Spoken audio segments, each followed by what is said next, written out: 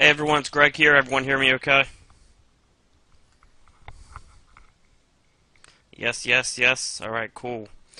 Alright, so we got the first coaching webinar from me today. So we're going to go until about 9. Remember, these are actually before the official coaching starts. But we're going to still do them anyways. Maybe a little hectic at first because we just have, everyone's going to come on the first one, the first couple. A lot of people have questions. It'll slow down. I'm going to get to as many questions as I can today. And we can start right now. I mean, pretty much the way I'm going to do mine is I'm going to look at questions in the box, and I'm going to answer them. If I need to show you something on my screen, I will show you it on my screen. All right, is everyone cool with that? Is everyone like that setup? Just kind of ask questions, and I'll just run through all the questions. Yep. Cool. All right, so let's go ahead. What's the best way to get backlinks to your blog network? Say I don't build links to my blog network. My idea is that when you buy network sites, the reason you're getting them is to get sites that have backlinks that we cannot get with SEO. Okay, so when I'm looking for network sites, I want sites that have links that I can't get with SEO, sites that are natural or links that are naturally got. So I actually don't build links to my network. For every website I want to promote with social networks, do I need a separate channel and separate Facebook account, Twitter, etc.?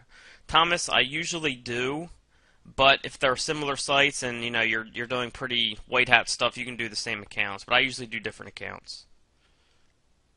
Please cover the path of backlinking to PBNs and money sites. I cover that in the Project X content, David Kennedy. But remember, I don't backlink to my PBNs. But how I link to my money sites is in the Project X members area. Graham, I don't know if I did. You can repeat them here. Your questions. This is being recorded, Stephen. Yes. So I'll put this recording in the members area. Or David will put it in there. I'll produce it and then it'll be put in there. How to set up multiple YouTube accounts and other social accounts without bans or issues. I've never had a problem, Dennis. When you set up a YouTube account or a Gmail account, you set up for Gmail and it goes to YouTube automatically. A lot of people get confused. You do not have to put in a phone number when you set that up, so don't think you have to put in a phone number. But I haven't had problems setting them up. I don't have tons and tons because I don't use them for every site I do, just my bigger sites. I only do that social stuff for my larger sites. Because I just have so many sites, but if you want to, you can hire a VA who can do them under different IPs. I mean, that's up to you, but I've never had a problem with it. How many keywords can you rank for one video? Mary, same thing as a website. It's unlimited. The more links you build with different anchor text, the more keywords you can rank for. But with that said, having keywords in the title of your video is going to make a big difference. Those are going to be the easiest keywords to rank for. So just be aware of that. And then, of course, you want them in the description as well. If I purchase a PR4 expired domain, but it has a flow metric of 6 out of 0, can it actually cause me to rank down instead of higher? Carlos, I haven't done much testing with sites that aren't that good. It shouldn't, because unless you have a ton of those low quality links, one link like that should not make a difference. But remember, when I look at expired domains, I'm looking at the links. I'm not really paying attention to the PR. So you telling me it's a PR4 doesn't tell me much because I would need to see the links. I look at domain authority, links, page rank, and the name of the domain, and then the age of the domain, which I cover in your members area, how I look at them. You seem to build less links than any other SEO training I've ever watched. What do you recommend for those of us that do not have the powerful links at our disposal that you do? Paul, excuse me guys, I'm a little sick, so you might hear me sniffling. Paul, you can get those same links just a little less powerful. You can get expired domains for as low as $12 from GoDaddy. I have domains from GoDaddy that I got for $12 that are very powerful, or at least somewhat powerful. And that's why if you're just starting, you can do that, and you can, start in smaller markets, start with a local market, and you can rank very easily. Like, if you go and type in Delaware Barbershop, that's a friend of mine who I ranked with one link, and it was like a PR. You guys can actually see my screen here, so I'll bring it up.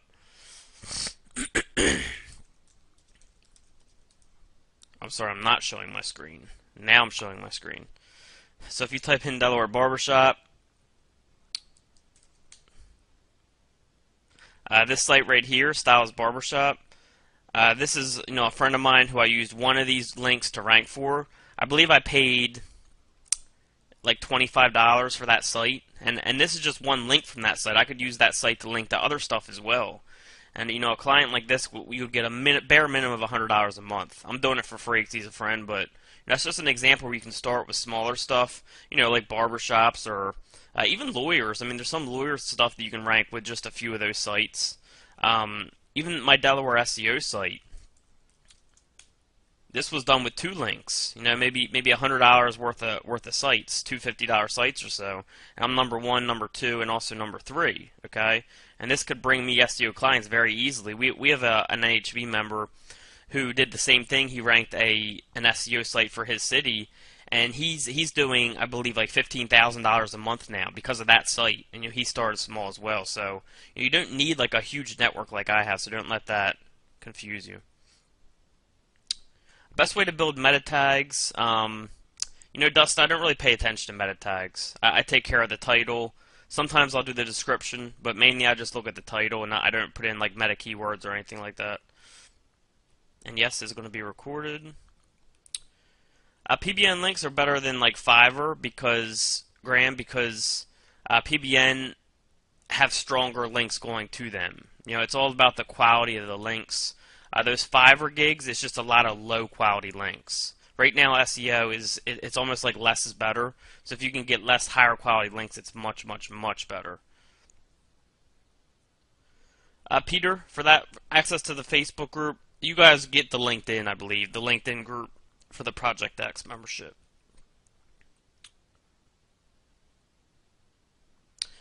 So Mike is asking, what about hosting? One provider with distinct class IPs, or do you need to use different providers? Can you give us a reference to the particular program and the provider? So I believe, Mike, you're asking what I do for hosting. I basically use different SEO hosting companies. I use SEOhosting.com, BizBuilder Hosting, SEO Web Hosting, ASEO Hosting, HostSEO.org. I don't know if I said SEOWebHosting.net. I use Bluehost, Host9. That's about 8 of them right there. But I just use different SEO hosting companies. Oh, I use Cloak Hosting for some of my sites. So what I do is I use a bunch of different SEO hosting companies. You can put each site on a different host, like a regular hosting account, but it's just a big pain in the butt. So again, Rob Scott, you don't need phone verification. Oh, on Facebook and Google Plus. Well, Google Plus you don't. Facebook, I think it was just built off my regular. I don't know how Martin did that. I'll have to ask him. But I think Facebook, you do have to phone number verify, so I'll have to check in on that. What's different from this NHB than the old one is it has more content and more coaching.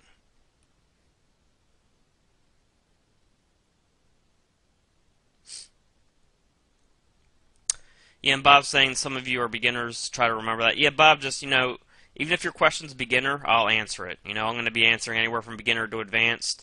The idea is just to come on, ask questions, whatever you have a question about. Go through the content. When a question pops up, write it down, come on here and ask it. Is it possible to dominate without Magic Submitter?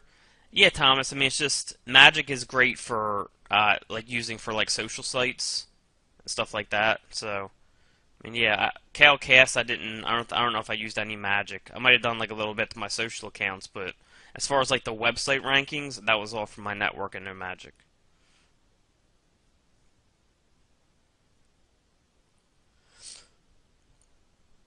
Alright, Dan is saying, I have a national SEO client here in Australia who wants to move their website to a different domain name, which has their brand and main keyword in it.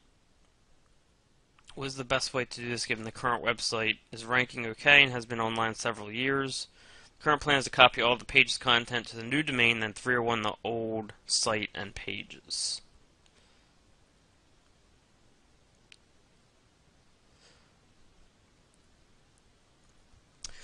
Yeah, you could 301 it, Dan, but you may lose a little bit of ranking since the new site doesn't have the domain, doesn't have the keywords in it. So, I mean, you can do that, but then you can just, if it falls, you can bring it back up with some links.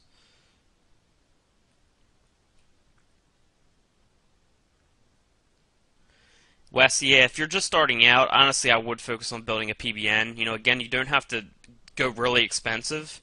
Just start building a PBN, even if it's quote unquote weaker. As long as you're looking at the right things and you follow my training, you can get less expensive sites and still do very, very well in smaller markets, especially local stuff or longer tail affiliate stuff. You can still do very good with that. Without a PBN, Donald, you can still use social stuff. You can use Web 2.0. You can use blog commenting, all that type of stuff. But PBN is the best way to go. Yeah, PBN links do work to normal sites as well as silo. Yes, Graham. KLKS actually is not siloed. Martin and I had a miscommunication, so we never siloed that site, and obviously it ranks very well.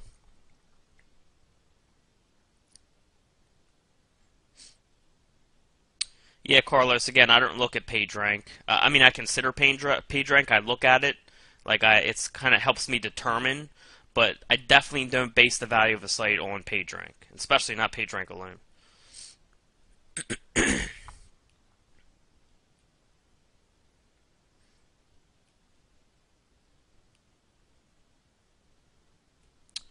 Relevancy of links. So, when I'm getting a network site, if it's relevant, that's good, but honestly, it's so much harder to find quality relevant sites for what you're looking for that I don't really worry about it. But of course, if it is relevant, then that's just an extra notch for that site.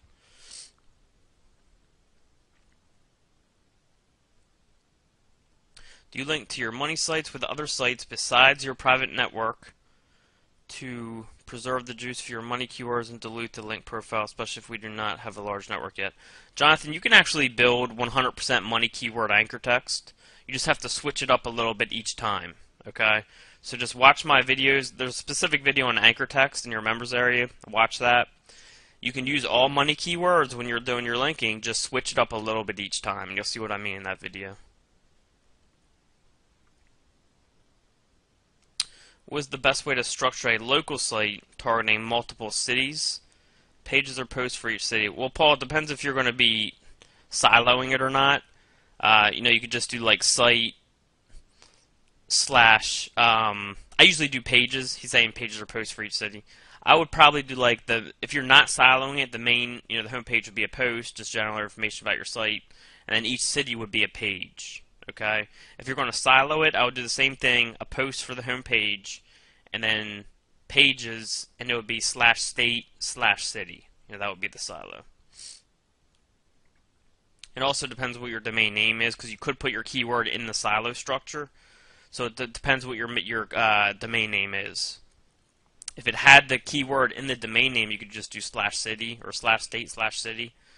If it did not, you could do /keyword /state/city. So that really depends.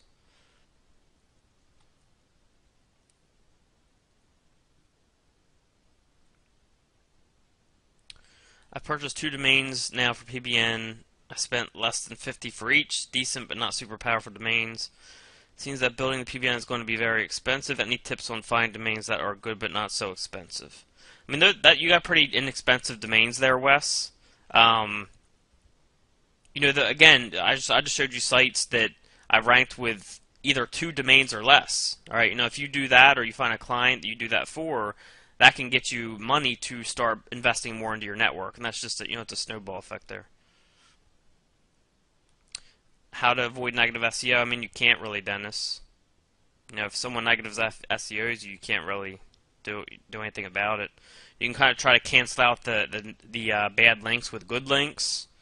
You can get into advanced stuff for fixing penalties, but a lot of times that's just a pain.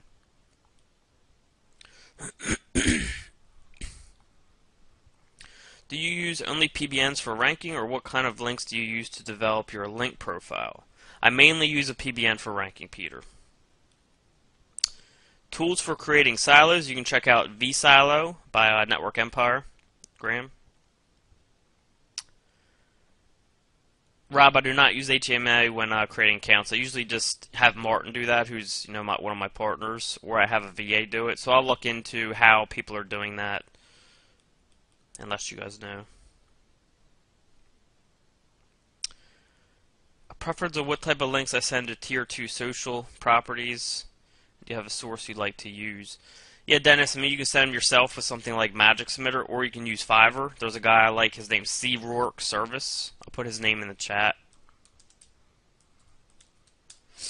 He's a pretty good outsourcer on Fiverr for that type of stuff. Feedback on Rank Builder. I'm not sure I've ever used that, Bob.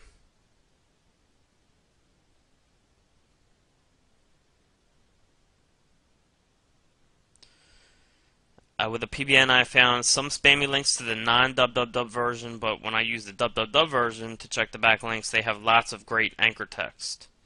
Should I just stay away from buying it? Well, it's not really about the anchor text, even. It's more about the quality of the links.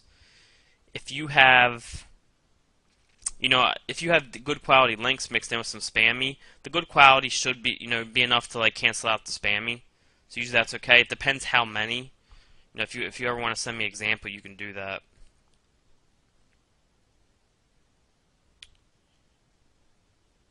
Am I loading up with HMA or just when you log into G? I don't really use hide my ass anymore. That's what HMA is. Would you buy a domain with a fake PR but a good SEO Moz domain authority? Yes, I would, Mike, as long as it had good links.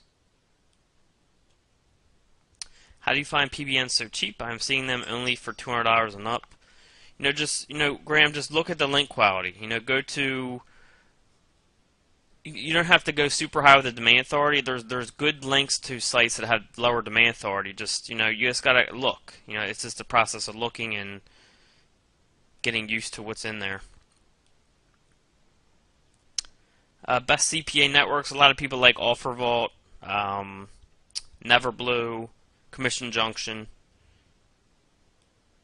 No, the Delaware site was not an expired domain. It was just a brand new domain.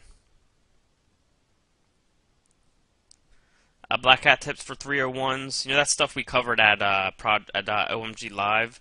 I personally don't use 301s that much. That's Jimmy uses them a lot, so I can't really talk about them too much. That's not really my area. But I do very well without 301 redirects.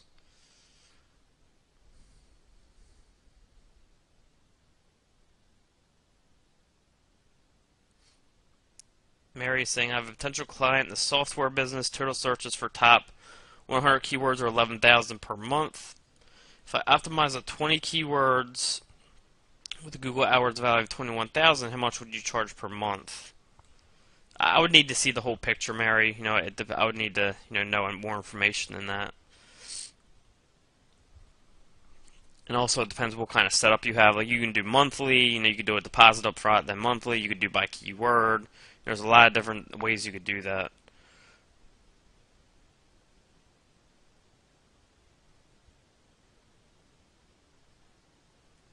Carlos is saying, we have been taught to use good expired domains with authority and good links as money sites.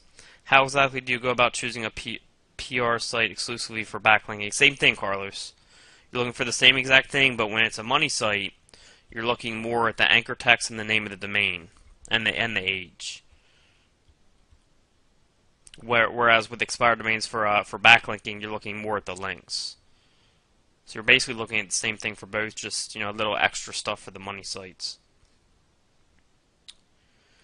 Bluehost is cheap, Graham, but the problem is Spider Spanker doesn't work with them, where you can't block the bots unless you have them do stuff with IonCube. So I don't use Bluehost that much.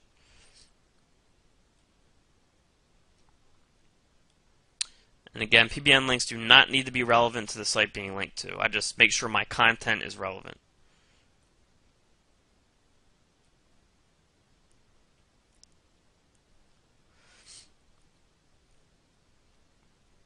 Do I have to be careful of footprints with social networks too, or does it not matter with patterns of my linking when working with social. Not nearly as much, Thomas. I mean, it gets to a point where you do, but most of you will never have to worry about that. With the really advanced stuff, you may need to, but, with the basics, you shouldn't have to worry about that. When looking at PBNs, are no-file links okay, too? I don't pay attention to no-file links, Graham, for my network sites. When I'm analyzing a PBN, if it has a no-file link going to it, I don't even consider that link.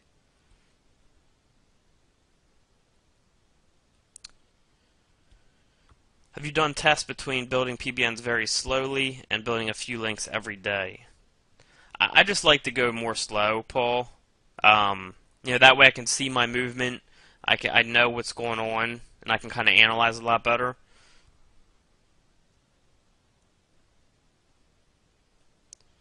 I'm mostly building PBN links to my sites. I'm still using OnlyWire. Is it still effective after Penguin 2.1? Yes, that OnlyWire is still effective, Carlos, but it depends how you're using it.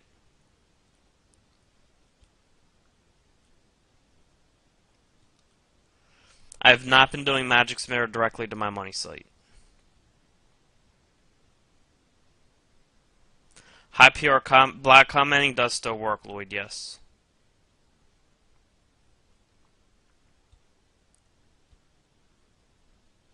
Thomas is asking if you can nest a silo within a silo.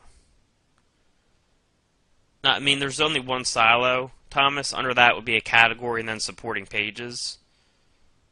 So, I mean, under the silo would be a category. You could do that, but there's not really like a silo in a silo that I'm aware of.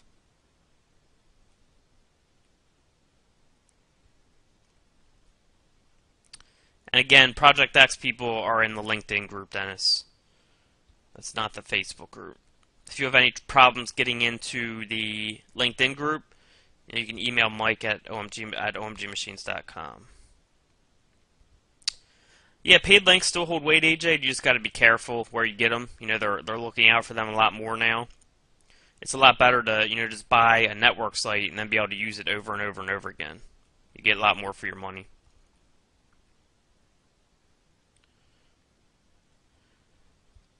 Yeah, I do use widget context when I'm manually siloing. As far as the theme, I'll use anything. It should work, Graham. Be careful of having a slash on the end of your URLs in widget context. See if that makes a difference. Either add or delete the slash. I forget which one. And see if that works for you. Can you rank a customer site with just adding some PBNs to it, as long as they have keywords? Absolutely, Steven. That's what I did for both those sites you just saw. Just build a couple links, that's it.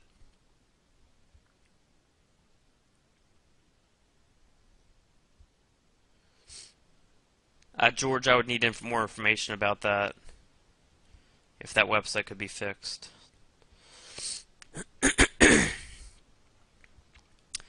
Howard, I do keyword research a lot different than most people. I kind of just think of keywords that I would want to type in, to look for something. I will bring up the Google Keyword Tool, the Google Keyword Planner. And then what I'll do is I'll do stuff like this. Like if I'm typing in best electronic cigarette, I know that's one of my keywords I want. Then I will go down here and I'll see some related searches. Alright, so, best electronic cigarette brand would be one. Then I know I want stuff with a review. See what comes up. All this type of stuff. Okay, so I'll type in stuff and look what they recommend. I'll go to the Google Keyword Planner. I'll kind of just think of keywords that I would type in. I don't use any fancy tools, though. I use all free tools. Are large directory-style websites still possible if we target local keywords and each page is in a local silo, or is it better to build smaller sites and have each one target a local area and get the benefit of partially empty? Yeah, absolutely, Jonathan. Directory-style websites are totally fine to build still. I actually have a directory-style site doing very well right now that I'm working on. Should I build a different PBN for each local niche that I work in? You can, Rob, but I usually don't. If it's themed, it is a little better, I think, but a lot of my network sites are just general, where I'll post anything on them.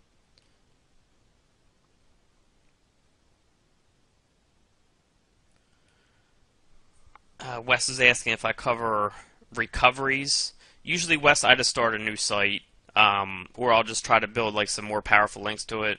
I'll take a look at the anchor text, see if it's probably because it's probably an anchor text problem, if not low quality links.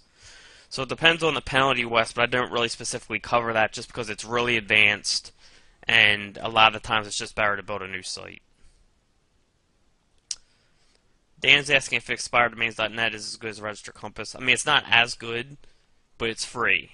You know what I mean? So if you can't afford Register Compass, $37 a month, use expireddomains.net. And by the way, guys, I'm backed up from questions all the way from 8:15. So if I haven't answered your question yet, I'm scrolling down, kind of answering, because I just saw a few people ask the same question over and over. I'm just scrolling down, answering questions as they came in. And just let me know really quick, has this been helpful so far? This format? Just kind of reading off the questions and answering them? Yes, yes, yes. Okay. Does anyone not like this format? So far, everyone does. Alright, cool. So no negative votes yet.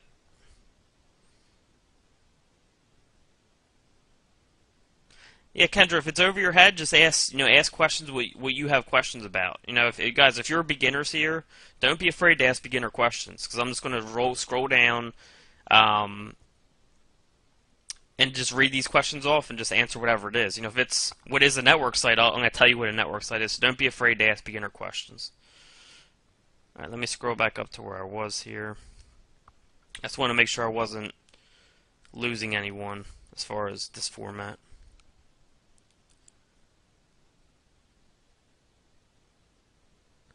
And the exact blueprint on-page SEO post-Penguin 2.1, not just URLs and titles.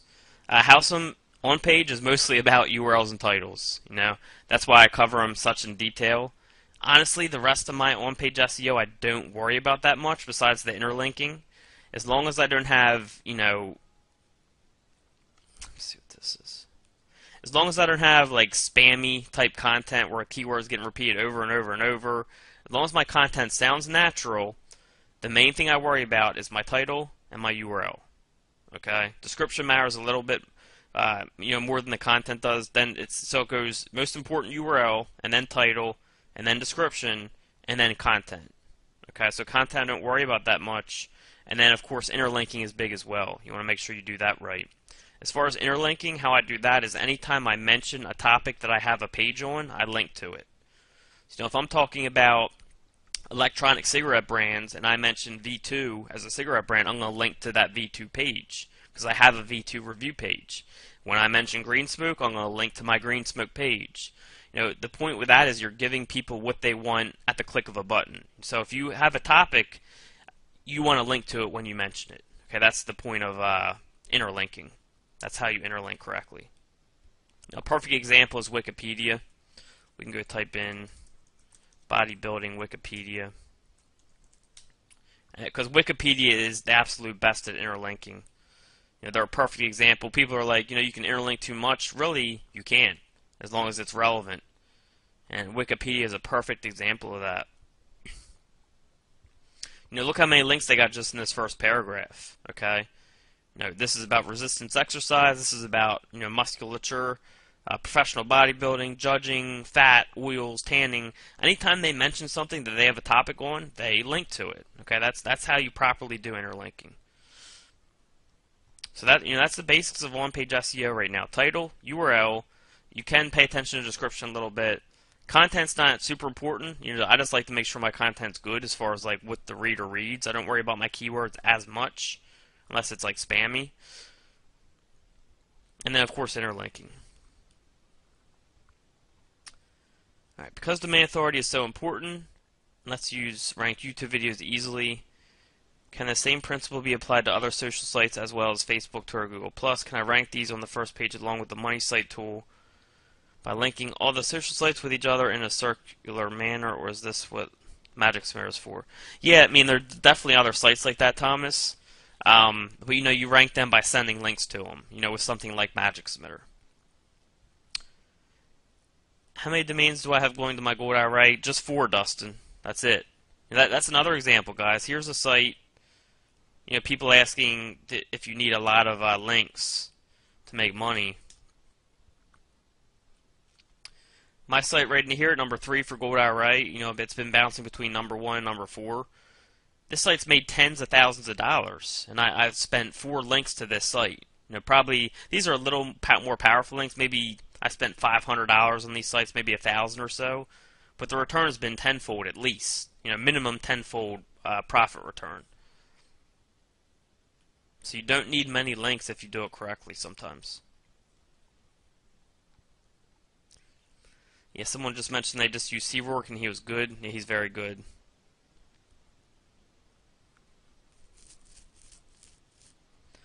If you have a choice between SEO Miles Authority 25 for $100 or SEO Miles Authority 35 for $250, and everything else looked okay, which would you buy?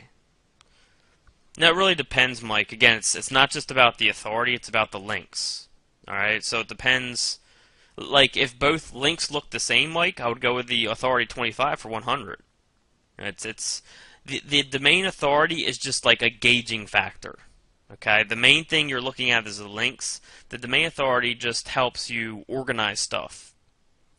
But the main deciding factor is the links. I do not use Magic for anything other than linking to Web 2.0 type stuff, like YouTube, Facebook, that type of stuff. I have a client who's asking about monthly reports showing links built. How do you handle that when using your own PBN links? Guess not a big deal to show them. Wes, I wouldn't show my network links personally. I would just tell them, I'm not going to do it. If you don't want to work with me, that's fine. But obviously, I'm in a different position where I don't need the client. So, if you're just starting and it's kind of a big deal for you to have a client, you may want to consider just kind of showing them the links. That's up to you. It would also depend, how high of a client it is. If it's a $100 a month client, I definitely wouldn't do it. But if it's something that's worth it to you, then you can do that. What is my take on building a PBN using deleted domains with page rank, domain authority, page authority? Yeah, you can use them, Howsam. Sorry if I'm pronouncing your name wrong, but if they still have good links going to them, it doesn't matter if it's a deleted domain. You're just going to lose the age from it, but they still work, and you can get them cheap.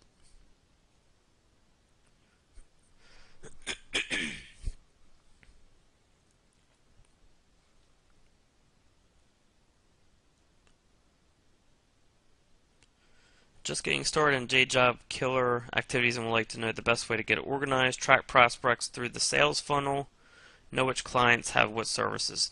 Jonathan, I would probably stick to SEO questions here and ask the client getting questions to Josh Fletch, who does these 2 times a week, because he's just so good with client getting, so he can help you a lot better than I can with that.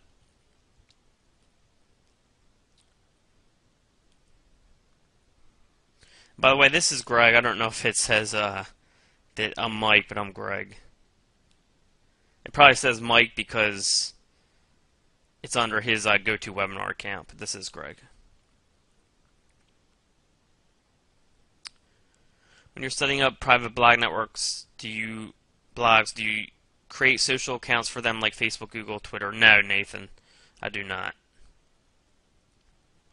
Can you over-optimize YouTube videos in the description with keywords? Dustin, I haven't seen it happen. I mean, I've had videos, like, let's go take a look at Nashville SEO, which, by the way, just moved up to number 2. So we got number 1, number 2 for that now. This is a local listing, so this doesn't count. So there's number 1, number 2.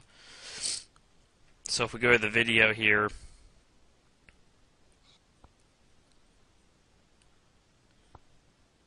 you can see that we just listed a whole bunch of keywords.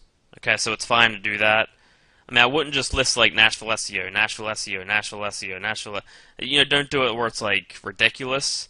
But having Nashville SEO in here a whole bunch of times is fine. Don't do just something that's just like totally ridiculous, though.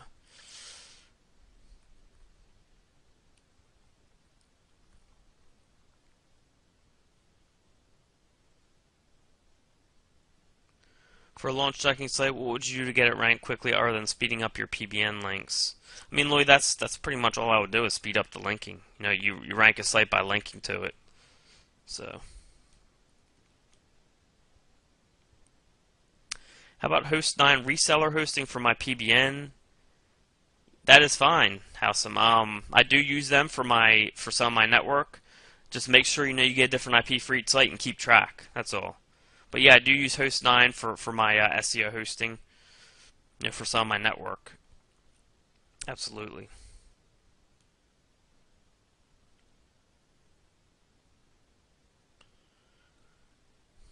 Can you use one domain with several subdomains and be successful, or is it better to have separate domain names for each site you put up? Yes, Bob, you can use one domain with separate subdomains, that's fine.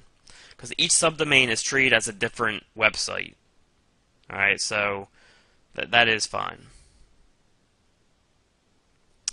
What anchor text I used to rank DelawareSEO.org? I believe it was like Delaware SEO Services and Delaware SEO Company, Josh. I believe those were the two I used.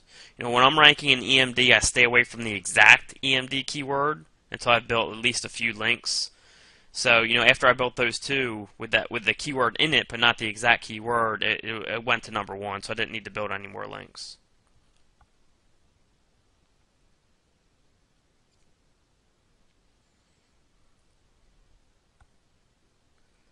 If you were targeting a variety of keywords in one local area, would you build separate EMD-style sites for each keyword, or create one authority site and rank them all within that? Lloyd, it depends, why I'm doing it. Is it for a big client? Is it to track client? If it's for like a big client, what I would probably do is a mix of the two. So I kind of have like backups. Like I would do EMDs for like the really tough ones. Then I would also have a bigger site or two to get like everything in there. So it just depends on the situation.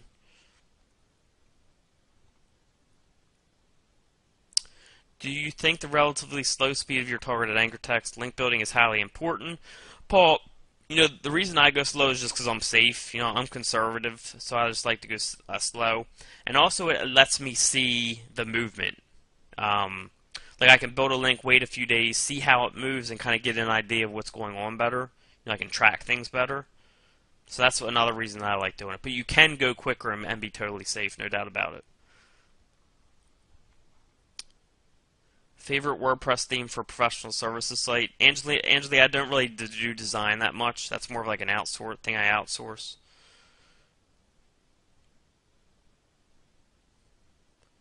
And again, I would stick to SEO questions for this webinar, guys. Someone is asking, do I pick a product server first and then decide on how I am going to set up a money site?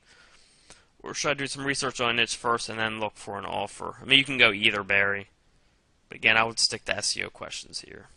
That's the type of stuff that Fletch is great for.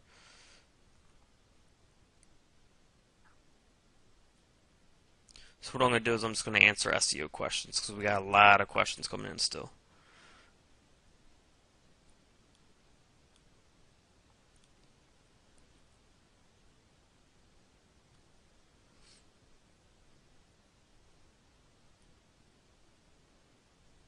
Howsam, let me ask about if you can send those in, because I got to talk to David about people emailing me and how we're going to set that up.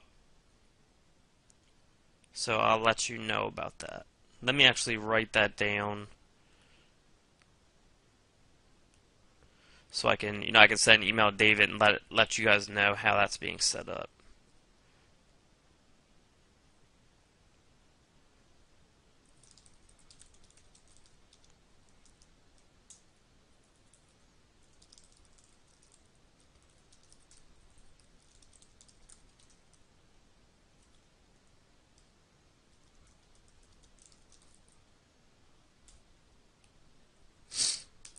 Alright, so it's a message for myself to send to David.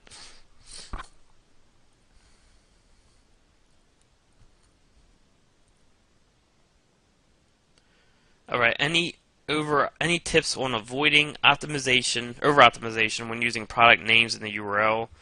You end up with product name review.com, product name / product name review. Okay, so this is a good question, Graham. Really good question. So if it's, product name, review.com slash, he's saying, if it's product name, product name reviewed. In this case, I would not silo this site. Okay, that I would not do this as a silo site. I would just do this as a regular site because with the new SEO rules, you're going to get penalized for something like this, or you're at least increasing your chances of a penalty by a lot. Okay, so I would just probably go after the main domain, or just like a page off the domain, but I would not silo this. Siloing is a lot better when you have like a branded type domain name, because if you have the keywords in the domain name, you're increasing your chance of penalty by a lot when you silo it like that.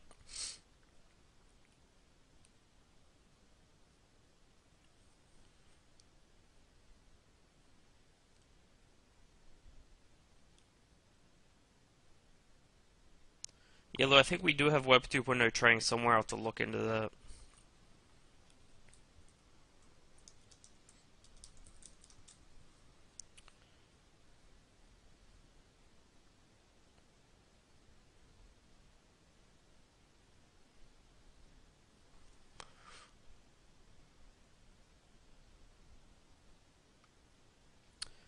Peter, I wouldn't use that because it's a .fm. I stick to .com, .org, .net for my money sites, unless it's like a local site in like a different country. Kendra Instime Hosting, I'm not sure what that is.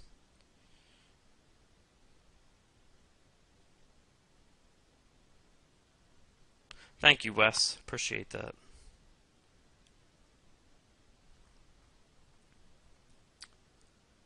How many social profiles sites do I build links to at once? You can build links to many at once, Howard.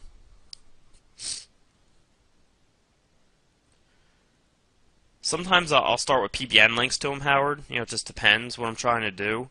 Then I'll go over them with spam. It just depends.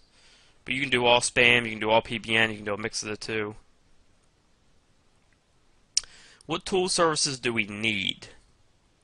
Well, I mean, it depends. Excuse me, guys. Sorry, I do have a cold, so let me mute myself for 1 second.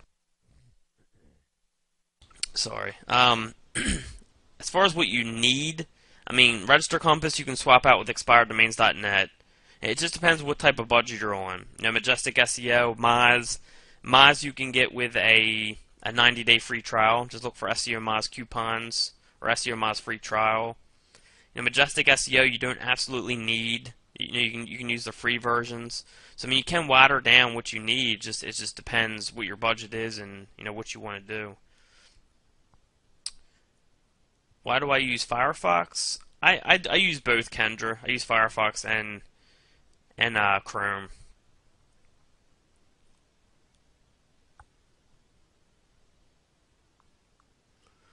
How do I accurately gauge competition level for keywords and judge how much of a blog network I will need? I mean, you can just go in and look at the links of the site, Thomas. Kind of like same thing, like if I were looking at a network site.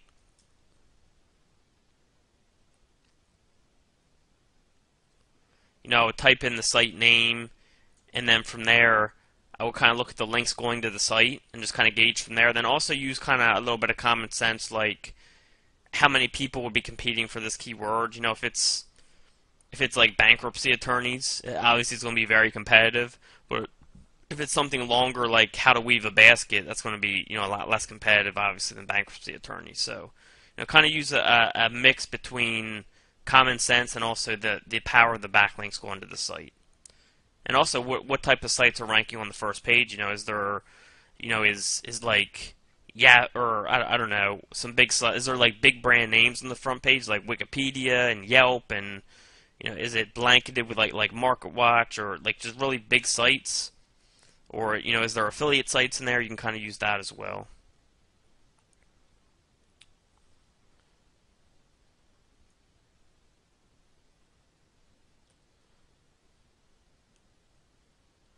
How quickly do you lose value on a PBN site? Do you need to regularly replace the sites in your network which lose value? Mike, obviously, my sites keep a lot of their links.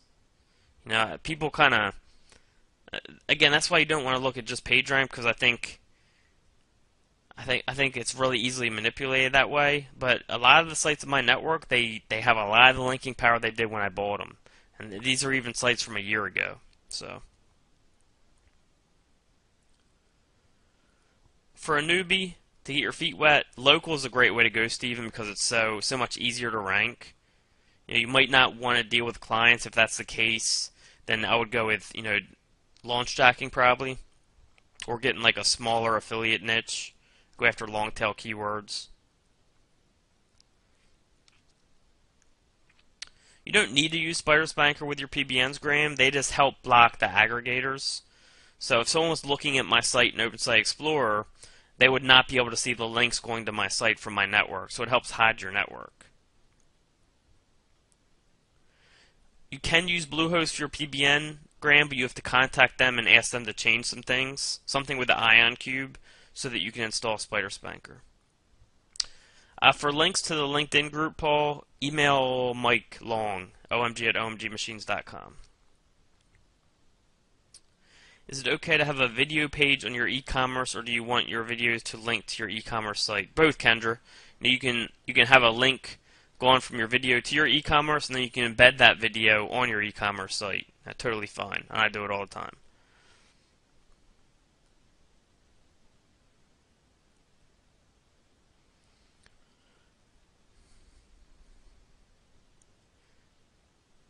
Yeah, Nathan, supposedly the way we show is the correct way of siloing.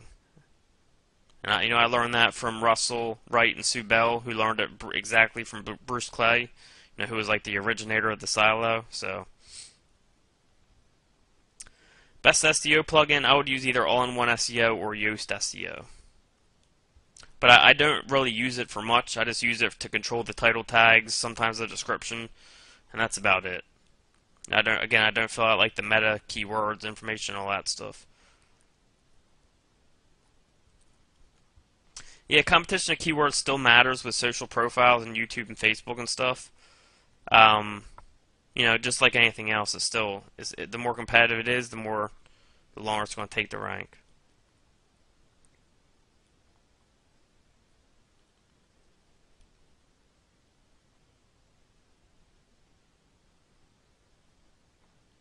I can't really give an example of one of my PBNs, George, just because it's just not a good idea for me. But I believe I go through quite a few of them in the training.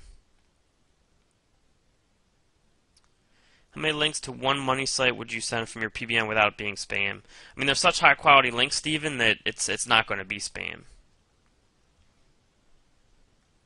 Do you post to your PBN even if you don't have money sites to link to that day? No, Barry. I usually only post when I'm linking. Best tool for checking links, I believe for PBN it is OpenSite Explorer. But for analyzing like competition, like I like to look at like the percentage of anchor text. I use Ahrefs for that.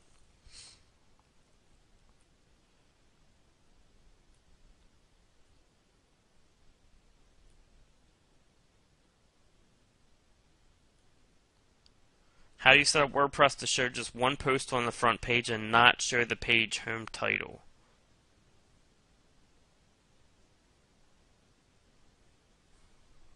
Not show the page home title?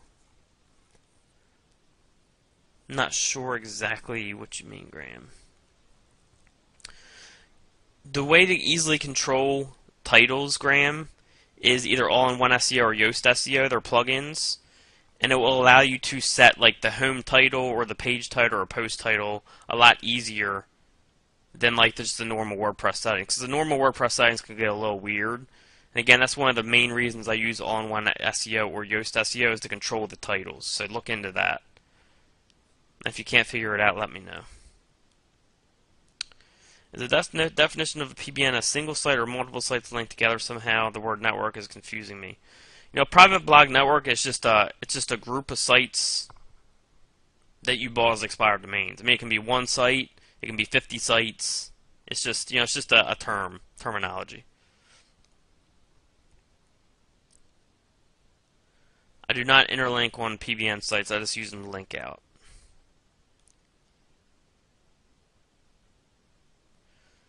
So on-page SEO, If I use images, what alt tags should be used or avoided?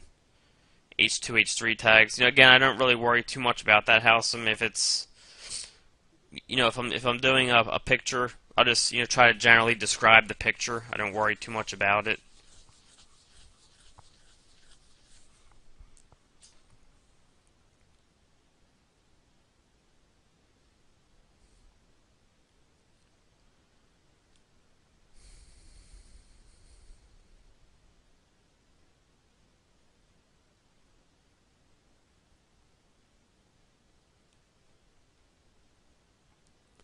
The bottom toolbar in my browser.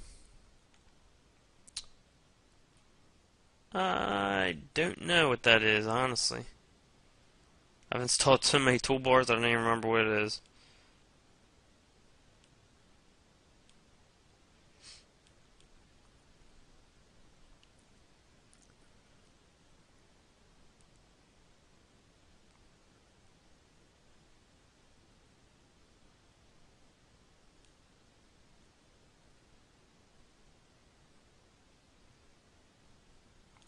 This is a good question. Do you use your main keywords to interlink, or do you use long tails of those keywords? I use a mix, Josh. And a good thing to do is to go to Calcas and just see how we interlink. Just because that site does very well. It's interlinked very well. So you can just kind of go through the pages and see. Because we have interlinking all throughout here. Alright. Sometimes we do like checkout, sometimes we just name the brand. Sometimes we go here to see, we'll just switch it up. So you can go kind of look through Calcas and see how we're doing that.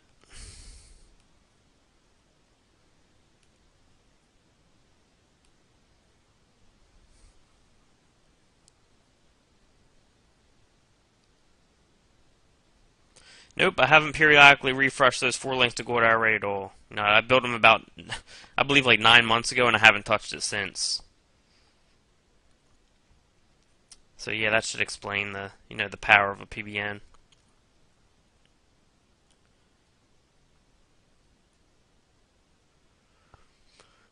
If you have 4 PBN sites, how many clients can you support? I mean, it just depends, Mary, on the competition. Now, with 4 PBN sites, you could support 5, 10 clients. It just depends on competition and the power of the sites. Why can you not use Magic Mirror to your site? Are those links spammy? I mean, you can, AJ. It's just you're much more likely to mess things up, and we want to get high quality links these days. Does the number of referring domains have a major bearing, or just the link volume and quality? Yeah, no, referring domains does have a bearing, Graham.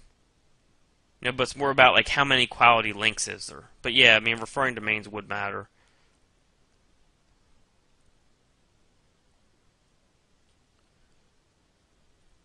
Thomas, yeah, I mean, yeah, you're asking about, you're having trouble ranking their website, a client website.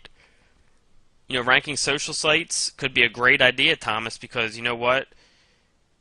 You can get them ranking easier, and then they will kind of hold off the client. Like, they'll have rankings, they'll be getting traffic, they'll be getting leads, and then while they're happy, because they're getting traffic from those social, then you can go back and work on the website. I have not personally used Social Ladder now.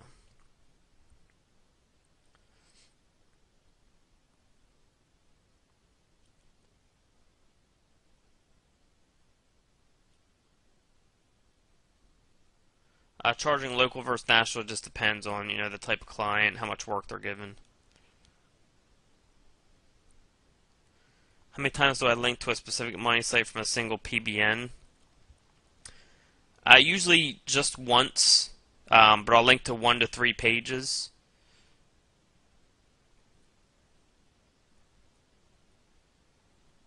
How many total links max from a single PBN? I wouldn't go over 100, including authority links. Most of mine are way under that, though. Same money site on a single PBN just once.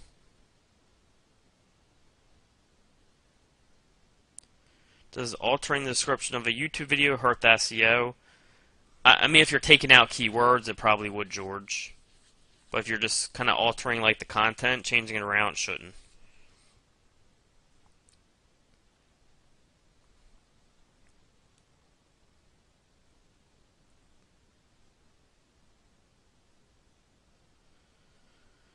I'm worried about link juice bleeding. Do you recommend dynamically loading affiliate links with Java with the onload event? I've never messed with that, Thomas, so I'm not sure.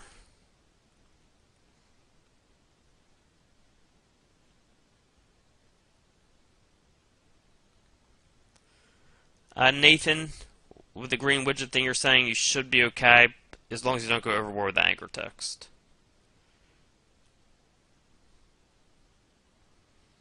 I got about 5 minutes here, guys. I'm trying to get through these all. I'm still back at about 8:40.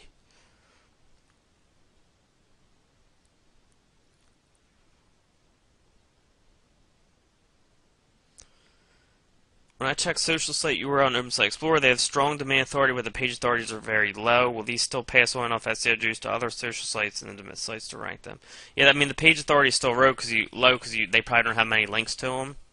I mean that's a page of a high authority domain, so obviously the domain authority is always going to be the same for a domain, and that's why the page is lower, because that specific page doesn't have that much juice going to it. But yeah, I mean it would still pass domain authority regardless of the page.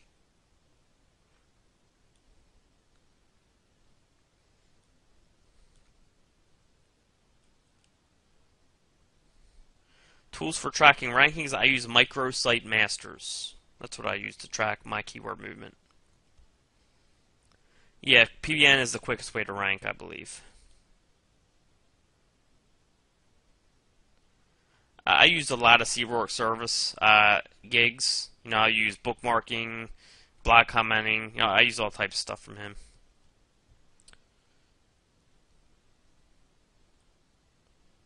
Again, I'm trying to stick to SEO questions as I scroll down just because we only got 5 minutes left. And remember, this is probably going to be one of the craziest webinars as far as the amount of people on. As we go along, you know, they'll get easier and easier. Or there'll probably be less and less questions. And also remember, this is a kind of pre-training, like official training doesn't start till January. We're just trying to get people prepped up. How many PBN links do I fire at YouTube videos? As many as it needs, Graham.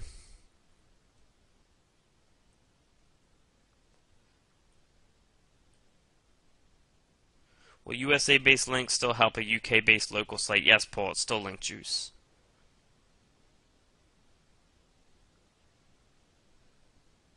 Awesome, Steven. You know, I'm glad you're getting a lot out of this. That's awesome. Very welcome, Graham. And also, we're thinking about doing webinars with me once a week. We haven't made that decision yet, but you know, we'll see how it goes. Instead of every 2 weeks. Is domains with hyphens between keywords considered as EMDs? I guess it depends how you look at it, Peter. I can still consider it an EMD. But I don't think it's officially considered an EMD, but I would. The least page authority or domain authority. I usually set domain authority to like 30 for minimum. Carlos, somewhere around there.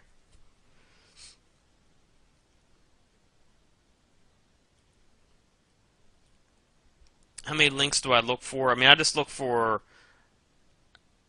It depends on the price, Graham. You know, if a site has 5 links and they're all great links, I'll take that site.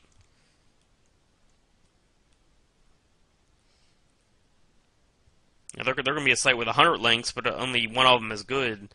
I would much rather have a site with 5 great links and only 5 links than a site with 100 links and like 2 great links out of it. You know what I mean? It's all about how many good links they have.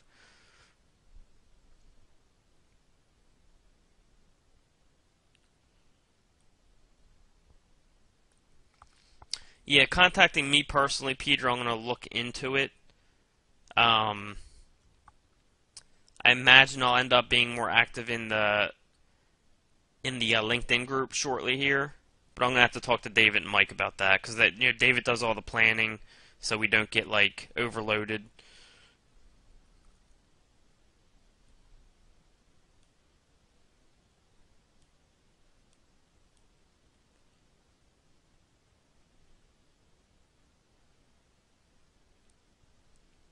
Yeah, when I put up content on my PBNs, I link out immediately.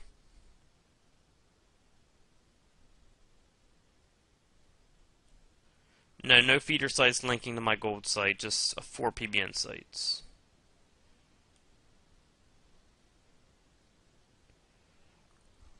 How many days do you sprout the campaign with Magic? Magic, you can go as quick as you want, Howard. I would do something like a week, something like that. Content for money sites I usually get at Content Authority.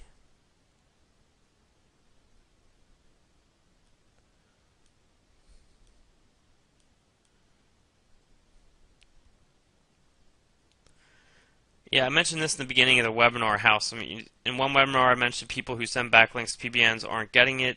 And he's saying, what do you mean by that? Is it wrong to send links to individual posts on our PBN sites to make the links stronger? You know, it's not that it's wrong, House. I just think that you get a lot more out of it when you just go get a new site. Because again, I look for PBN sites that have links we can't get with SEO going to them. So rather than, firing up a new campaign, spending money on that campaign and time on that campaign, building links that are less powerful than the links I can get with a new website, I'm just going to get a new site. It's quicker, it's easier, and it's more powerful. I would not still use UAW to a money site. You can use it for like for stuff to like Web 2.0s, but I wouldn't use it to a money site.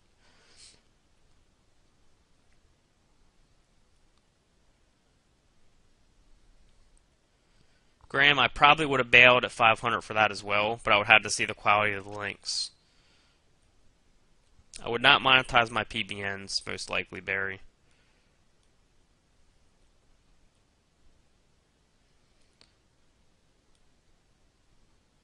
Alright, awesome. Looks like that's it. Mostly just thank yous from here. So I got 3 more questions here that came in at 9 that I'll answer, and then we're going to end it. And I'll have the recording up probably by tonight or tomorrow. And again, we might go once a week. I don't know. I'm going to talk to David and Mike about it. We'll see like how many people come and how many questions I get and all that stuff. Cause the main thing is we want to make sure you guys are taken care of. So if an hour just isn't an hour every 2 weeks just isn't enough, then we'll bump it up. So let's see the last questions here. What if links are non-US and expired domain? That's still fine, David, if they're non-US. But if it's like all Chinese links, it drops the value for me. Like the link juice is still there, but I won't pay as much for it. But it can still pass link juice. But for me personally, I pay less for those. I only get them if they're a really good deal. Do you have multiple pages on your PBNs or just use the home page with multiple posts? Multiple posts on the home page, Dan. That's where all the link juice is. UAW stands for Unique Article Wizard, George. It's an old tool we used to use that does not work as well to money sites anymore. And last one, how do you do your keywords and anchor text with videos? The percentage? Mostly keywords, Howard. You can mix in some website anchor text, some URL anchor text, but mostly keyword anchor text. Alright?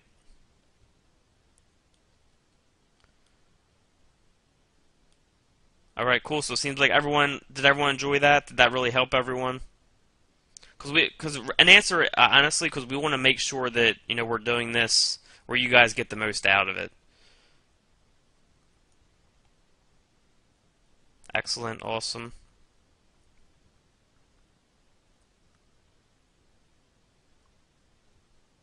Okay, very good. And remember, there was 40 people on here. That number's going to dwindle.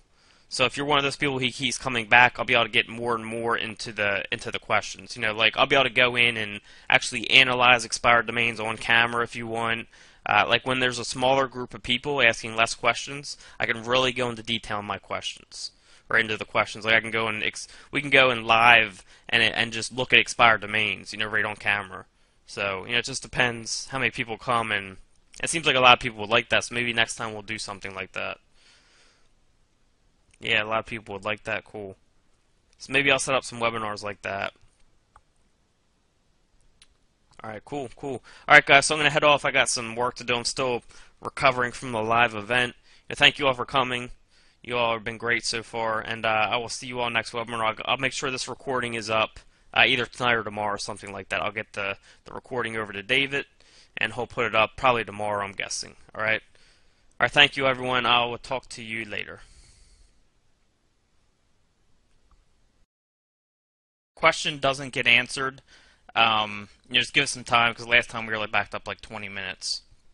But again, we'll go to about 2 minutes of 11, because I got to be out of the house by 11 o'clock for something.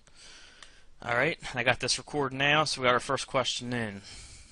When we have several money sites to create, do you use proxies to create the social network components of each site, or do you just create them without proxies?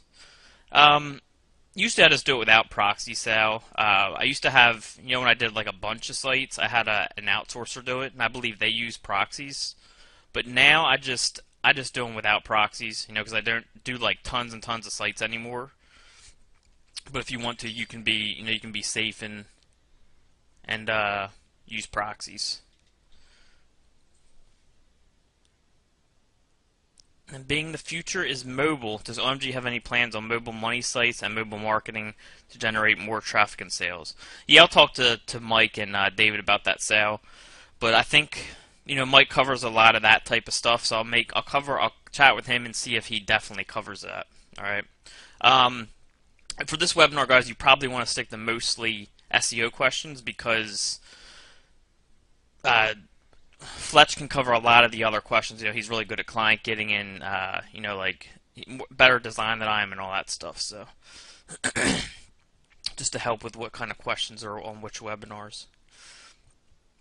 Are you doing anything with the title tag and the actual backlink itself? Yeah, Kurt. With that, I'll mix it up. Like sometimes I'll use the same anchor text I'm using. If I'm using like best window washer, my title tag for the backlink will also be best window washer.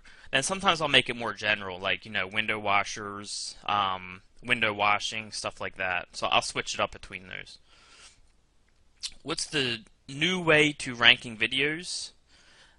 There's not really a new way, Howard. It's just fire away. You can pretty much do whatever you want to rank YouTube videos because of the domain authority.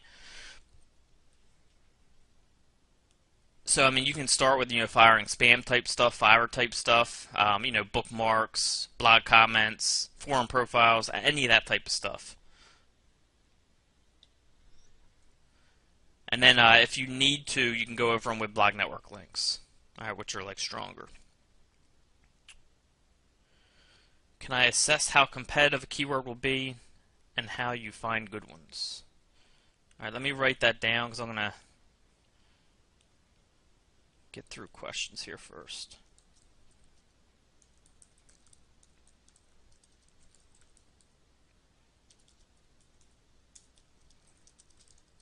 I'll try to come back to this and see how many questions we have. Or if people are interested in that, you can let me know. But make sure you say I'm interested in the competitiveness of keywords, how to find good ones and all that, because I'm already only at 10 o'clock still. So make sure you tell me exactly what you want to see. All right. When building your Google Plus account, how many of your money sites can you backlink it to without creating a problem, a footprint? I usually just do a couple, David. I try not to take it overboard. So I mean that's where I start with. I don't link to too many. Because usually I'll create a Google Plus account for maybe one, maybe two sites in the same niche at most. So I'll just link to those sites. Good morning, Jim. I have quite a few spare domains with domain authority of 15 to 30 and page authority about the same. Some have a few links, some do not. Would they be useful to build with the PBN? Liz, that really depends on the quality of the links. Domain authority and page authority are just a starting point. You use that to kind of get the initial gauge of a site, and then you look into the quality of the links. So I would have to know the quality of the links as well. And we cover that in some of the videos in your training. So. What do you recommend as I wait for my PBN expired domains to be released to me? Launch jacking, CPA offers, or local SEO? Edgar, whatever interests you. You know what I mean? And it depends on your situation.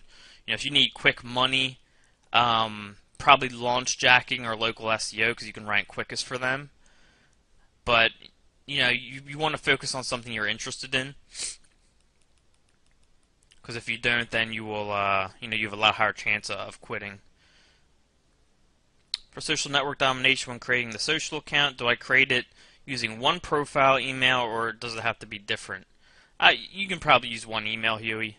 I think I use one email when I do it. I haven't done it in about a month because I haven't started too many new sites. But does Google Hangout rank better than regular videos? How do you rank Hangouts? Yeah, Hangouts do rank better. It seems they like that live aspect of it, and you rank them the same way, Howard. They just seem to rank quicker, index quicker, and rank better. What about PowerShot for PR sites? I don't use PowerShot in that. I've never used it. I use the way I show in the videos, Open Site Explorer and Register Compass. Am I familiar with schema HTML tags? Do you ever use it? It's like laser targeted on-page SEO. I am familiar with schema, Peter, but I haven't messed with it too much yet.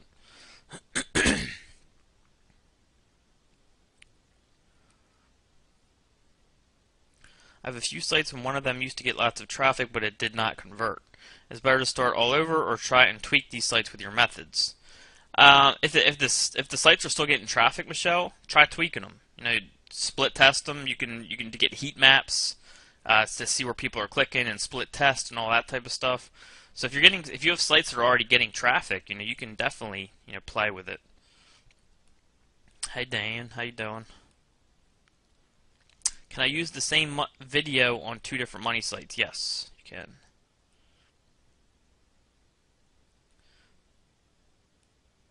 So we got some interest in the competitiveness of keywords.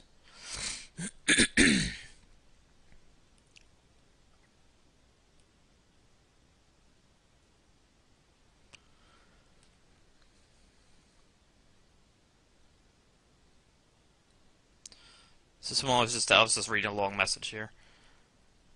Jonathan, we use mostly private network links now. We will use stuff like, GSA, SE Nuke, Magic Submitter to our videos and to our social accounts and all that. We cover that in all the content. I know you say you didn't go through it yet, so you probably just want to start going through that.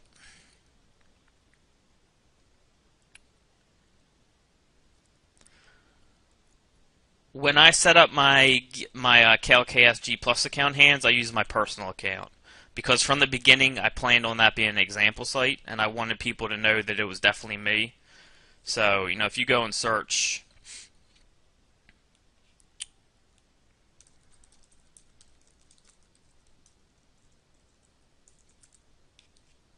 like, some type of term, here I am number 2, Greg Morrison. So that's my real account there. Alright. And again, I did that because I wanted people to know that it was definitely me.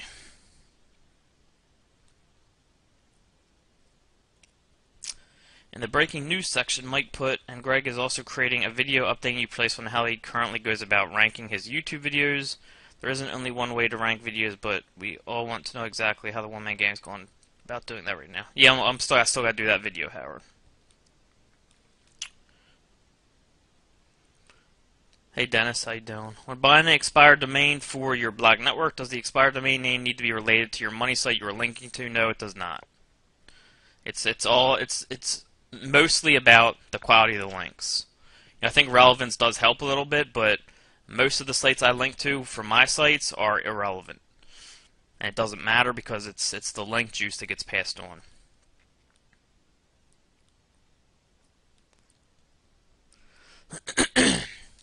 I purchased an expired domain with links. So far I added a page with the target keyword and title, H1 tag, image description, alt text, short paragraph with bold, italic, underline as well as meta tags and description with a keyword, one backlink to a wiki site. My homepage is a static page with a keyword link to an internal page I'm trying to rank. Next I create a hangout on air, keyword and title, link the keyword page, and stuff the description with keyword. This was December 2nd on a low competition list and I still haven't ranked. What would you do next? Would Magic Submitter help? I'm not sure, like, the whole story there, Vicky.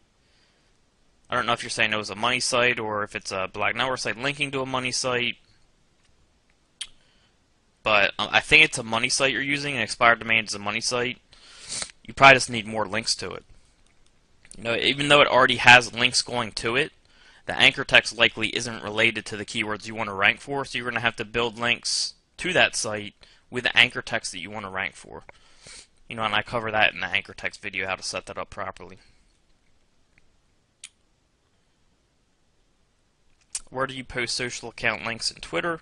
Not too much space there. Can we use the link shortener for that? Yeah, you can do that, Peter.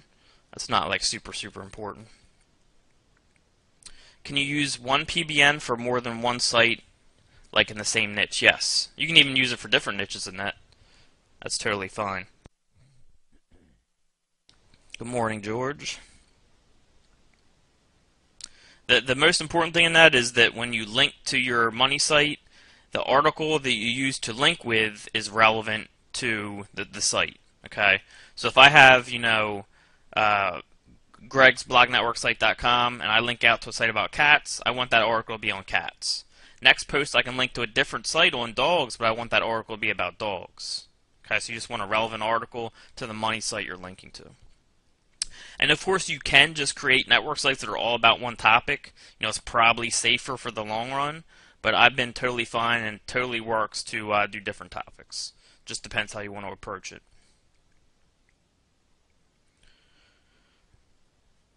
When starting with a brand new domain for a money site that has no links, what is the backlinking strategy? Only social and PBN. I mean, Kurt, yeah, that's the absolute safest way to go. I mean, you can do blog or blog comments and like Web 2.0 stuff like that. But I found that blog networks just work incredibly well, and they're safe, and you can control everything. It's definitely the way to go right now. I mean, that's, Kurt, what I spend most of my time doing is managing my network, looking for new sites, manage it, just, building links, looking at my data. So pretty much all my SEO revolves around private networks, or a lot of it. Yes, Howard. He asks, is it the same ranking YouTube videos as ranking Google Places, Google Plus, and Twitter? Just fire away. Absolutely. When looking at links, if it has some high page authority and domain authority blogspot links, would that domain be good? It depends on the other links, Qasim. I look at blogspot links and stuff like that a little. I don't give them as much credit because so many people have them. You know what I mean? So it's not that they make it bad or good. It's just a part of the equation. Like if I see them, if I see a PR5 blogspot link, I might treat it as like a PR4, PR3 regular site link. You know what I mean? Or like the same value, just because so many people have those links. PBN, do you have to worry about the name, and do you have to have a lot of search volume? Like PBN in 1999, page 6, the name is something that might get that much search anymore. I'm not sure what you mean, Diane. Do you mean for a money site, the name does matter if you're using it for a money site, but if you're using it for a network site, the link to money sites, that does not matter. Welcome, Gary. So it's his first NHB session. Is the fact that your methods, PBNs, are becoming more common knowledge in the internet marketing world going to alert Google to the fact and increase the risk that they will update some or other animal to counteract this? I see that another of your students is doing a webinar on PBNs this week. Gary, anytime you're involved with something like this, it seems like everyone else is doing it, but there's not really that many people doing it. And the people who are, a lot of them don't do it right, so I wouldn't worry about that. And if they make a change, we're always on it. We work with a lot of people who are very, very ahead of SEO, and if it happens, we'll adjust and we'll know what to do, or we'll do our best at least. But yeah, I don't see that happening soon. That would be a tough thing for them to do. I assume when you create a new post with an anchor text, you then enter the keyword and target URL into your rank tracking. You might want to discuss how you set up your rank tracking, how you select keywords, etc. Thank you. Okay, I'll take that in consideration, Jimmy. Anything other than a PBN immediately ranks local client sites? I mean, anywhere you can get a strong link, CC. It's just strong links. Or you can do like, You can do YouTube videos or social accounts and just fire away at them. They rank very quickly. You can just get that going before the client site. So it just depends what you're approaching.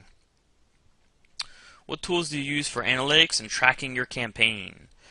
Jeremy, I use Microsite Masters to track my keyword rankings. For analytics, I'll use Google Analytics for my big sites. I don't use them that much though because I don't like giving them data. But anything else, like I have someone else do like the conversion stuff because I focus on the SEO. So I know that people that work with me with conversion, they'll use like Crazy Egg, stuff like that. What's the other one? I forget the other, but I let other people handle that usually, Jeremy. How important is paying for Moz Analytics? What do you mean by Moz Analytics, Herman? I mean, if you're talking about OpenSite Explorer, it's very important for me because I use it for my expired domain stuff. But I don't use anything else for Moz. I just use the OpenSite Explorer. If I'm building a vCracken plugin or a video silo plugin site, does it need to be on a separate IP address, or can I build several on the same IP? Liz, I mean, you can build several on the same IP, but I don't recommend it because, if you start building like a blog network and all those network sites start linking to the same IPs, or sites with the same IPs, they can create a footprint. So, I mean, to be safe, I put mine on different IPs. You don't absolutely have to. Can you explain a PBN network more? What do you want to know more about it, Diane? Just let me know. I do not use Magic Submitter for money sites anymore. Just like linking to social and videos and all that.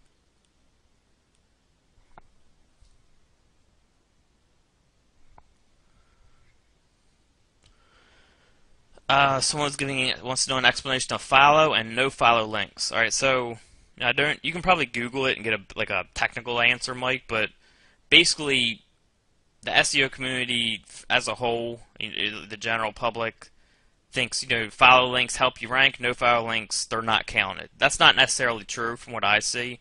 I think that follow links, you get the full credit for them. They help you rank, they get indexed and all that stuff. No follow links, on the other hand, I think that they help you rank, but they don't pass link juice. That's what I've seen. That's what my friends have seen. But I don't think they give as much credit. But no follow means you're basically telling the search engines not to give credit to that link. That's kind of like the gist of it. But you can look it up on Google to get like a technical explanation. I'm definitely not technical.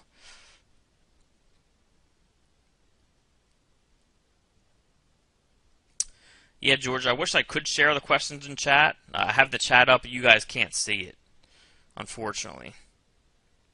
So I'll have to try it. It shows in the recording, though, George. So if you ever want to, look at it, I can think of a way where I can bring them up, maybe.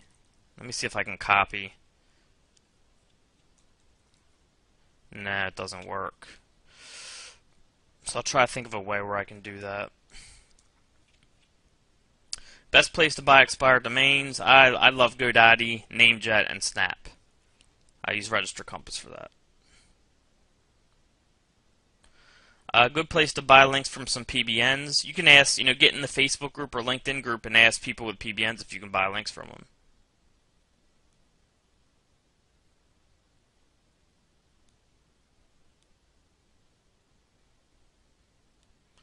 Larry Johnson, for your inquiry, just email Mike about that.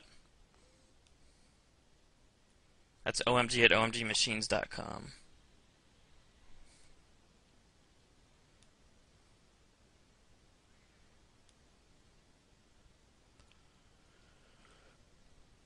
If I create a review video of a product like P90X for weight loss niche, should I get involved in their specific MLM program or just conform it with the traffic I get? I mention it because they tend to pay commissions once you're in.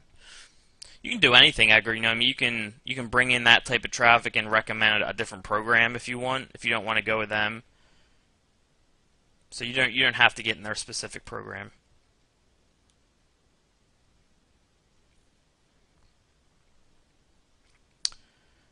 If the domain authority is 20 for an expired domain, can you buy it knowing you can move it up in domain authority?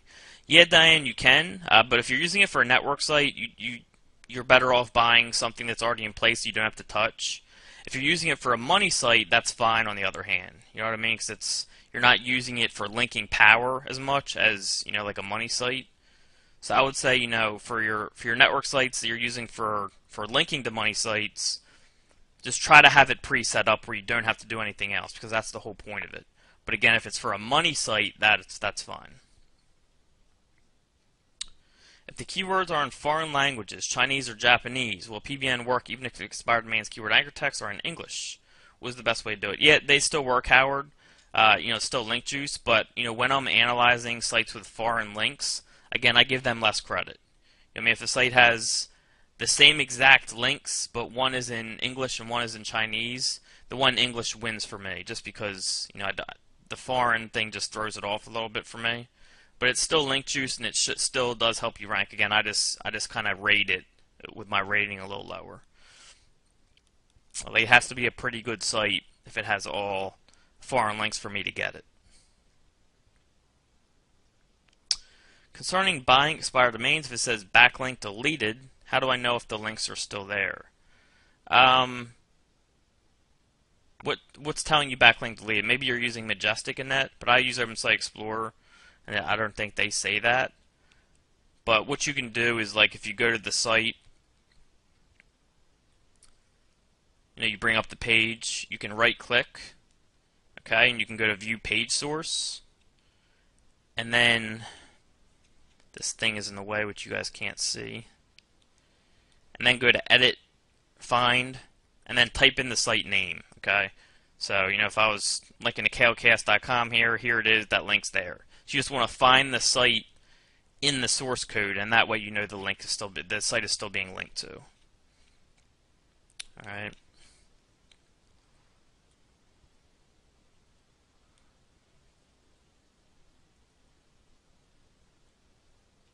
Should you silo each different niche on your money site? Not on your money site, but on your PBN site. I don't do any siloing on my PBN sites. No, you do not need a separate Axmet plugin for each domain, Joseph. I use the same one for all of them. I repurpose 50 sites as my blog network. Links to these sites are average but not fantastic, and domain authority average is 15 to 27. Any recommendations to build up the candidate network sites backlink profile and domain authority to make them worthwhile? Press release, social bookmark, social accounts.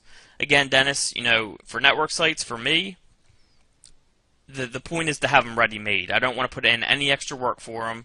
When I look for network sites, I'm looking for sites that have pre-made links that I cannot get with SEO. I'm not interested in sites that have a ton of links that I can get with SEO.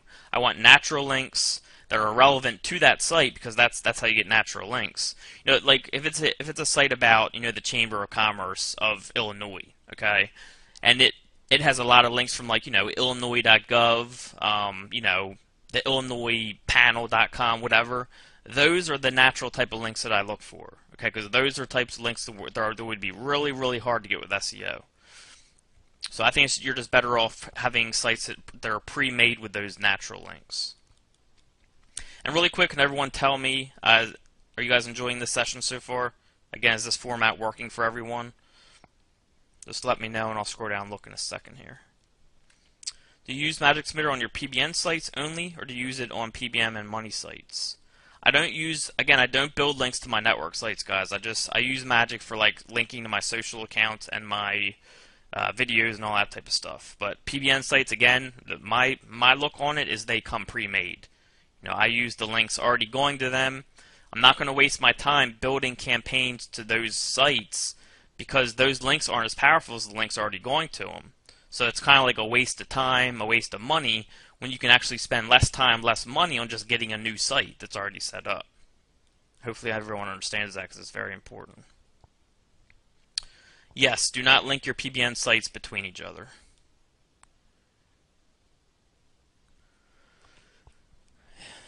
The guy who made my boiler emergency, the Philadelphia boiler repair you're talking about?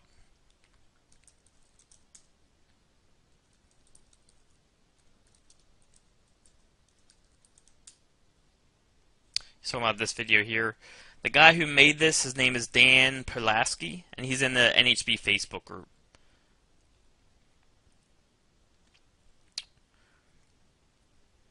Does it make any sense for a local business to have multiple Google Plus accounts, above one for each location?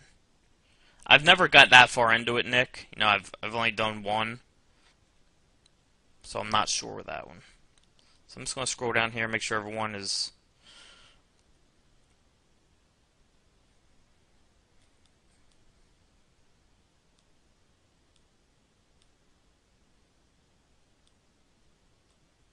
So good so far, but a few people just want to see the questions. Okay. Most of the yeses. Then just people who want to see the questions. And I'll talk to Mike and David about that for next time.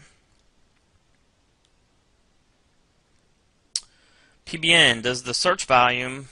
And remember, guys, these are still the pre-coaching sessions.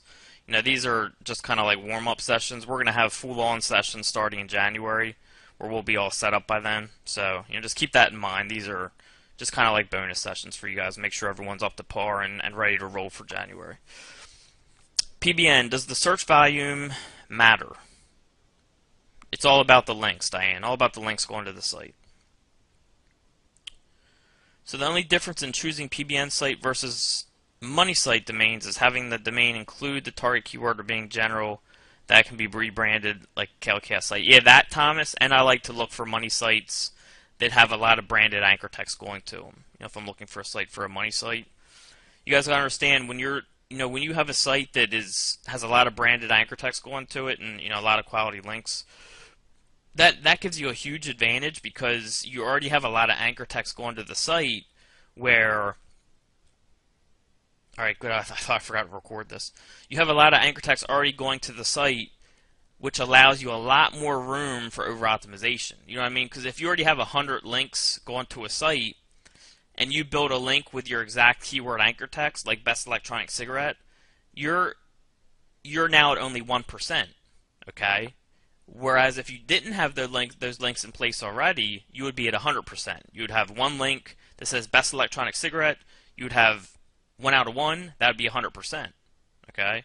Whereas if you already have 100 links in place, 1 out of 100 or 1 out of 101, whatever, is less than 1% of your anchor text. So again, it sets you up to not get over-optimized with your anchor text nearly as much. It's so powerful, and a lot of people don't talk about it.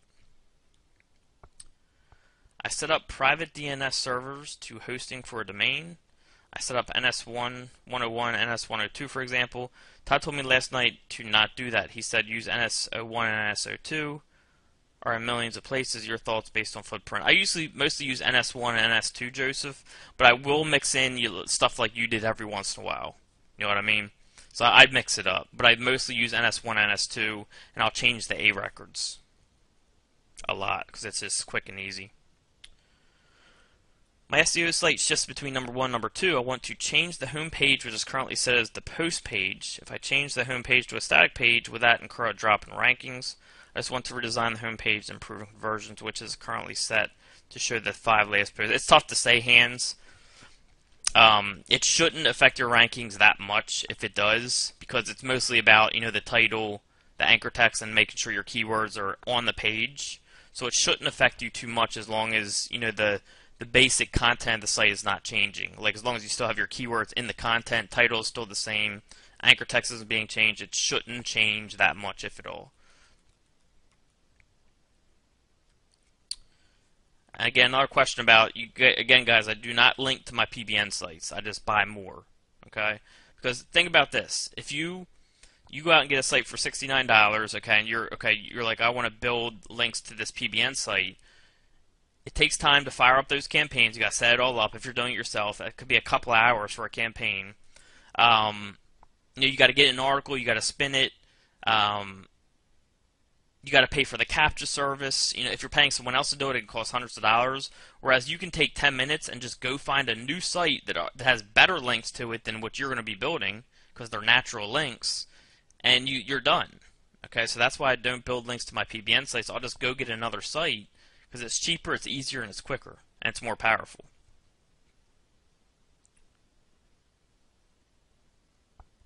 If the keyword search results have a lot of Google places displayed, what's the best way to outrank them? Videos? You know, just strong links, Howard. I do it all the time where I outrank the the local places. I mean, here's a video right here outranking, Yellow Pages, which is ranking like crazy right now, and the local listings. And all I did for this video was a little bit of spam. All right, so yeah, videos are a good way to go. Social accounts, but if you have a regular site, you can do it as well with, with just PBN sites. Like the Nashville SEO site. Our site right here is ranked #1 above the video, because that's network links. Same thing with Delaware SEO. The site ranks above the video. All right, so I mean, you can outrank that stuff. I do it, every day. The tool I use to track rankings is called micrositemaster.com. I know these guys personally. I've met them. They're good guys. It's a cool tool. Any recommendation for video creation other than Fiverr or Camtasia? Something for a slideshow? Dennis, I would ask that to Fletch. I would, mostly do SEO questions here.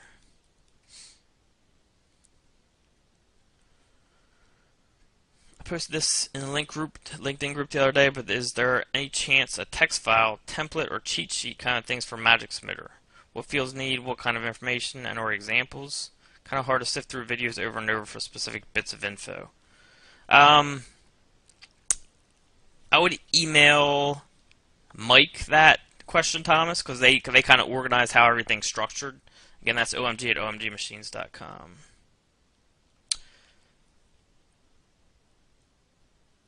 Yeah, Joseph, Network Solutions, they show your name. Even if you block who is information, it shows the actual name. It's just something we can't avoid. I leave them there. I don't transfer them. I haven't had a problem with it. So I just don't worry about it for now. I mean, it's just a name. It would be tough for them to kind of piece that together. But it seems like they don't pay too much attention to it. Do you guys just use software to fire away for most of your rankings of YouTube, Facebook pages, Google+, etc.? And how careful are you guys when it comes to the links from software? Will you just use all platforms and crappy article, or are you a bit more careful? You don't have to be nearly as careful as you are with a money site, Jonathan. We still switch up to anchor text. We'll use mostly money keywords though. But yeah, I mean, again, for that type of stuff, anything goes pretty much as far as like what we use to rank it. You can use Fiverr gigs. You can use software.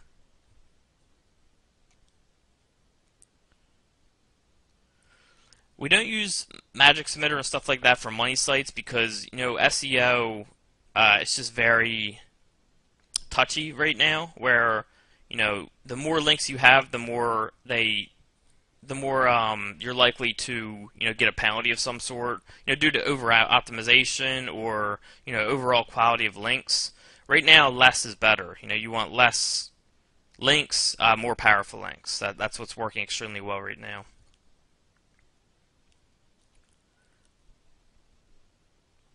When scraping links for Magic, do you have a minimum PR you go after for the purpose of ranking videos?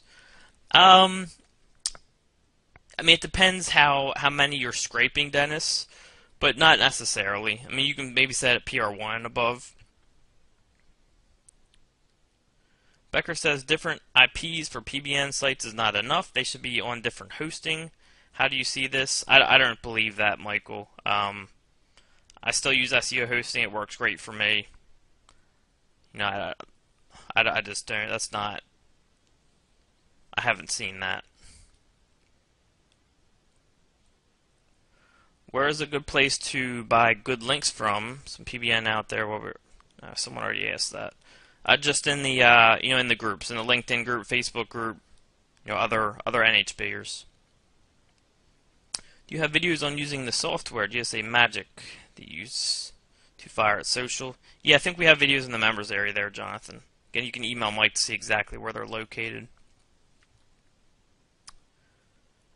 Again, the person who created the boiler repair video, his name is Dan Pulaski. He's in the NHB Facebook group. I think he charged me like $20, something like that. Maybe 15, I forget. For ranking social profiles, do you create one keyword per account, or one? So I think they're asking, do I create one channel? Sometimes I'll do one channel. Sometimes I'll do a big channel. Usually I'll do a bigger channel where I have like a bunch of videos in there. Like 30 videos. So usually that's the way I go. And you can kind of build the authority of your YouTube channel when you do that. So it's kind of like the same power in a way.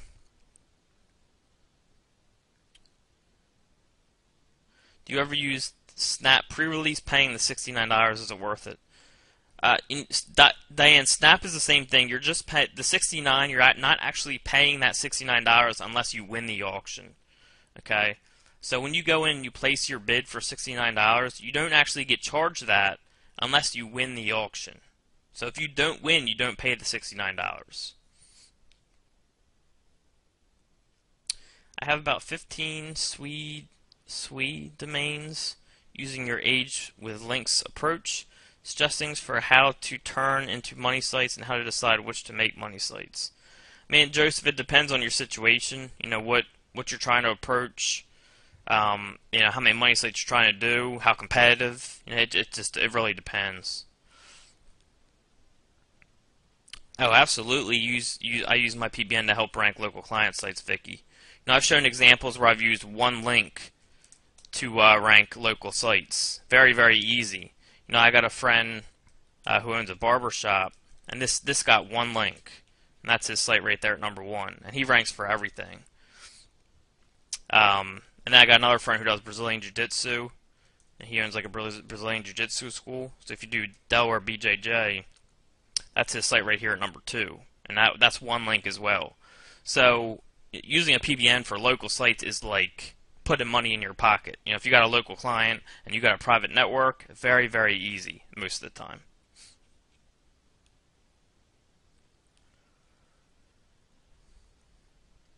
What is the metric for trust citation? What should the ratio be? I don't use trust citation, Diane. I use like I show in the videos with Open Site Explorer.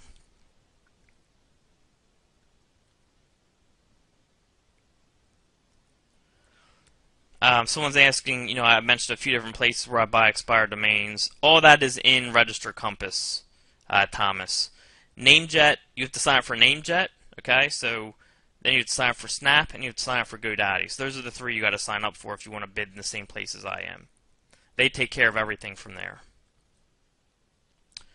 How much would domain authority 30, 40, 50 sites cost around? Again, it depends about the quality of the links. There's domain authority 50 sites out there that I wouldn't pay $1 for because it's all spam crap links.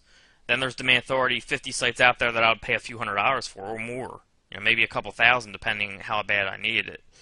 So it all depends on the quality of the links. Remember, domain authority is just a starting point.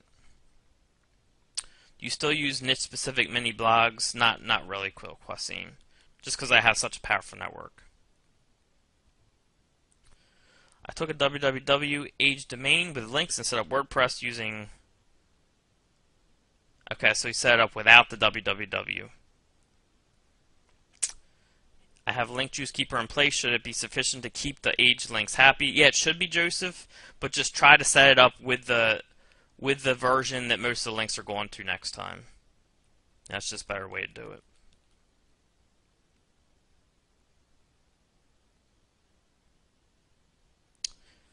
For foreign keywords, some of my clients are Chinese. If I build Chinese keyword anchors from the PBN site to their Chinese company, will it work? Yes, it should. Again, it's Link Juice.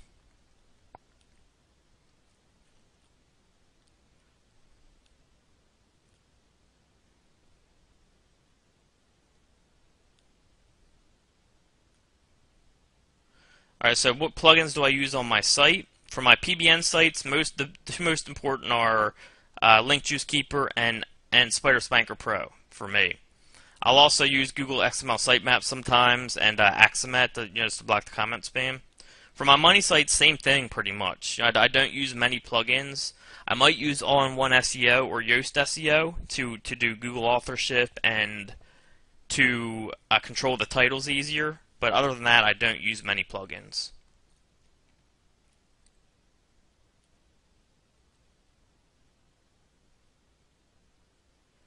Does it matter what kind of video format you use for your local SEO site? I'm thinking a whiteboard video I can get at Fiverr. I mean, it just depends what approach you want to take, Mary. You know, if you want to do a more personal approach, you can do a video with you know, explaining stuff, or you can do a whiteboard if you want a more like, you know, commercial approach. Fletch would be a great person to talk to that about. You know, he's so good with that stuff. Yeah, age does mean something for the domains, Diane. You know, the older they are, the better. Whether it's a money site or a network site, that's the way it is. What link options do you favor in Magic for bossing videos and social accounts? Any links, Dennis. Any links. But I mean, what I favor, higher PR the better for me. You know, it doesn't matter.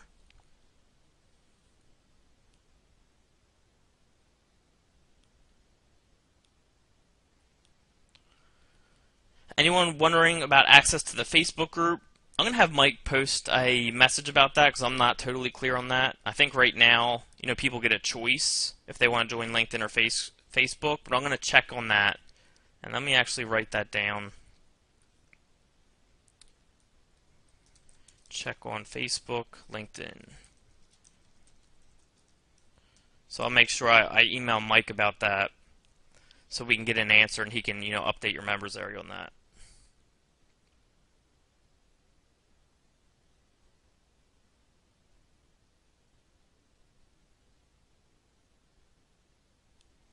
Nick is saying to show questions, log in on another browser like you're one of us, then share your screen.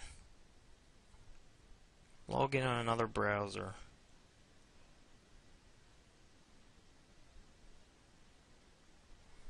I'll try that, Nick. I don't know if that would work. When you build out the expired domain for the PBN, do you use WordPress with different themes to avoid footprints, or should you not use WordPress on all of them? I use WordPress on all of them right now, Chuck. So many people use WordPress that I think it's okay. It might change in the future. Again, it will change with the changes, but right now it's working. It's just extremely easy. But I do use different themes. You know, I definitely switch that up.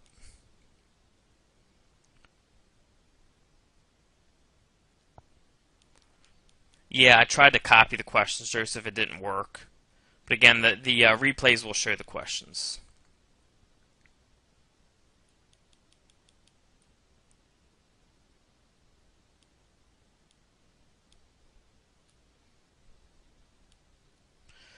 Tips for ranking Amazon.com product pages in Google. Ken, probably the same thing as a social account. Fire away because the domain authority is so high.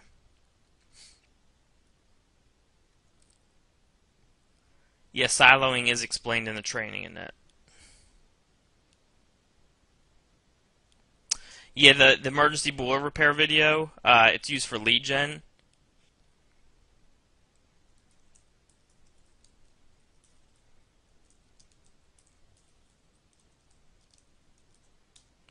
So, you know, what we did is we set up the video. We got this from our friend Ryan McKinney. Basically, you set up like videos or anything you want, and you get them ranked before you even have a client, okay? And then you go to a service like Callfire or, you know, Analytic Call Tracking, and you get a phone number. You just purchase a number. It's like $1 a month, and you start forwarding the calls to businesses. Okay, so I'm forwarding these calls to boiler repair shops in Philadelphia, and then the Callfire or whatever you're using, Analytic Call Tracking, it tracks the calls so you can see when the call was made. You can record them if you want. Just be careful of the laws. And then you can call the company and say, hey, I sent you a free lead earlier. How did you enjoy that? Would you like to get more? And that's kind of like, you know, it's a great way to get your foot in the door because you're sending leads to people without them doing anything. And when you call them, you have the upper hand because you already sent them something for free. So it's a very good way to get new clients and get started. It's very powerful, you know, and videos are easy to rank, so you know you can do this for $5-10, and it gives you a big edge on getting clients. You know, it makes it a lot easier. But yeah, it would be a lead generation type thing. And you can start with lead generation, then you can move to other things. You know what I mean? Like, but you start with lead gen, and then it's just to get your foot in the door to pick up a client and get rolling. Difference between anchor text and branded anchor text. Branded Branded anchor text means like the name of the company or the URL. Okay, so for KLKS, branded anchor text would be KLKS. That would be if I had my anchor text as just KLKS, or like the URL. Those are all branded anchor text examples. Should you put your content on pages or posts? Which one is better? I've always done posts, but I heard pages is the way to go. Michelle, I've always done I've done one post and the rest pages. That's just the way that I mostly do it. But I don't think either is like a lot better than the other, Michelle. I don't think it's like too big of a deal. It's just the way I've always done it.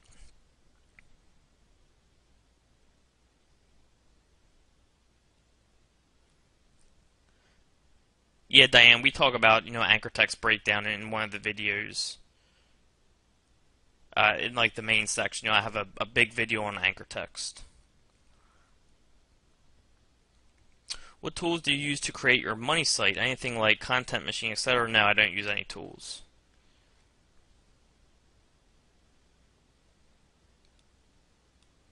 And yeah, just explain about that video, what it's doing for me.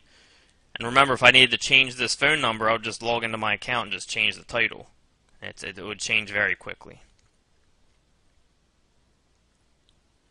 Is it worth it to pick up an expired domain for cheap, less than $25? It looks like it may have been penalized by Penguin, or stick to the quality. I would stick with quality, Michael. That's what I've always done. Would you consider taking the RSS feed from a newly acquired PBN and adding that to RSS submit, etc., just to reestablish the site with the hosting status? Jim, Jimmy is really good with that stuff, and I think he's actually playing with that type of thing. So, we may have more stuff on that coming soon, as far as like the RSS side of PBN sites and even normal sites. So we're playing around with that right now. Do you have an example of a PBN site compared to a money site? Not offhand, Diane. Not without like revealing my sites. When I transfer domains between registrars, does it lose its age as if it were deleted and registered again? No, it will not lose its age.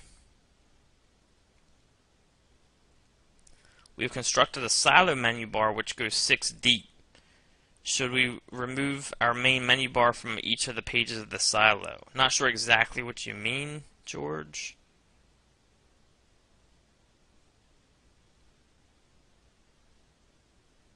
I want to rank for web design my city on my current SEO site. Can I start introducing a silo into my SEO site? Example, web design my city, SEO services in my city, SEO suburbs in my city. Or do I just start building additional pages with these terms? You can do it either way, Hans. It just depends how you want to approach it. Again, either way is fine though. You can just do a page, or you can silo it.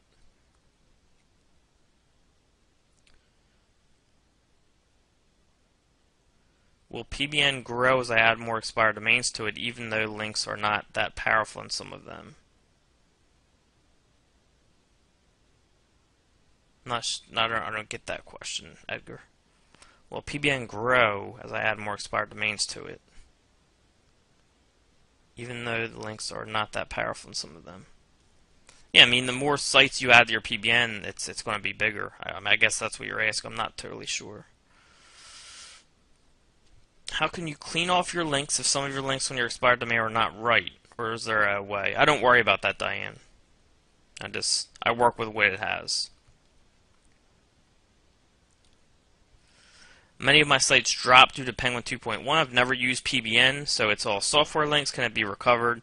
It can be recovered, but you're probably better off just starting new sites, unless they're like huge sites.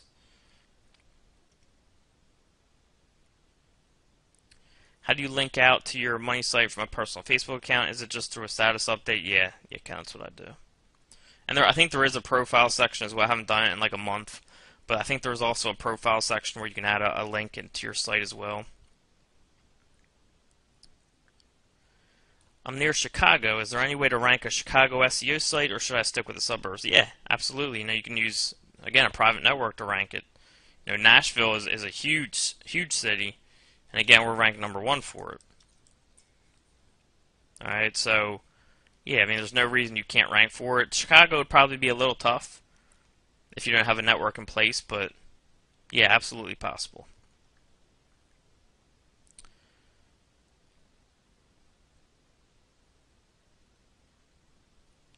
I just created a video on mock-up PBN posting, so Diane, you can take a look at that new video, and I show exactly how I'm linking to my sites.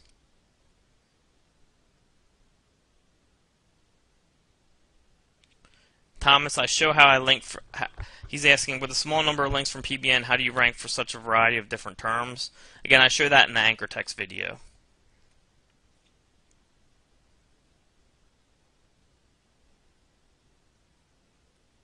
Does each link that goes out of a PBN site detract the power of the site? A very little bit, Gary. You know, I think people really over-exaggerate this. You know, they say it takes away more than it actually does. But yeah, each link will take away a little bit of that link juice that the site has. What do you say to clients when they ask for guarantees of rankings? I would talk to Fletch about that, Howard. Is there an art to decide which PBN site you use to send links to a client site to rank it? Do you start with the PR2 to see if it works and save the PR5 for a more competitive niche? That's a good question, Mary. You know, I try to keep my network sites rated so I have, you know, a gauge of how powerful they are, and I use the less powerful ones for less competitive keywords, or at least start with the less competitive, and I'll use my most powerful for the most powerful or the most competitive keywords. So yeah, likely for like a client site, you would start with the lower PR and see how it reacts, because a lot of local stuff is easier.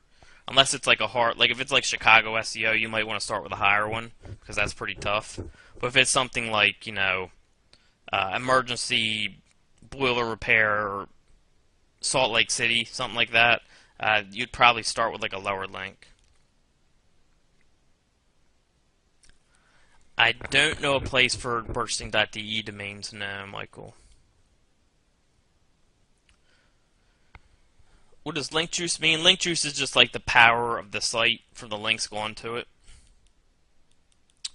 I silo when I have like a larger site, Howard. Like if it's just like a local site, I personally don't usually silo it. I have sites that I think like Nashville SEO siloed, but usually if it's a local site, I won't silo it because it's just like a small area.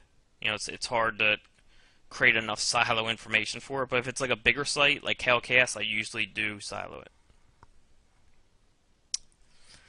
Yeah, plugins I use again for so plugins. I use Link Juice Keeper. I use Spider Spanker. I use Axomet, that blocks comment spam. There's a question box in my way. Google XML sitemaps. And then sometimes I'll use all-in-one SEO and or Yoast SEO. I'll either use this or this for my money sites, and these two are used to control the titles because it's easier to control what shows in the search engines for your titles. And I'll also use it to easily get authorship, and authorship is when the picture shows. Because all you got to do is put the Google Plus account in the plugin, and then of course put the other information in your contributor section, your Google Plus account, and then the authorship will be set up.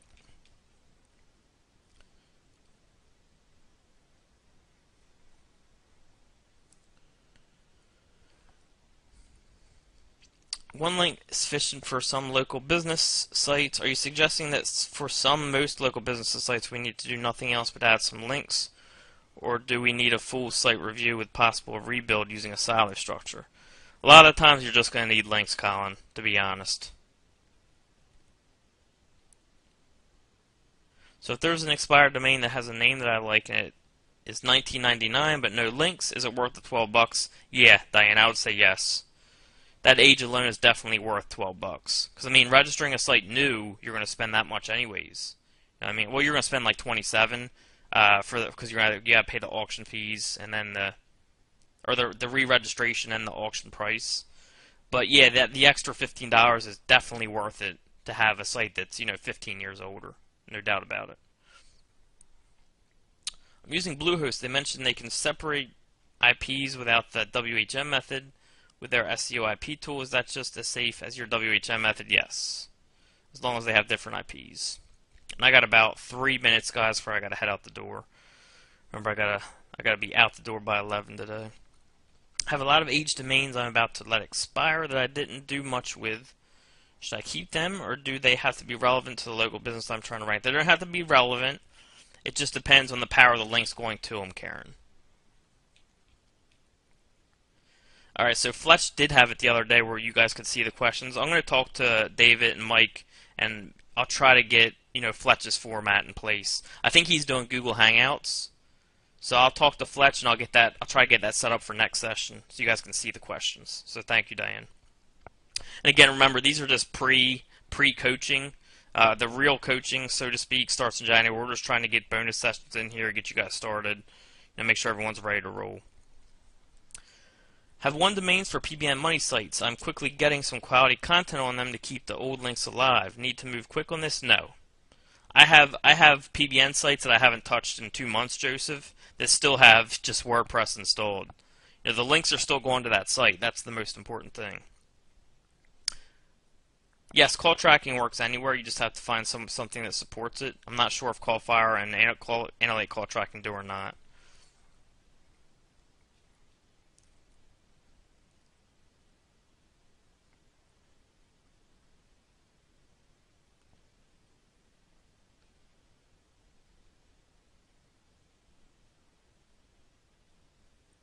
I'm just trying to read through for questions I haven't really answered yet. Alright, so when doing a client website design, is it worth putting a link at the bottom of the pages, SEO by so-and-so, or would it create a footprint? Good question, Huey. You can do that, but I wouldn't do it for too much. If you have like 20 clients, I wouldn't do it for all 20. Maybe just do it for a few. Maybe get a few sidebar links if you can, or something like that. But yeah, I wouldn't put a footprint, or a footprint. I wouldn't put that many links in the footer.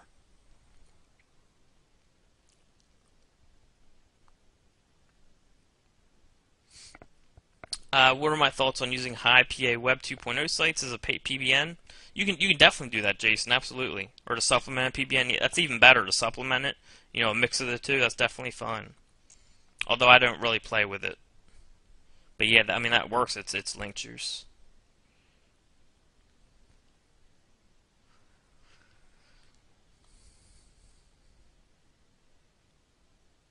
I'm gonna answer like 1 or 2 more, then I gotta run out.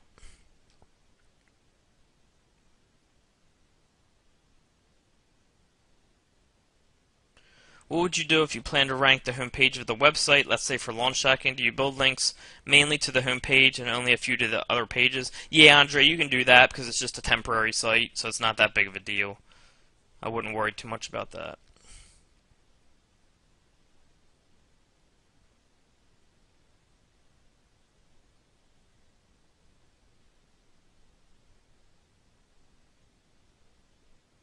And make sure you guys check the PBN questions video I did, because I answer a lot of these questions in that video. And how quick do your PBN sites lose their old links and become less valuable? Most of them, they don't lose many links at all, Michael. When you find the right domains, a lot of those types of sites, they don't lose links that quickly. You would think people would delete links, but most people don't even check on it. Alright, it's a couple minutes left, so I gotta run, guys. I will have this recording in the bag for you. And I'm gonna end this now, and I'll schedule the next session either, I think, 2 weeks from now. And I think we might be going to once a week. It's when we start January. I gotta talk to David and Mike, and I'll also talk to Fletch about how he does his format, so you guys can see the questions next time. All right, so hopefully everyone enjoyed this one, and I will see you guys all on the next one. Sorry if I didn't get to your question. Next time, I'll try to go a little longer for you. All right. All right. Thank you, everyone. Talk to you soon.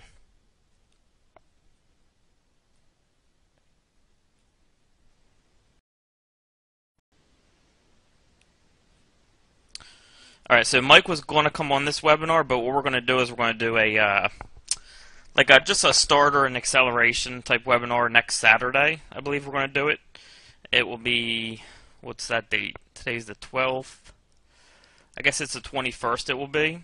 But we'll get you more information on that, and then we'll just kind of go through all the basics, make sure everyone's set up. Today's webinar, I'm just gonna run through questions like I've been doing. What I'm gonna do is I'm gonna try to do something different where I take a screenshot of all of the questions, and then you guys will be able to see the screenshot.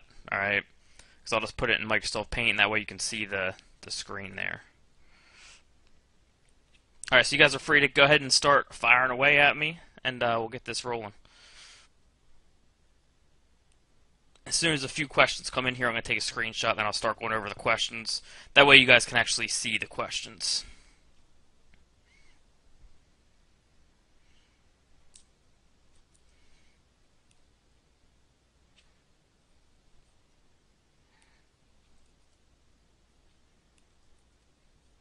Alright, can everyone see the question box here okay?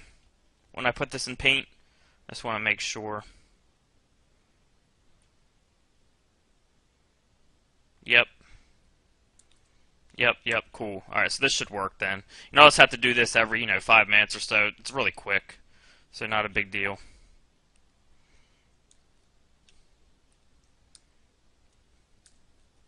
Alright, there we go. Alright, so first question from Mary. Put up my Chicago SEO site, nothing has happened. Got Qzx300 to send some social signals today. Anything else I should do? I'm in Chicago. Mary, are you sending Fiverr gigs to your website? If you're sending it to your website, I wouldn't do that. I only use Fiverr gigs for actual videos, not websites. How can we get Link Juice Keeper? You should be able to go to WordPress.org and get it. If not, it should be in the members area. If it's not, email Mike and have him put it in there. His email is omg@omgmachines.com. But it should be in the members area.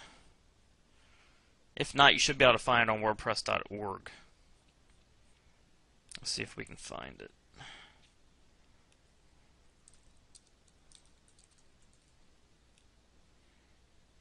Whoops, didn't want to do that. Just want to search.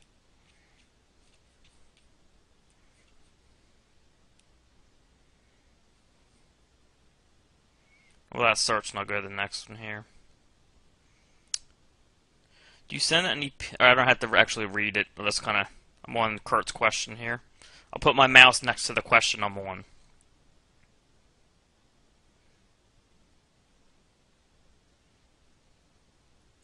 Kurt, I don't worry about sending too many links to the home page, but if possible, I try to send to inner pages just because it's it can end up being safer.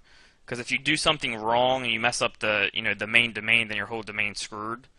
But I still have sites where I send a lot of links to the home page. It's just it's just a little more risky if you mess something up or something happens. And as far as what I do as the anchor text, it depends what the domain is. If it's like a branded domain like klks.com, I'll send anything because it's you're not going to get hit with over optimization too easily. But I'll treat it like I do the pages where I'll use synonyms. I'll do like electronic cigarette, electronic cigarettes, electric cigarette, smokeless cigarette, and I'll just kind of run through synonyms and I'll go back over them later on once I get a bunch of them in there. If it's an EMD, then I'll start with like the EMD plus another word. I don't hit the EMD word right away. I'll wait till I build like 5-6 links, and then I'll throw in the EMD keyword just to be extra safe. So let's go back and see if WordPress loaded up. No, it's not showing. But if you can't find Link Juice Keeper, email Mike. If it's not in the members area, I'll make sure it's put in there.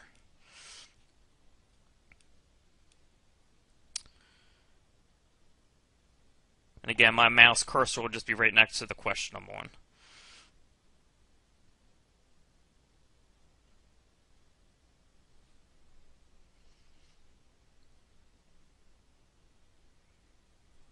The advantage of the PBN is, again, links that we can't really get with SEO, Thomas. That's the point of finding PBNs for me, is finding sites that have links that you can't get with SEO. I mean, you can do it. I guess you can put stuff on Web 2.0, but I feel that Web 2.0s don't carry as much weight just because so many people have links from them. That's just me. I like having links from normal websites. I've never compared it though, so I can't say for sure. It's just something that I think they would do because just so many people link with Web 2.0s, they probably undervalue them or disvalue them a little bit. No, I let Google find them naturally.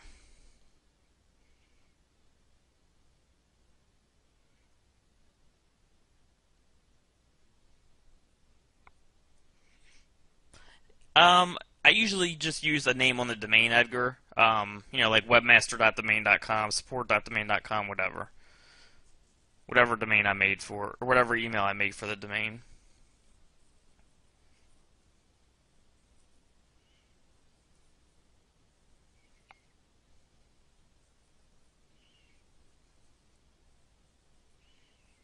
Yeah, I mean, domain authority comes in play, Thomas, but again, I think Web 2.0s are different just because so many people have links from them. If I see like a PR5 link from a Web 2.0 site, I don't treat that as good of a link as I would like a regular website. And also, a lot of Web 2.0 sites that have those links, they have a lot of other links on them, which will kind of drive down the value. But yeah, good point about page domain authority. It does have the domain authority, but again, I just think Web 2.0 stuff's a little different there. All right, so next round of questions. I have to go take another screenshot here.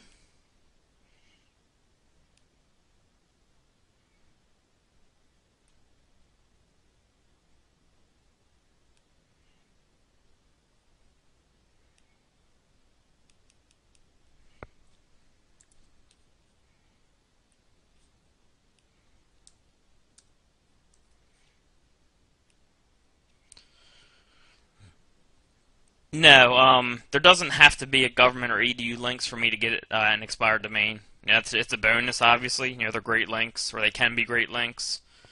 And if it does have edu and gov links, it's a bonus. Like if I see a PR4 government link, that's better than a PR4 link from a regular site for me. It just gives that extra credit for me.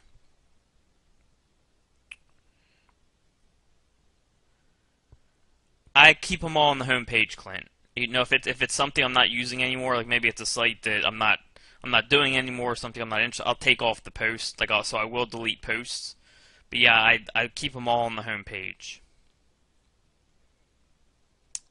Yes, I do. And we just covered that.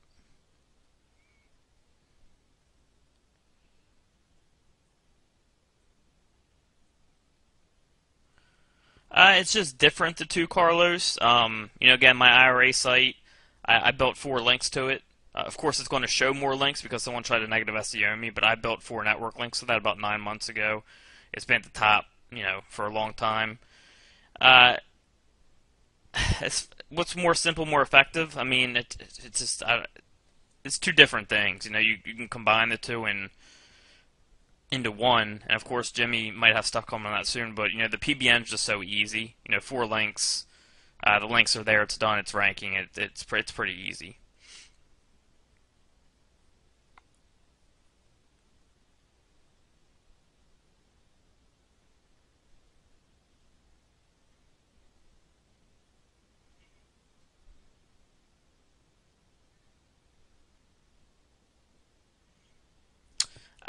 Dennis, I haven't played with 301s that much, but yeah, I mean, if a domain has a penalty, you can redirect it to another domain, like a fresh domain that does not have a penalty, and it should transfer.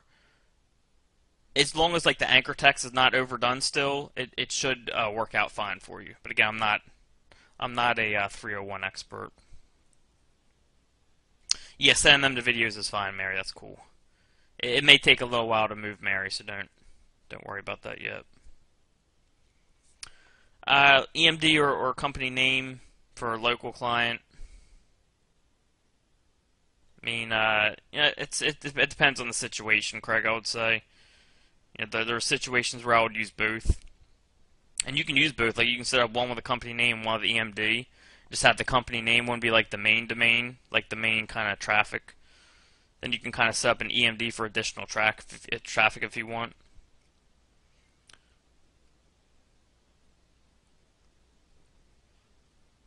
I mean, I think social signals help, but they're not.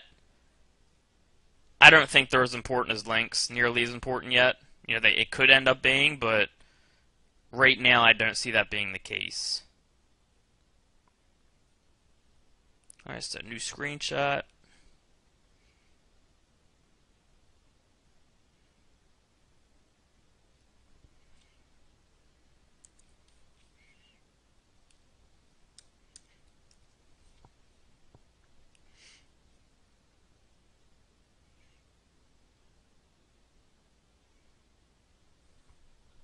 We already went over that question.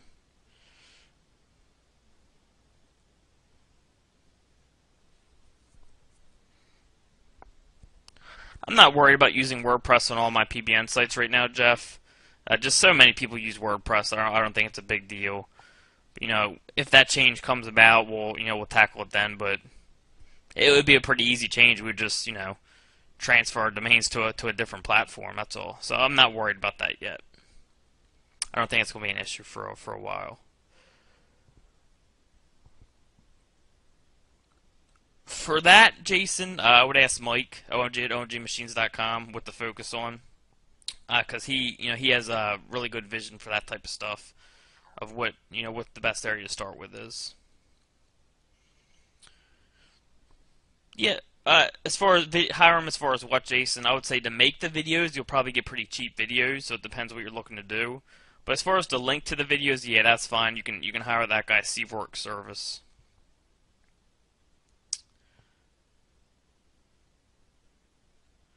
No, not necessarily, Nathan. There's not a minimum number of links I look for, just quality of links, and not even necessarily 20 referring domains. It can be less than that. Because you can have 10, 15 referring domains, and they can be really good links. Most of them. So it's just about quality of links.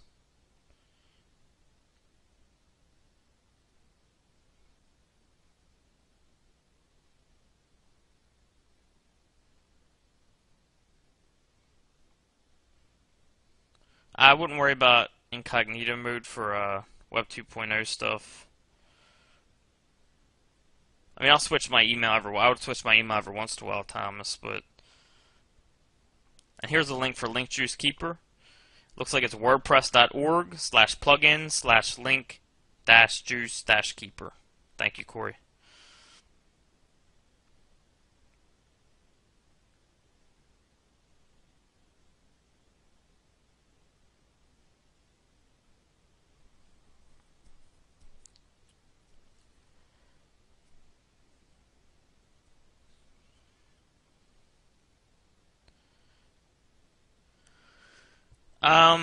Chuck, for that, are you setting up private name servers, I'm guessing? If you did, just make sure you're using the same name for servers when you're setting the actual names. Like, set up the name servers, ns1.domain.com, ns2.domain.com, then make sure you're using the same exact name servers when you actually set the name servers for the domain, ns1.domain.com, after you set them up.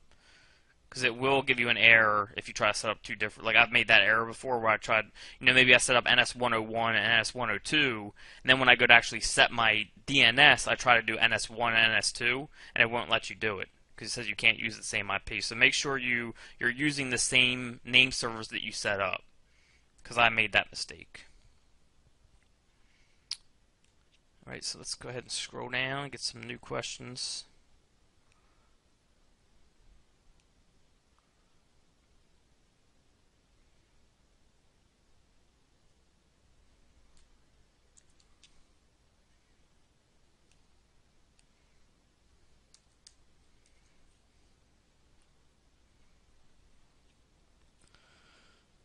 And Jeff is saying Link Juice Keeper is on the WordPress plugin site. Thank you. Alright, cool. Are donation charity links still safe for money site? I would say yes, Dennis. Depending where you find. If you find them in like a place where a lot of people, like a public forum, like a popular public forum that has like a list of donation charity sites, I would say don't use it. But if you find something yourself that looks like it's being not used that much, I would say definitely. What's happening, Joe? Joe Morfaglio here.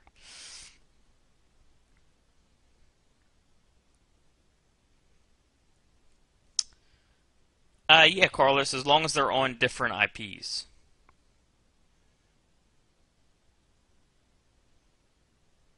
Yep, that's fine, Craig. And looks like here's another address for Link Juice Keeper.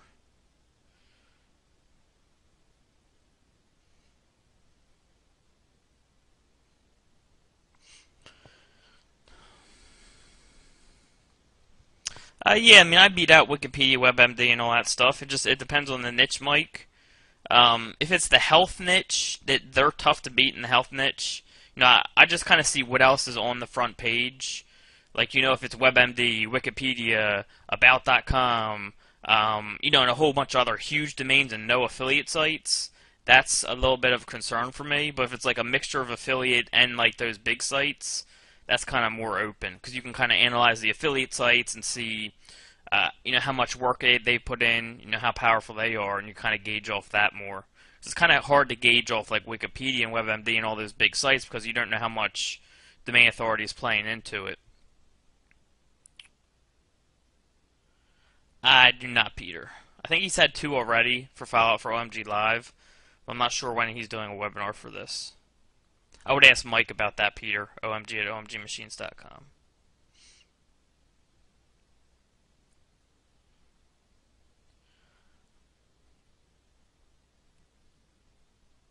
Michael, I actually have a dedicated server with Todd Spears, and I host a couple hundred sites on it. I got 100 IPs with a dedicated server. And I call it a parallel network where I have, 100 sites on the 100 IPs, and I set up a whole new 100 sites on the same 100 IPs, but I won't use those 100 sites for the same, linking to the same money site. So it's like 2 different networks, and I won't use each of the 2 networks on one site. I'll only use one network on, site whatever, site A. So, like, when I start site A, I pick either network 1 or network 2. I don't mix the 2 since there's, 2 domains on each IP. So that's the way I do it to kind of cut costs. I kind of run parallel network.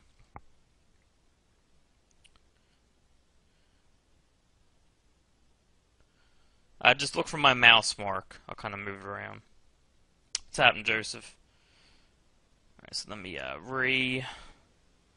bring this up.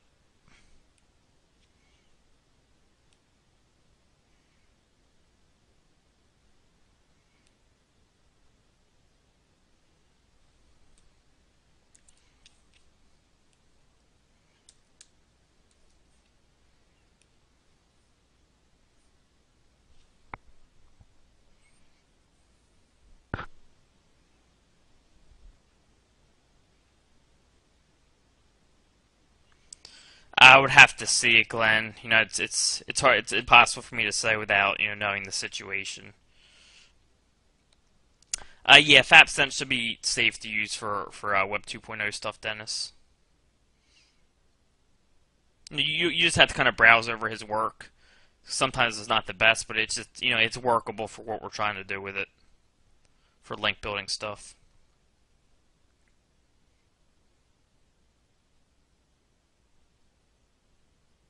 Yeah, that would definitely appear fishy to me, Michael. Yeah, that's just one of the things you got to consider. Like, when the link was added, that's a very good thing to look at. People definitely try to game that, I think.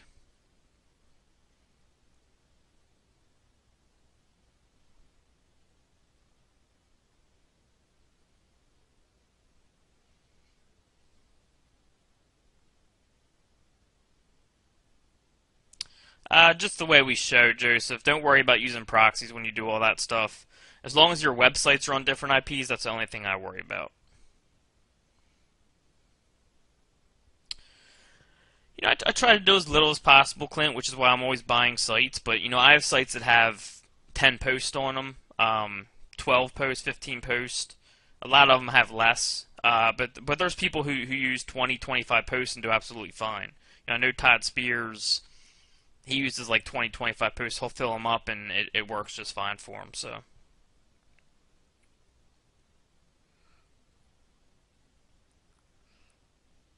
Email provider for, I'm not sure what you mean by email provider, Joseph, like for what you're talking about. But I mean, I use Gmail for my personal email, if that's what you're talking about.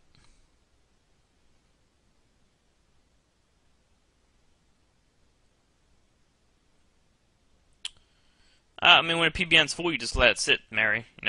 As long as the links are serving their purpose and your sites are ranking, you just let it sit and the rankings will stick.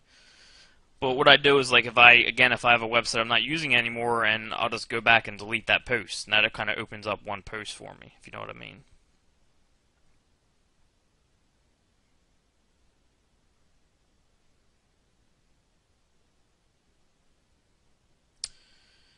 It is in the sharing area, Thomas. You guys just can't see it because you guys aren't supposed to see this box when webinars are presented, so that's why I can't. Nope, I forward all mine to Gmail as well, George. Not a problem, I don't think. I do the same thing.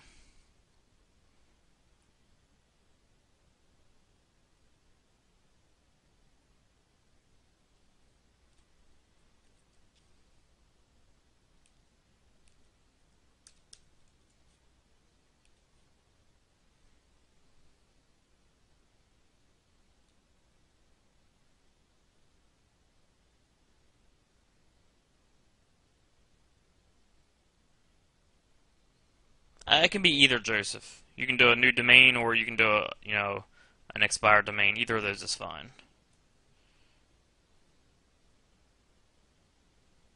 On-page trick was probably just stuff you already know, stuff we're already teaching, Dennis. Um, it was likely just using proper interlinking and all that type of stuff. And I'm almost positive that's what it was. 'Cause at that time that I made that video, a lot of people weren't interlinking correctly. I don't think I can post into a Word document, George. I can try it really quick.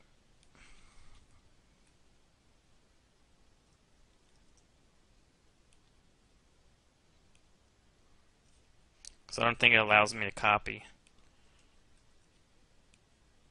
It doesn't allow me to copy and paste, so.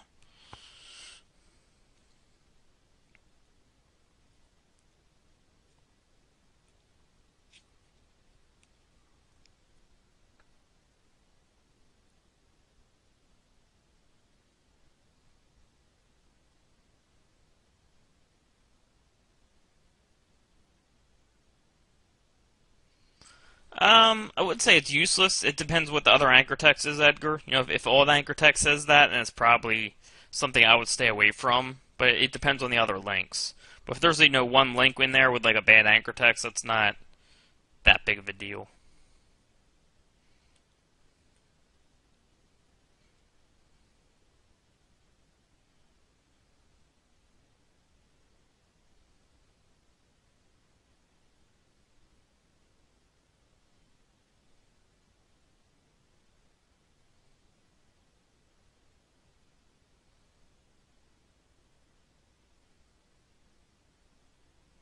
That would be fine to use, Brett. If you really want to get that domain, I would say it's fine to use.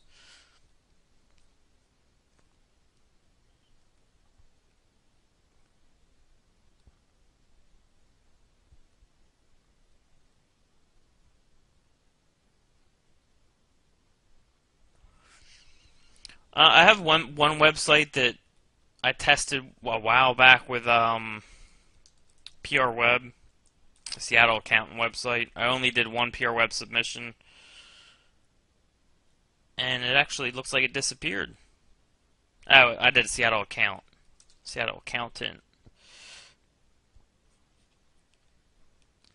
It's number 2 still, so I did a whole bunch of testing for press releases, but at the time I did the testing, there was a whole lot of changes going on, so I didn't really get conclusive results. Because there's so many other factors involved. I would have to go back and retest that.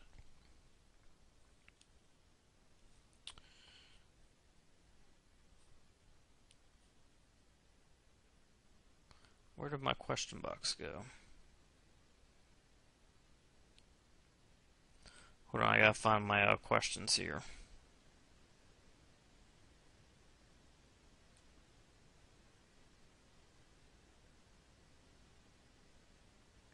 Here it is.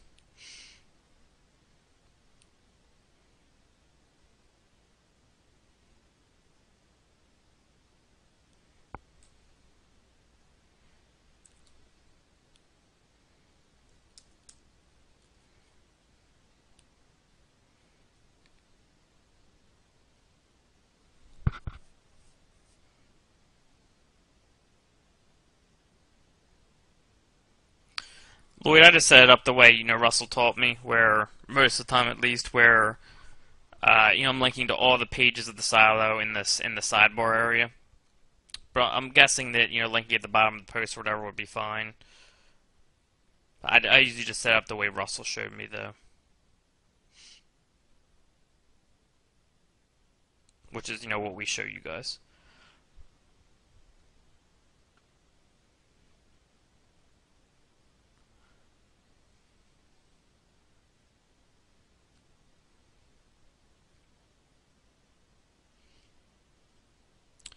I don't know what a Google Apps account is. I don't know what you mean you set them up on the same email account. I mean, as long as you set up a different email for each domain, you don't even have to do that. It's just an extra precaution I use. You're blocking the links and your SOA records, like we show. The email you sign up with the hosting shouldn't matter. So I don't know exactly what you mean by that.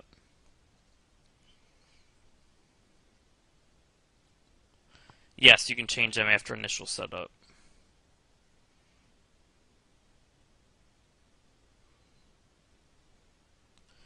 You don't need unique IPs, David. I'm sorry, you don't need dedicated IPs. You're saying unique. They should have unique IPs available. That doesn't make sense to me. I don't know what SEO hosting company that is, but there's no reason. If you buy their service and they offer you, 20 C-class IPs, they should have 20 different C-class IPs for you. And if they don't, you need to definitely move hosting. All good hands.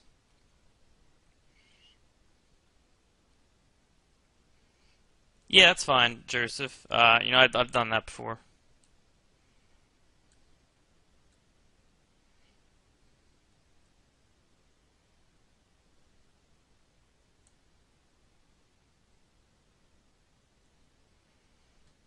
Just the quality of links in that. The anchor text can be important if you're using it for a money site, but it's just, again, it's about the quality of the links.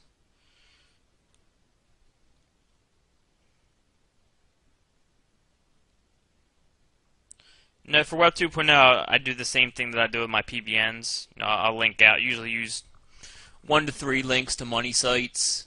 It can be 3 different money sites. It can be, 2 from one site, 1 from another. It can be just 2 like I switch it up between 1 to 3. 1 to 3 links, 1 to 3 sites.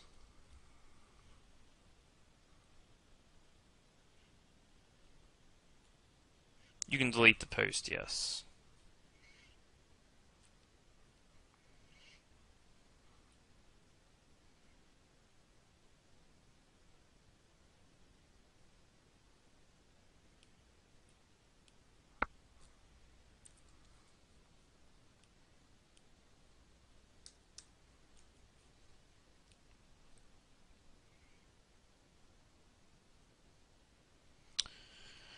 I wouldn't worry too much about static homepage or blog posts.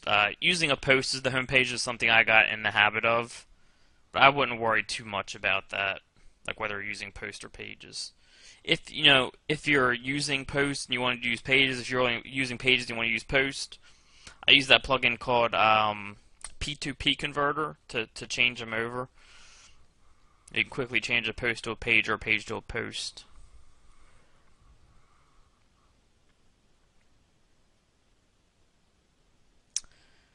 Yeah, Clint, I always put my data in a spreadsheet for my PBN stuff. I'll say what URL I'm linking to, the PBN site I put it on, the date I did it, the anchor text I used, the date, all that stuff.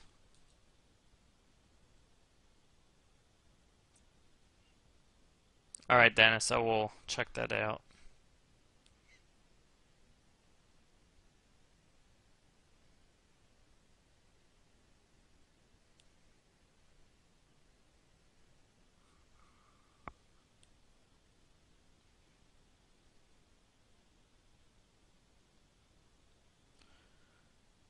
Yeah, I mean, if the site is faster, it can definitely help it rank better. I don't know the technicalities, Gene, but I'm sure they can.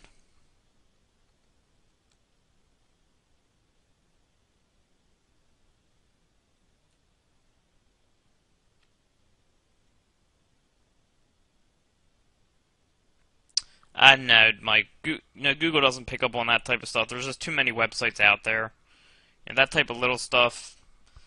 It's not like they can say, well, this site they had a post up and they deleted it, so they're fishy.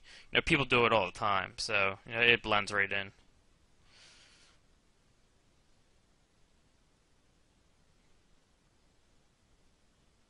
Yeah, some people say don't use Google email for that type of stuff, but I use it. I'm not that paranoid about that stuff.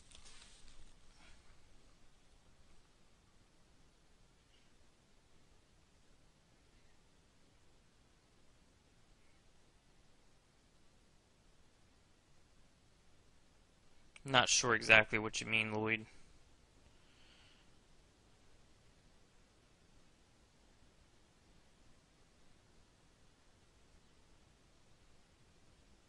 I'm not sure exactly what you mean there.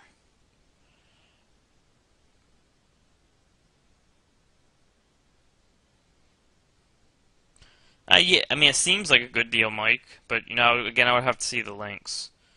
But if it's still showing a PR6, like right now, after the update, then you probably got a pretty good deal. Probably. Doesn't mean definite.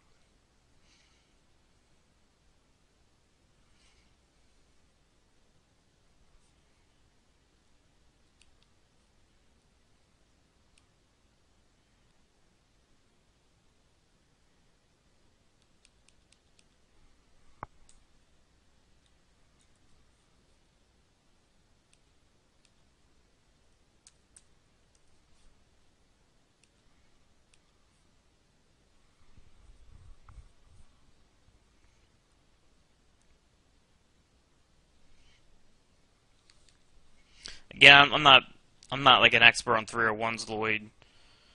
Um,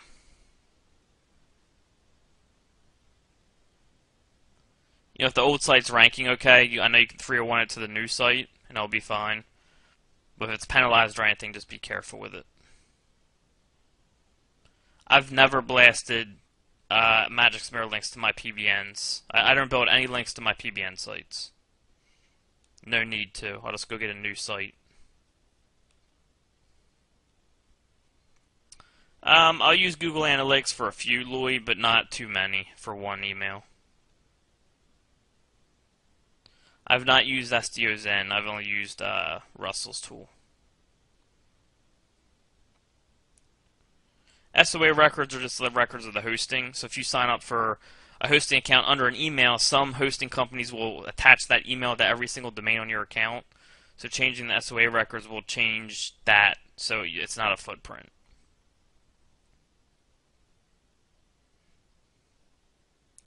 No, I haven't been personally using GSA. That's all Jimmy. I believe he might come in and teach some of that stuff.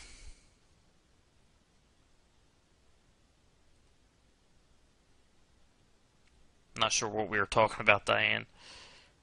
Per article for your whole site.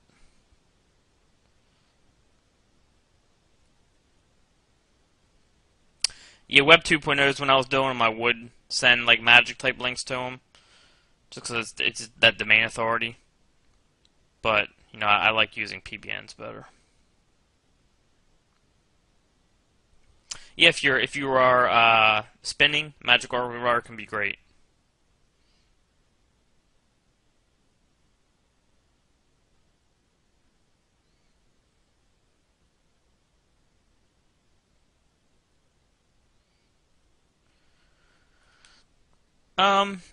I just let the writer take care of it, Brett. But you can kind of give some background on the city. Kind of talk about the location and kind of work in whatever niche you're in.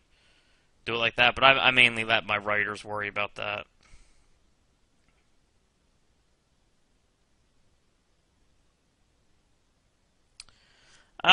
Difference between PR0, PR1, or -1. I don't know what the -1 means. I've never looked into it because I don't use expireddomains.net. I believe they're the ones that show the -1, so I don't know exactly what that means. But again, as long as it's indexed and the links are good, that's all I care about. I wouldn't care if it's a -1, a 0, or a 10. I'm looking at the links.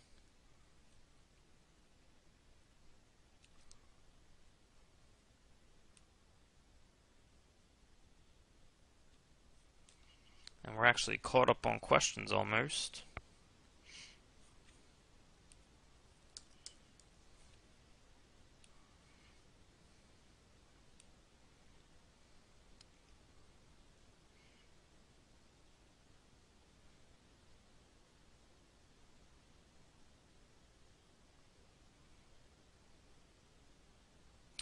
Subdomain's a totally different. It's considered a totally different site, Liz. So, what's up, Brian?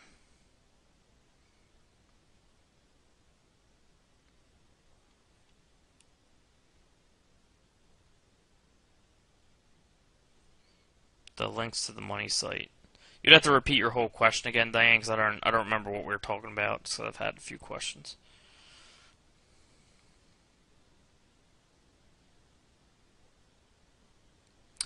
Yeah, that doesn't indicate anything's wrong with it, Joseph. What I'm noticing is, like, if you have like a lot of good links and they're from like high PR sites, it seems like if those high PR sites have a lot of links on them, that decreases the PR of the money site. You know, because the more links are on a page, the less kind of page rank you get out of it. So, you know, if you have a whole bunch of really good links, but all those good links have tons of links on them, it's not going to really pass the page rank over. But from what I'm saying, it still passes the juice. So again, I don't worry too much about that PR0. But I'm still looking into, you know, the PR just updated, so I'm still looking into stuff.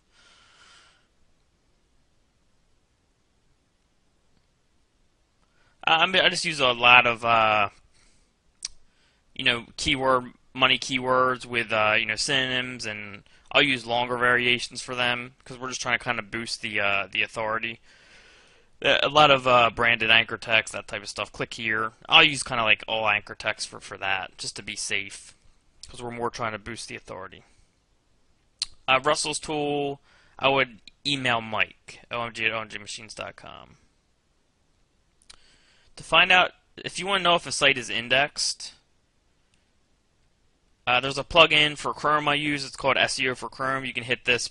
It just hits the blue button. And it'll tell you pages index. And as long as this is above 0, this is probably a bad one to do because it's Google. So let's go to a different site. I'm just saying it's a bad one to do because there's so many pages indexed in Google, it'll take a while to load up. So if I want to see this is indexed, I'll just hit this button, and it will load up here. It's usually a little quicker. Usually it's instant, but maybe the webinar's slowing it down.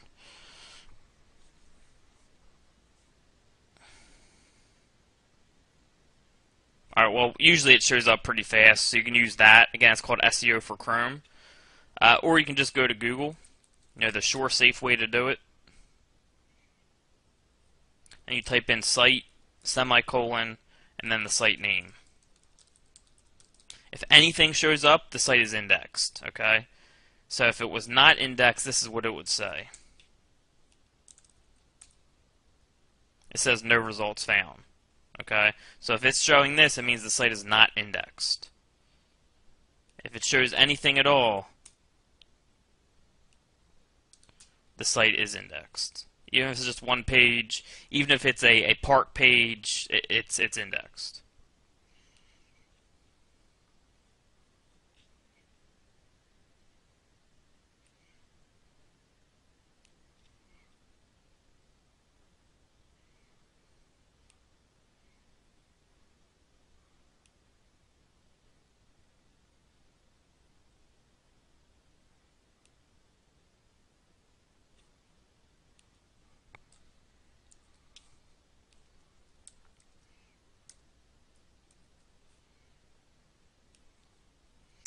Karen says she thinks the -1 is for things like directories.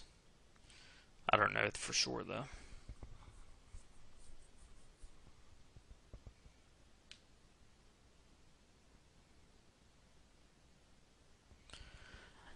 Yeah, I would still probably get it, Lloyd. You know, I would have to consider other things, like, you know, where the links came from and all that. I know you're saying they're good links, but, you know, the name of the domain, then, like, where those links are coming from in relation to the domain, I would kind of just make a decision off of that.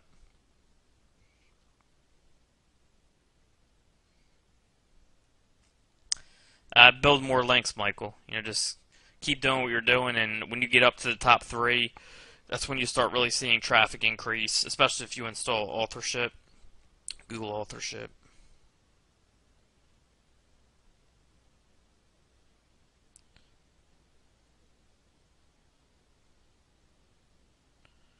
Can you talk a bit about link directing in your silo? I'm not totally sure what you're asking, Mark, but I think you're talking about interlinking, I guess. And you want to interlink. Russell recommends only interlinking within a silo. So if I have a silo on weight loss and a silo on diet, for the most part, I only want to link to everything in my weight loss site together, and I only want to link to everything on my diet site together, or my diet silo. He tries not to link outside of the silo. Hopefully that's what you were asking. Okay, Dan. 3 links to the money site, just one with a...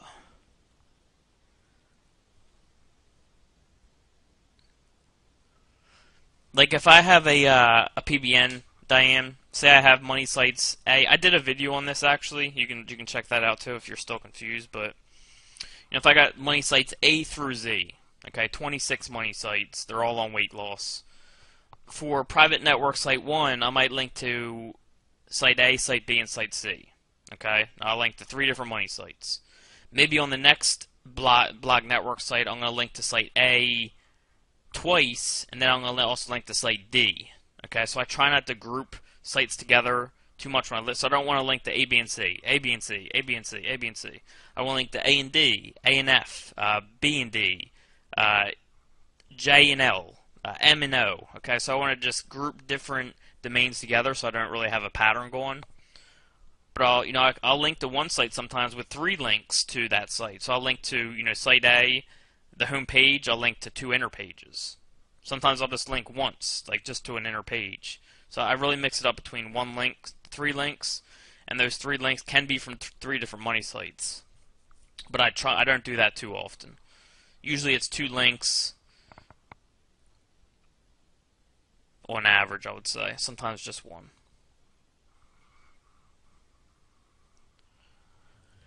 It depends what you're using it for, Liz. I like OpenSite Explorer better for analyzing expired domains. I like HRES better for analyzing like competition and kind of just doing research, like SEO research, because they have really good anchor text percentages laid out, and they index links better. They'll index more links.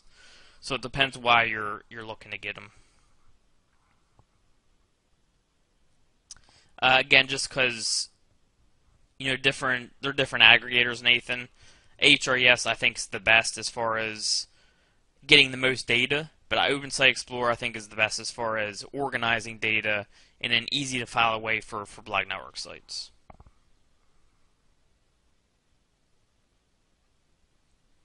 Oh, awesome, Andre. That's awesome.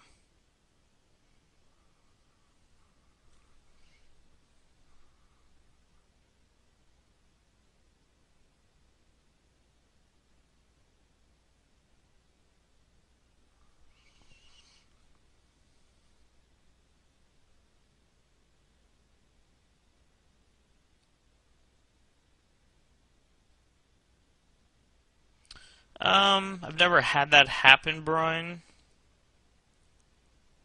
You should be fine using it to link to your money sites. Shouldn't be a problem with that.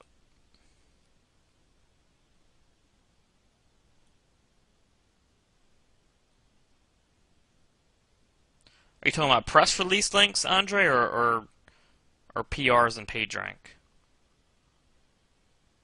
If you're talking about press release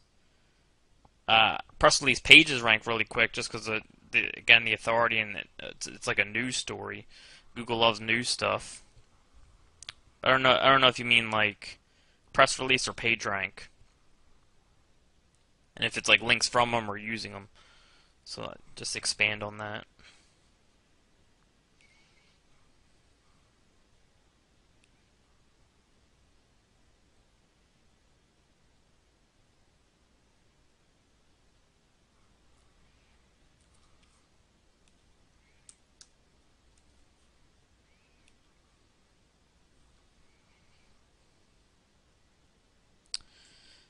Nah, I wouldn't worry about that, Graham.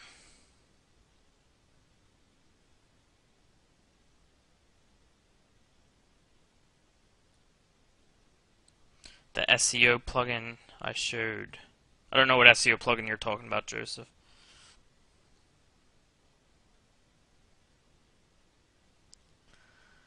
No, ranking videos hasn't really changed, Andre.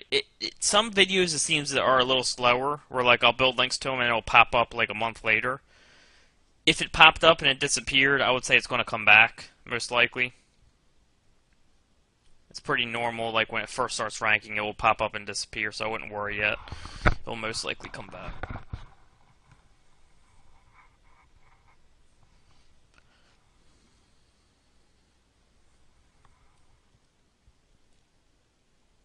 I mean, it depends what Web 2.0 is.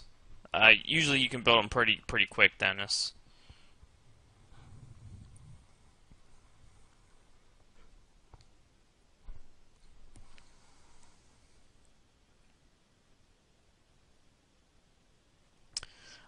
From what I hear, Mike, from Russell and Sue, changing the capitalization does not matter. So belly fat, capital belly, and then belly fat, lowercase belly will be counted as the same anchor text. So capitalization does not play, from what I hear.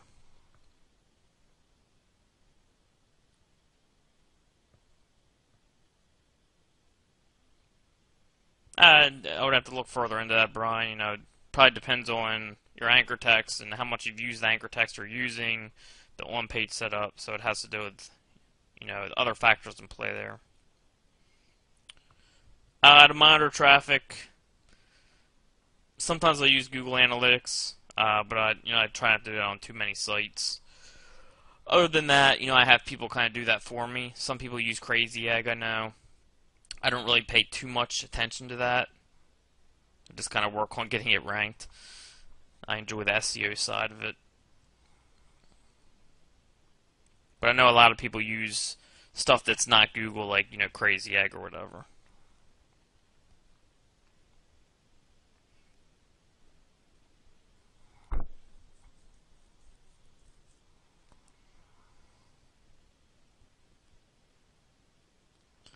As long as it's indexed in general, Peter, I'll still use it, and the links are good.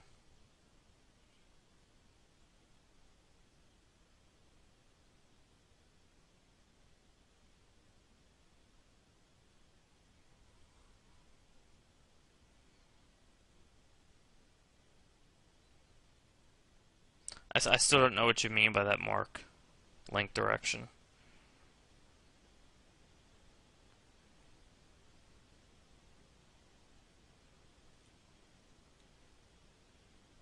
I've not used Kissmetrics.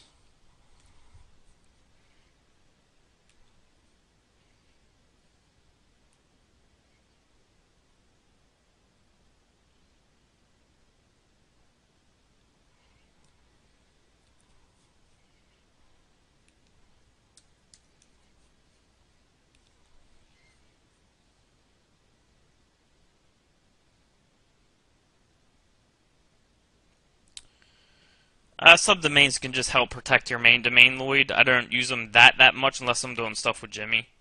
I'm kind of still playing with them. Yeah, that's something Jimmy introduced to us.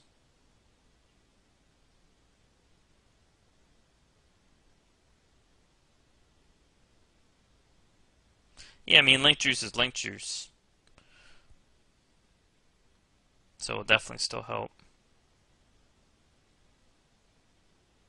Yeah, there is a free month coupon in Namecheap for OpenSite Explorer. As long as you spend $150 at Namecheap, you can get OpenSite Explorer free for 4 months. If you spend $100, you can get it 3 months. If you spend $50, you can get it 2 months.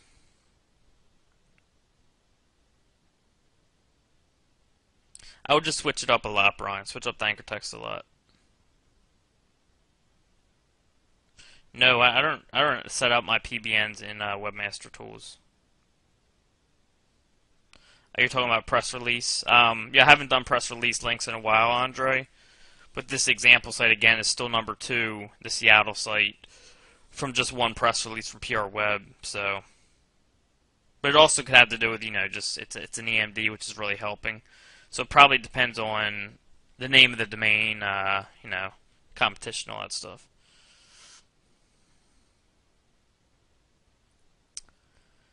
Um, yeah, I mean, I do, Joseph, but it's mainly just to see if it's indexed. I have to actually go in and look at the quality of the links, so it wouldn't be useful for that. I have videos on brand new channels that work extremely well, Dennis. But if it's an age channel, I think it does help.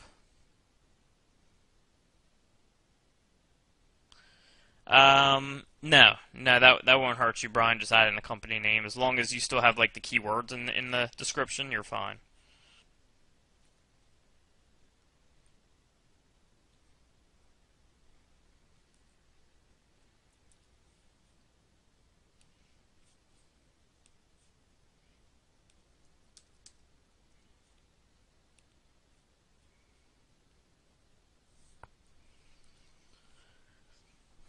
Yeah, domain authority moves up with increase in links. Absolutely. Um, the higher the number goes, the harder the jump is. So 43 to 53 is a lot harder than 23 to 33, from what I see. But I wouldn't worry about those numbers. Just focus on rankings. Build links from your network and just focus on the movement. I wouldn't focus on that stuff that much once you have the site. Yeah, a lot of people use Clicky as well for analytics. That's very true.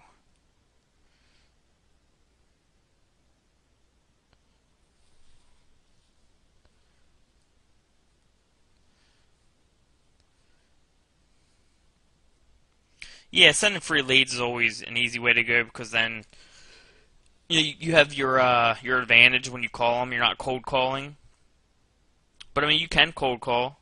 You can email people, but yeah, sending leads would show them. Not only do I have a ranked site, but it's generating leads. If you want them, let's talk. If not, then I'll go to your competitor. I've seen people trying to rank sites.google.com, spots, blogs, or whatever, and they don't seem to ever really get too high. Not like Facebook and Twitter. So I would stick to what's working best.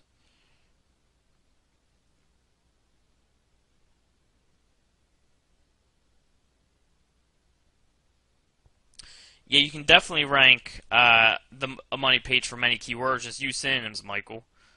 Like for my CalCast site, I rank for best electronic cigarette, best e-cigarette, best e-cig, top electronic cigarette, top e-cig, top electric cigarette. And the way you do that is you just switch up your anchor text. I'll link with those anchor texts. So I'll use top electronic cigarette, I'll use best electronic cigarette, I'll use best e-cigarette, best e-cig. So just switch up your anchor text to what you want to rank for. Use a lot of synonyms, change it up a lot. And it seems like there's a coupon for HREFs for 50% off the first month. SEO book is the coupon.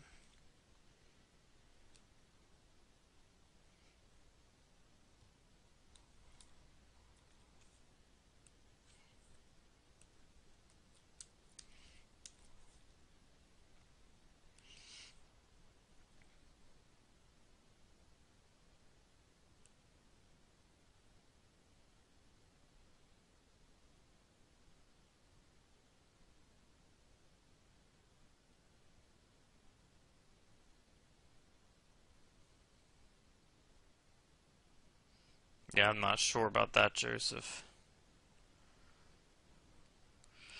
Um, when I've set up mine, Mike, I haven't used them, but I didn't set up too many by myself. I mostly hired outsourcers for that, and I believe they did use unique IPs or proxies when they were creating them. I believe the main authority is about links, Brett, but I'm sure content doesn't hurt. But I'm almost positive it's about the links almost fully.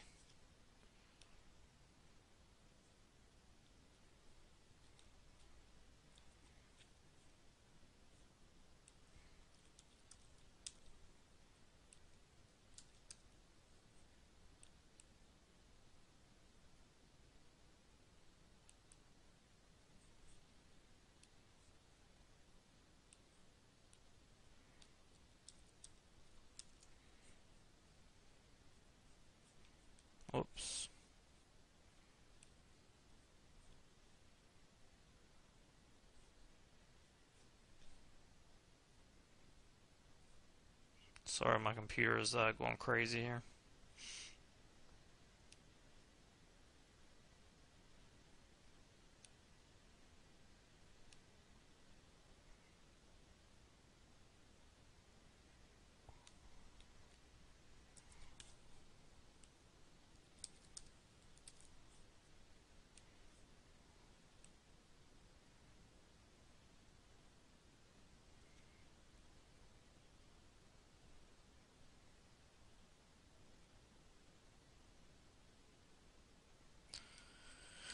Um, I mean, I think it depends, Brian. For some of the bigger niches, you need those really high PR sites or high power sites. But I mean, yeah, if you're in like a local niche, you don't need those really powerful sites for that type of stuff. I mean, that's why with my network, I buy sites that aren't as powerful, and I buy sites that are really powerful, and I keep track of them because I use the most powerful ones for the stuff that needs the power. So yeah, I mean, I get a mix of everything. Nice, Mike. That's awesome.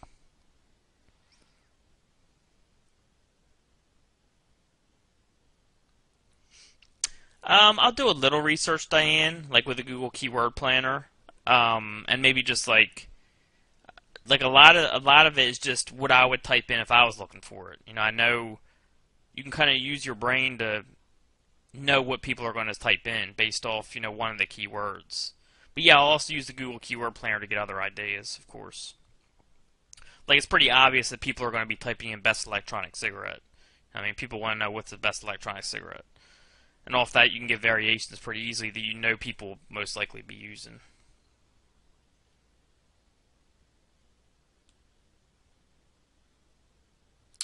The on-page trick video is just about interlinking, and we cover that in other videos, Liz. I'm not sure exactly what video, but just interlinking. Again, that was kind of older, and at the time, a lot of people weren't doing their interlinking correctly. With interlinking, you just want to link to pages that you have content on. So, if I'm writing a page and I mention Joe Hannon, and I have a link on Joe Hannon, I want to link to that page. So interlinking is just about linking to content when you mention it, so people can easily click on it. Not as much of a trick anymore, but surprisingly, not many people were doing it. Just a little while back. I have not heard that, Brian.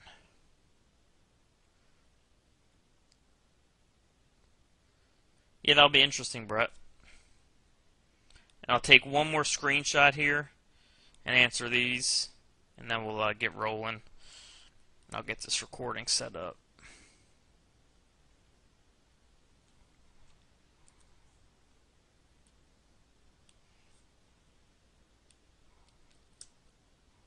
Oops.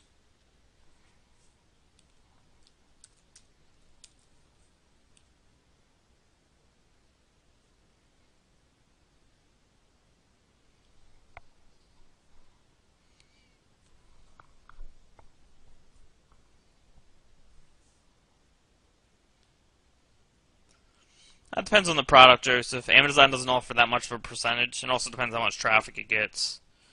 Um, you'd have to. That's just a testing thing.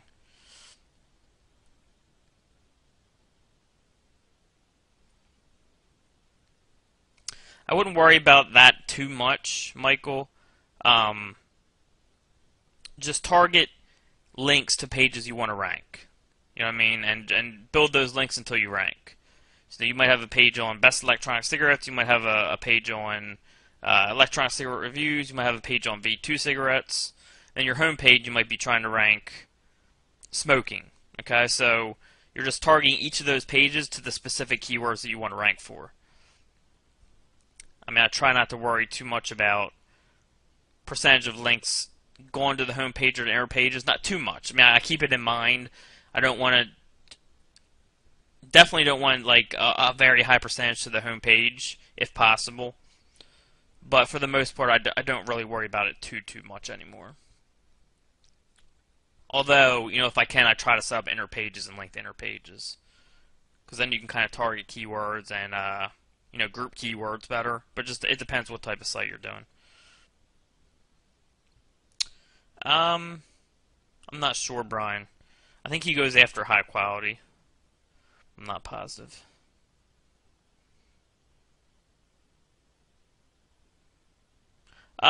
They should change it within a few days, Carlos. I don't usually worry about that. I just change it and then let them index it themselves.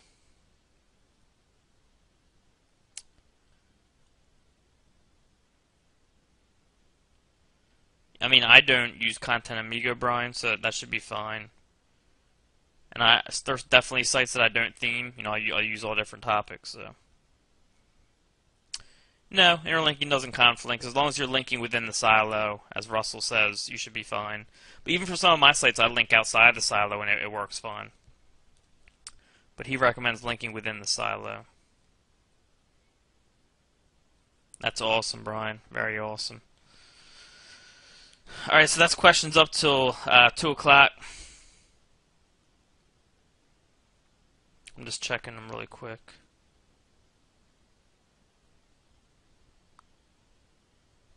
Alright, cool. So pretty much on the questions there. Email or Skype for me, Brian. I'm not sure on that yet. I'll have to check with Mike. But I think in January, starting in January, minimum one every 2 weeks, but I think it might be once a week. I'm going to have to check with them on that as well. And I think questions go to Mike at omg@omgmachines.com, or whatever email he has set up for support for Project X. And then if it's a question that I need to answer, like an SEO question, he forwards it to me. So I believe that's how it's being done currently. But I can recheck on that and just make sure that's how it's going.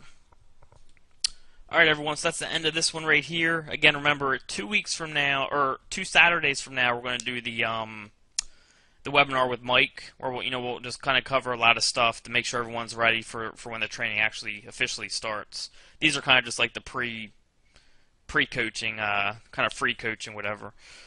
And then we'll do that one next Saturday with Mike, and then of course I'll have one by myself sometime that week, and then Fletch has a couple next week as well. All right, everyone. I'm gonna get this recording ready. We'll have it up in the members area, and I will talk to you all soon.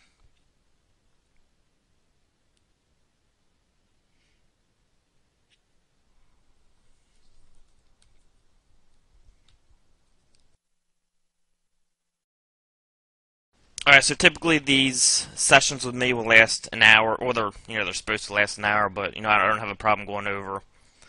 Um, and then what I'm going to do is when questions come up, I'm going to take screenshots. I'm going to paste it in here so everyone can see the questions, and I'll have my mouse by the question that's being asked so you can see the question as I'm answering it.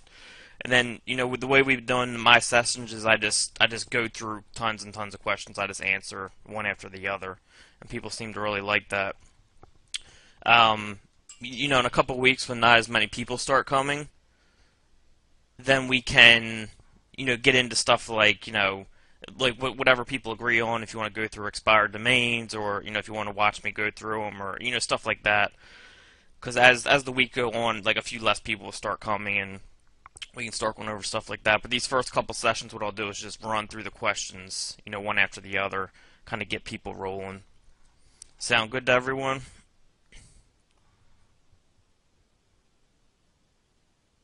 Alright, cool. And just a reminder, I do mostly SEO questions. Alright, so it's not that you can't ask me, other questions, but that's what Fletch is there for. I'm best with SEO, he's best with like client stuff and stuff like that. So I would just use your, the time wisely with what you ask. And I'll start fielding questions right now.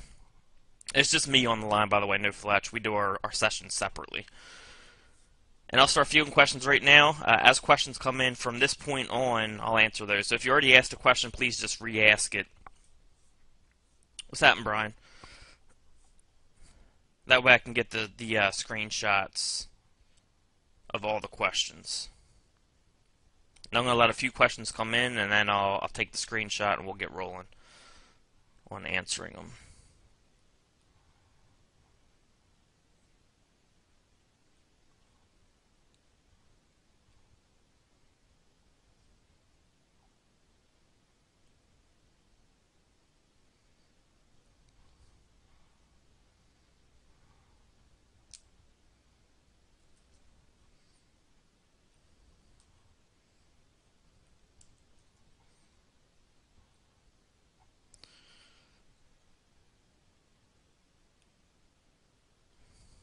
Alright, so here we go. Again, remember my mouse will be by the question that I'm answering. I can zoom in like this.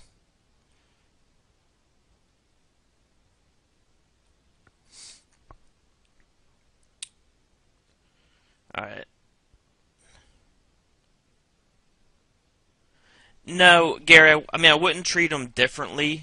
You can consider page rank more now, but it's still more about page rank. It's still, like, I have sites that are low page rank that are more powerful than my high page rank sites because the links are stronger. Then also, domain authority comes in play. Another thing I'm really starting to look at is Alexa ranking. What I'm seeing, and this is new, I haven't even talked about this yet, is it seems like sites that have links from high Alexa ranking sites have more power. So if it's like if two sites had the same links, same PR, everything else, but the Alexa was just way higher on one of them, it seems like that site is way stronger. And I'm still looking into that, but that's so far it's a consistent pattern I'm seeing.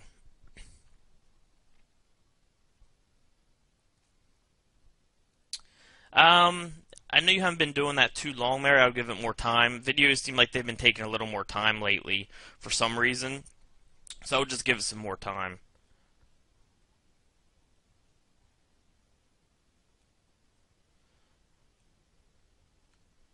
Happy New Year, Thomas.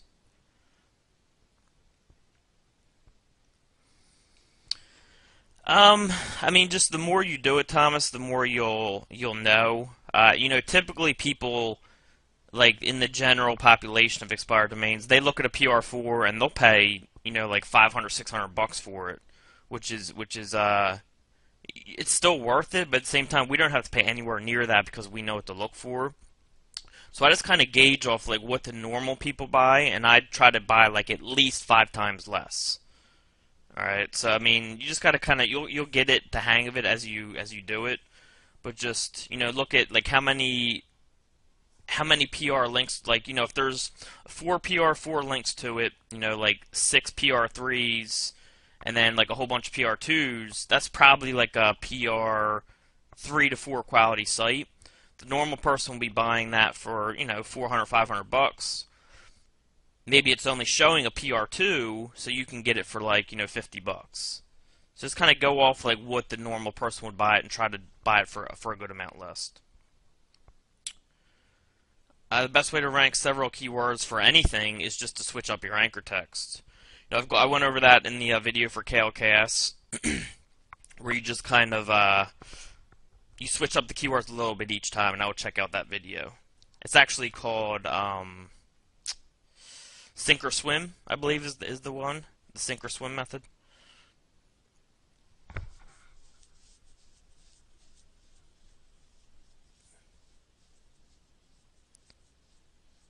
I wouldn't worry about the new PR, Huey. Just as long as the links are there, you're good. So I wouldn't worry about that. How to optimize for Russian content? I mean, the same way, Tony.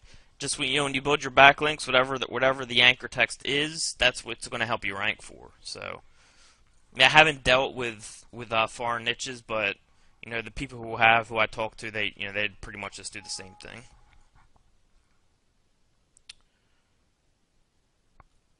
I can look into that for now because I don't order the content. I have my guy Martin do it, so I can look into that. So I'm going to go get a new set of questions here. And remember, if you ask a question, it'll probably take me a little bit to get to it. So don't think I skipped you.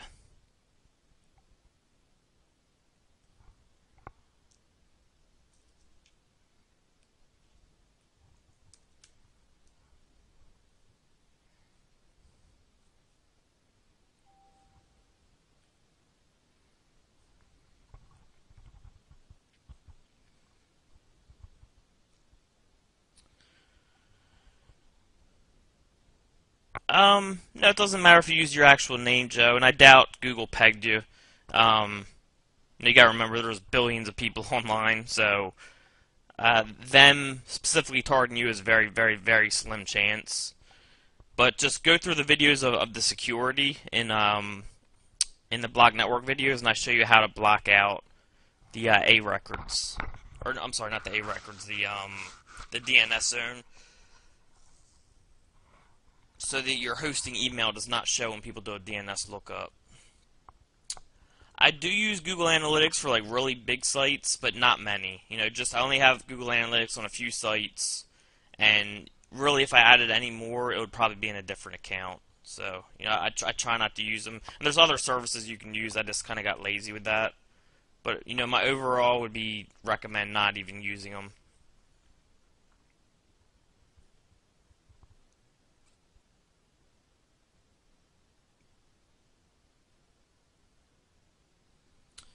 Yeah, Colin, I would go through the orientation video for this, Colin. We did an orientation webinar, and it'll kind of go through all the, all the steps and all that of where you should be looking compared to like where you're at.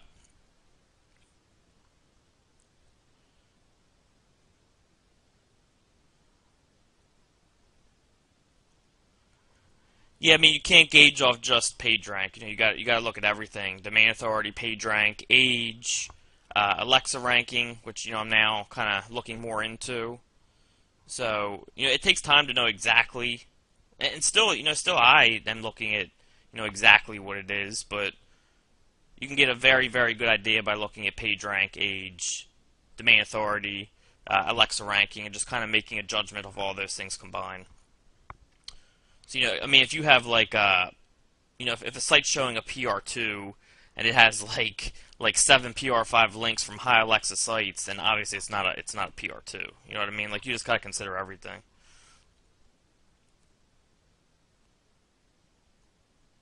No, I'd never interlink my PBNs. That's definitely very dangerous. Oh, absolutely. I do that all the time, so you can definitely do that.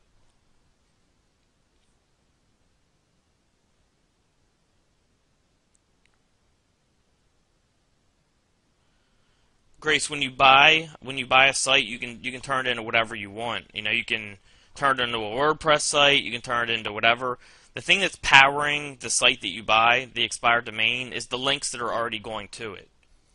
So we're just taking that power, putting up a new site, because remember, all that power is still going to that site, no matter what you turn it into. And then the content we post on that site, the links we do, they power whatever we link to, because of the links going to that site, that expired domain.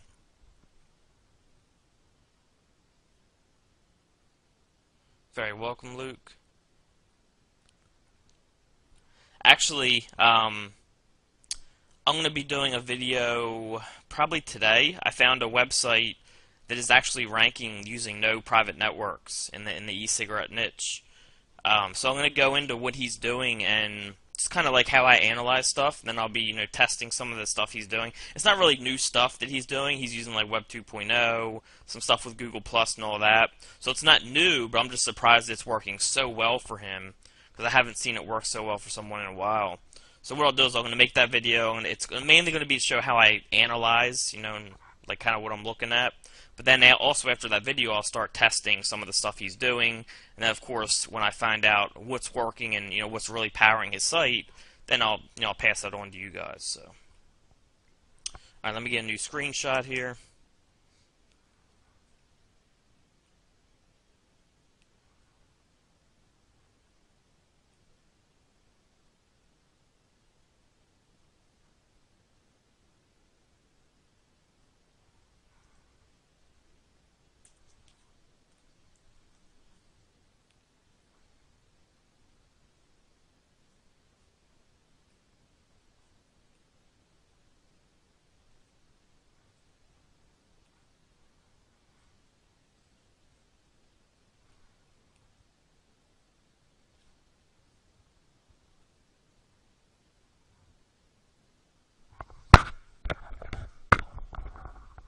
If you lost a bunch of links, Curlin, it was probably just people saw that the site was down, or the site had changed and they changed their links. That it happens sometimes. Most of my sites keep most of their links, but sometimes if it's like if it's a link from like a really popular site that keeps their content updated and they really check for down links. They could have seen that the site was changed or the site was down for a while and just took the link off. And if it was thousands of backlinks, it was either someone who purposely put those links there to sell the site and then took them off, which is very rare, or it was a site-wide link. So someone had like a site-wide link going to the site, they noticed the site was changed or down, and they took it off, and that's why thousands of links are gone. And that's not, one site-wide link's not a huge deal. That's why we organize the sites by domain, because we don't want to see tons of links from the same site over and over again.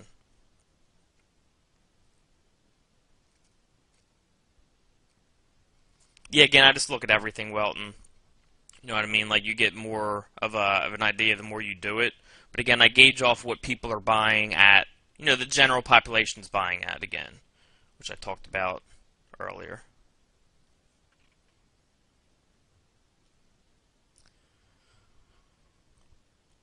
Because we recommend so many, Keith. There's a good 50 launch jacks we're doing a week or a month.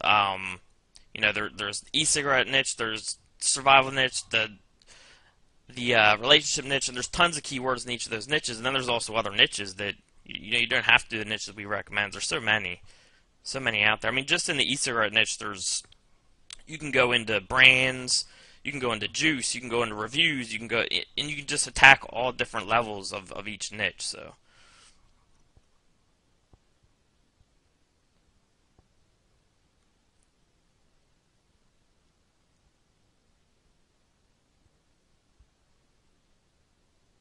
Not necessarily, Luke. I mean, I just try to make it relevant if I can. Add relevant friends if I can. Add relevant posts. I'm not like. I'm more focused on the links. It's just the social I like just to do to get it going, kinda. You could get more out of the social probably, or I could, and I could probably play with it more. And this guy that I'm actually analyzing on video today, his website, he actually uses Google Plus a good amount. So, I'll be playing with all that stuff. But, nothing special, Luke. Just, I just do the basics for social because links are mainly what powers.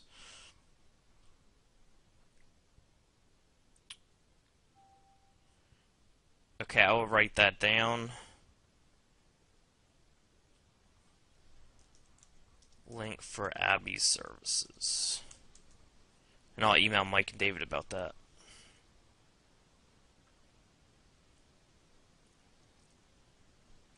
Again, the links go onto it. The age of the site, and then the links go onto it. And by those links, you look at the PR of the links go onto it, because that's the easiest way to do it. Looking at I know not to gauge by PR alone, but when it comes to the links going to a site, if you analyze any further, you would have to analyze the links of the links going to a site, which would take you like an hour for each site. So you got to use something to determine the link power. So that's why I just use PageRank for determining the links of the links going to the site. But you can also look at, again, Alexa, which I'm starting to look at more, the age of the sites that are linking to them. So there's a lot you can look at, but I mainly look at the PageRank of the links going to the site.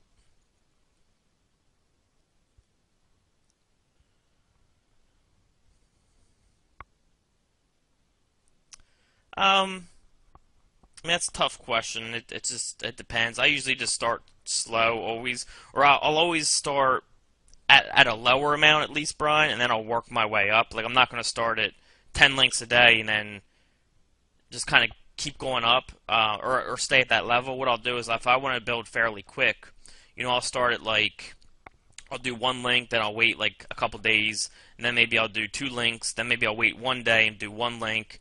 Then maybe the next day I'll do 3, and then maybe the next day I'll do 4, and then maybe I'll wait a day, then do like 4 or 5 again. So I'll slowly work my way up if I want to pump up the velocity, or if I want to rank something quicker. But I won't just start 10 links right on the first day. I always start somewhat slow and then work my way up.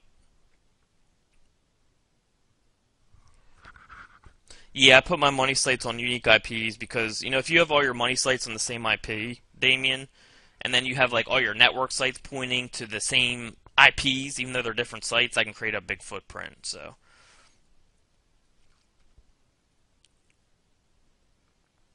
all right, let me get a new list here.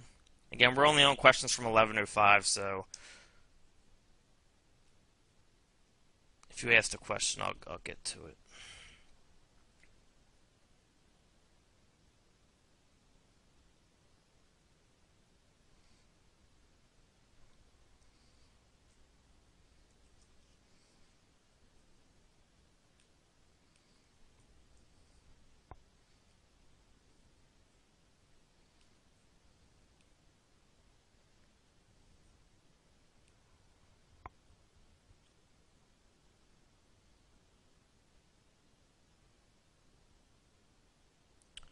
I'm guessing you're talking about lists for like sites you're using. You shouldn't have to do it each time.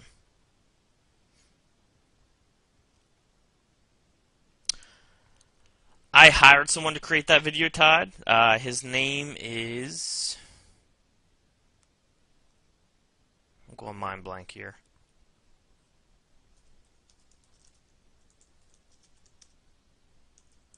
He's an NHBer, and I'll contact him and see if he's interested in doing videos for people.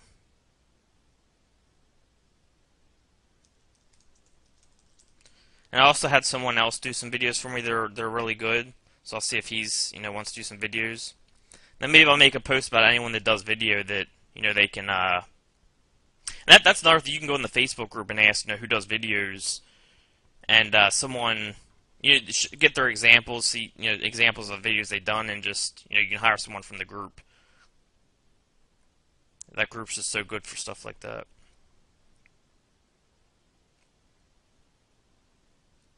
I usually just use it for one Luke.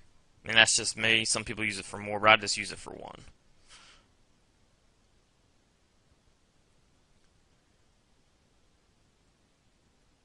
Yeah, absolutely, Jeff. That's the kind of stuff we look for.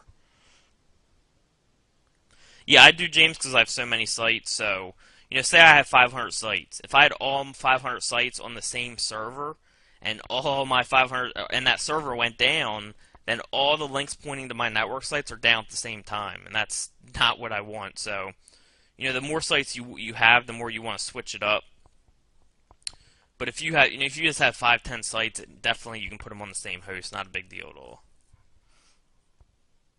But when you have, hundreds and hundreds and hundreds of links going down at once, that's a problem. No problem, Thomas. Yes, that means they will have unique IPs, Milers.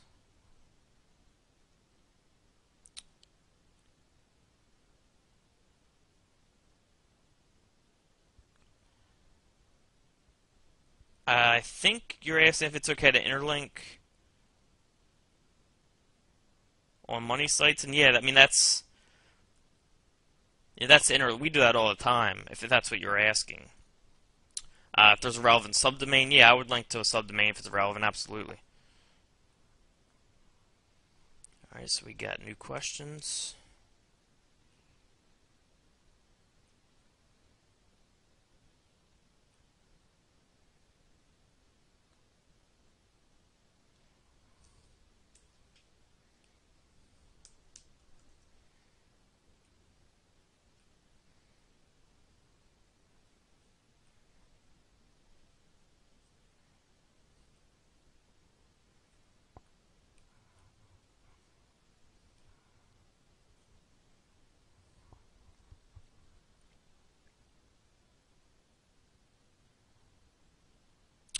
Again, I would base that off the page rank of the sites or of the links, Brian, mostly. So, my general rule is if a site has one PR5 link, then let's say it just had one PR5, all right, and there wasn't many other links on the page, then it would be like a PR3, okay, because you go like 2 under, so like one PR5 is a PR3 because that's 2 under, all right. If it was if it had one PageRank 7 link and nothing else, I would consider that a PageRank 5. Now it starts going up a little bit the more you have. So if it had like 3 PR5s, then I would probably say it's like a PR4, like a pretty strong PR4. Let's say it had like 1 PR5, 3 PR4s, and that's it. Then I'll consider it like a low PR4. because you got the 5 bringing it to a 3, and then you got 3 PR4s which bring it up either to a 4 or near 4. That's kind of how I gauge it. Martin, he's been working with me a while. He does a lot of my on-page stuff, and of course I partner with him on KLKS now, so he does a lot of different stuff. I actually don't usually buy expired domains for just one niche, Tony. I'll link to anything on my network sites because you still can. I mean, if you want to be really careful, you can just link to one niche. Totally up to you. But you can buy sites and link out to many different sites from it. Just as long as you have a relevant article. Like I won't put up a an article on cats and link to e-cigarettes from that article. If I'm linking to e-cigarettes, it's going to be an e-cigarette article. But if I want to post a link to cats on the same site, what I'll do is I'll just create another article on cats or pets or whatever, and then link to my cat site from that. Even if it's on the same site, as long as the article is relevant. Again, if you want to be safer, you can stick with the same niche, but I've had no problem at all so far doing it the way I'm doing. I mean, there's no rush, Pip, but the longer you wait, the more chance that links will go down for the site. That's the only thing. But a lot of my sites I buy I don't put up for like a month because I'm just, I just buy them to stock up, and they end up getting put up like a month later, so not a big deal. And we've gone over that. I would just go through the videos for that if you're wondering about that.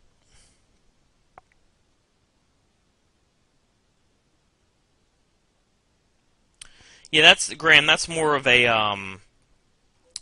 just like a background video, like kind of gives like the history of SEO more. Like this, that's not as much what we're doing anymore, so I wouldn't worry too much about that. That was just kind of like a again, like a background SEO video. Alright, so let me get a new set here. Again, for everyone that was not on the beginning, these are scheduled for an hour, but I don't have a problem going, like a little bit over. So we're getting a lot, especially these first few sessions, because I'm sure we're going to get a lot of people coming. And then as we move on, I can start going to specific stuff because less people will come. So.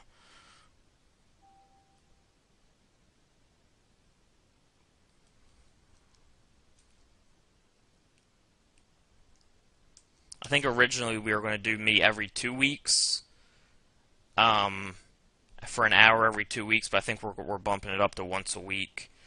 And again, I'm willing to go over an hour.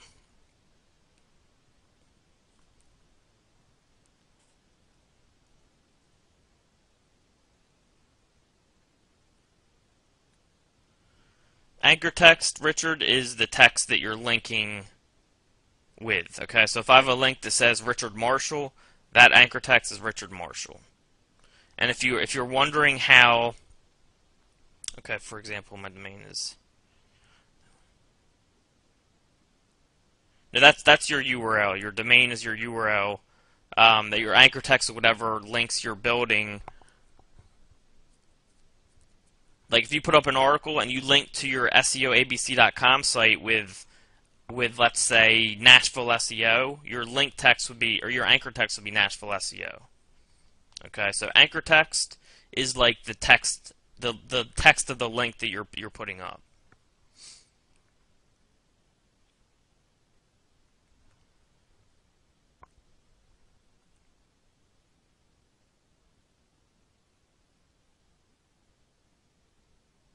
No, I'll focus on multiple keywords, Bill. Sometimes, like if I'm doing e-cigarettes, I might do like an anchor text for electronic cigarette review, and then I might do a link for the V2 Cigs review page, and then I might do a link for e-cig liquid. You know what I mean? So I don't do just one keyword necessarily. I always switch it up.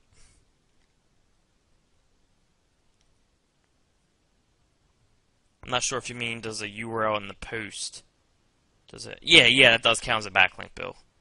That's considered branded anchor text, Bill. Anytime you have the URL as a link, or like the name of a company as a link, that's called branded anchor text.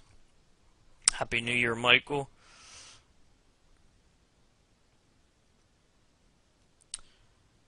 I mean, Michael, most of the sites I get don't lose that many links. I have sites from a year ago that have most of the links they still had. So what I'll do sometimes is just kind of reanalyze sites after 6 months, a year, and if they've lost a bunch of power, then I'll just kind of I'll let them go. But for me, I've not really had a problem with that, and I think that's because of the type of sites that we look for. A lot of SEO people complain about that, but they don't look at the links like we do. We're looking really deep into those links, and that's why, part of the reason why. Yeah, that is in the section on networks, Welton. You're not setting up footprints. You're trying to avoid footprints. But I go over that in like the security videos and in the blog network training, Welton.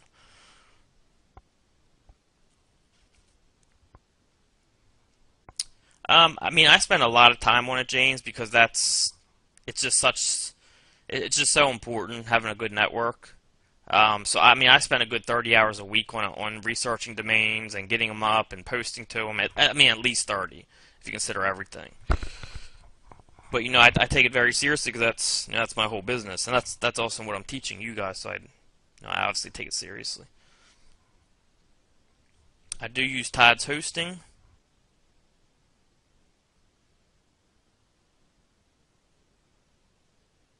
I don't worry about the name servers, Brian. I worry about the email. Todd's really good technically, so I trust that he has all that taken care of. I mean, he's really on top of that stuff. Let me get a new one here.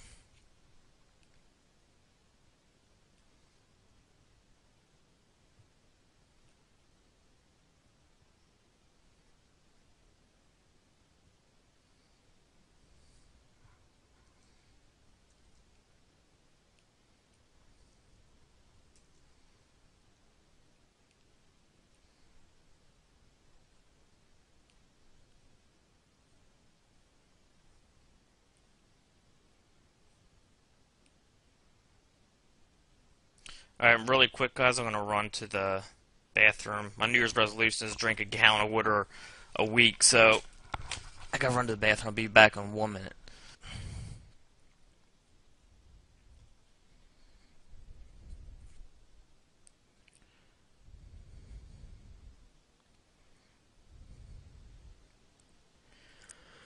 Um, it's always tough to answer a question like this without actually seeing it, because it depends on the quality of the sites and just how many links are, just his name and where those links came from. So it's really hard to say, but if it's not showing at all right now, I'd be a little concerned about that.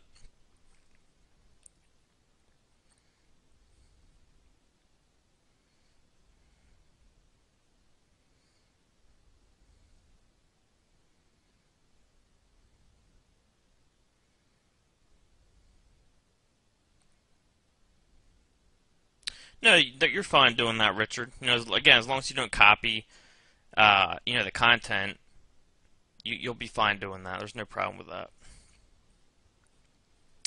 Alexa ranking pip is what Google, how important the site is. For example, like Google right here, you can see their Alexa ranking is #1. They're #1 in the world. They're #1 in the U.S. If we go to OMG Machines, OMG Machines is about number 10,000 in the world and about number 3,000 in the United States. Okay, which is very good for both. So, a link from OMG Machines would be very good. PR4. All right. So, what I look at, what I've been looking at lately more is, a PR4 link from a 10,000 Alexa ranking site seems to be doing much better than a PR4 from like a 10 million site. It seems like that's a factor. And again, that's something new that I'm looking at, so I'm still going to look more into it, but just to kind of give you guys the jump on things.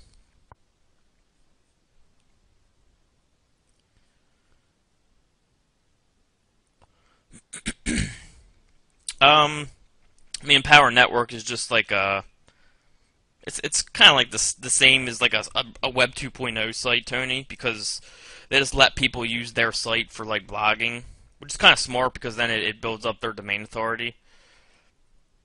But I mean, it's just kind of like a Web 2.0 site, like very similar, Tony.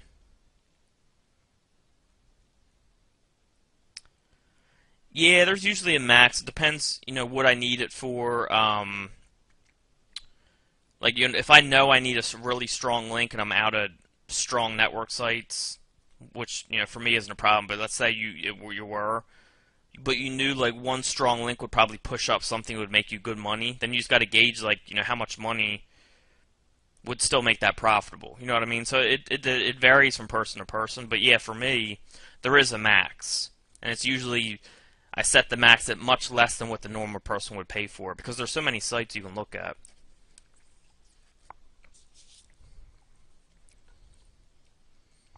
I don't use it for all of mine, but I do use it for most, Grant. And the ones I don't use it for is just because I probably forgot. But alright, so I'm still about 20 minutes behind on questions, just in case you're wondering where your question is or why I haven't answered it, just to let you know.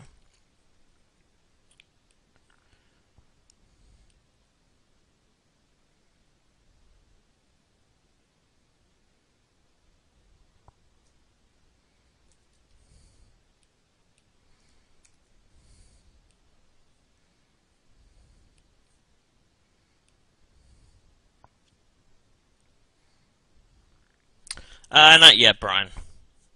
Not yet. I haven't needed to, so not yet.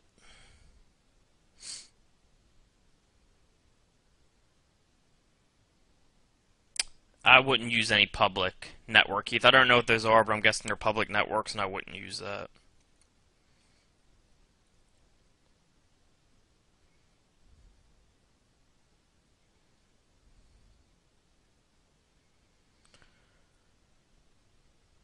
Where should you begin is the first thing I'll do is look at the backlinks. Make sure they don't have a whole bunch of spammy backlinks because if they do, you're better off just doing a new site. But if everything looks good, if they have no links or they have very little links or the links they have are good, then you would just start like normal and just build, private network links with the anchor text you want to rank for and small variations of it.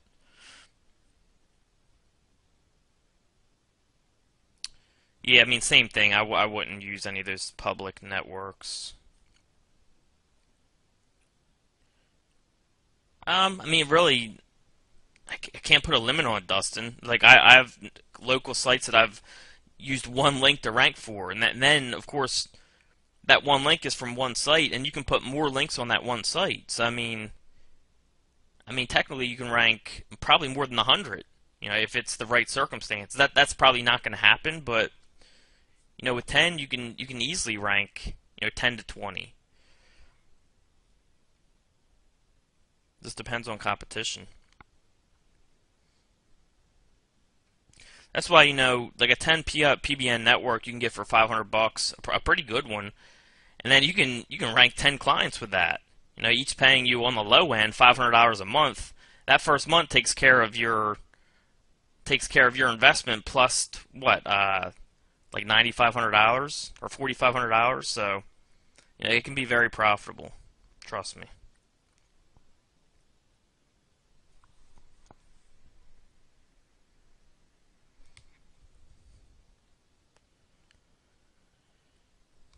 I don't do that, James. I mean, you can, but I just don't do it.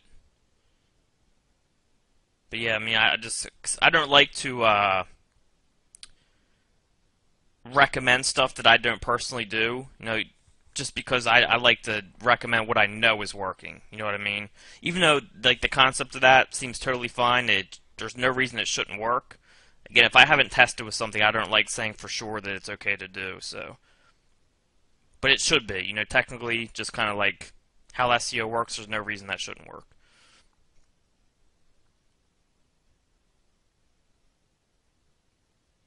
I'm not sure what you're asking about, Grace. Just remember, if you ask a question and you follow up with it, you kind of have to like remind me of what you asked originally, just because there's so many questions coming in.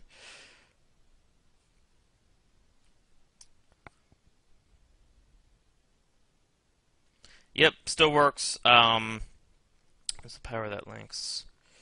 You're still getting the link juice, although when I see foreign links, I do devalue it a little bit. So, if two sites have the same powered links and one was all foreign links like Arabian and one was English, I would consider the English one more powerful for me. That's just me personally. But I mean, it still passes link juice and it'll still help you rank.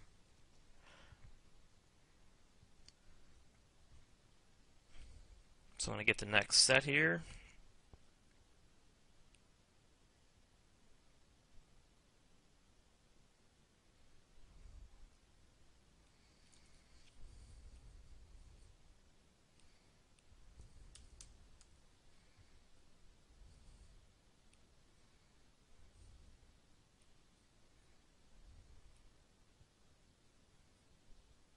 I mean, yeah, block comments still work. You know what I mean? So you definitely can use them. I wouldn't say they have the same juice as a PBM because usually there's going to be a good amount of our links on there, and it is a comment. It's not really like an in context link. So I wouldn't say they're as good, but yeah, they definitely still work. I personally don't like doing that anymore, David. I like to use unique content just to be safe, but that's just me. I had some problems with some spun content that I was using from Article Builder, so I don't do spun anymore. I just do original content.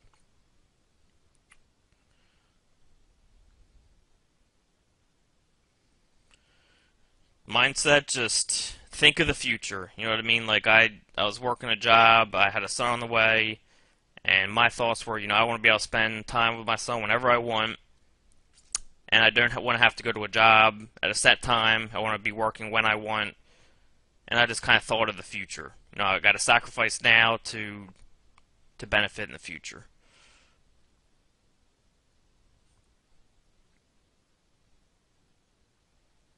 Yep, yeah, same thing as your money site, Brian. They'll definitely help the Web 2.0s. You just got to kind of gauge like how much time you're putting into it and if it's worth doing.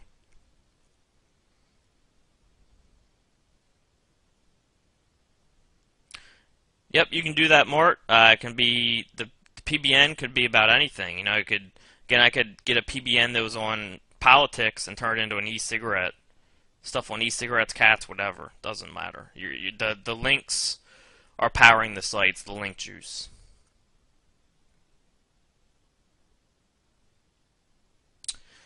Because I talked to him, DK. I contacted him.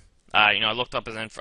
He was protecting all of his domains, or he was protecting his information pretty good, like his money sites. But I ended up digging a little bit, and I found one of his sites, and I found his email, and I contacted him, and he was like, I've been looking at your site for so long, and I've been wondering, what you're doing. I've been trying to study your site, and he's actually fairly new at SEO. So, but yeah, I know he's not because I've been talking to him.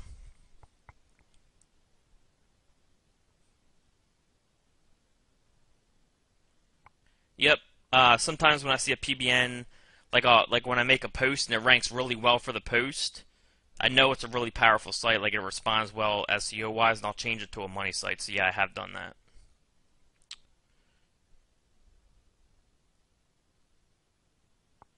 I would ask that in the Facebook group, Dennis. Someone like Todd Spears will tell you how to do that.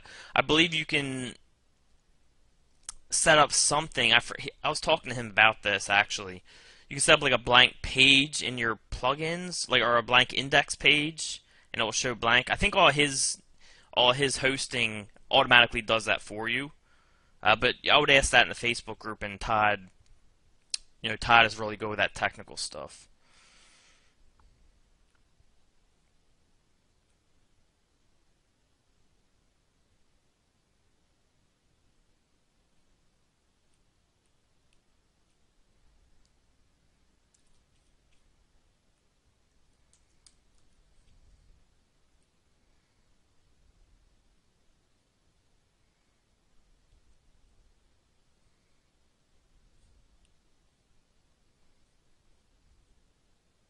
Zoom in. Why is it not zooming? There we go.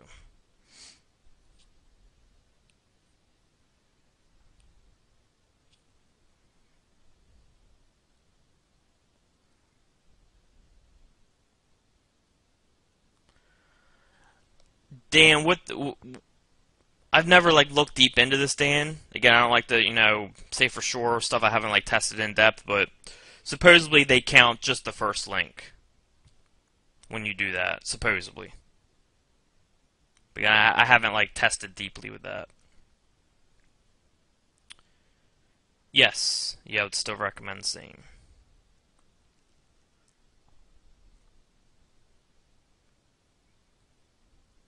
I just use blog network things or blog network sites to link Grant. That's just me. But I mean, you can do affiliate links if you want. But I just use them to help rank my sites. Yeah, there should be a calendar in the members area. If there's not, I would make a post in the Facebook group about it, and then Mike will come in because Mike handles all that stuff. But if there's not a calendar in there yet, there's going to be one very, very, very soon. Yeah, this is recorded, Joe.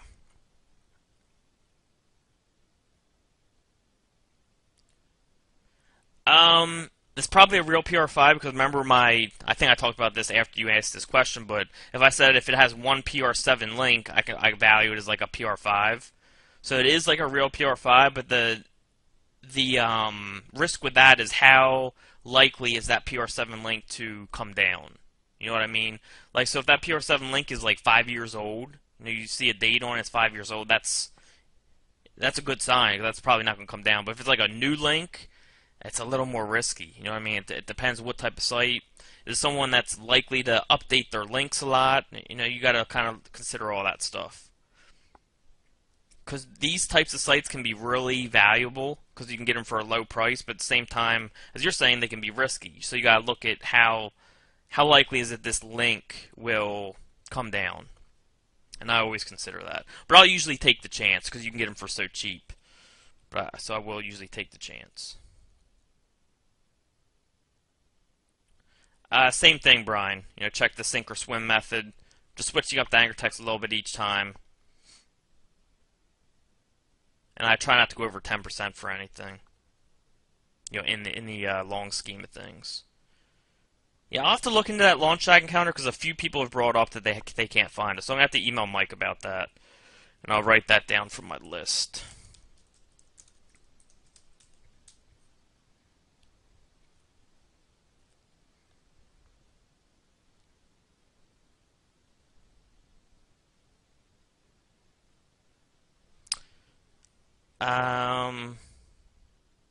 No, Grace. I think that's when you just got to put in the CAPTCHA. That happens to everyone. I think that's what you're talking about. No, I would say no, Panama. Don't buy way more than you're going to need. Obviously because that's just wasting. But for me, I buy them every week, so I'm always looking at them.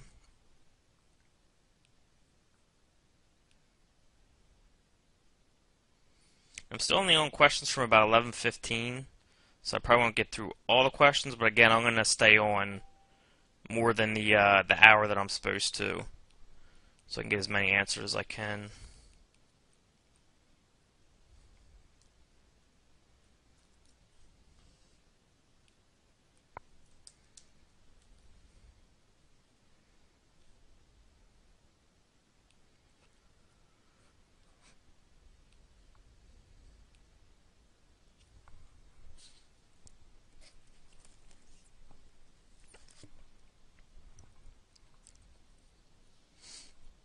I never actually tried to resell my sites. But I mean, you could probably just put them on GoDaddy Auctions, Boutros, if you're trying to resell.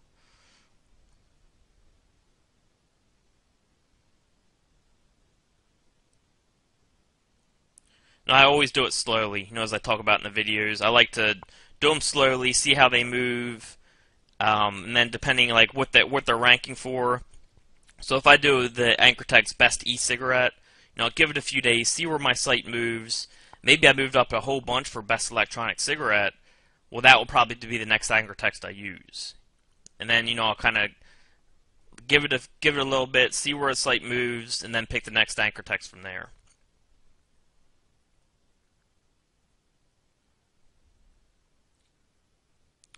I personally don't really mess with them, Mort. That's just me.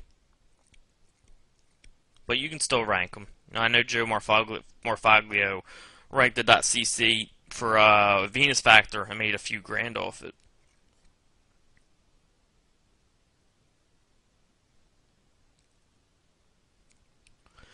Poster pages isn't a huge deal, Keith. I wouldn't worry about that stuff. The poster pages. Don't let that little stuff confuse you. It's totally fine to use post or pages. Most of my sites I will use one post and the rest pages, but of course when you have a silo structure come into play, it might change it, depending what kind of site it is. But I wouldn't worry about that. Yeah, again, we talked about Google Plus earlier. I'm going to be looking deeper into that. We know from Russell Wright, Network Empire guy, of course with Sue Bell, that the Google Plus is very powerful. And the site that I'm looking into uses it a lot, so I'm gonna again look more into that.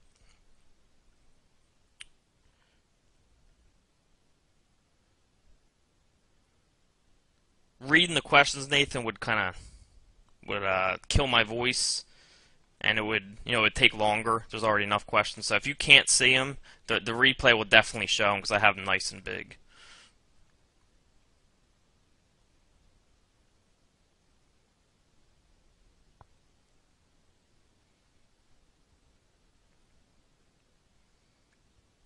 Yeah, and we went over that. It's about the linking power, link juice.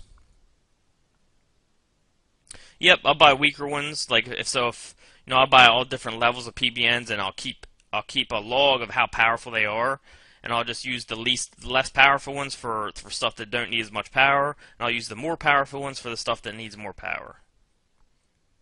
Obviously.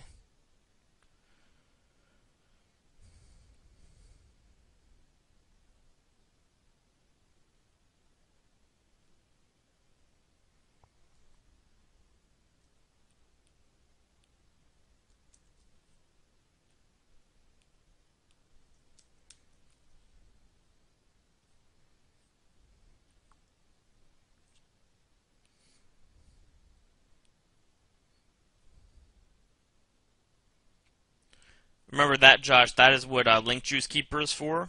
It redirects all the links going to non-existent pages to the home page. That's what Link Juice Keeper is for. Yes, information about joining the Facebook group is in your members area. I believe it's under December 11th news, so you can check that out in your members area. No, I wouldn't send backlinks to your PBN sites, just buy a new site. There's the point of network sites is to get links to get links we can't get with SEO. So there's really no point in building SEO type links to your PBNs when you can just go get a new PBN for cheaper, quicker, easier. It just trumps everything. It doesn't matter, Huey. You can start with high power, low power. It depends on your network, your resources. You might want to start with a lower power, see how the site moves. Because you might only need one low power link depending on what it is. Yes, Dan Pulaska is the name of the guy who did my video. You're right, Brian. Good memory. So the person who did my boiler repair video, his name is Dan Pulaska, and he is in the Facebook group.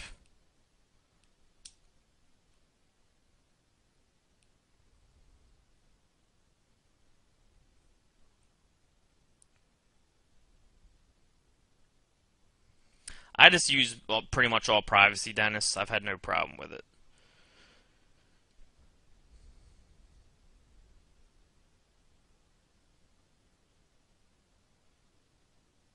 I usually will just bid at the end, Grace, because I'll try to steal the domain, for people who aren't paying attention.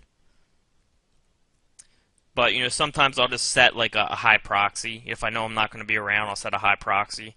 Now if I get outbid, then whatever. So it just depends. And Peter says a good software for making videos is Power Director. I don't know much about video creation. Yeah, again, that's in your members area. I have a feeling I'm gonna be getting tons of requests when I get off this session for the Facebook group. Yep, you can use SC Nuke, same thing, pretty much, James. Yes, that's because of Spider Spanker. Not really any way around it, David. That's the reason we do it.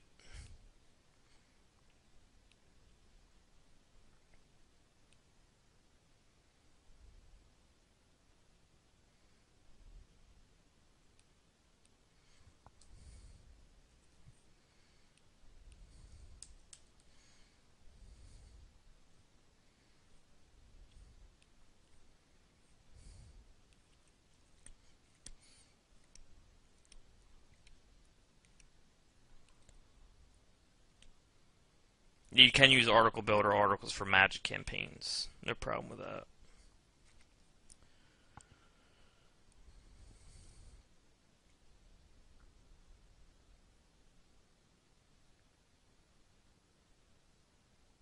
Yeah, you can do that, Colin.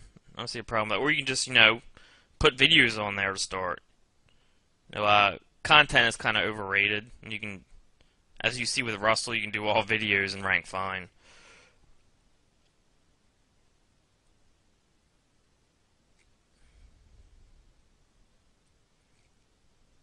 Again, remember this is an older site, so I'd go by the new stuff in the sink or swim section. So I wouldn't. Again, that's just kind of like background videos. Right now, that's not a problem, Sam. So many people use WordPress that's just not a big deal. But yeah, I mean, they could look at that in the future. I've considered that, but right now, no problem.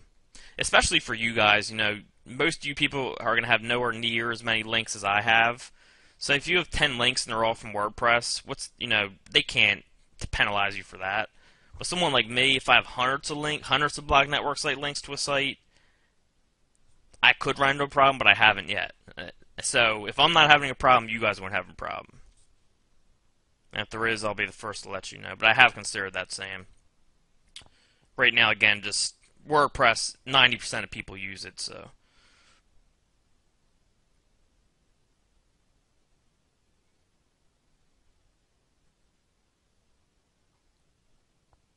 Yep, that's probably the next step I would do, James.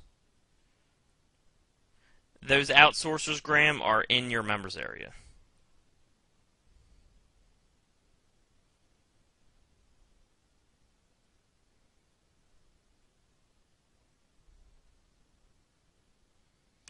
If you ever want to check the theme of a website, go to whatthemeisthat.com. Okay? And then just type in the name of the site, Seattle Real Estate Agents.org. Check site. Did I spell that right?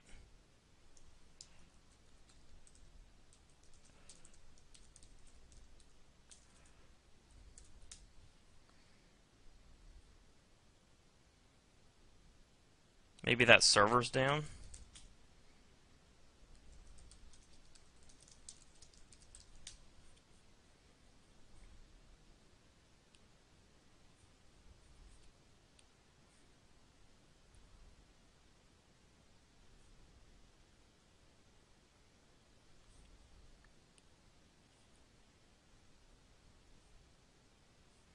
Oh no, maybe that site's down. Let's go check OMG machines.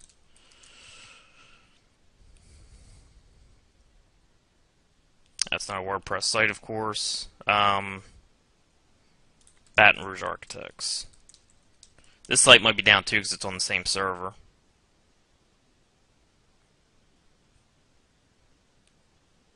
I might have a server that's down. But anyways, if you put the site in here, it'll usually come up, and it'll show you what WordPress theme it is. Looks like one of my servers is down for these sites I'm using. But yeah, it'll show you right away.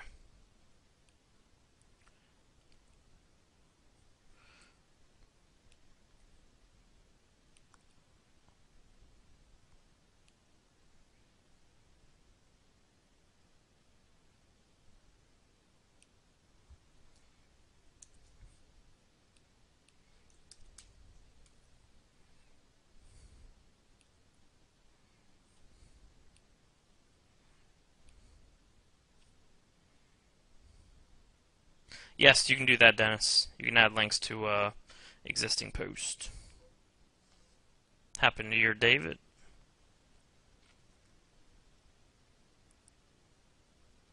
I mean, typically that's what I look for, David.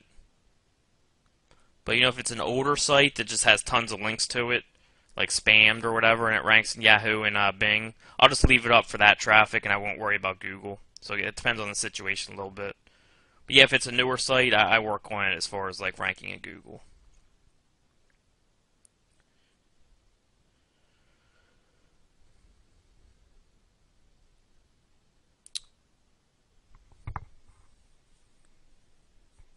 I mean, there's no really set way. You just kind of got to gauge the same way you're gauging network sites. Is like, how powerful are their links?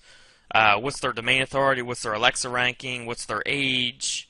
You gotta consider all that. And as you do this more and more, you get more of a baseline of how to beat them out, or how much it takes to beat them out. Kind of the more you look at it, the more you get a sense.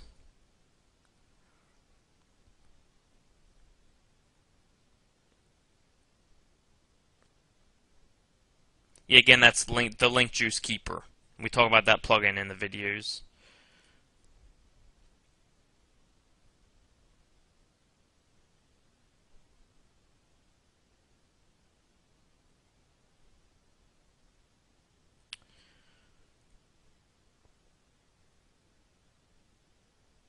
Yeah, and this is the type of stuff I'll probably be doing in like later sessions, Keith. Like probably a couple weeks from now, after we've gotten all people's initial questions taken care of. I can start going to stuff like this in a couple weeks, where you can ask specific questions. I can go in Google, look, kind of analyze your backlinks and all that stuff.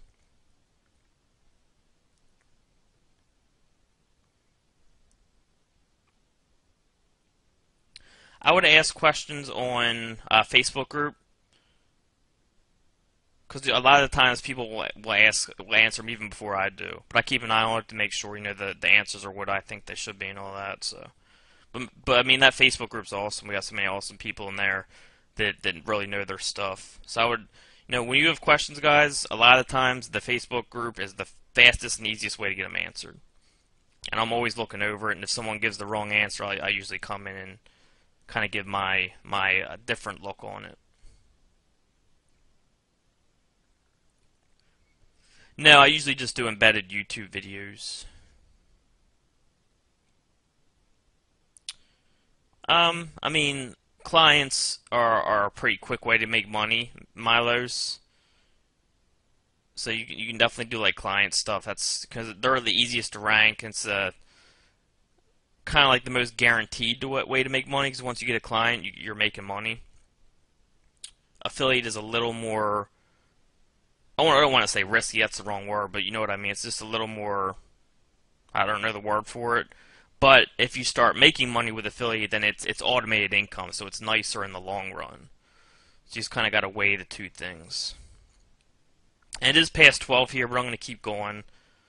Even though these are only supposed to be an hour, I want to try to get through as many of these questions as I can.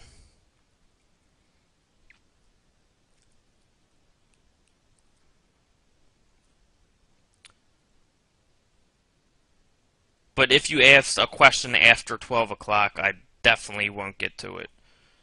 I'm going to try to get to all the questions that were before 12, though, depending how many there were. So we're at 11:30 right now.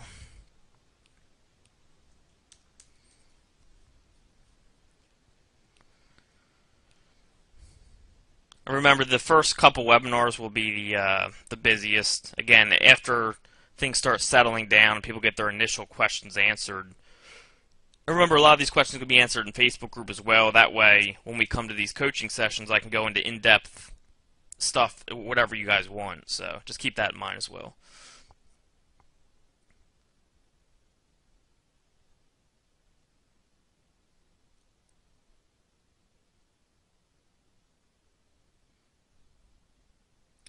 Yeah, if the auction passes and no one gets the site, the website will actually re-go onto the domain market, like where you can buy it to like Namecheap, GoDaddy. You can get it as supposedly a brand new domain, but it'll still have those old links going to it, yes.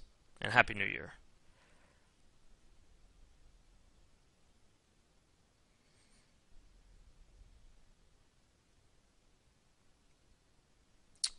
I mean, it depends on the situation there, Curlin.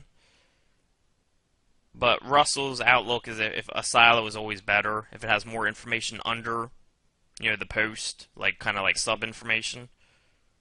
I don't worry about it as much as him, but he says it. He's been doing this a long time. And he says it does help.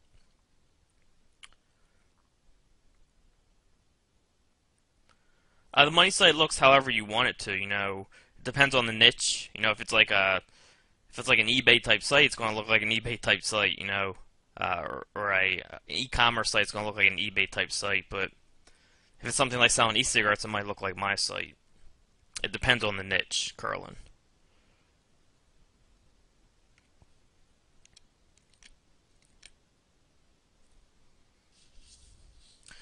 Google Keyword Planner is pretty much the same as the old one. I don't know why people made a big deal out of the switch. I noticed the same thing. I think Mike actually did a video on the Keyword Planner actually already. It should be in your members area. And the competition in there, remember, is AdWords. It's not SEO competition. All right, so keep that in mind. The competition showing for when you're looking at the Keyword Planner, it is not SEO competition. It's pay-per-click competition.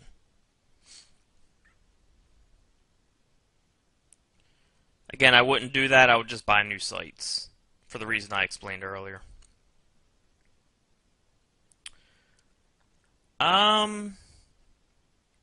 Jeff, just look up Alexa toolbar. I think it might be like the Alexa toolbar. But if not, just look up something that has like the Alexa ranking in the toolbar. Should be pretty easy to find. A lot of sites do have it. Yeah, I mean the worst case scenario count is they get taken down, but generally people like that like when you use their stuff because you're publicizing for them. It's free publication for them. I ignore that, CC. I got the same thing. I just ignore it.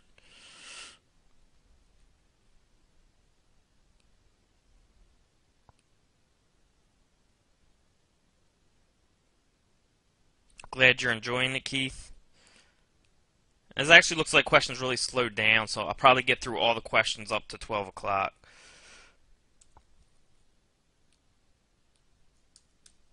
Because this takes care of questions. This one right here will take care of questions up to 11:48.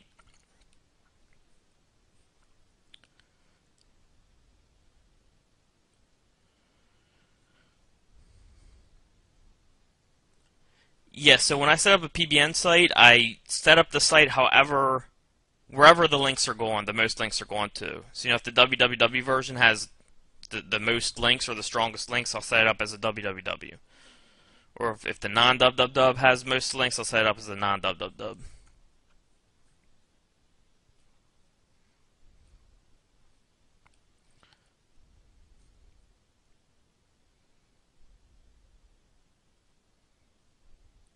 No, definitely not, Colin. And that's kind of part of the planning process I talk about. So, you look at my e-cigarette site example for this, Colin, in the sink or swim section, very important section, about how I do that, because I talk about that a good bit in those videos. I would ask that in the Facebook group. Again, guys, don't forget about the Facebook group. Such a great resource for getting resources for stuff like that, and for kind of just networking, asking simple questions. Or I don't mean simple because there's different levels of people, but questions that other people can answer, where I can answer the more in-depth questions here. Not as much, Milos. More what I show in the sink or swim method again. Because I have a lot of sites, Tony. I have a few hundred sites, so I built a lot of links.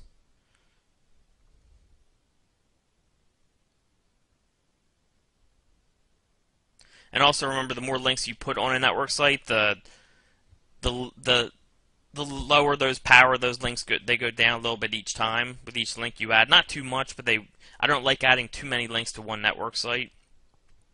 And of course, you just want diversification. You don't want to keep linking to the same URL from the same website. You only want to link once to one URL from one website. So maybe you want to rank for Delaware SEO, Delaware SEO Services, Delaware SEO Firm, generally that would take, a couple links. Like you would want to maybe first do a link for Delaware SEO services. Maybe that ranks you really well for Delaware SEO services. Say maybe it gets you to number 9 for Delaware SEO, but you want to rank for Delaware SEO Firm and Delaware SEO still. So maybe you do another link from another site for Delaware SEO Firm.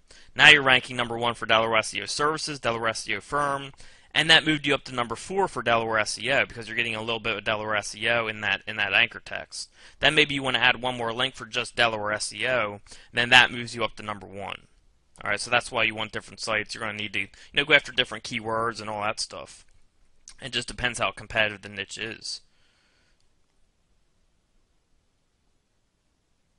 It should be in the members area, or you can search wordpress.org for the link juice keeper. James sink or swim section. Okay, launch jacking says coming soon. I'll ask Mike when that's coming. Yeah, don't worry about that, Dennis. I don't worry about that stuff. Like how I access, or what IP I access them from.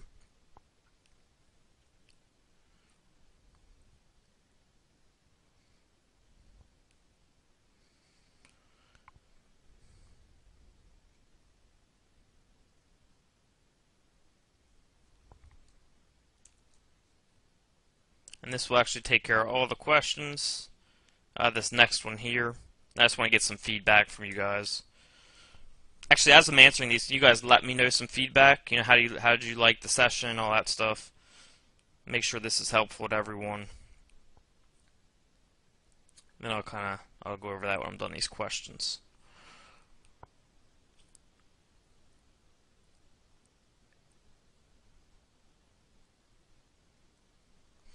Mainly Panama, what you're looking at is the links going to that network site, because that's what powers the website. How powerful are the links going to that network site? Of course, cover what to look at in the videos.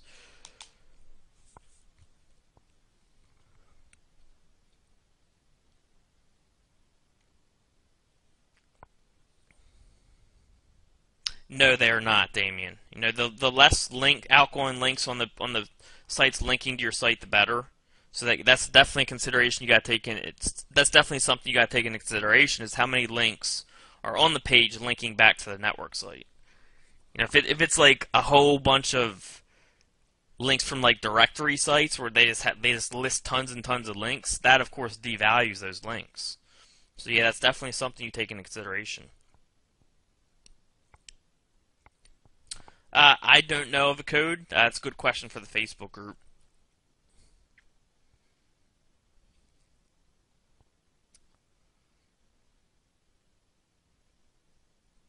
I just do a spreadsheet, Dennis, where I keep track of where I posted the link, the date I posted it, the anchor text I used, the previous position, just general stuff like that. I wouldn't worry about an alternative. I would just use Link Juice Keeper.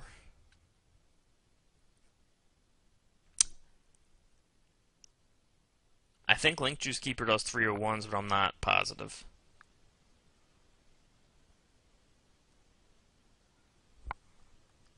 Someone saying move AVI for Video Maker. I do curling usually. But again, I've been doing this for over a year, and I've only gotten rid of about 20 sites out of about 500. And most of those sites I got rid of were when I was first starting, and I didn't even know what I was doing. I was still kind of messing around. So out of sites that are updated what I'm teaching you guys, I've probably deleted maybe a couple at the most. I don't really, Dennis. Not saying I shouldn't, but I don't, just because I'm so busy. But not necessarily a bad idea. And you can do that for free with something like Uptime Robot. So if you go to uptimerobot.com, what this service does is it's free. You can sign up for free, and it notifies you when your sites are down. It will email you. It checks every 5 minutes. Alright, and it gives you 50. You can monitor 50 URLs for free. And then you just sign up under a different email and monitor another. So it's pretty much unlimited how many you get for free. There's another service I use too. It's called... So you don't need it. Uptime Robot's fine. And you can keep signing up with different emails if you need to. Alright, so last question, or I'm sorry, 2 more questions. You're welcome, Mary. Mary's going. I don't know. I didn't build OMG machines. That was Mike. I want to find a WordPress site though to show you what comes up. I'm trying to remember. Oh, we can do calcast.com. Alright, so this is what comes up. So industrial themes is where I got it. We're using Flavor Magazine by Industrial Themes. Okay, so this is the information that comes up when you check for what is a site using. It shows what plugins we're using. So that's pretty cool. So this is a really cool tool where you can see what plugin someone's using. It's actually not showing all of our plugins because we're using Link Juice Keeper. So it's not even showing that. But yeah, I mean, that's a cool tool. I use that a lot.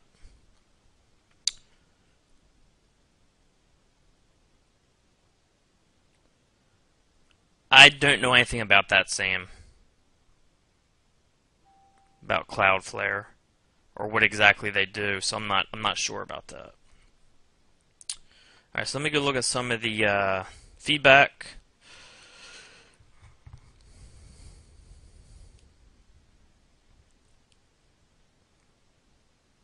Loved it, good. Okay, cool.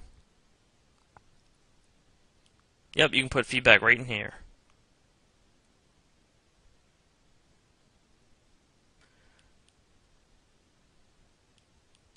Yeah, and again, remember this, the first couple sessions are going to be a ton of people on. As we move on, less and less people will show up. So that's just the way it goes. So I can get more into depth and answer more questions as we go on. But I did get through all the questions today, so.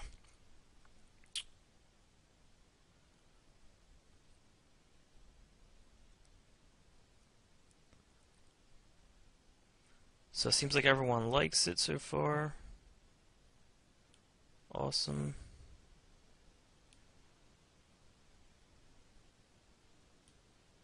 Good, good, good. Alright, cool.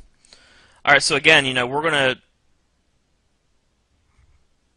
going to do more of these sessions than we plan, just because we want to make sure everyone's taken care of. So, again, we're only supposed to go an hour. I went over. I would have went even more if we needed to. But yeah, we're going to try to do it with me once a week. Fletch is doing at least twice a week, so we'll make sure you guys are taken care of. The next session is planned for Wednesday. We're going to do it at night for East Coast time. Since we did morning this one, we're going to switch up the times to accommodate for everyone. And again, I'll do same thing I did this time, because it seems like everyone enjoyed it. Everyone learned a lot. So, all right, thank you everyone for coming. I'll have this recording up. Probably today it will come out. I'll get it over to David. He'll get it up, and then we'll get rolling. All right, everyone. Thank you, and have a good day, good night, good afternoon, wherever you are. Talk to you all soon.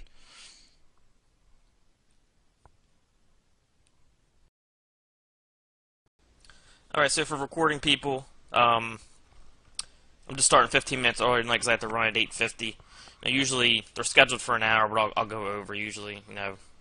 Whatever, 15, 20 minutes, half hour, maybe sometimes an hour or more, depending what I have to do, what kind of night it is. But just in case you didn't get the message in the Facebook group, that's why we're starting early, in case you're watching the replay and you came at 8 o'clock. So you guys can fire away whenever you're ready.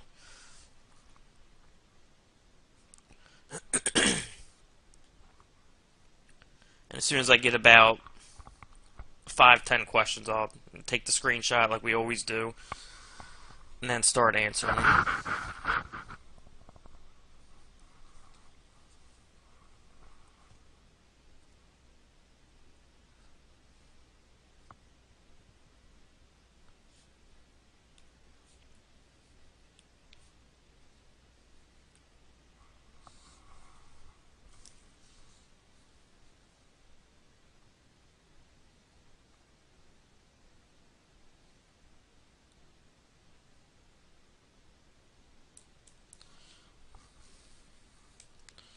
Alright.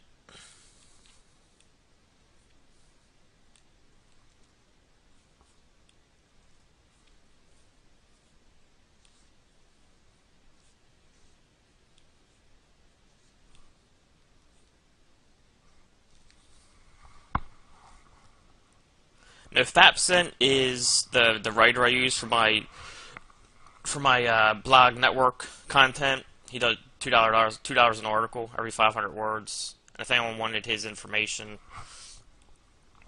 it's fapcent@gmail.com. And again, he will give you decent articles, unique articles for $2 every 500 words, and it's good enough to use on your blog network sites. That's what I use. So then, of course, for some of my network sites, I'll use like 250 words. I'll order like all 1,000-word articles or all 500-word articles, and sometimes I'll break them up. So if I order a 1,000-word article, maybe I'll use like 200 words on one post, maybe 500 on another, and 300 on another.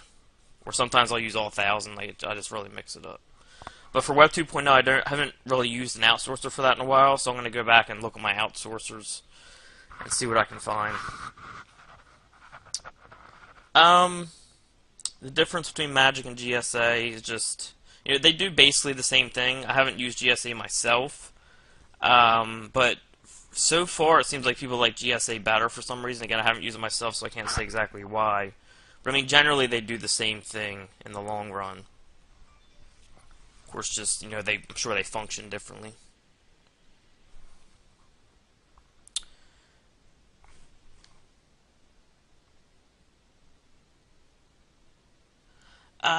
You can sell links, but I wouldn't. It's an easy way to get caught. I know someone who lost a $500,000 network because he was doing something similar. So my advice is to just keep your network to yourself and don't share it with anyone.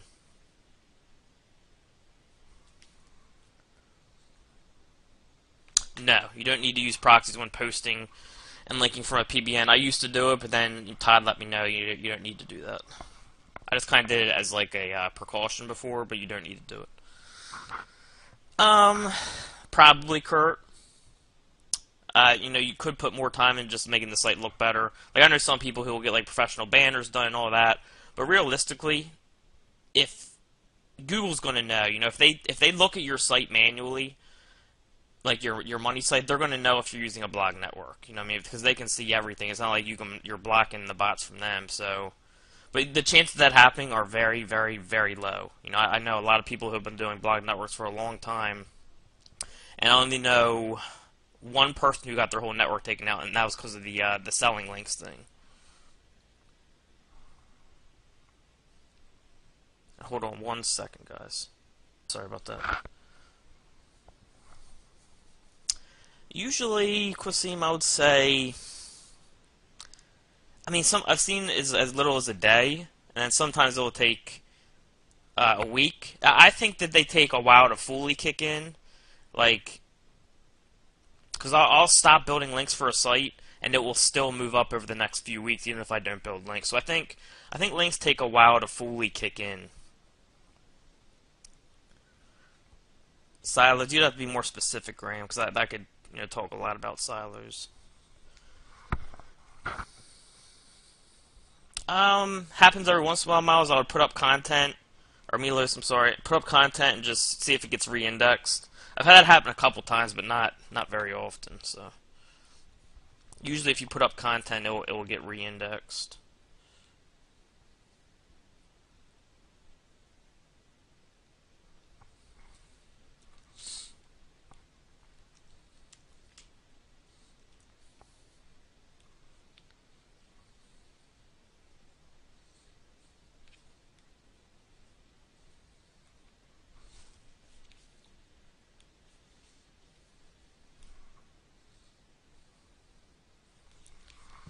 Or what do you mean by taken down, Graham?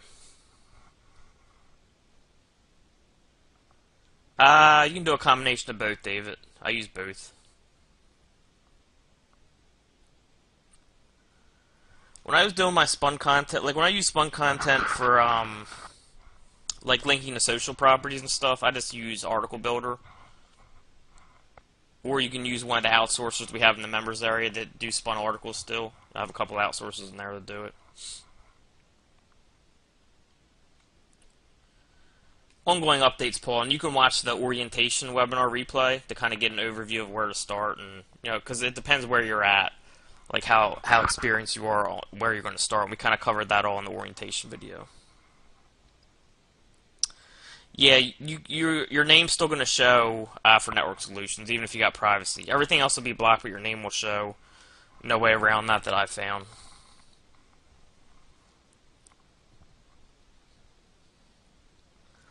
Franco, there is a tool called vSilo by Russell. He's in the NHP group.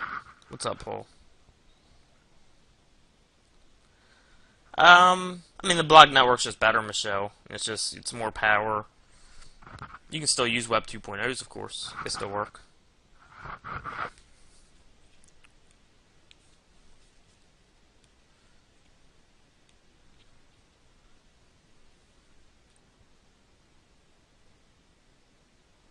Where was that?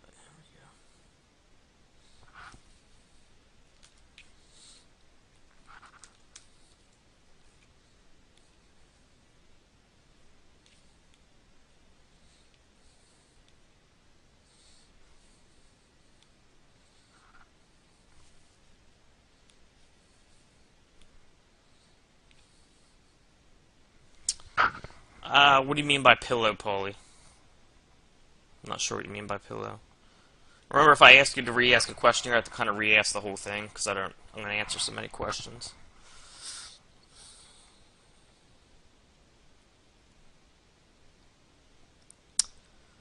I know they did something where they started penalizing that, like if you had too many footer links, so just be careful about that.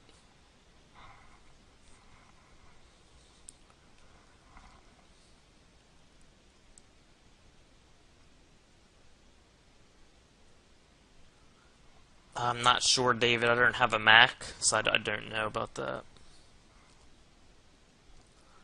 I was using Magic when I was doing it myself, Milos, but now I just, I have Jimmy do it for me, or, I'll have someone else do it for me.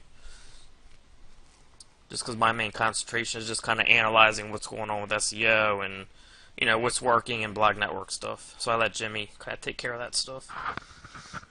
But I'm actually going through his videos now because I want to just at least know how to do it. So.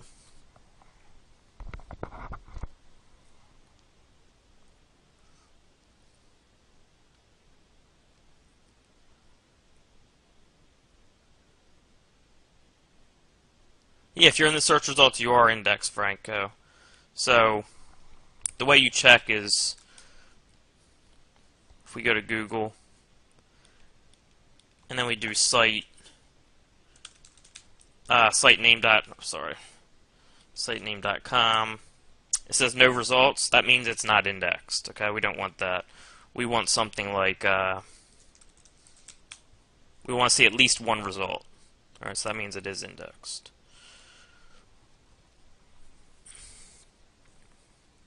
I still don't know what you mean by cushion, Paulie. I'm not sure if I use that term.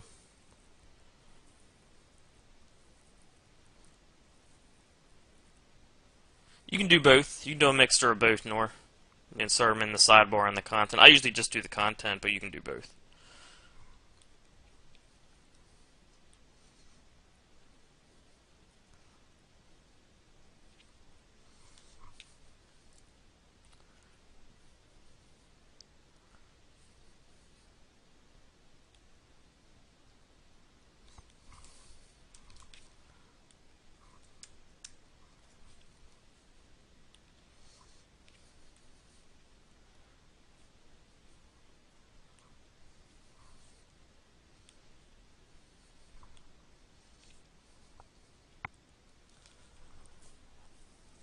I wouldn't link from the same PBN again, Ben. You can do it like to a different URL on the same site if you want, but usually I just, once I do a site on a site, I won't do it again. But I'm sure by accident I have done it. It's not too big of a deal, but I wouldn't make that a habit. No, you don't need to get your PBN links indexed. You're getting strong enough sites where Google is going to find them by themselves. It's not like a low quality, like, bookmark that you have to get indexed. It's a quality site, so they'll index that naturally.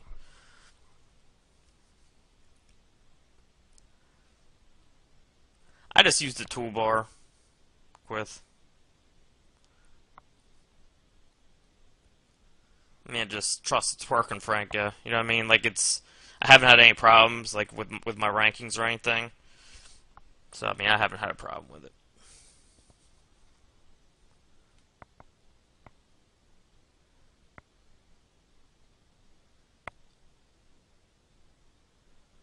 Chris, I would probably ask Russell about that since you have his plugin, because I don't know exactly how his plugin works with that. I mean, SEO wise, it doesn't matter. Like if you switch post to pages or pages to post, it shouldn't really matter that much. But as far as like the actual plugin goes, like the software, I don't know what effect it would have on that. So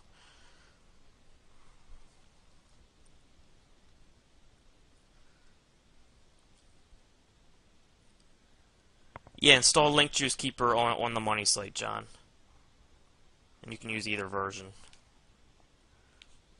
Like for example, for KLCast.com, John, I have Link Juice Keeper installed on there. So.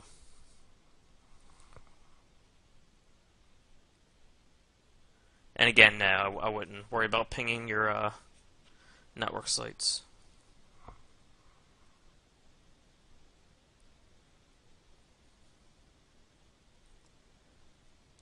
It depends, Vince. I mean, probably, you know, if you get better optimization, yeah, it should work better. So, I mean, it just depends on the situation, though.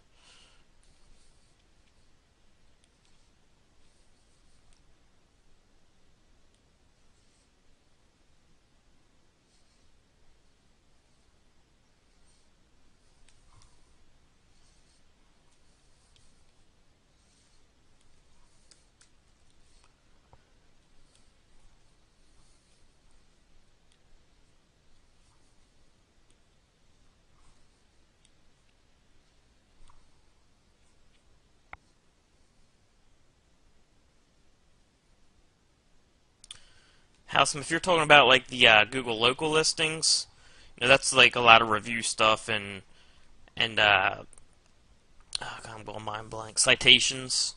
All right, but of course, PBN links will help that as well, if that's what you're talking about.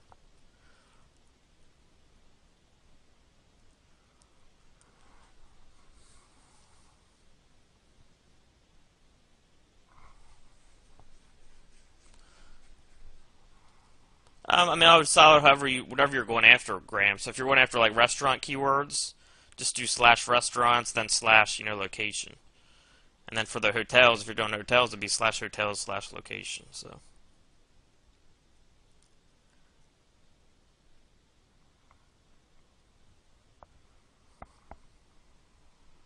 that's weird, Quith. I've never had that happen.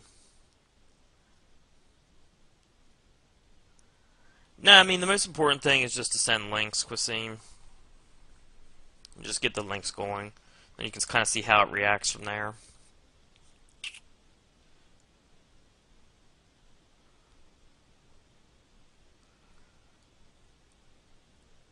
I mean, it depends what kind of problem, Quith. You'd have to let me know what kind of problem.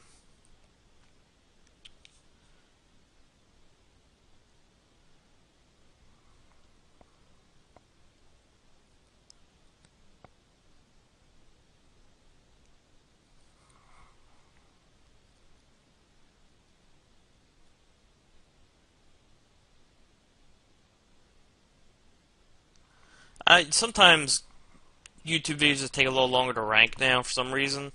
So I'll kind of let the campaign. You can probably order another campaign if you want, Yuri, and then just kind of let them both run their course for a couple weeks and see what happens from there. That's usually what I do.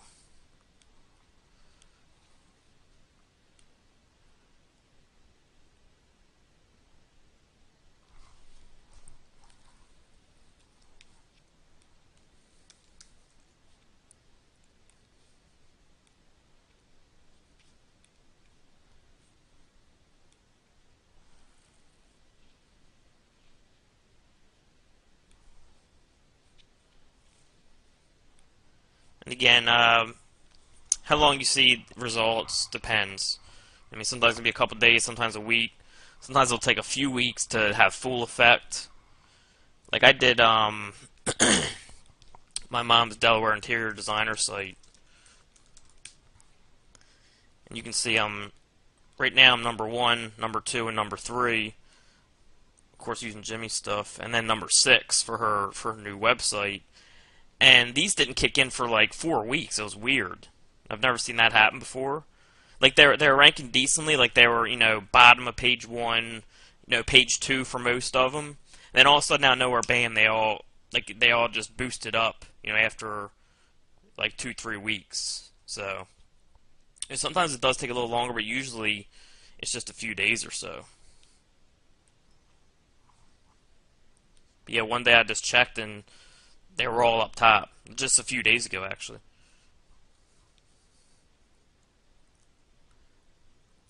Well, if you install Spider Spanker on their site, it's not going to do anything, Vince. What blocks when you start on the network site, and I always do that. I just set my alarm clock, Renee, for the end of the auction and try to go in and steal it. But most people know about that now, so you can just set a proxy bid to what your max is if you want, because so many people are setting their alarms now.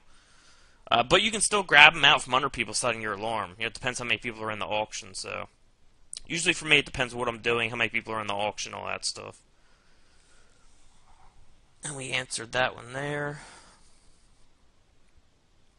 By the way, if you got here at 8 o'clock, there was a message in Facebook. We just started 15 minutes early because I got to go at about 8:50 tonight.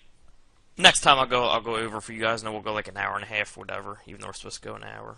And we're going a little over an hour tonight, so. Yes, you can still do that.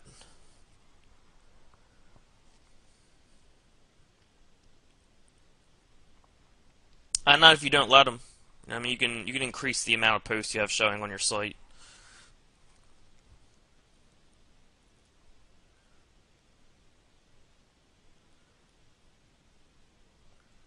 No, I just do one link per site for the most part, Muellers.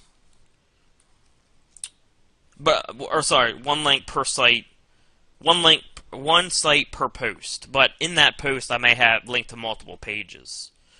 Alright, so, maybe I'm linking to kalecast.com, and also kalecast.com, e-cigarette brands, and then maybe also kalecast.com, V2 cigs. So maybe I'm linking to 3 different URLs of the same page, but once I hit that website in one post, I try not to do it again on that same one. I may do it by accident, but I usually, once I use a site for a web, like a network site for a money site, I don't touch this site again. Alright?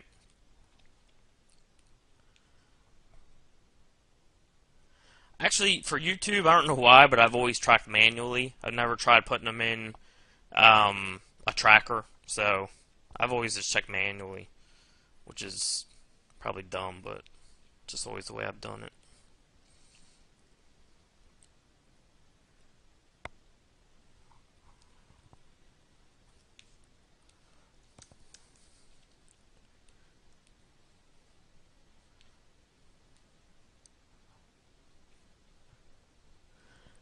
Yeah, I mean, I wouldn't over-optimize it, Jeff. Don't go crazy. Just general stuff. Don't do like e-cigarette review. The e-cigarette review, my e-cigarette review knows the title. Like, you know what I mean. Just kind of keep it general, natural.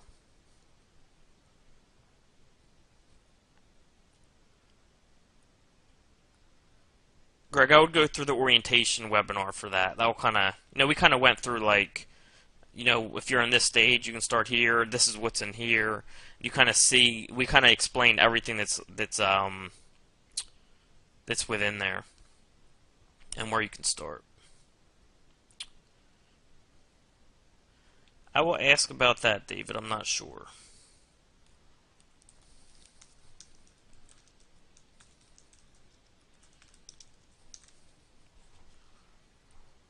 I'm talking about the starving video stuff.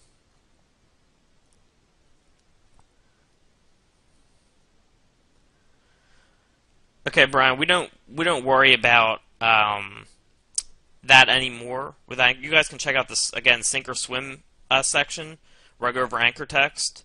Because what I found a while ago is as long as you're varying your anchor text a little bit each time, it doesn't matter. You know, I talk about in that video, so I can do e-cig brands, I can do e-cigarette brands, I can do electronic cigarette brands, electric cigarette brands. They're seeing this as all different anchor text, okay? So, what I found is you can use all money keywords as long as you're varying it up each time. You don't have to every time, but once I do 7 of them, maybe I'll come back and do this one once. Then maybe I'll do stuff like a little longer, like best e-cigarette brands. Alright, and I covered that all in the sink or swim method. But yeah, I mean, if you want to be careful, you can work in some URL links and some general stuff. But I 100% know that you can do all keyword anchor text as long as you vary it. I know that for 100% fact.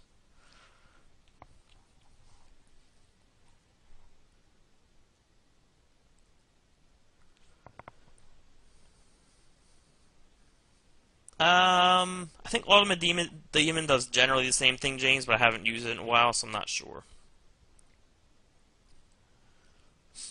And yeah, same thing with anchor text there. I mean, any PR I'll check, Renee. Any PR, it's all about the links.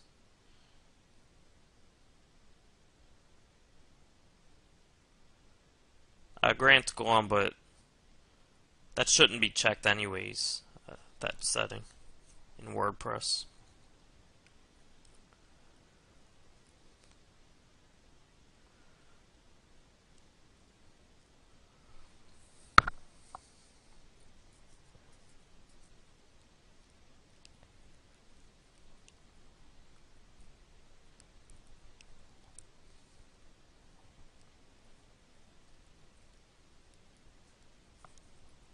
Not sure exactly what you mean, Paulie.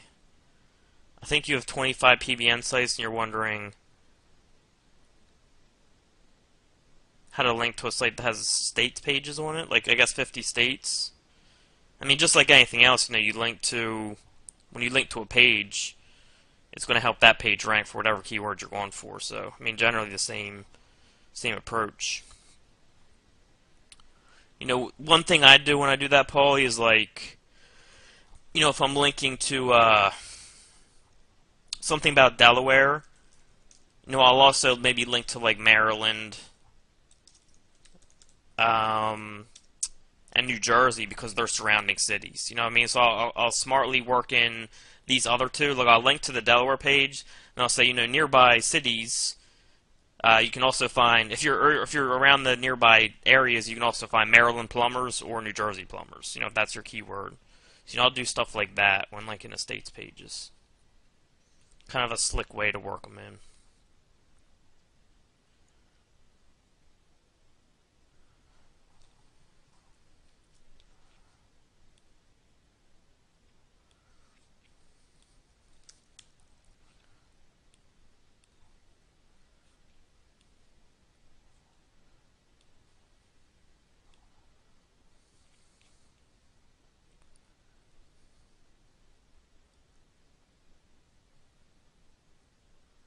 So we already got to that one. If you guys ask a question, I'll get to it. We're just a little, where it's 8:10, I'm still on questions from 7:55, so.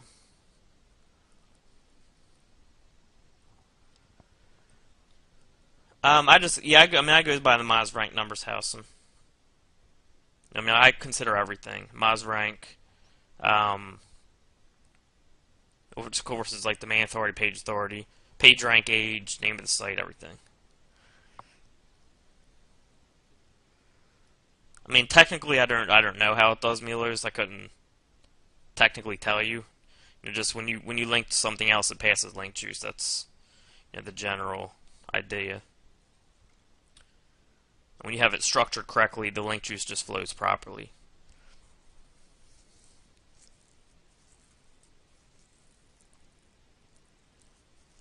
As long as any page is showing, that's fine with me.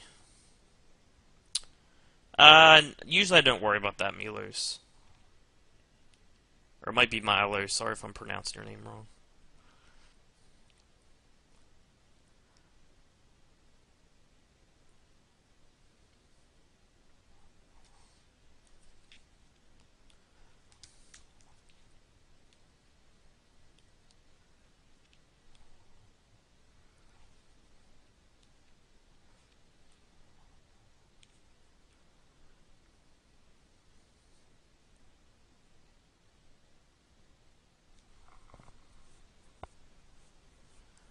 I always do a post for the homepage, usually, Vince. That's just the way I've always done it.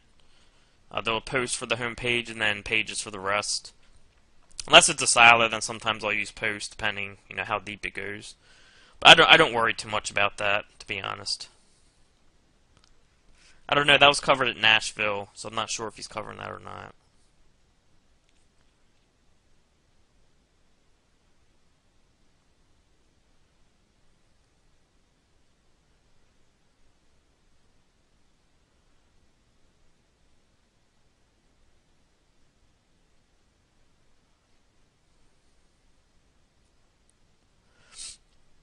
Thomas, I mean, siloing, it helps organize things. Alright, so, if I'm like doing, I got like my plumbingsite.com, okay, then I want to do a page for each state, or, let's say we got like, gregsite.com, okay, and then I want to do plumbing for each state. So if I just did Alabama, that I'd get nothing out of this because I have a branded name and then just Alabama. So not having your keywords in the anywhere in the URL is really going to make it harder. So if you didn't silo it, you would have to do Alabama plumbers, gregsite.com / Arizona plumbers, and Google does not like this. They just don't like this anymore, where you keep repeating something over and over again in the URL. So the way to avoid that is to just do plumbers and then location. Okay, that way you're not repeating this over and over in the URL. It's all these states pages are coming from the same silo, so it's not really being repeated.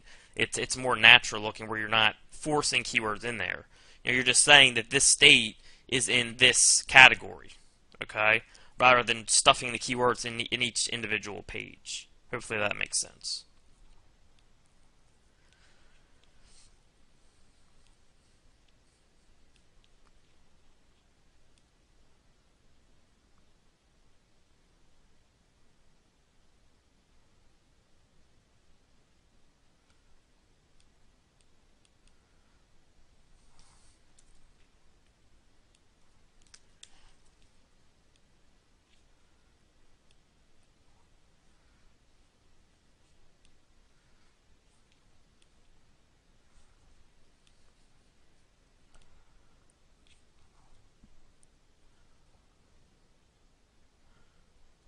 I'll look into that again, David, and see if we should have a video on that. What's up, Mary?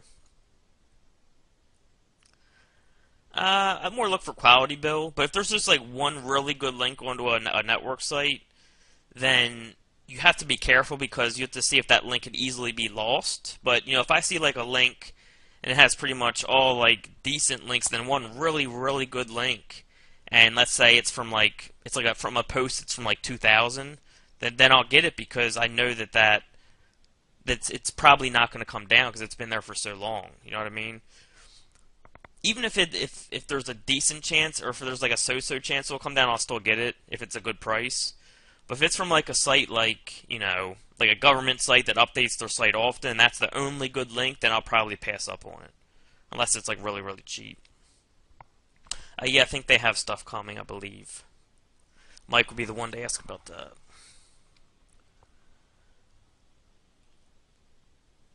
I don't worry too much about that, Milers. I just wherever I get them, that's where I keep them.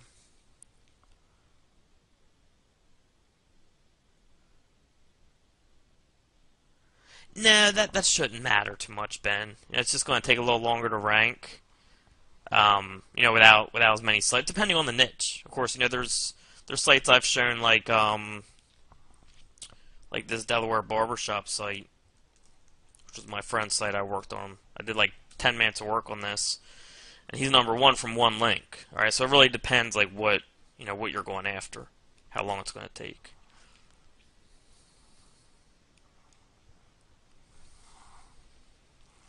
No, I usually don't even install analytics on money sites, Vince. I've only did it on KLCast because it's an example site, and I just wanted to show specific data. So I usually don't even use analytics. I use it for like some bigger sites, but I wouldn't put more than a few on one account, kind of like you're doing.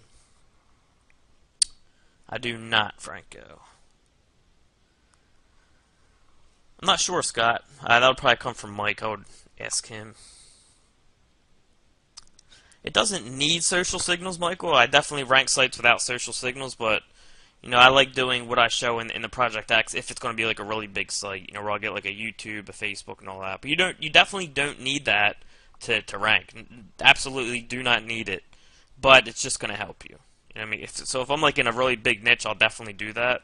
If it's like a smaller niche, like a really small site, I usually won't even do it because you don't need it. You don't need that extra push, kind of. But I mean, it just depends.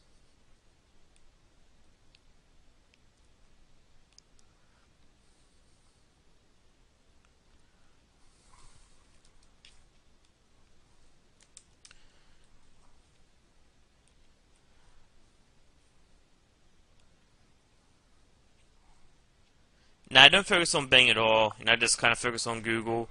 And then Bing naturally happens down the road. I think Bing you can still rank with like spam and stuff, but I just don't worry about that.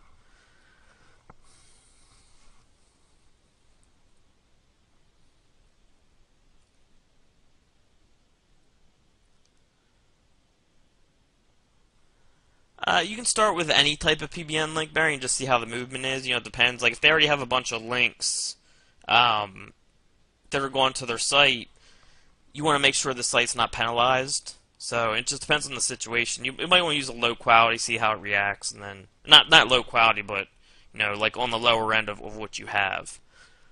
Of course, we never want to use low quality.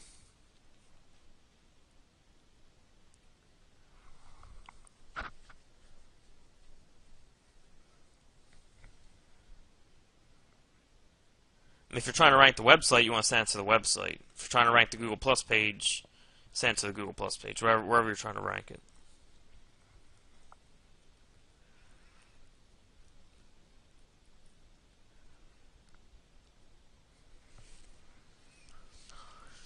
Quith, I would send an email to omg@omgmachines.com with some in-depth details of what you're experiencing.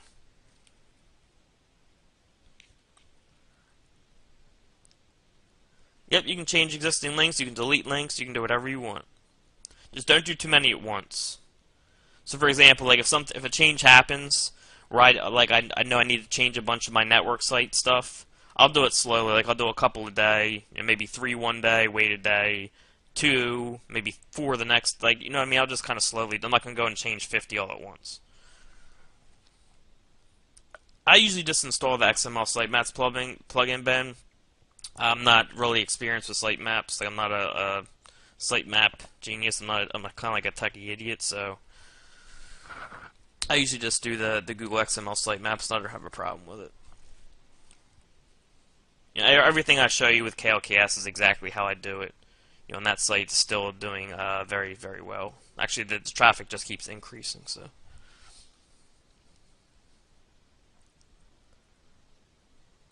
Yeah, OpenSite Explorer, they seem to only show like mostly higher quality links, and they neglect a lot of the lower quality links. That's kind of why I use them to analyze PBN sites, because I'm just worried about the high quality links. So, I mean, they will of course find some of the lower quality ones, but they mostly just kind of give you back the higher quality links. So yeah, that is normal, Qasim.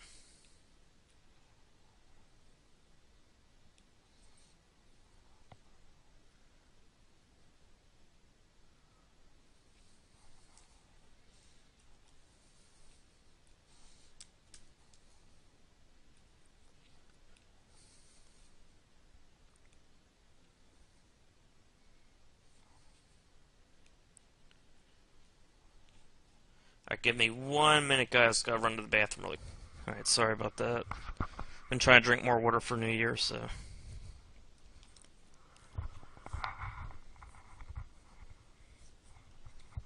Yeah, you can do that. Like I have different e-cigarette sites I'll link to in the same post, but I try not to create a pattern. Where I'm not gonna like link to site A and B together over and over and over and over again. I don't remember what you're talking about, Qasim.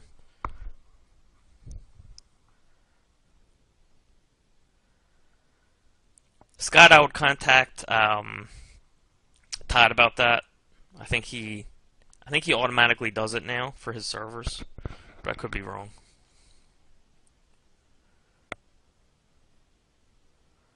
No, I stick to one industry usually, Vicky. So I'm not gonna create an article about pets and link to e-cigarettes. So I pretty much stick in the same industry.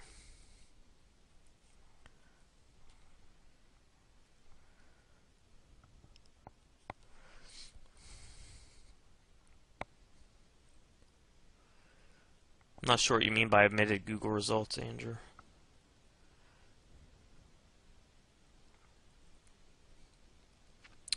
Nope. They can be about anything, Ira.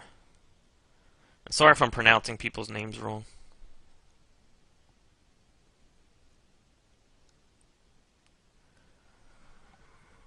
If they have good links going to them, Rafe, I mean, that's what powers network sites is the links. So it depends on the links going to them.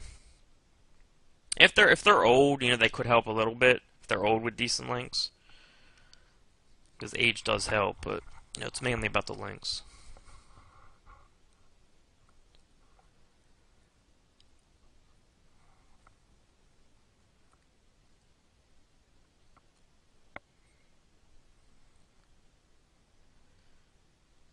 Um, is that a trick question, Joseph? A few PBNs are spread across 5. I mean, few and 5 is the same, pretty much. I don't know if I'm reading your question wrong or what.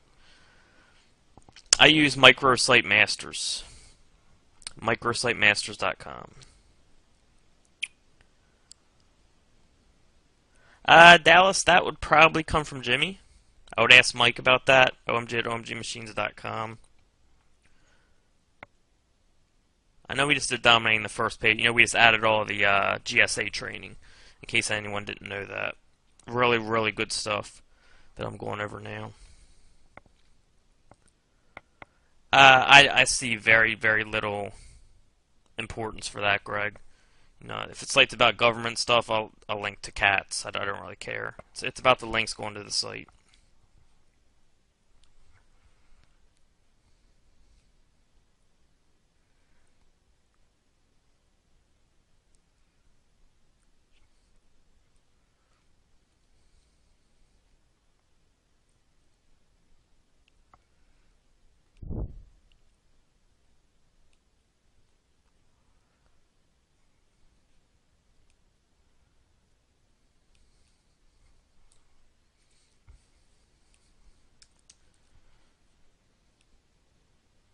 I got about 25 minutes, guys. I'm going to get through as many of these as I can.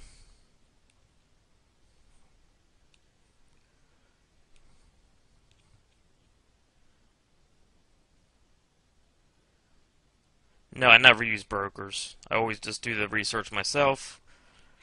I just look for good links. I mean, that's the main thing I look for.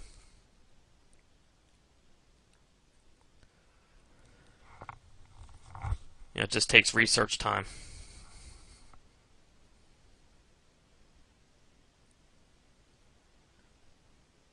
You can just put up the site and have nothing on it, Ira.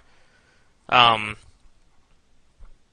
long as the links are still at the site, it still has the power. Then once you put up content, whatever you link to will get that juice. So you don't need to put up any pages. Just once you put up a page, whatever links you have on that page are going to start passing juice.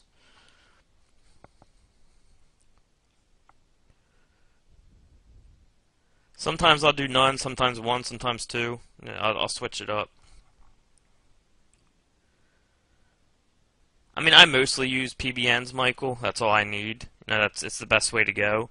But you can definitely add in Web 2.0s. I've analyzed competitors lately they're using a lot of Web 2.0s and ranking well. So, I mean, you can definitely still use them.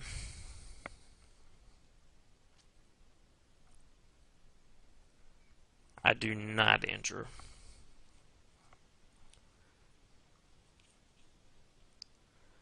I consider PR a little more now, Ross, but generally it didn't affect me too much. I mean, I will consider PR just a little more than I used to, though. That's pretty much the only change.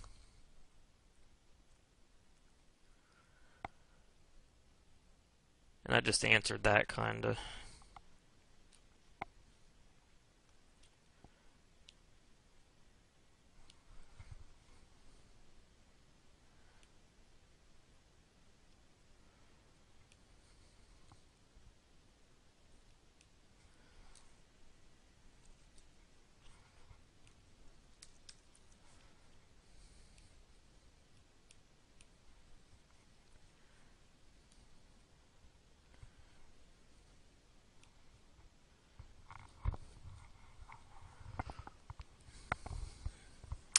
Supposedly, D-index sites still pass link juice, but I've never messed around with them, Damien. And I don't. That's not from my own testing data, so I don't like to recommend anything that I haven't personally tested.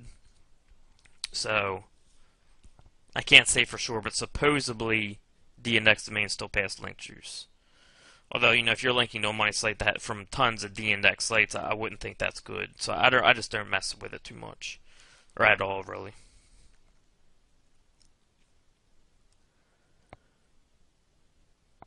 Yeah, I mean, if I see a site got spammed, I usually stay away from it. You can usually tell by the anchor text. But that's something I will stay away from.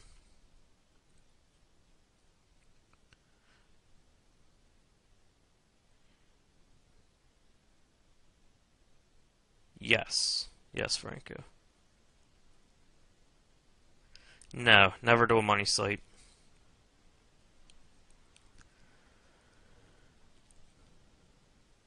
Whoops.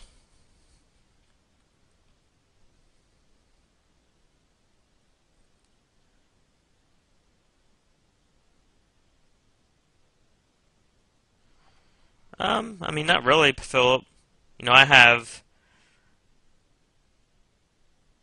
I mean, because with 20 to 30 sites, or with 20 PBNs, depending on competition, that could be used to power 100 sites. It just depends on the competition. So I mean, definitely never. I wouldn't say it's never ending.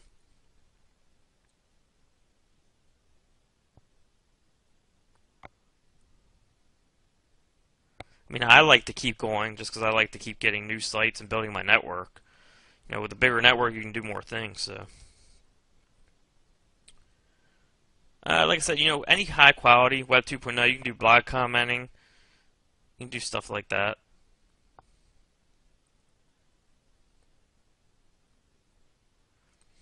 Yeah, it's in the settings of WordPress, Diane. So if you go to settings and go to general, you can change the URL. You can add the www to the URL in those settings.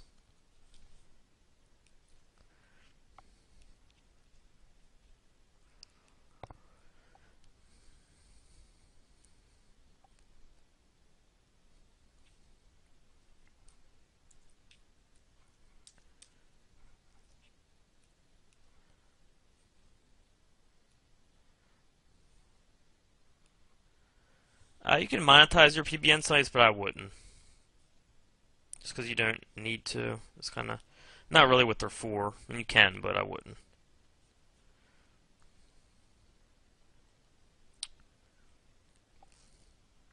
I haven't done it with BizBuilder in a while to allow. I would ask Todd about that. I usually just worry about showing up in the United States, Vicky. I mean, if it's another country, you would just want to get the country domain. If you want to show up in the UK, you would get a UK domain. But, I mean, as far as like showing up for everything, I just do what I always do, what you guys are sharing.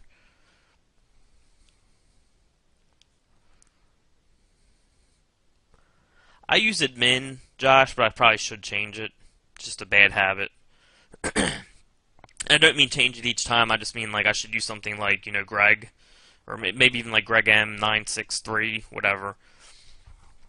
But yeah, admin just makes it easier for hackers to get in. But I'm just in the bad habit of always using admin.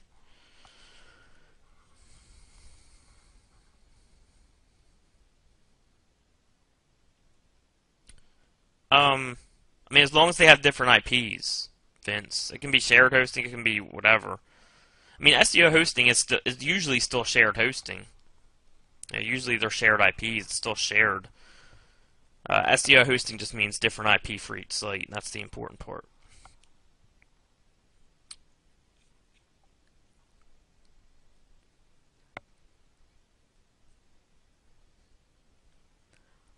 I'm not sure what you mean there, Quith. I don't really worry about H1 tags too much. Yep, I've done that before. You know, if a network site starts like showing for like the post title for like a decent keyword, then sometimes I'll change to a money site.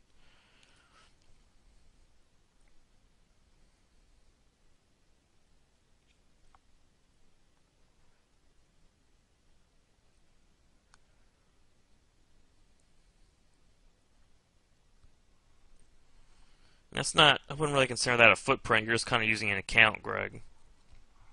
Now, the footprints I'm more worried about is my linking structures, like for my network. So I don't really worry about the Google Plus and all that. Now, I wouldn't use the same Google Plus for like a bunch of different sites. I mean, that's a footprint, and that can cause a footprint. I personally put my money sites on different IPs, Ben. Because if you think about it, if you got like 10 money sites all on the same IP, and then you have your blog network that you're linking to all the same IP from, you know, that's a footprint right there where they're seeing, you know, all these 20 sites that have different IPs are all linking to the same 10 sites on the same IP. You know, so that's just fishy looking. So that's why I use different IPs for my money sites. Because I have had problems with it in the past.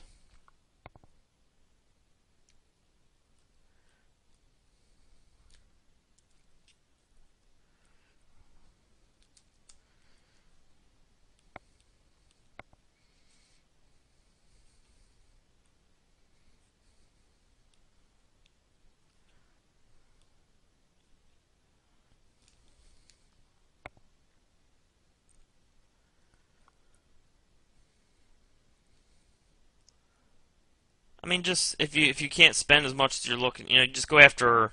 I don't want to say low quality sites, but just lower quality than what you're looking for, and just do a lot of research, bid on a lot of domains. You know what I mean? Like I said, I spend sometimes 30 hours a week looking for sites, and now that 30 hours, I may only get 10 sites, but it's worth it. I mean, you just got to put in more research time and keep looking. Oh, my lash. Okay. Lash. So a 301 redirect basically is telling Google this location is now moved to this location, so it transfers everything from that location to the other location. That's, you know, all the links, all the anchor text, everything. So 301s are tricky. You got to be careful with them. I mean, you have to check that manually, Graham. I wouldn't worry about that too because it's just too much time. So I wouldn't worry about that.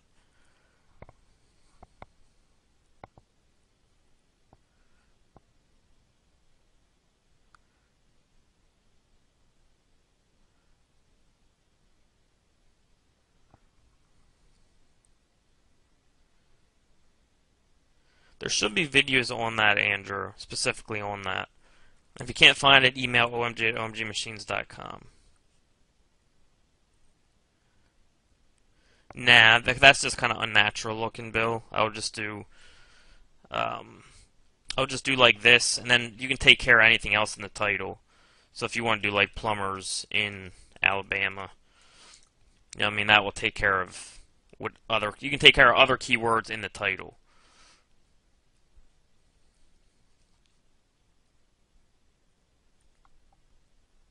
You can, but then you can only go one deep, David. So if you want to go deeper, then you know you have to do something else.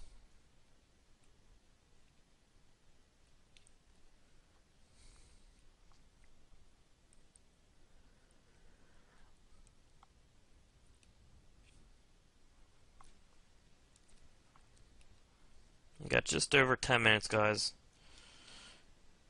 Again, remember, usually I'll stay longer. Tonight I just gotta roll out. Zoom. There we go.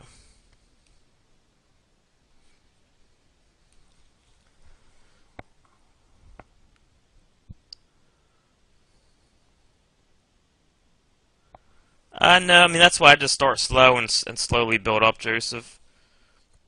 I'll start slow, see how the site reacts. I'll do another one, see how it reacts. Slowly build up from there. Always start slow and work your way up.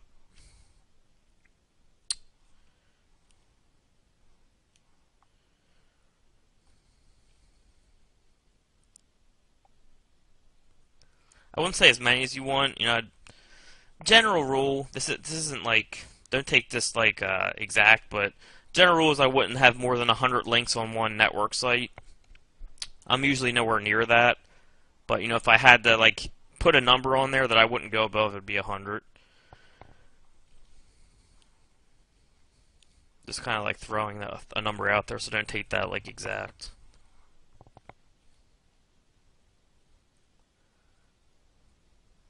Same thing, I start slow and build my way up. I don't like if I'm building, I don't want a graph that like looks like straight up and down. I want it to kind of slowly build up, build up, build up.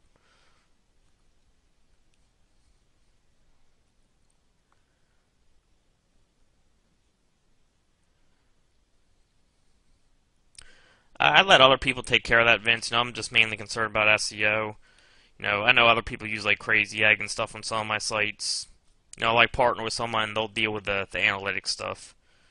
So I'm not interested in that part of things. So I just don't do it. So when I partner with someone, I let them know, like, look, I'm doing SEO and that's it. Like I don't want to look at SEO. I don't even look at the income stuff from my sites. Like, my partners will report, like, the site made this much. Like, I don't even log in to check how much they made.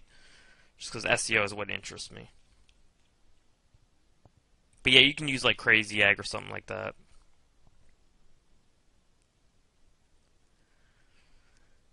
Yeah, again, that's, OpenSite Explorer just seems to pick up a lot of the higher quality links and leaves out a lot of the lower ones. For my money sites, I usually only use a plugin like that to control the titles. That's it. And I have a video on that about how to control your titles and all that in the members area. What's up, Anthony? I mean, yeah, you can. Me personally, I'd probably just use unique content to be just to be safe, but lightly spun Web 2.0 as long as it's high quality should be good.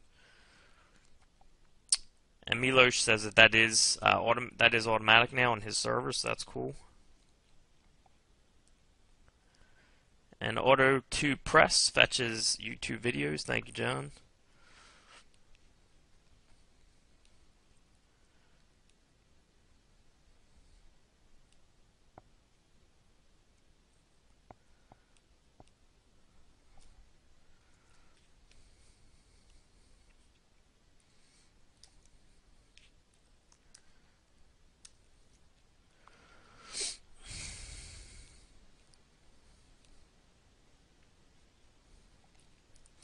And again, I go over this in the sink or swim method, Paul, in the section. But again, when you link to something with eSig brands, it's helping you rank the most for this term. Okay, so you're going to get the most credit for that. It's going to move you up the most for this term, all right? But it's also going to help you rank for this, and it's likely going to help you rank for all of these because it's a synonym, all right? So as we're switching up the anchor text each time, we're also giving ourselves credit for other keywords. So as we switch it up each time, we're getting credit for everything. But each time we do a singular keyword, we're getting the most credit for that. So hopefully that makes sense. Again, I explain that in the Sink or Swim section in depth.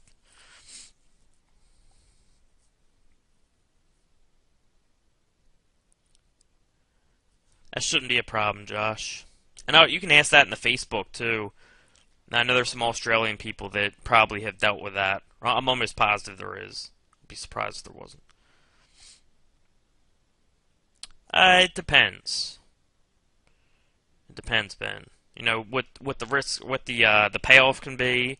Now look and see, do they have links going to them? It all depends. But they can be beaten, I can tell you that for sure. I can look into that, Philip. I kind of let David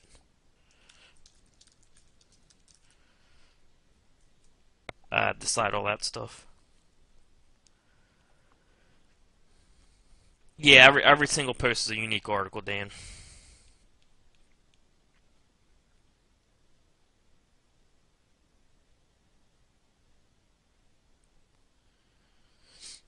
I mean, I always use .com/net or .org unless it's like a foreign country, obviously, which I don't really do.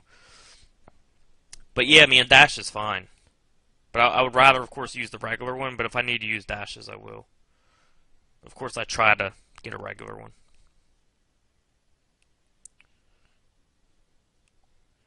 Hopefully, I can get through all these questions. We got about 10 left right now. I got about 7 minutes. Would love to get through all your guys' questions.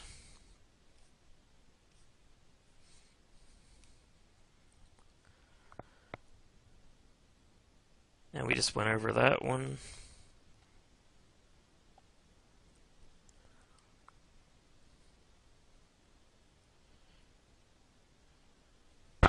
I don't know what a fight back network it is, Dallas. Never heard of it.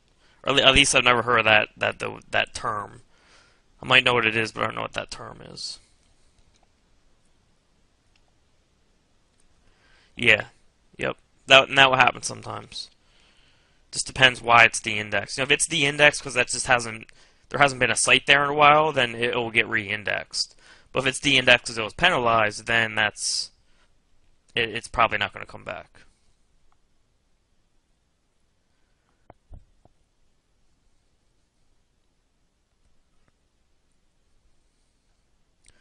That would have to be a more specific question, Gary, because it really depends. Because I like to make sure those details are exact. When I'm doing like a structure of a site, so I'd need to know more details. Happy New Year's. And again, Eddie, that depends. It depends on the situation. I'm not really a conversion guy, but it depends. It can negatively affect it, Ben. One probably won't, but yeah, man, if you do a bunch of them, it'll end up affecting it negatively.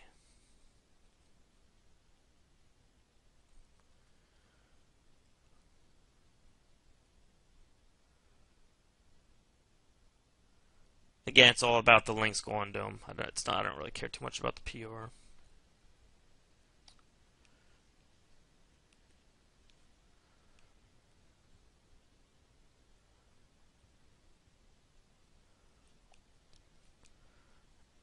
Alright, so I got this last set of questions here. I'll answer all these, then I'll head out and I'll get this video start publishing.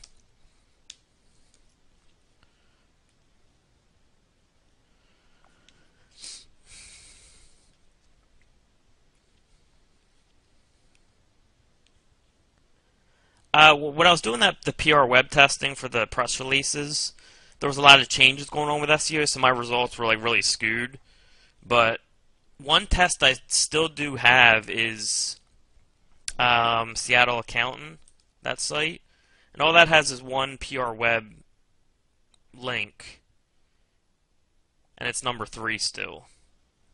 But it is an EMD, so I mean it did work for that site. So I mean, but I don't have like a ton of data for press releases right now. All right, cool.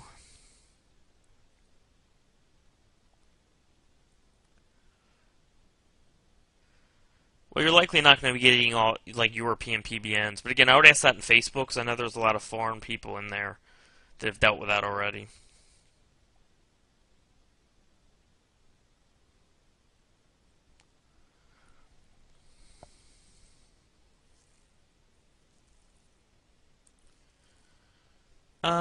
It's tough to say, Damien. I mean, for the most part, yeah, but I mean, there's other stuff that goes into it.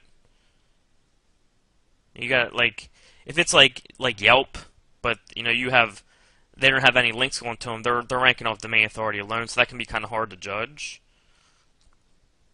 So it's that's a tough question to answer without confusing anyone.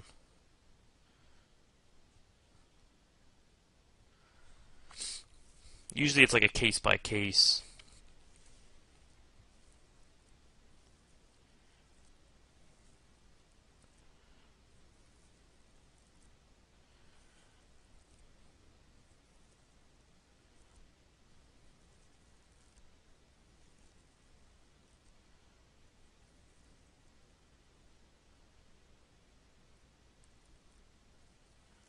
I wouldn't. I just wouldn't use the same username, Dallas. I always change that up.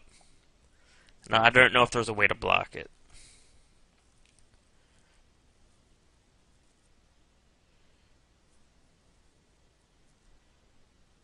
Yeah, Brian, I always do 50-50, even split, because then it's just easy. Like, it keeps the other person interested in the project. Like, they're going to do their part, you're going to do your part. I mean, that's just always worked for me.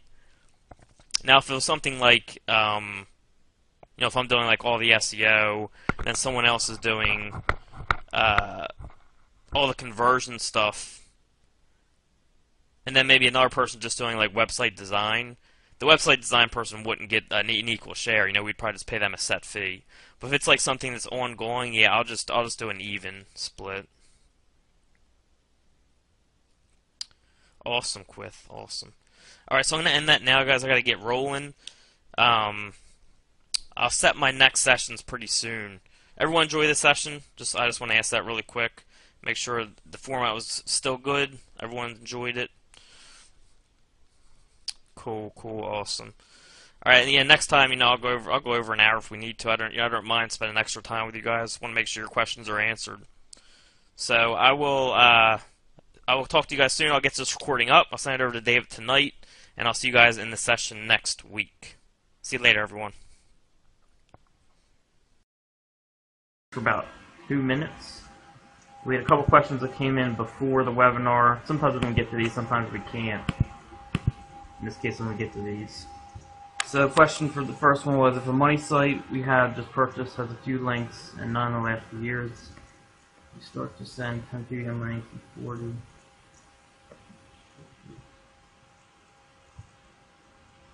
Alright, so I would say, 10 and 40, that's 50 links in 30 days. That's totally fine. Just spread them out in between the 30 days. I wouldn't do at least all 50 in one day, anything like that. Just, kind of spread them out as much as you can. Just kind of try to get a steady trend going. As far as what if you only send links for 60 to 90 days then stop? Could there be a possible penalty? This is one of the reasons that we like to send links slower, because you want to think of this as a graph where if you see a constant, if you go from, let's say, 1 link a day on average to no links a day, that's not a big drop. It's not a big deal. They can't really say that's unnatural. Whereas if you go from, no links to, thousands of links in a week, and then all of a sudden all the links stop, that could look a lot, that looks a lot more unnatural. Or even if you do, for 10 days you build 10 links a day, or let's say 50 links a day for 10 days, then all of a sudden you stop. Again, that's unnatural looking. So when you're at a low rate building links, when you stop building them, it's not really a big deal because it's not a big drop on the graph. You're going from 1 a day, 2 a day, maybe 1 every other day, whatever, to none, which is not a big deal. So no, I've never had a problem with that. And the second question was longer.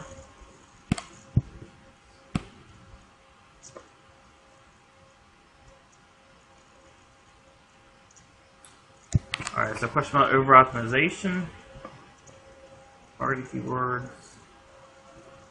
Alright, yeah, I would say that is over-optimized because you have the keyword in the domain name. Now, if this was like a branded domain name that didn't have the keyword in it, it would probably be okay.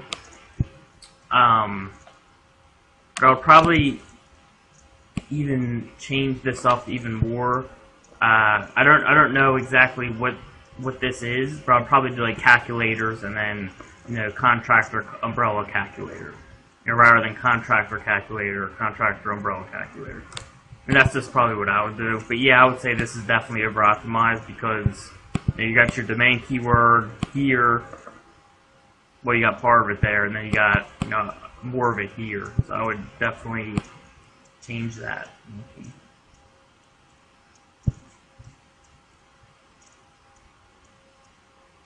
Yeah, or you could do this.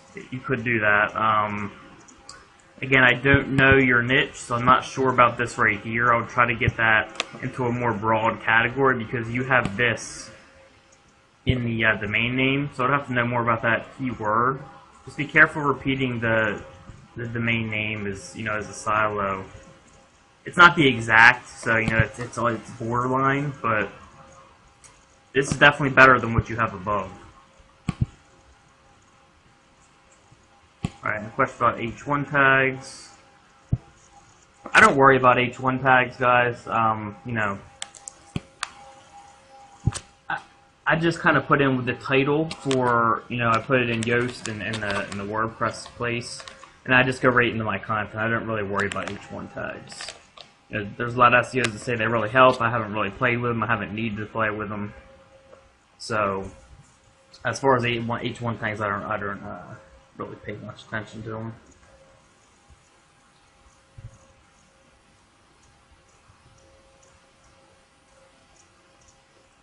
I don't worry about that either. Whoever asked this question. All right, so we can get off these questions, and we can go to live questions.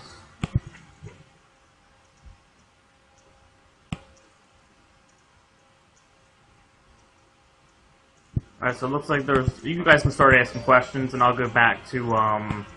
Looks like there were a couple questions about what I was just talking about. So again, I'll take screenshots like I always do. And I'll answer those questions. I'll go into the new questions as well. But yeah, you guys can start asking questions and I'll get to them, as always.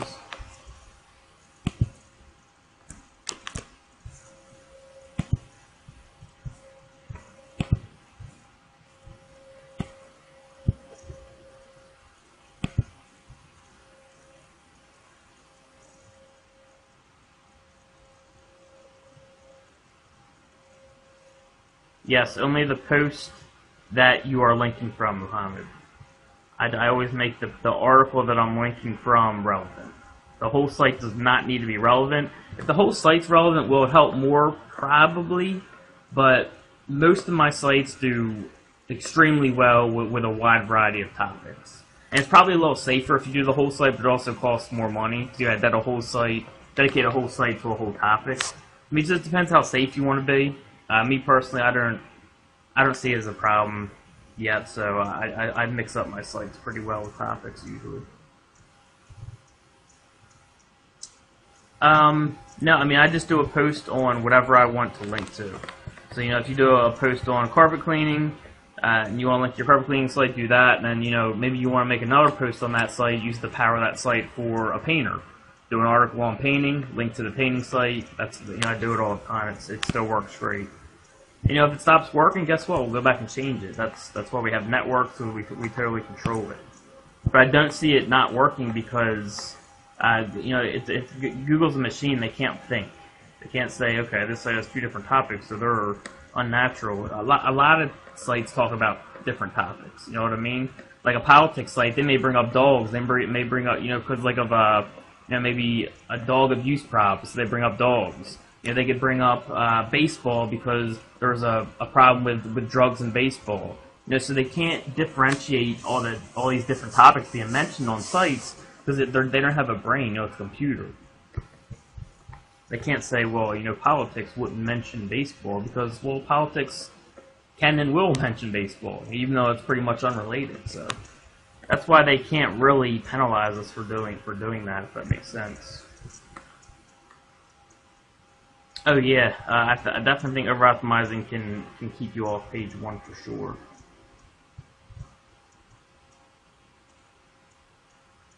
Yeah, again, I don't know that niche, so it's hard for me to say.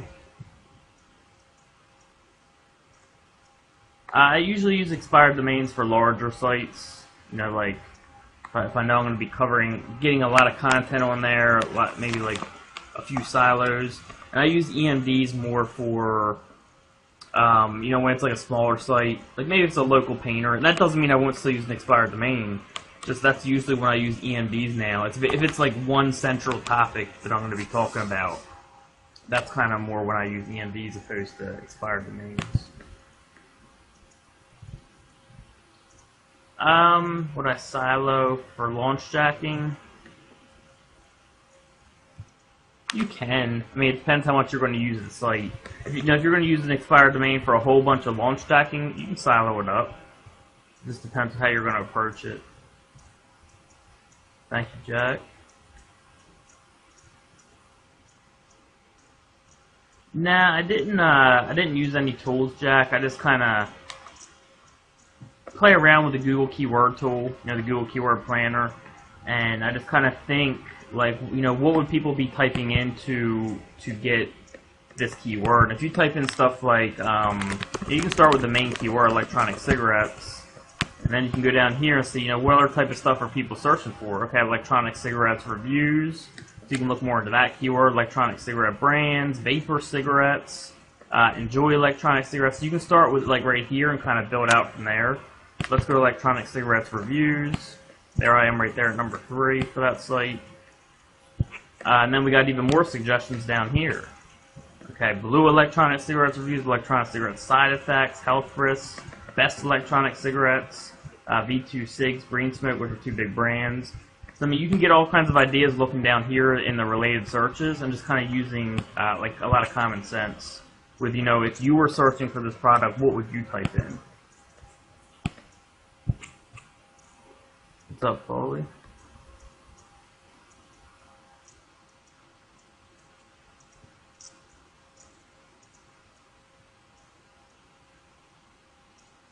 Nah, you don't have to use that stuff, Foley. I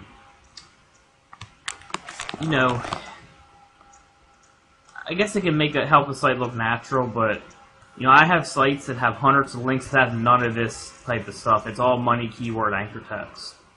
So, I mean, if you want to be extra careful, you can kind of work that stuff in, but right now you really don't need to do it. I still play with it here and there to see, like, if it makes, like, for my testing purposes, I'll just kind of see if it makes a difference. And so far, I've seen it make no difference in my testing. So, for right now, I'll just stick to money keywords for the most part and just kind of switching it up. And I also play with, like, using the title of my page.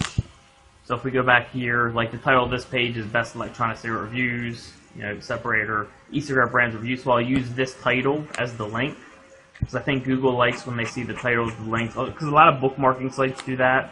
So that is something I'll do, is I'll use the title as the anchor text. So I'll mix in little stuff like that with my anchor text, but for the most part, I stick to money keywords. Alright, so this one's done. Let me go grab the next batch here.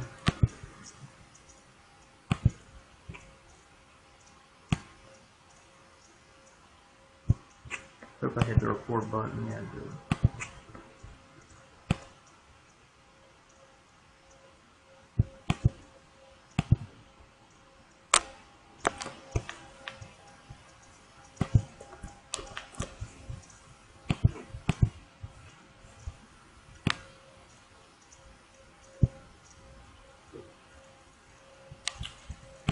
Yeah, likely you're over-optimized, Brian. I would have to see exactly what's going on, but now I'm not aware of any updates or at least no major changes in my rankings.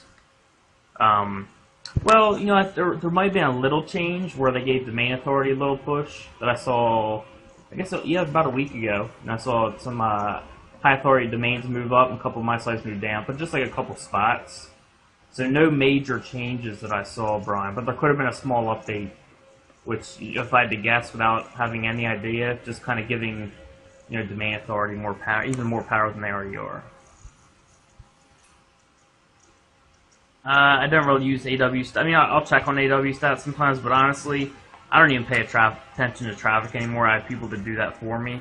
I'm more focused on getting sites ranked, whereas other people, they focus on that side of things, and I just worry about getting things ranked.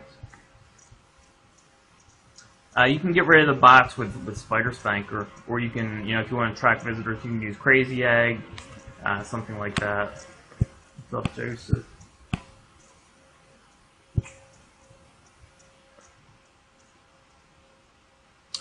Nah, I wouldn't say so, Ben, because people do it all the time. If you're talking about a business, you say, look, here's their Facebook, here's their Twitter, here's their Pinterest. So I don't think that's unnatural at all. Now, what I would avoid is doing that over and over and over again. If you go and do 10 network links, I wouldn't do all 10 to the same 3 social sites. You know what I mean? But yeah, linking to 3 in one post is fine. That's nothing wrong with that. Again, Google. You guys gotta understand, Google's a machine. There's billions of sites out there, and they can't pick your site out and be like, well, this site is linking to these 3 web properties, so they're doing SEO. Like, they have no idea. You know what I mean? What they pick up on is patterns. So if you do the same linking over and over and over again to the same 3 properties, then they could end up picking that up. And they probably wouldn't even pick that up, to be honest. We just don't do it to be safe. You know, for them to find that data through the billions of sites out there is tough for them. So.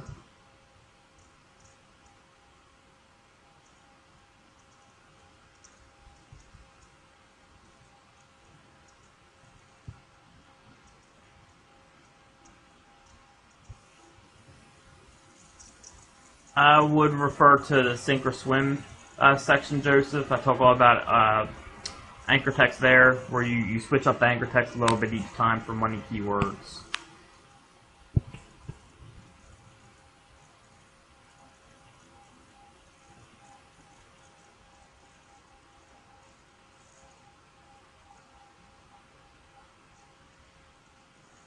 I mean, you just gotta look deeper, Welton. There's no extra settings that I use other than what's in the training videos. Now you can push the domain authority down a little bit. Again, play with those settings, but for the most part, you just kind of have to dig and do a lot of research. That's mainly how I get my domains for under $100. Is just I do a lot of research and I bid on a lot of domains. It takes a lot of time. If you go and you bid, you go and you do research for an hour, yeah, most likely all those sites are going to end up going in the pretty high range. So you just got to spend more time on the research phase and bid on more domains. On a PBN site, again, all the stuff I can mention in the training.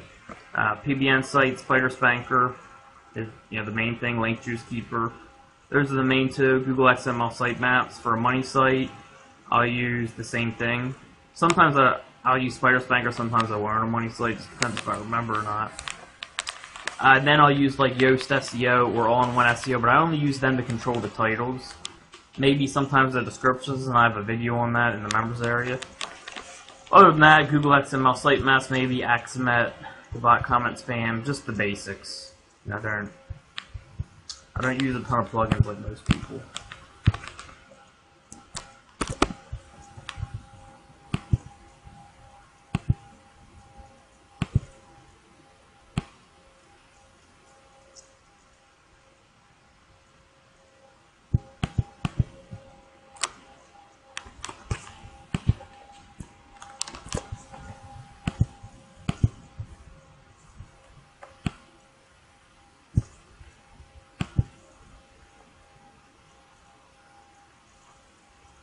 I've actually never used SEO Zen, so I can't really do a versus. Or I like DSL, I've used that.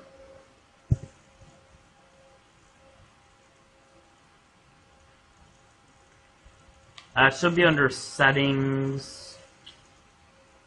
It's called something different now, I forget. Let me see if I remember this login for my example site.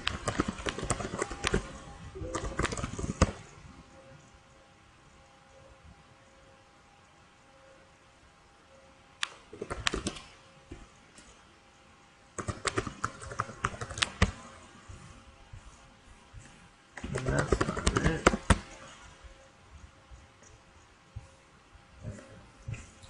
Alright, so for what he's talking about, it's under settings.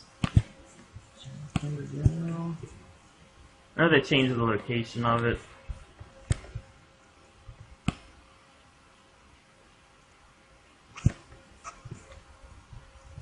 Someone's probably mentioning it in the chat right now, but I can't see it.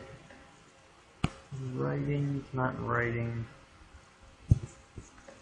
Reading? I think it's in reading. Yeah, here it is right here. Search engine visibility. If you want to discourage search engine from indexing your site, it'll be right here. Alright. So it's in settings reading now. They changed the location of that a while ago.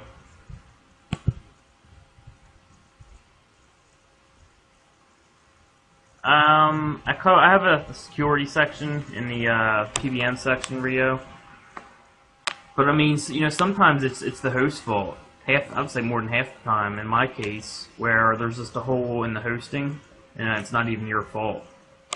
So in that case, there's nothing you can do. So other than like limiting the login attempts, that's the main thing I do is limit login attempts. But I have a video on a couple other things you can do.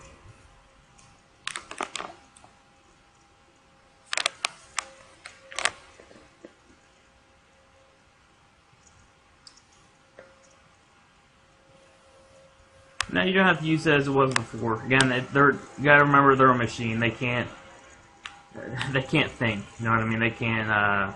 It's so complex that they just can't penalize sites for a different topic because it's too complex for a machine to figure out right now. So I redirect all the inner pages to the home page and use the home page for the money for the juice. I would check with the Facebook group.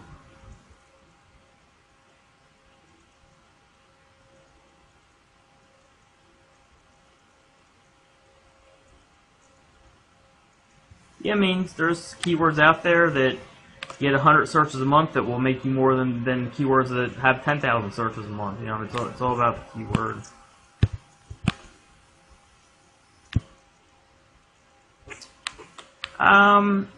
You can do some research, but I've noticed people using press releases with success lately. They'll use URL links in them. I don't use press releases just because I don't like the same content going out to a bunch of places. People have been using bookmarking with success, but I wouldn't go overboard. Maybe just do like 10 quality ones. I haven't played with them myself. You can do high quality blog commenting, stuff like that.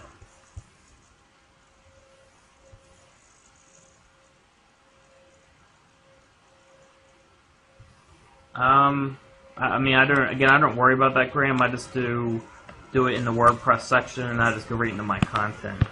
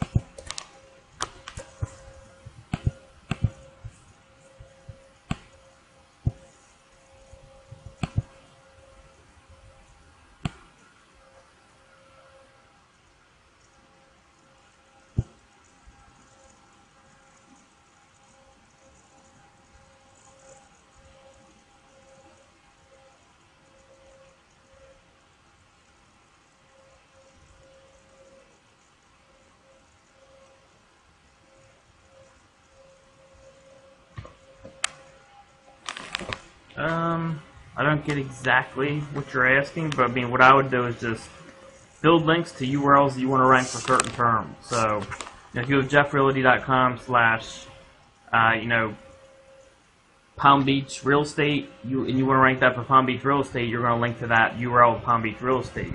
And when you have your interlinking set up correctly, it's going to bounce around your whole site that link juice.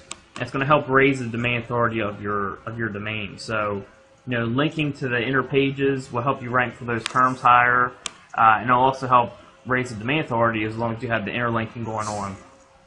So, I would just start linking with a PBN.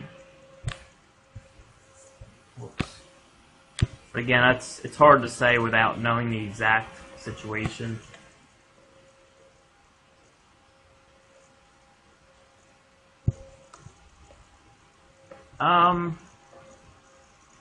If all the links are no file, I don't pay attention to the sites at all. But if they have some no file links there, that's fine, as long as they have good do follow links. But yeah, I kind of ignore the no follow links as far as quality. They don't pass link juice. Now, supposedly no file links can help you rank. I haven't dealt with no file links in a while as far as like testing for ranking, but I'm pretty sure that no file links will help you rank for a term. If you're building no file links for your money site, but those no file links really technically do nothing for our PBNs, or supposedly.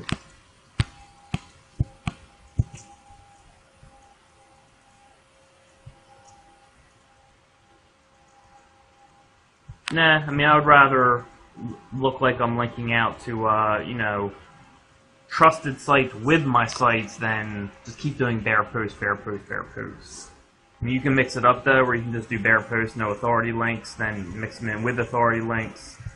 But if you think about it, if Google sees, your site being linked out to on the same page as it's linking out to a Wikipedia, maybe a government site, they can group those together and say, well, this site's linking out to 2 trusted sites, maybe this site's also trusted. And they can kind of, that's why we link out to authority sites. Kind of helps see us as trusted. You can release all the content if you want, Rio, but I usually drip feed it. No set schedule. Maybe every couple days. Maybe I'll do 2 days in a row, then skip 3 days. It's just really it's just time for me, for who does it for me. Like.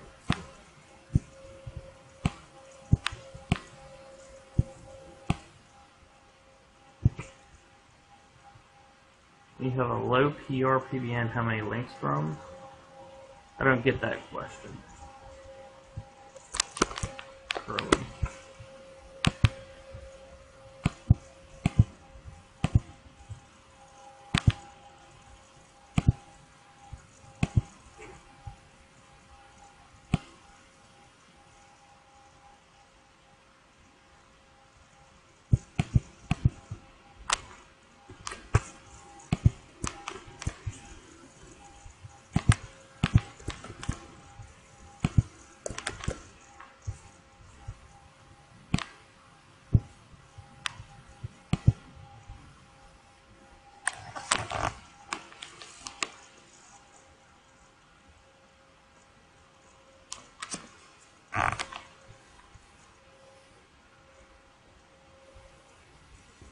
I'm not sure on that one, George.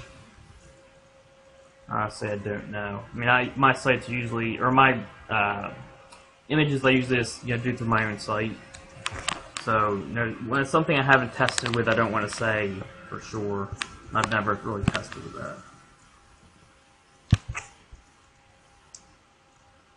If the link is from an image, supposedly it loses part of the link juice, Gary. I believe Sue Bell said that it loses like a third of the link juice or something like that. But I don't know for sure. I mean, when I see an image from a link, I treat it generally the same. That's just me. So I don't worry too much about that supposed third loss. But I mean, if it's all image links, Gary, I would be a little careful with that. I mean, but it's just like 1 or 2, then I just kind of give them the same scoring as a normal link. It's not really a big difference. As many as you want, as safety as you want to be. You can mix in social properties, like I did. Like for my mom, I started doing this. I guess a couple of months ago. I did a video for her. I did a Facebook. I did a Weebly, and of course she's number 1, 2, and 3. And then her website's right here, number 4, which I still have to kind of mess around with the design. But so, in this case, I did 1 website, and then I have 3 social properties. And I could have done a lot more. I could have done Yelp, all that stuff, all those properties you can do that we have listed. Yes, I'm aware of that. I don't worry about it, Brian. I mean, there's nothing we can do about it. I haven't had a problem with it yet, so.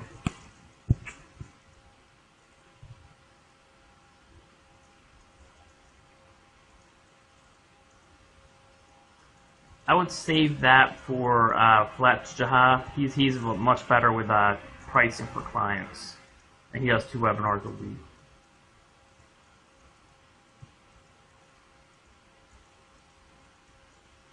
You have to look at if you're using the same anchor text too much, Dave, or you over-optimize. It also depends where you're ranked, what competition is in front of you. You might just be really stiff competitions. I would need to know more information about that. I do use embedding of YouTube videos to help rank a video bin. I don't know how they count, if it counts as a link or not. I just know that it helps. I will mix an embedding.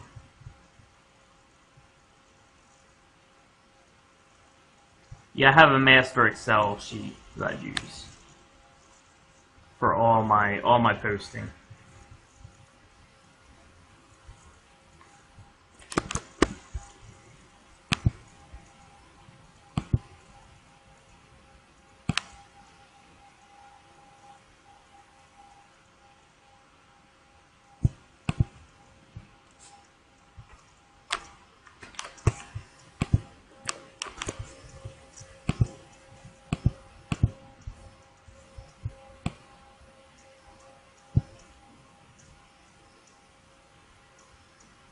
You have a low PR PBN. How many slates do you have to make a good PBN?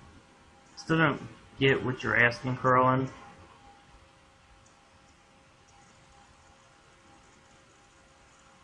Try to ask that a different way. I'm not sure what you're asking there still.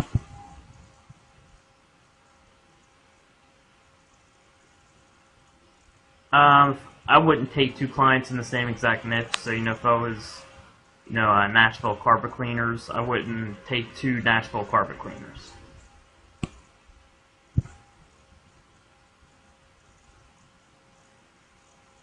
Yeah, I'll probably update that list soon. We're also messing around with blocking certain IPs for OpenSite Explorer because they've been slipping through. So we're testing that. We're waiting for OpenSite Explorer to update. Just make sure those IP ranges work. And then from there, we'll update the material. I don't know. I think I have Alexa toolbar. I think this is the Alexa toolbar. This is, I don't know. And then maybe SEM Rush or something like that. I totally forget. It's been so long.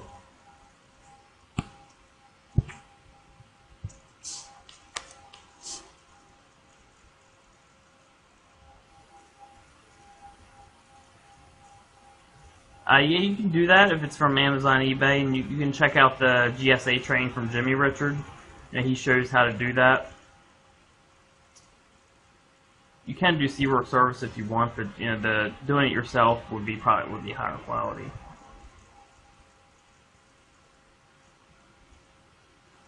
URL shortening should still be okay to use. I haven't personally messed with it in a while, so I don't want to say for sure, but it should be okay to use. Yeah, but link juice will still pass. There's no reason it wouldn't.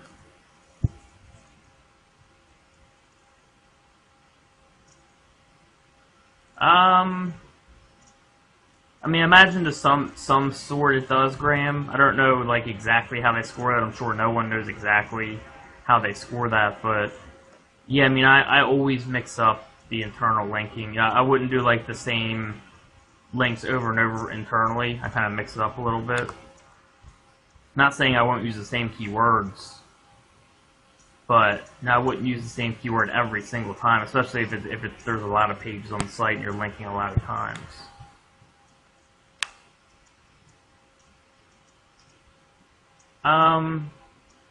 I would keep it relevant, Edgar. So, if you're linking to an English money site, you want to have something in English on that topic. At least a couple, and just to let them know that the article is about what you're linking to. You know what I mean? It helps them pick up that the article is about what you're linking to.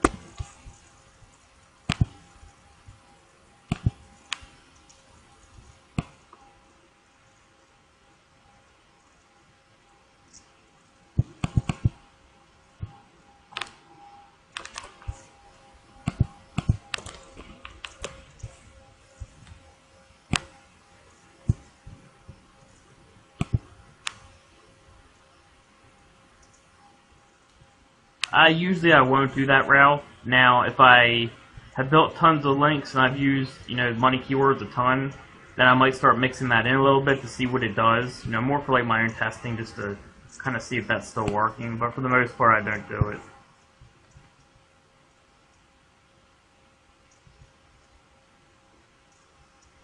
You can just tell by the anchor text, the domain linking to it, the URL. You know, is it a bunch of bookmarking, a bunch of blog commenting? That's not what we want. So.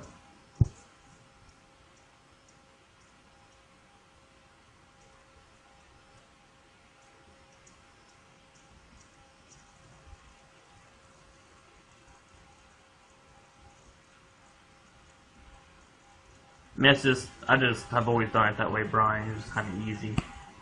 And when you have link juice keeper, it will redirect all the, non-dub to the dub version or the other way around. The link juice keeper takes care of that for you anyways.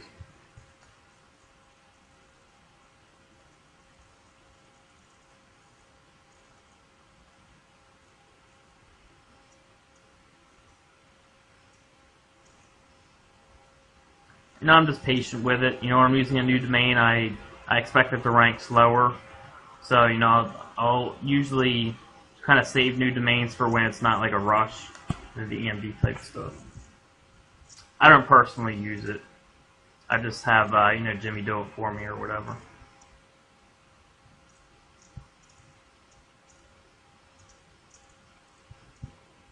A proxy bid is just like the max you're willing to pay. So, if the auction's at $79, you put in a proxy bid of $300. It'll put in the $79 bid, and then when someone tries to bid $89, it'll automatically bid $99. It'll keep bidding them up until you hit your max proxy bid, which would be $300 in our example.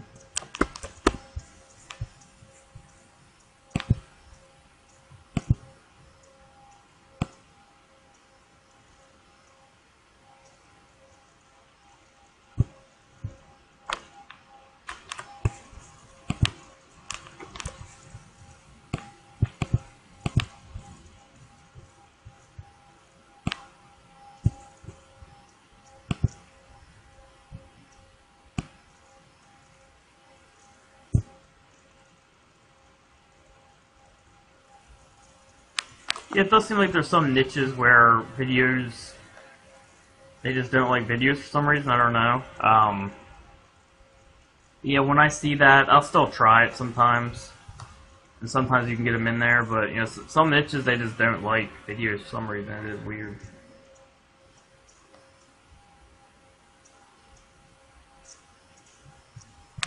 Good job, Graham.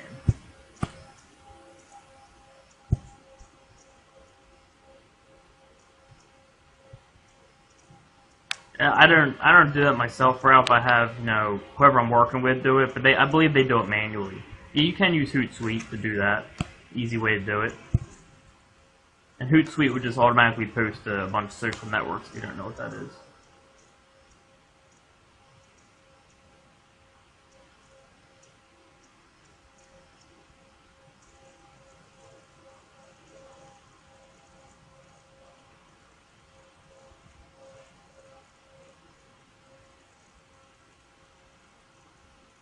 I would write into the support, Cotton. It shouldn't be that much different than what's in the videos. If you're having any trouble with them propagating or anything like that, then I would write in their support and ask why they're not propagating. It shouldn't be much different than in the training. It should be the same general concept.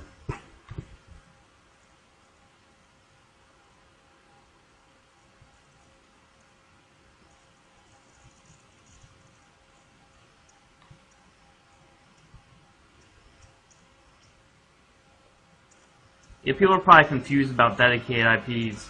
A unique IP doesn't mean that it's not shared. A unique IP, it just means that it's unique from the other IPs that you're using. Most of the IPs we use are shared IPs still, so it means other people still use them. Okay, so most of the IPs we get are shared IPs unless you sign up specifically for dedicated IPs. Dedicated IP means it's only you use that IP. Alright? I use ASEO hosting for some of my sites, and they do dedicated IPs, and I just personally mix it in. I mix in dedicated with shared. I believe it says somewhere in here.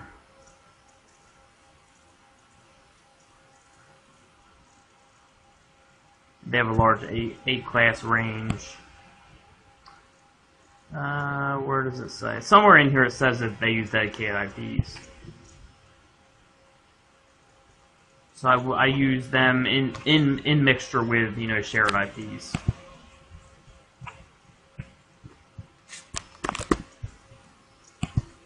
By the way, I'm only on like 7:13 for questions, so if you asked a question a while ago and I didn't get to it, that's why.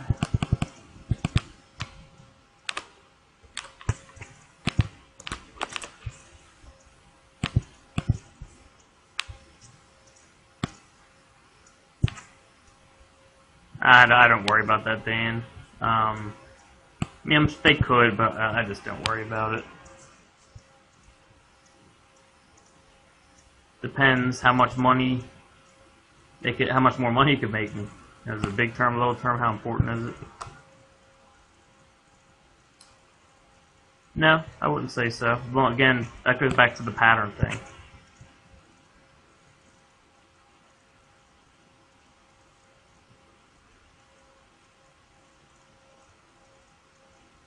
Jack, it actually is supposed to go by competing pages. So, the amount of competing pages right here. Okay, and actually, I believe you're supposed to do in quotes. So this would be 82,000. So my silo I'd want to be greater than 82,000. Maybe my silo would be interior design or something like that, whatever. 107 million, so that is greater than 82,000. I believe that's the way you're supposed to do it.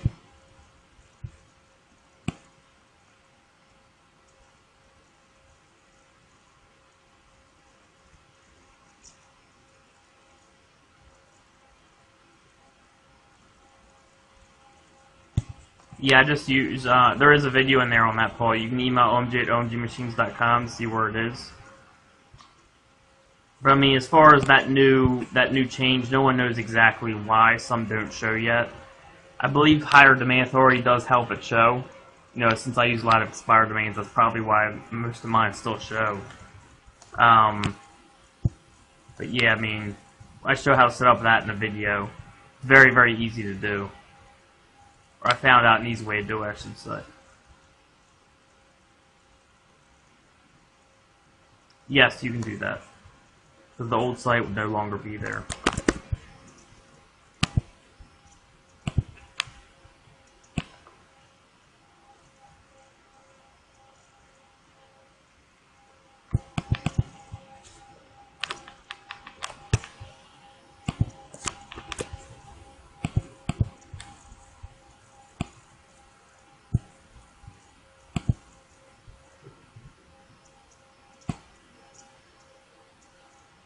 Sometimes I will, sometimes I won't. And sometimes I'll put in general stuff in there, sometimes specific stuff. Always just kind of mix it up.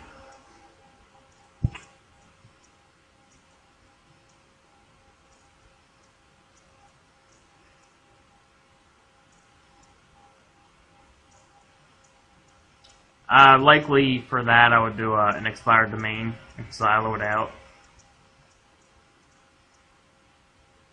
Or you can do a new domain and have like the location in the domain name to help it rank. So you can do either of them. Email omj@omgmachines.com. We'll tell you where it is if you can't find it. I know that's actually two different anchor texts. It's definitely considered two different anchor texts. No, I don't allow comments on my PDNs.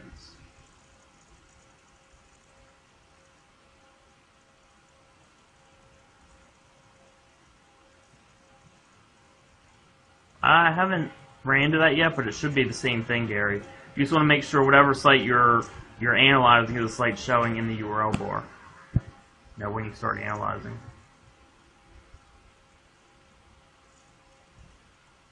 Again, check out Sink or Swim, Miko. I go over what I do for my titles.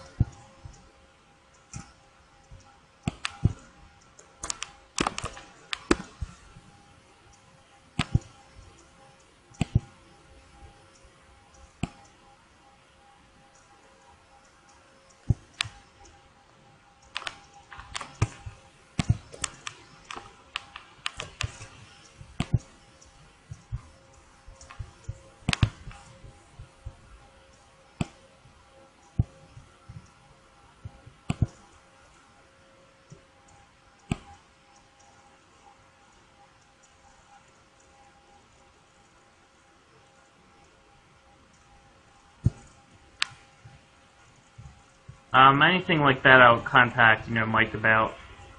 I wouldn't ask on a webinar because I don't handle the organization or anything like that. I just like the SEO coaching and SEO stuff.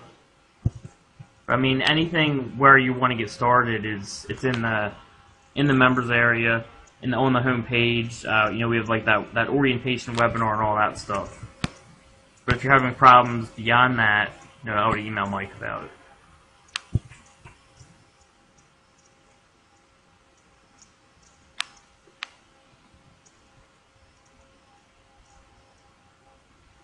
Yes, you can.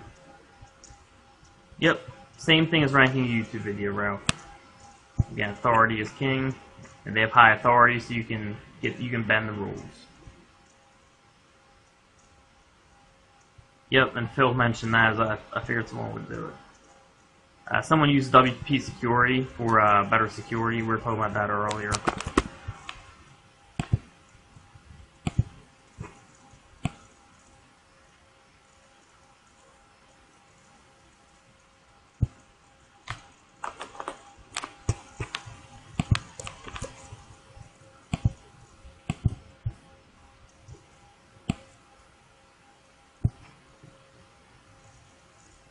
Awesome, Jack.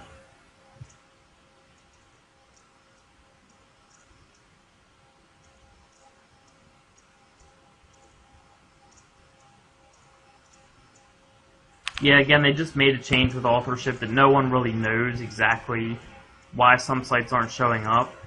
But I'm sure more information will be coming out about that.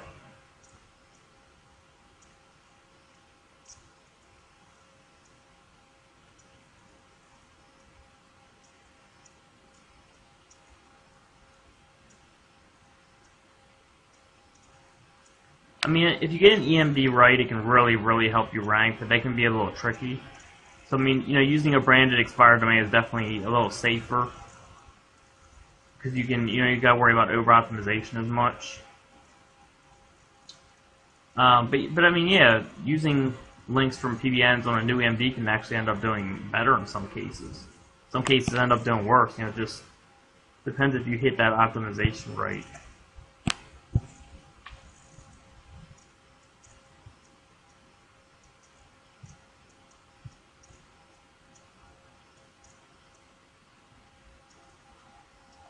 I mean, I'll just keep digging, Larry. Maybe, push down some of your qualifications a little bit, as far as like quality goes, because you can still rank a site with decent links. Just so you're just start in a niche that's not as competitive. You don't want to start with like something like going after like electronic cigarette. But like local sites or launch jacking, stuff like that, you can rank with those decent quality sites. So you can kind of lower your qualifications more.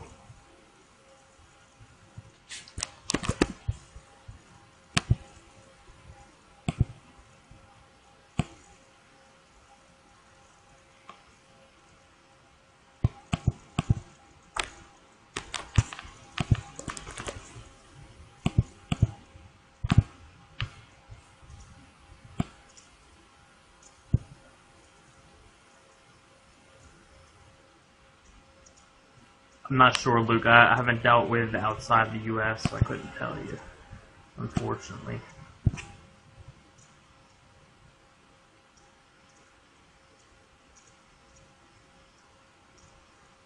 Yeah, you can use other stuff, Terry. You can use Web 2.0 stuff and blog commenting and all that, but the end goal is to have a PBM because it's the best way to go. You just have total control. Yeah, I mean, you can use Web 2.0 properties and stuff like that to rank them.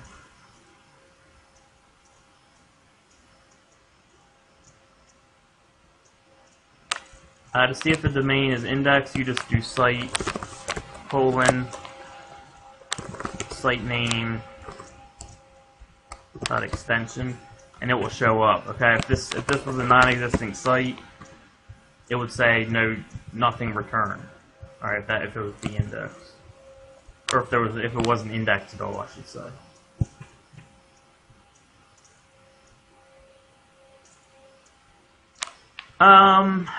Is it hopeless? I mean, it's not hopeless. It can be done, but you just have to decide if it's worth it. because likely they'll be, they'll be pretty stiff competition. So you just have to make sure that it is worth it if you rank for those keywords.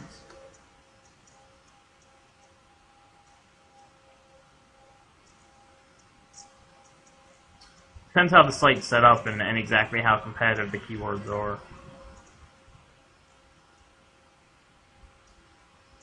Your site gets more authority through more links, link juice. Yeah, I'll use high PR properties, definitely. Sometimes I'll mix it with stuff like Magic or GSA. Sometimes I'll just do high PR. Sometimes just GSA. We mix it up. Again, part of that is for testing for you guys and for me. Just to kind of keep on top of what's working and all that stuff. I'm not sure, Josh. I don't know why they do that sometimes. The PR0 or PRNA.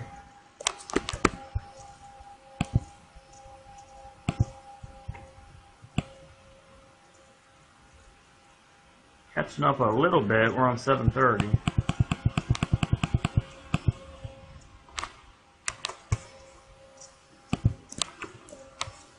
And 7:50 now. Again, I'll go over 8 o'clock probably today because it looks like there's a good amount of questions. Yeah, I don't pay attention to Magic Trust Flow. I go all off OSE. I use anything, Glenn, for the most part. Mostly anything with like high PR links or bookmarking.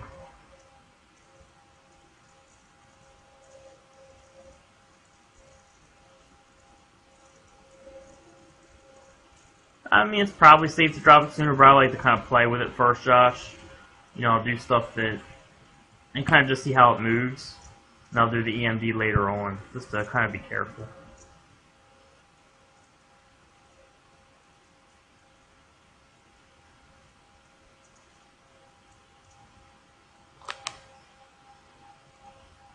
Yeah, that's okay. Again, we went over the IP thing. Dedicated versus unique versus shared. Shared just means other people are using them. Unique IPs just means that each IP you have is unique to you. Not necessarily unique as in no one else is using it in the world. Dedicated means you're the only one using it.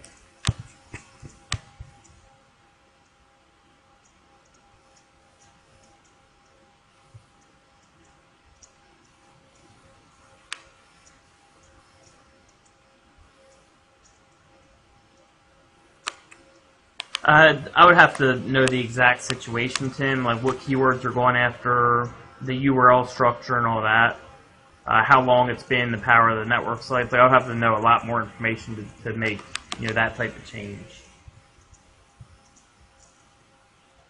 Stuff like Viagra, people who use crap like that.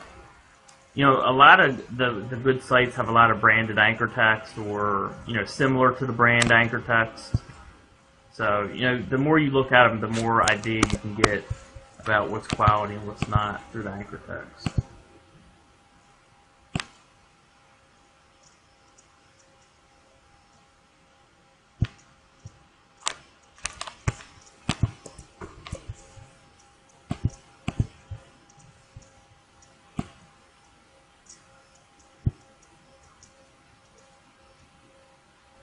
Yeah, absolutely, Dave, because it's not just about the power of the domain, it's about anchor text. I mean, I can outrank someone that has a 10 times stronger profile if they're using the wrong anchor text and I'm using the right anchor text.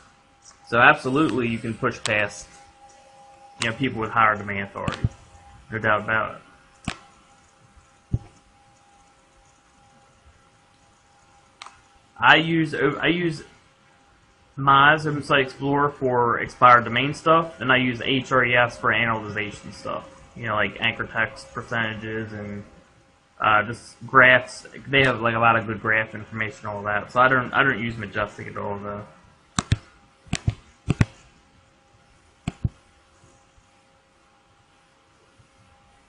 I've heard that term pilling, but I don't know exactly what it means.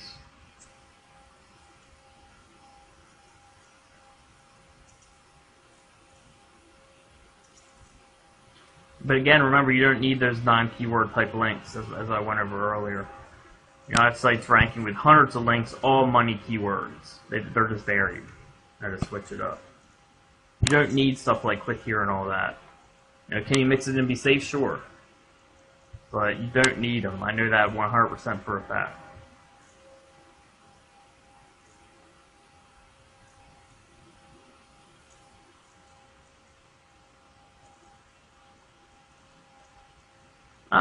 There's no really telling how they found that, Jeff. It might have been ranking well for a term they searched. So they saw it as an authority. You know, I don't know how they found it.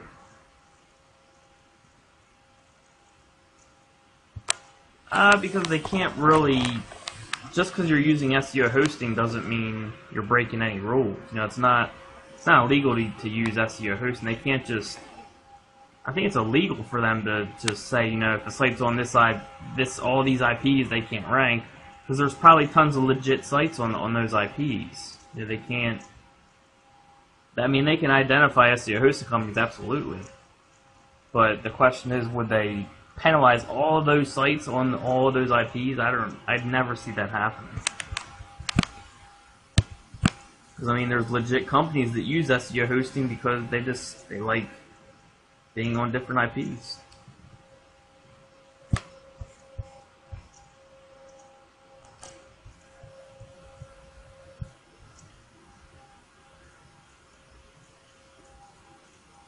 Yeah, as long as those natural links are high quality, definitely.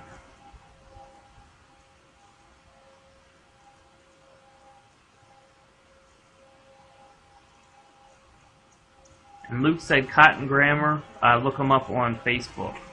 So Cotton, look up Luke on Facebook and ask him about what you're asking about, the private name servers.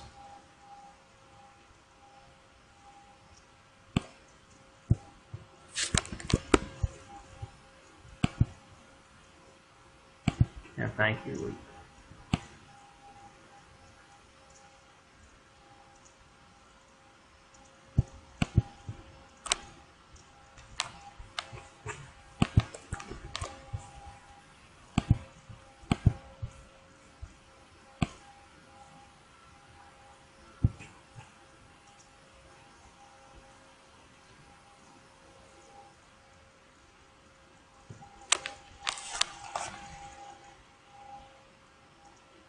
Yeah, that's the whole point, Damien. You want each site to have a different IP.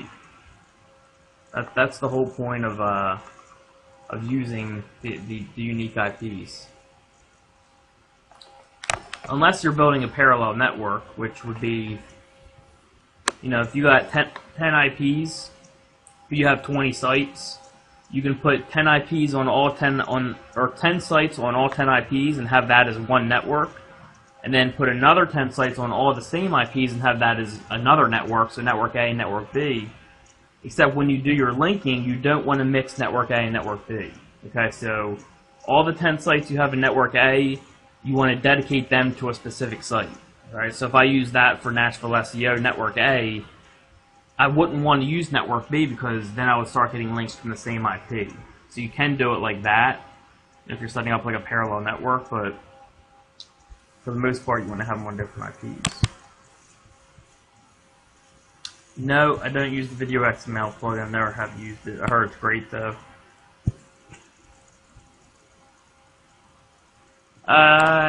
Richard, that depends on how competitive it's going to be, you know, how much it's going to pay off, what the reason is for. You know, if it's like a really big project, I want the demand authority to be as high as possible, you know, with the best links as possible. But, you know, if it's like a smaller project, I don't worry too much about that. Like, if it's maybe something for like a local client that's not paying me a ton of money, you can just go after something that has a whole bunch of age and barely any domain authority. You know what I mean? So it just depends on the level of the project.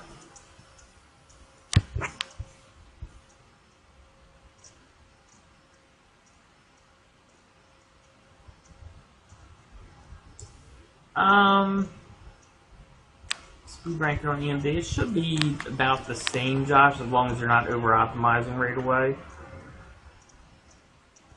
Any sites where I rank something much faster and still ranking, I can't say off the top of my head. I've never tried to do like a whole slew of links and have it, you know, and then have it end up staying, but of course I've gone much faster than I recommend. I still have sites that are there. You know, the speed I recommend is just for the safest overall approach. You're going to have very, very little problems with what we lay out. But of course, you can go much faster and be okay.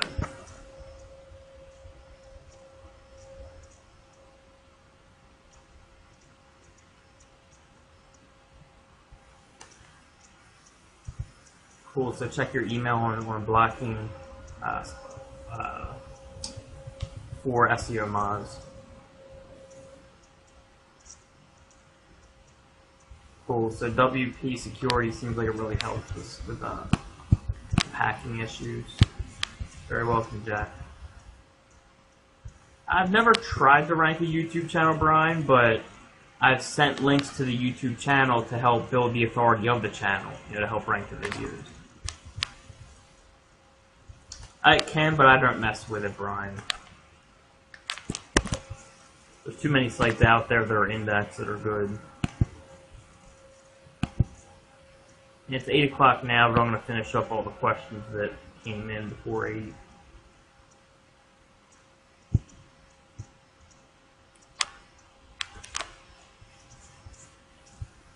If you got any final questions, just put them in now. As long as it says before 8 o'clock.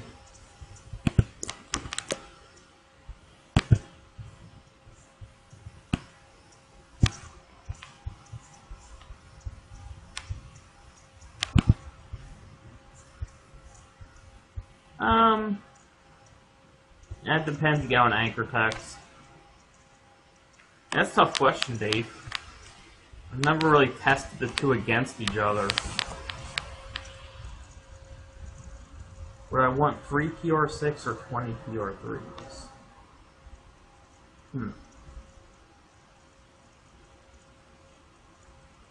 It's a tough question. I don't know. I don't know which one I would pick. Because with this, you can just do so much more with the anchor text. I guess it depends on the level of the competition and how many keywords you're trying to rank for. If it's like a keyword that you can't switch up that much and it's kind of difficult, I'll go with 3. But if you can rank for a lot of stuff and switch up the anchor text a lot, I'll probably go with 20. So I guess it depends on the situation. Yeah, absolutely. You know, videos bounce sometimes, especially when they first start ranking. So I wouldn't worry about that. You're welcome, Edgar, for whatever you're thanking me for. I'm actually starting some Web 2.0s right now, Chuck, for some testing. You know, I just want to see some things that I've seen from my competitors working. I'm going to test them myself, and you know, if it works, I'll do training on it.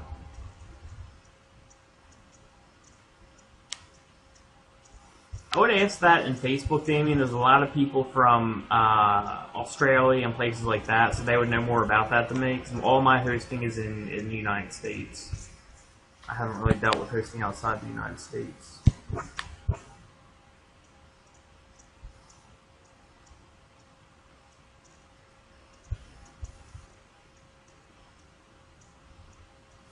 Paulie, I would talk to Mike about that. He's really good with design and conversion with design. Or even Fletch. Fletch is pretty good with that stuff too, I believe. And someone else said he sent out IP blacklist.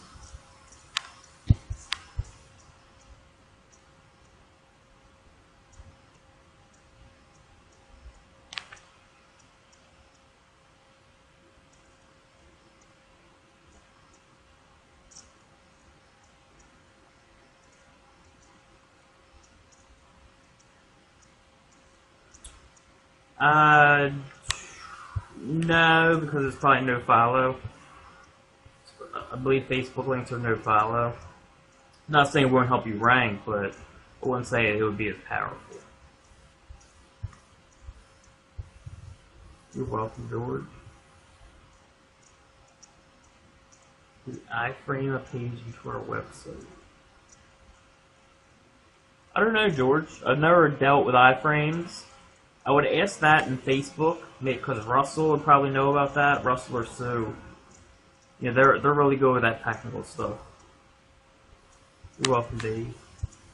And again, I don't use video site maps. I probably should, but I've never really gotten into them. heard they're great. I should have the last batch of questions here coming up. I'm going to take these questions I got up to like 8:03.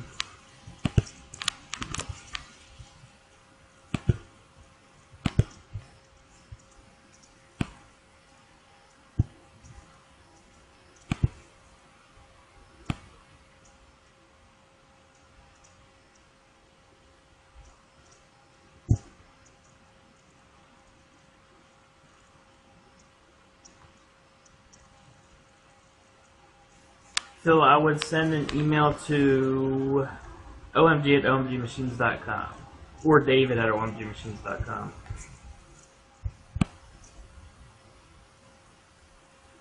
And however they tell me to handle it, that's how I'll do it. So that would be the people to go directly to. You know, they lay out the structure and I follow it. You're welcome, Graham.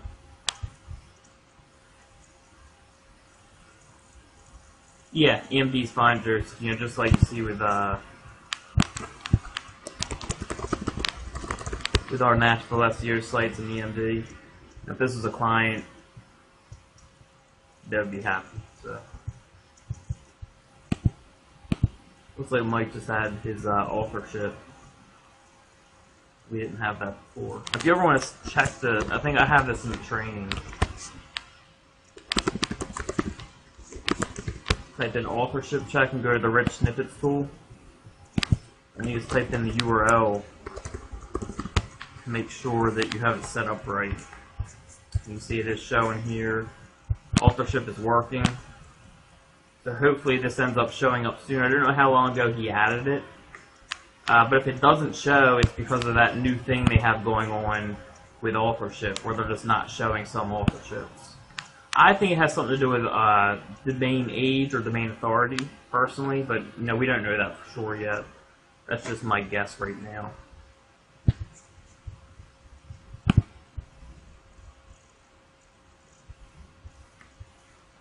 So Brute Protect seems like another WordPress security tool.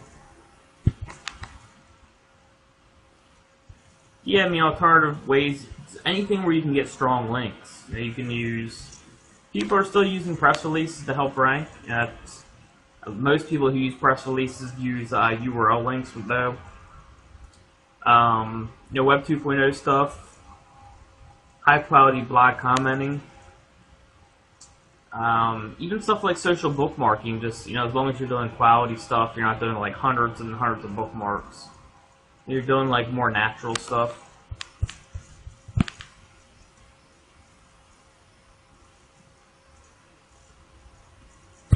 And George O'Brien says he is has stuff for complete views for YouTube videos if you need it. You can contact him on LinkedIn.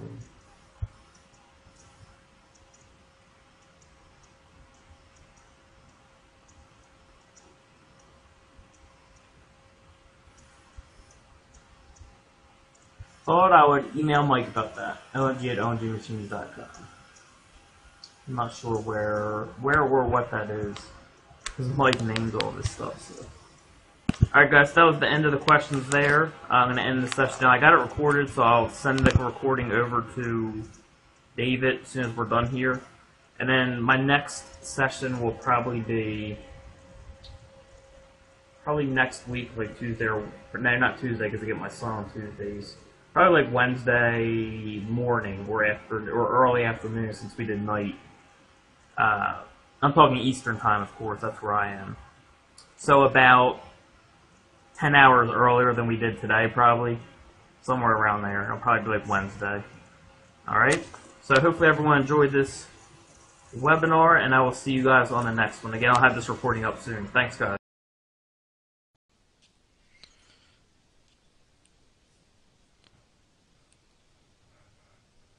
Alright, getting a brand new site indexed. Usually I don't worry about getting indexed, Kurt. I let the links do it for me. You know, especially if you have a private blog network. If you have decent links going to your site, that's going to help your site get picked up.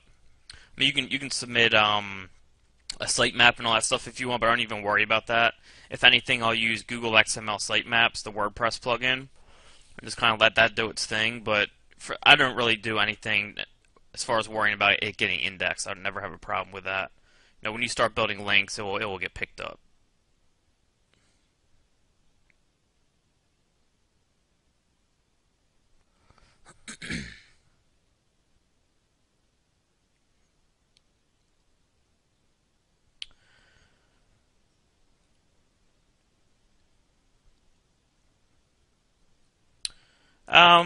It depends on the situation, Chuck.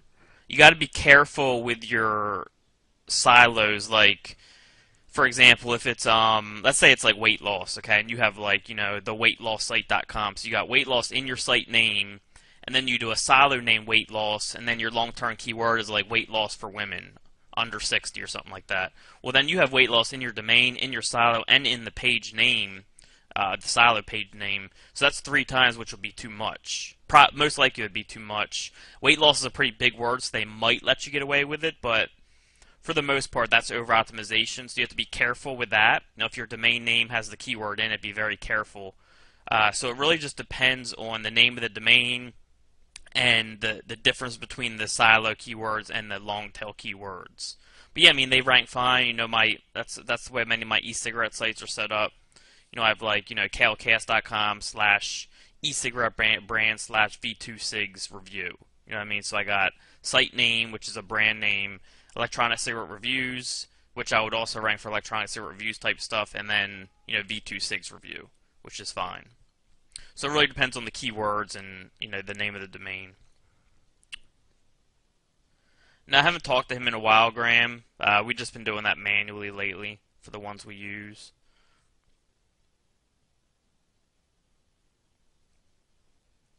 Yeah, I mean that can work, Graham. You can do that. You can use Web 2.0s, but I think the holy grail is still PBNs, but Web 2.0s can work very well.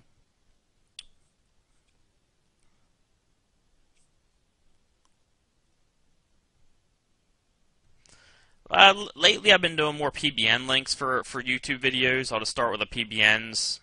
If I have trouble, I'll mix in the Fiverr type stuff. Does embedding the video? No. You're saying like if it has spammy links going to the video, will that affect the site as being embedded on? No, because then you could just you could just kind of spam a video that people have on their site. That's not going to affect the person's site. No, I just give them my keywords when I do the Fiverr gigs, and they kind of do the rest.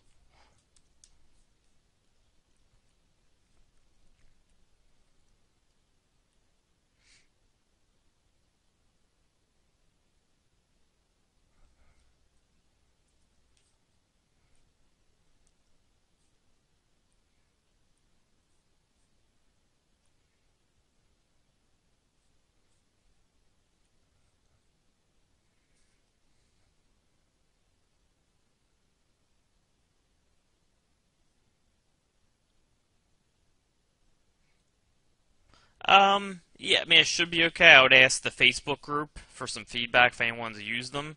Because you don't want something that's going to always be down. Because, if Google sees your links are down all the time, they're going to, give them less credit, I'm sure. So as long as their uptime is decent, that's what I would worry about the most. And, of course, as long as they have separate C-class IPs, that's the main thing I would worry about. I actually listen to nothing I don't even pay attention to anything he says, to be honest, DK.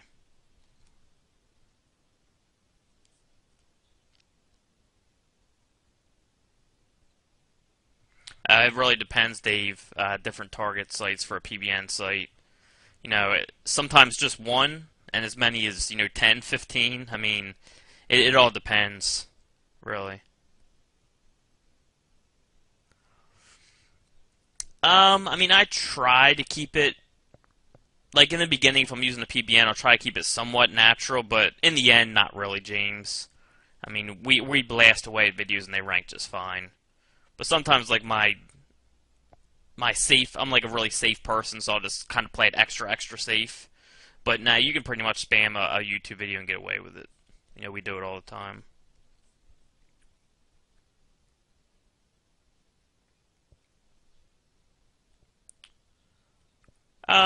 I mean, I just make sure my money sites are on something that has, very good uptime and loads decent. I've actually, put a decent amount of my money sites on host 9. I've found they're always up. They load quickly. They're cheap. So, host 9's been a good for me for my money sites. Now I'll use Todd Spears' dedicated server. I have a dedicated server with him. I'll put sites on there.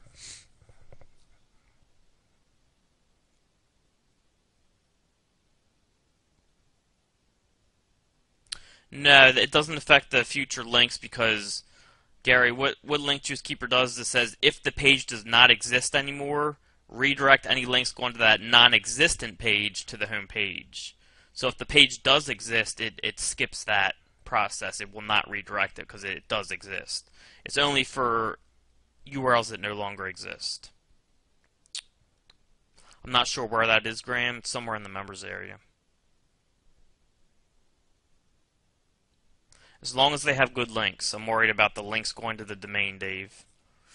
You got to look at everything. It mainly comes down to the links. Like, looking at domain authority and page rank and age and all that stuff, that's just kind of helping you gauge the domains, like kind of filter them out. And then it all comes down to the links. If they have good links, I don't care what everything else says. I mean, I care, but it's mostly about the links when it comes down to it. Using domain authority and page rank, that all just helps you filter out, the bad domains and kind of get the ones that have the best chance of being good domains, and then you look at the links for the final decision. Like, the links are kind of like the main factor.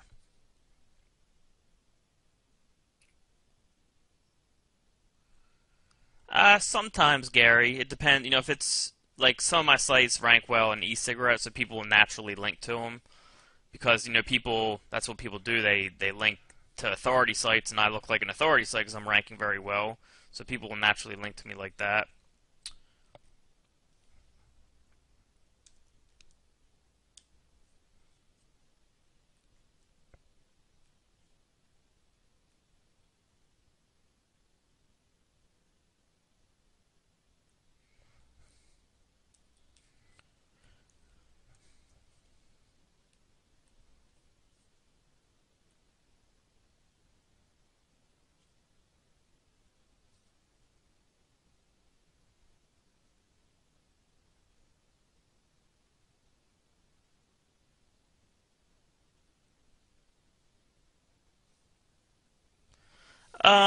I have an example, Milos, of I remember you told me how to pronounce your name, but I forget.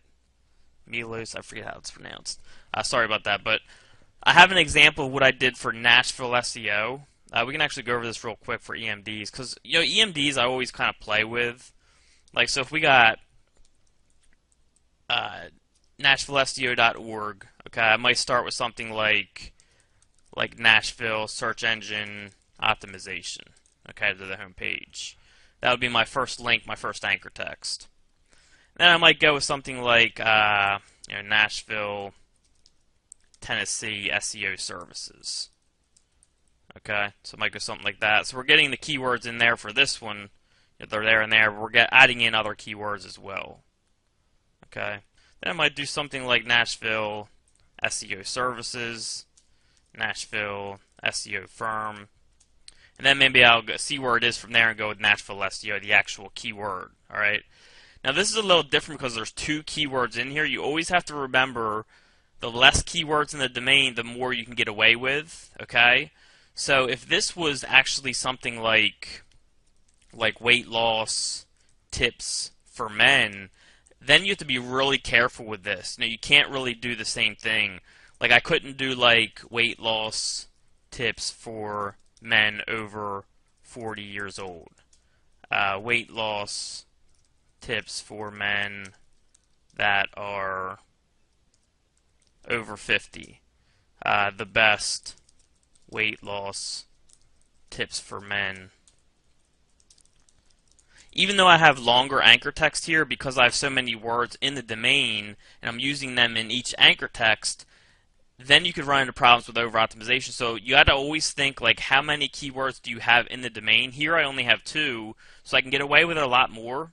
But if you have something like 5, or especially like 3 or more, If you keep doing this, you're going to get hit with over optimization pretty easily. Okay, if you keep repeating your keywords, because the more keywords there is in the domain, the less of a chance they're going to be repeated over and over in anchor text. Okay, so you got to consider that.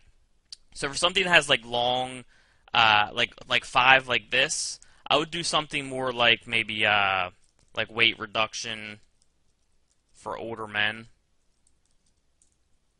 Okay, so I'd leave out, I would replace loss with one word. I wouldn't include tips. Okay, and I would kind of just throw in different words like that. Then maybe I'd do, let's say like losing weight for men over 40. And then eventually I would I would get kind of spread out the anchor text like this, where I'm using stuff that I'm not hitting the exact words with. I'm replacing words with synonyms. I'm kind of throwing in other words in there, so it's not hitting these exact keywords. And I would eventually, work my way into more and more closer to this keyword. Hopefully that makes sense.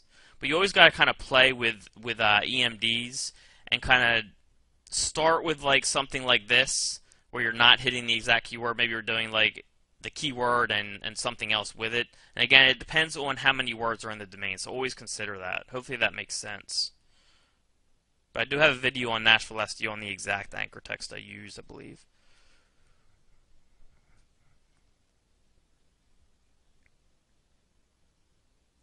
I only add content to my PBNs when I want links, Anthony.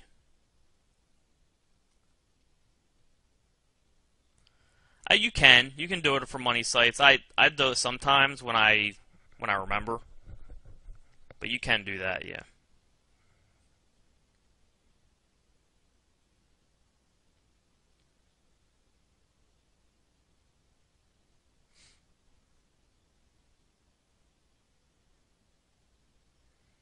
It comes down to just optimization. He might have stronger links.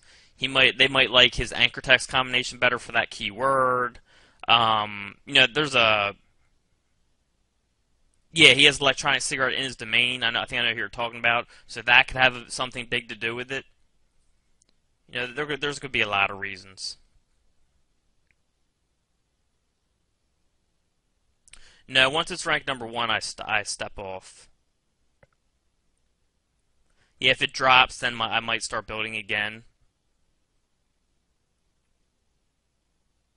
Now, because at the rate we build links, Gary, it's so slow that if you go from 1 link a day to no links a day, it's not a big difference. It's not unnatural. Even a couple links a day to no links a day, they can't really say that's unnatural.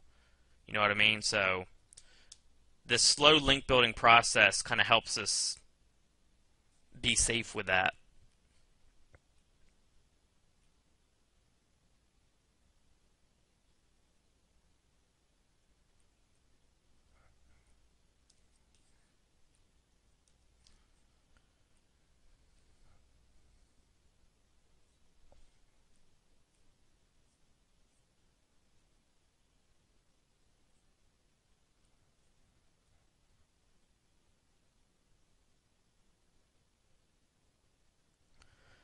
Link Juice Keeper will redirect the whatever version you're not using to the other version anyways, Joe. So it doesn't really matter, but I usually set it up with whatever has the best links.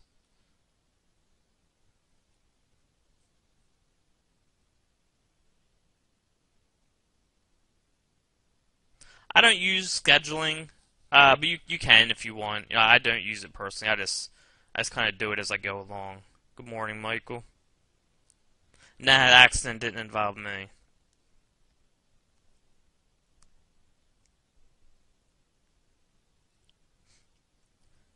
The best way to view anchor text of the links going to your site is to keep a spreadsheet, Michael. I always keep a spreadsheet of all the links I do for my network for each site. That way you can go back and look at it.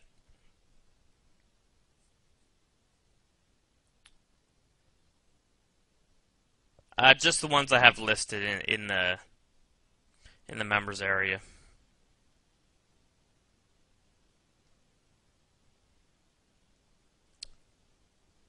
Yeah, you can, Ivan, but just I would use the same language on the PBN if I were you. So if you're linking to a Russian website, I would do Russian text. You don't, I wouldn't really like do English to, English anchor text to Russian targets because that's, you need that Russian anchor text. Hopefully that makes sense. If you're trying to rank in the Russian language, you want to use Russian language, Russian anchor text, all that stuff.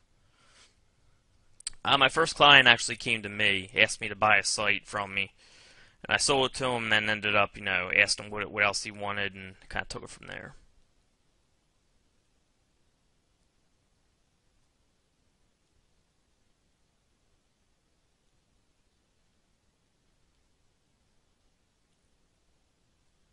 Gary, make sure you check out the sink or swim video that a lot of people have talked about. I show exactly how I do my linking in there.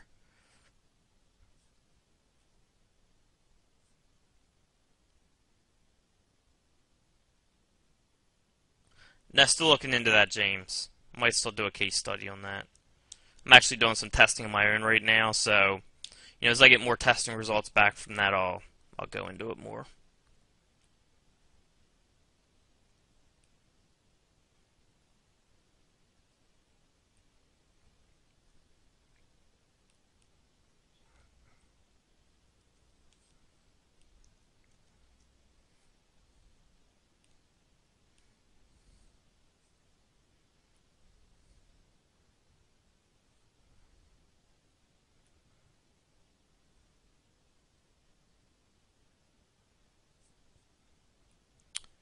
Let me see here.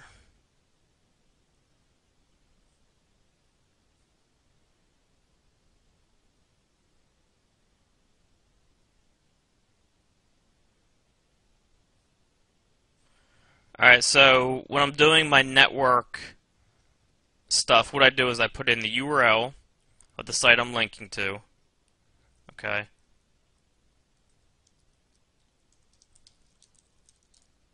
So maybe it's, let's say like Nashville SEO.org I'm linking to.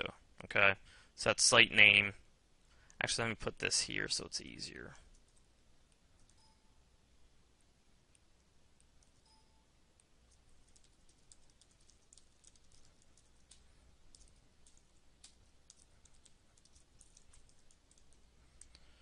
Alright, and then I'll do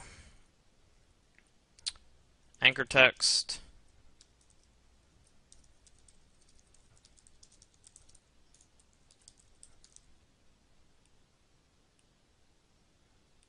Date.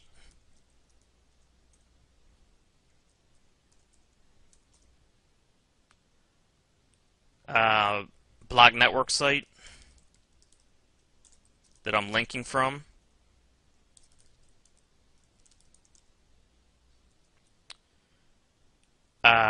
The ranking of the keyword that I'm targeting. So maybe it's number 3 or something like that. So that's previous to the linking. That way I can go back and look, okay, on this day I linked with this here, it was ranked number 3 and it moved up to number 1. This is the network site I used. Alright, so this, then I'll also have like notes here. So I'll keep like notes.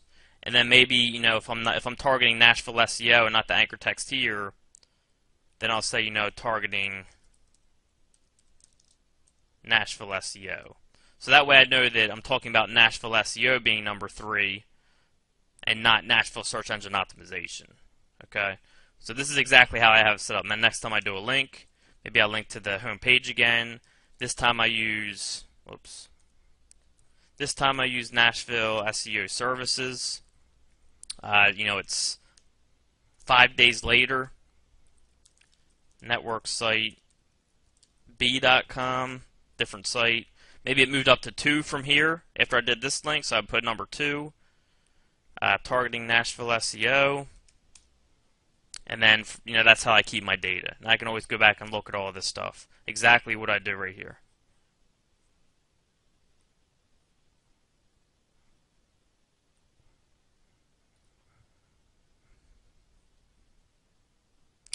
No, you can work with clients that don't have WordPress sites.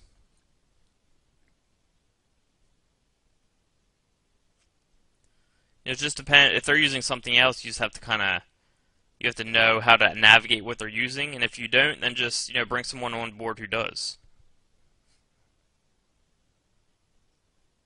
We have Liz. We have a list of 20 of them listed in the members area. We really like Weebly, TypePad's good, all that type of stuff. We have them listed in there though, and it depends what you're using them for too. Like if you're using like a client stuff, Facebook is incredible. LinkedIn, Twitter, all that stuff ranks very well. YouTube.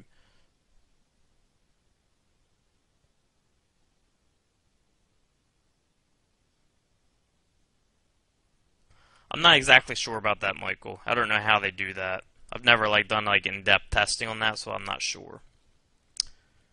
Yeah, you can use SE Nuke. It's just it's more expensive. They generally do the same things though, from what I understand.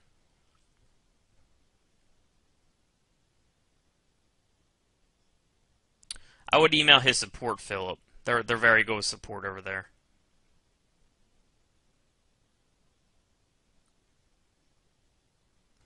I would say it depends how old your site is, Brian, and how many links you already have.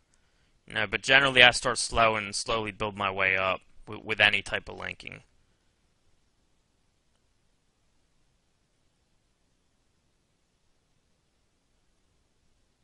Image links help Treasure, but supposedly they give less juice. I forget exactly how much less juice they give or are supposed to give, but they still count. Unless the site has tons and tons of image links, I just kind of count them the same because I don't think it's a ton difference. So unless you see a whole ton of image links, I wouldn't even worry about it. Now, if there is a whole bunch of image links, then just know that they probably are less valuable.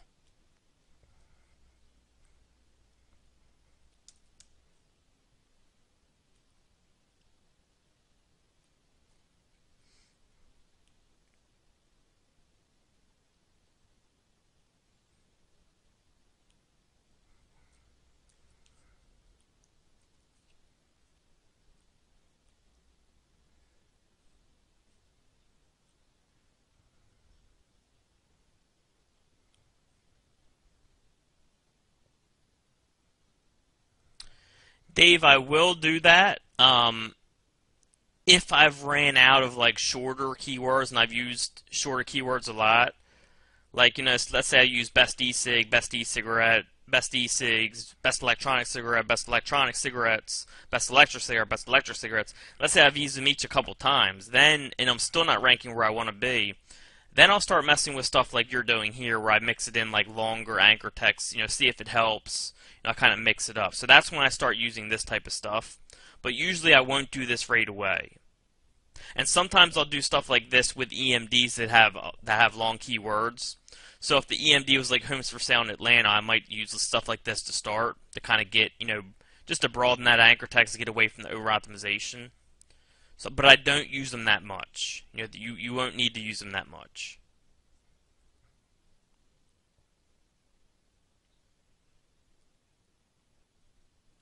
Philip, I believe there is a video on that, if I'm not mistaken.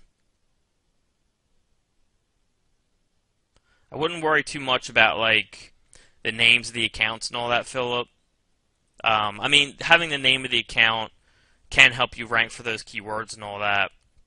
But I wouldn't worry too much about that part. I would worry more about just getting it set up.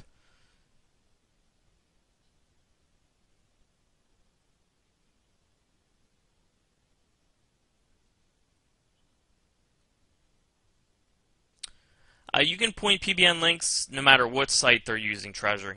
They can be using Joomla, regular HTML. It doesn't matter what their site is built into. Anytime you send a link to a site, no matter what they're using, WordPress or not, it's going to help increase their rankings. As long as they're not penalized and all that stuff, of course. You'll probably want to end up making small changes to their site at least, like their titles. You want to optimize their titles, maybe a little bit of their content and all that stuff. But that's the main thing that you want to worry about as far as getting it ranked, is just making sure you're getting the most out of the titles, the URLs, and you can mess around with the content a little bit. But I talk about that in the Sink or Swim video, anchor text, titles, all that stuff is in the Sink or Swim video.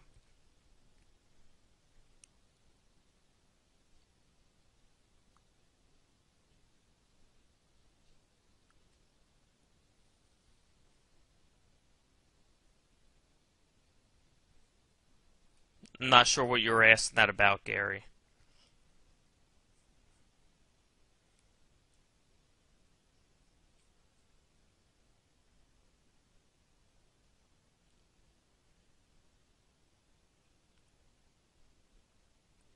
I'm just talking about like creating videos and linking back to your website, Philip.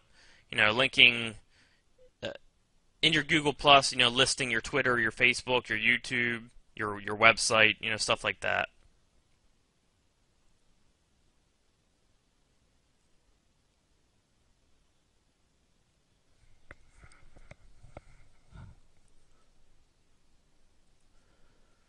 All right, so we'll do another example here. I think I know what Roger's asking.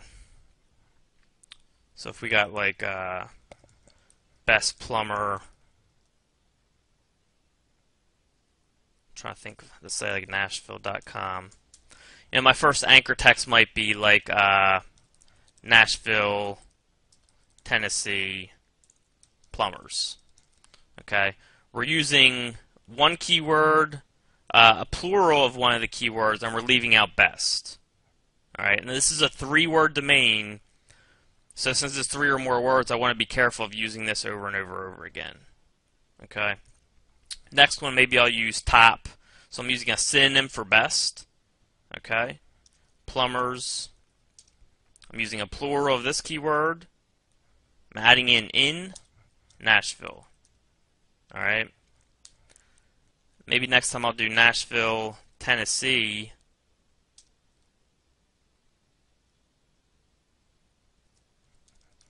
Plumber, something like that. And what I'll do is I'll kind of see where the site moves from there. Like, okay, where's it ranking for this? Where's it ranking for that?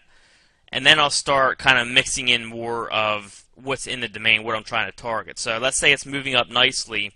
All right, so I've hit it with 3 keywords. I'm moving away from over-optimization.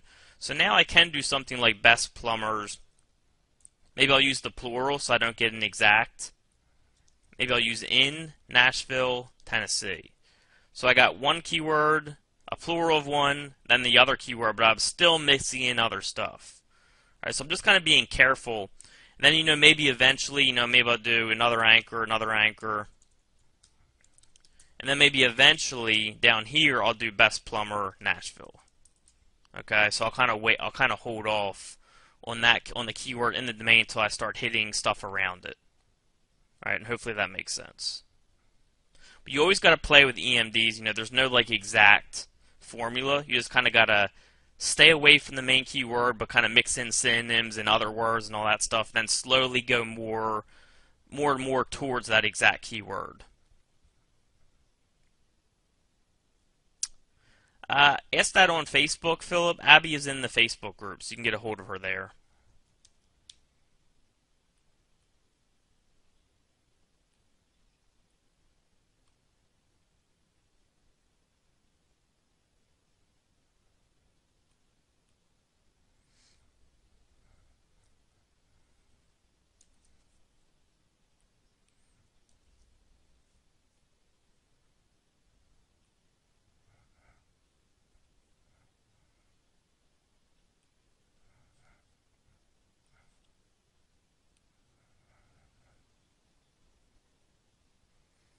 I think we just went over that one.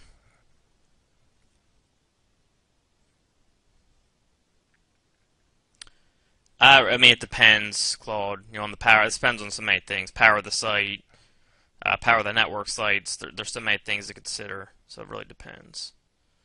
I mean, I've ranked low competition keywords in as little as a day before. So.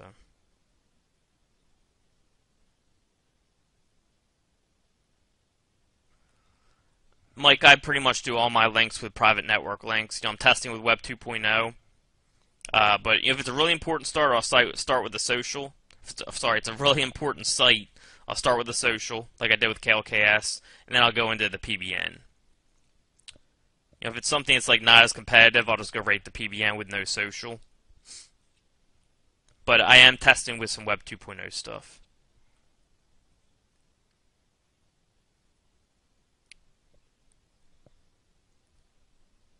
Yeah, that's fine, Philip. For any updated V-Books, I'll contact Mike, omg@omgmachines.com.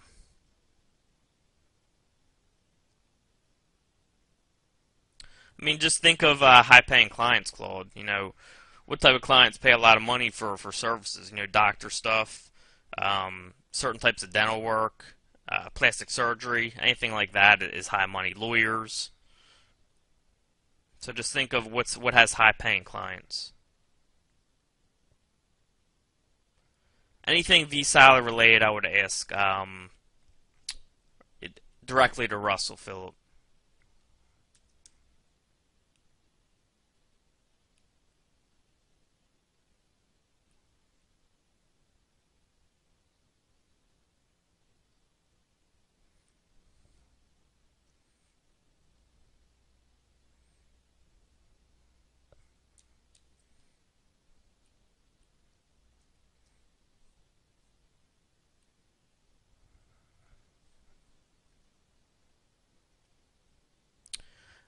They can be about anything, Anthony, but I would probably lean more towards making them relevant if I could. It depends how many niches I'm in and how inconvenient it would be to make them relevant. But they're just like a regular site where you can make them. You can make them about anything. You can do different topics like we do on PBNs. So it just depends how much stuff you're doing and how inconvenient it would be to make them relevant. To do so many different ones.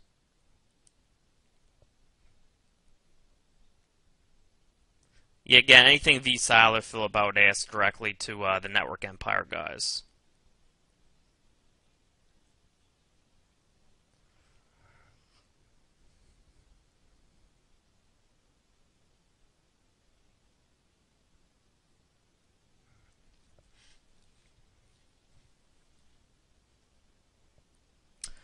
I never had a problem with that, Brian, with KLKS. Um, I haven't had a problem with it, so I'm not sure exactly what you're doing, so I don't want to like say for sure.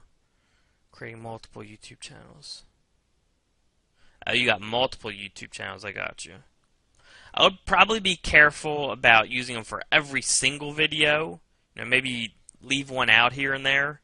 Maybe link to some other sites, link to some authority sites, just to kind of be careful. It should be okay, but I would probably do that just to be careful.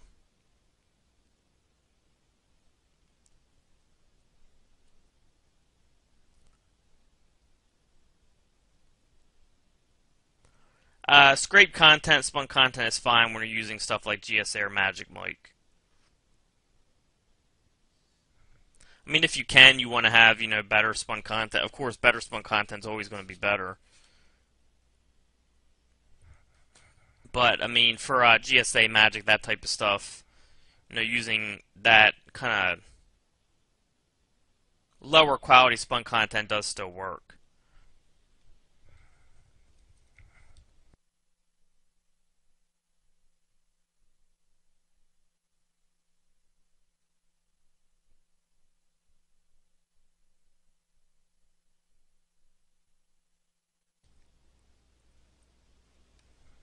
I'll be careful about interlinking like all the videos for all the channels again, Brian. I mean, just take extra steps to be safe. You would rather have a little less juice and stay safe than get penalized. So just kind of keep that in mind.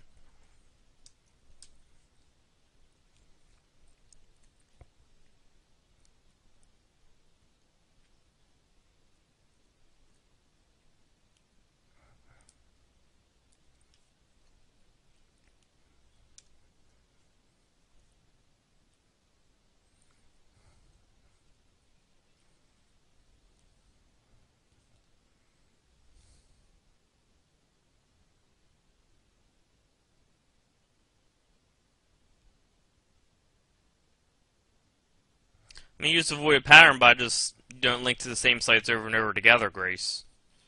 So if you only have two sites on a topic, if you link to those two together, that's fine. Just next time, just link to one of them. Then the next time, just link to the other one you didn't link to the other time. And then you can link to them both again if you want, but mix in another authority site in there that you're linking out to. Just don't always link out to the same exact site. That's all. That's the main thing you got to worry about.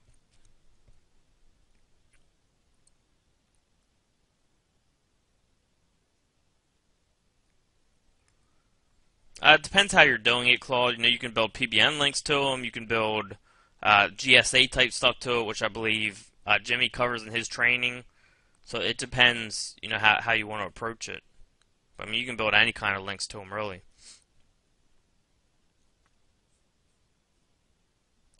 I still think PBN links are the best to rank YouTube videos, but probably, that mixed with like GSA or Magic type stuff.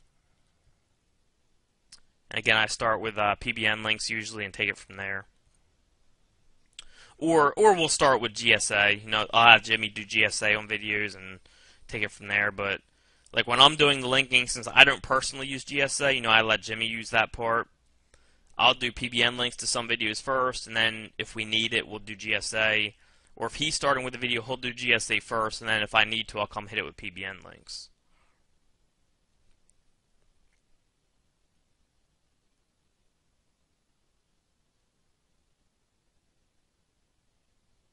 I just tell him to email you, Grace, with a receipt and all that stuff.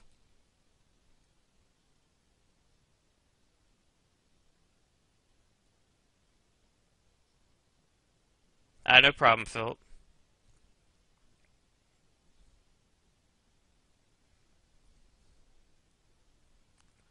That's correct, Claude. Links are what rank sites. And correct optimization. Kalecast is still doing very good, Brian. Very good.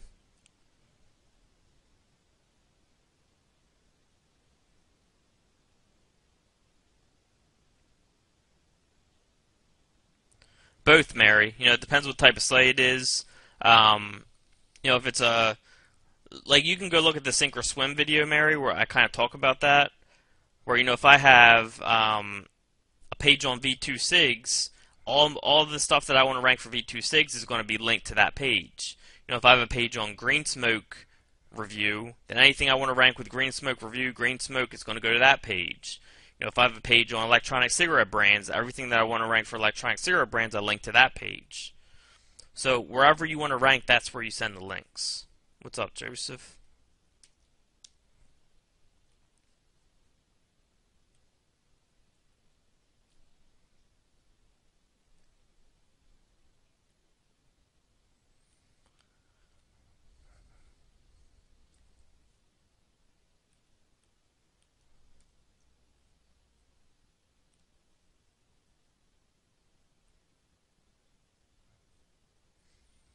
That really depends, because it depends what you consider tough, and sometimes it just takes a couple, sometimes it takes more than you think it would. It depends on the optimization. Optimization of titles and URLs. It's there's no exact science to it, and sometimes they just love your combinations, and you don't know why. We generally know what they want, but we still don't know we'll never know exactly what they want. Because if we did, we'd all be ranked #1 for everything. But we have probably a better idea than anyone else does of what they want. You just kind of got to play around with that. So it all depends on your optimization, the power of your links, the anchor text you use, and it depends on so many things, so it's hard to say.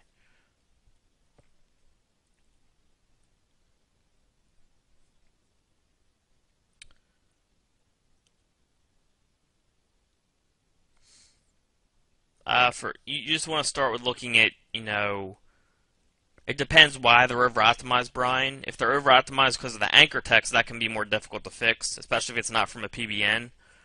If it's over-optimized because of the on-page, you got to take a look at your URLs. Make sure you're not repeating keywords over and over.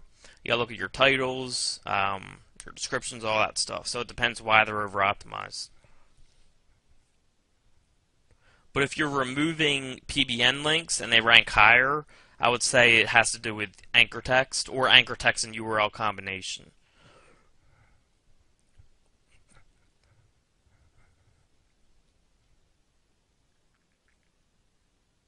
Sure, Ivan. I don't see why there'd be any problem with that.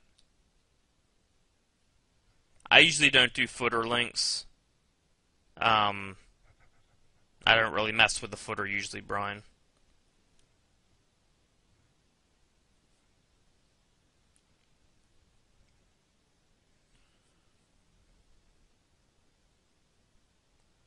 To see what a client's already ranking for, you can use something like, oh god, what's that called? I think SEMrush does that. But usually I'll just say, I'll try to find out what keywords are you trying to rank for, then I'll kind of type in those keywords manually and just see where they rank. Or I'll throw them in a keyword tracker. Because usually the services that find out where a client's ranked, they're like a month or two behind. So they kind of end up being somewhat pointless a lot of the time. So I'll just kind of manually check usually. Yes, I have. Still, no one knows about the yet, Brian. Exactly why they're showing it for some, but not others. Again, they made that change about a month ago. I don't think anyone knows yet.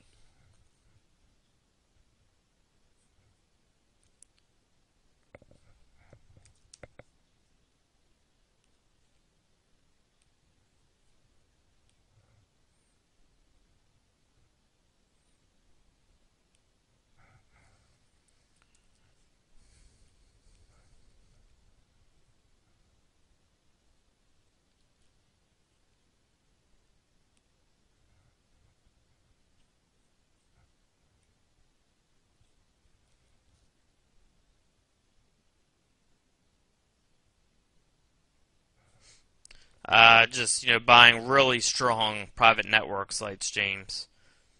And I don't know what he's paying you. I don't know what the budget is, so it's hard to say. If it's worth it or not, or anything like that. But I'd have to see I would have to know more about the situation to tell you exactly what to do there. But you're just going to need strong network links. And it depends on optimization and all that. But you want to start with very close to the keywords you're trying to rank for, then work your way into the exact keywords. But again, that depends on your optimization as well, as I was talking about earlier. But to answer your question, just get as strong a sites as you can and link with the correct anchor text. Yeah, I can show you a site that we're actually linking, or we're actually leasing out to a client. This site right here, it's number 2 for Seattle real estate agents. We're leasing it out to Christy and her husband. So that's SeattleRealEstateAgents.org.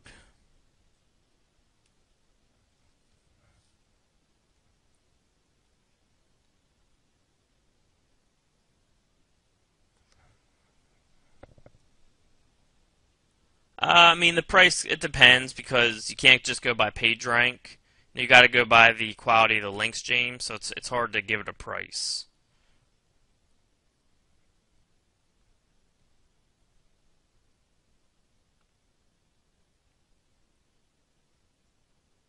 Yeah, you can use the same gigs for that, James.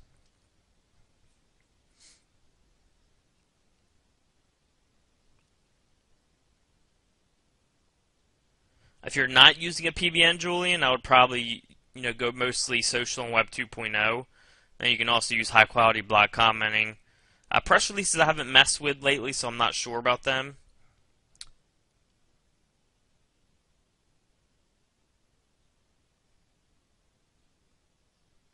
I don't know exactly what he's doing with that, James, so I can't say.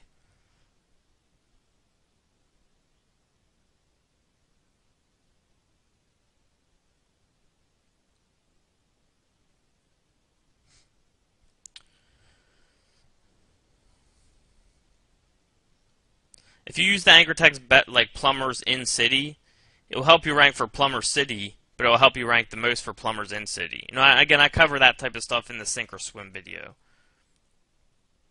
That video has helped a lot of people understand, stuff about anchor text. So just make sure you've watched that video.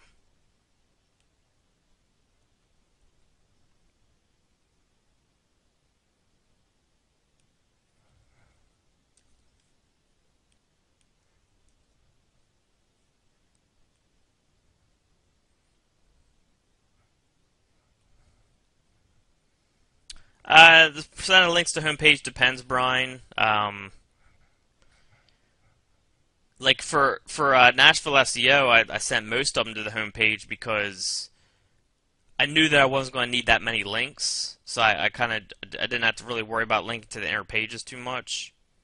Then, of course, you have expired domains that already have tons of links going to them. So they already have tons of links going to the home page. So you can kind of just link to all inner pages. So it just really depends on the situation you have and how big the site is and how much linking you're going to be doing. You know, if it's an expired domain or not as well, because expired domains will already have links going to the home page. But, you know, if you're doing like a brand new site and it's going to be somewhat large, I would just make sure you link to the home page at least every once in a while, maybe every 5-10 links, something like that. But make them useful. Make sure you're trying to rank the home page for something so you're not wasting those links. But again, it's hard to throw an exact number out there without, you know, an exact situation. If you just joined Project X, you know, start with the orientation videos and all that so you can know where to get started. Generally, no. I mean, they do basically the same thing.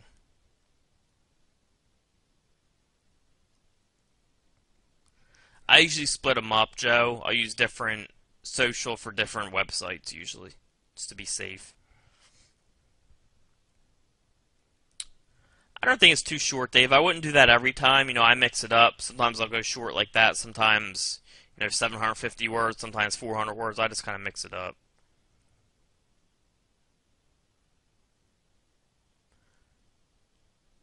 What do you mean by each project, Anthony?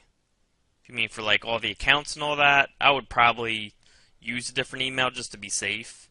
That's just me.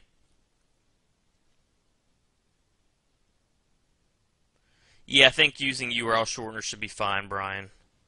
Although I haven't used them in a long time. As long as you have the anchor text right, they should be okay, Anthony. As long as you don't really mess up the anchor text. I believe Jimmy talks about that. GSA is it's a tool for building links, James. There's training from Jimmy in the members area.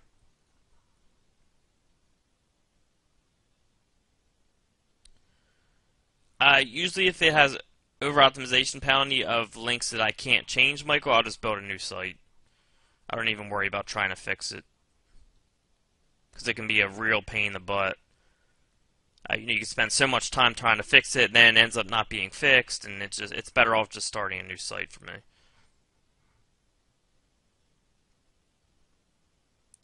It still carries juice, but not as much, Claude.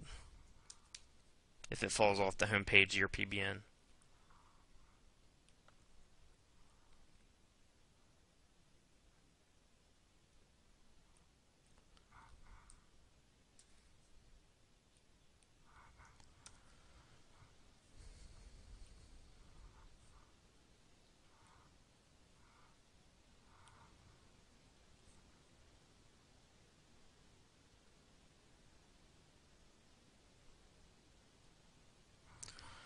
For that scenario, Dave, it would depend on the price. You know, if it's like tons and tons and tons of footer links, I would be careful. But I mean, they still pass link juice at the same time, so it really depends on the price of the domain and all that. But I would probably like devalue that like a little bit. You know, if it was a site I would normally pay 200 for, maybe I would only pay like 150 for it. You know, just kind of even out the you know, just having too many footer links. But in theory, it still passes all the link juice, so it should be okay. But I would just give that a little bit of that devaluing because of that situation. And that's just me personally. That's what I would do. Yeah, again, I would just build a new one. Definitely. Of course, if I couldn't change the anchor text.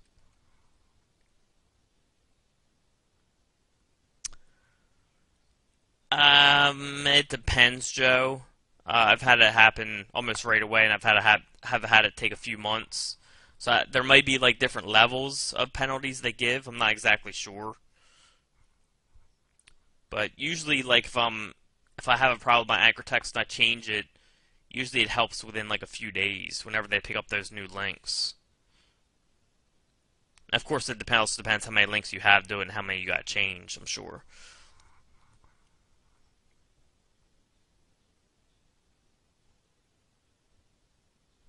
I would just keep all your link stats in a spreadsheet, Kim, like I went over earlier in the webinar.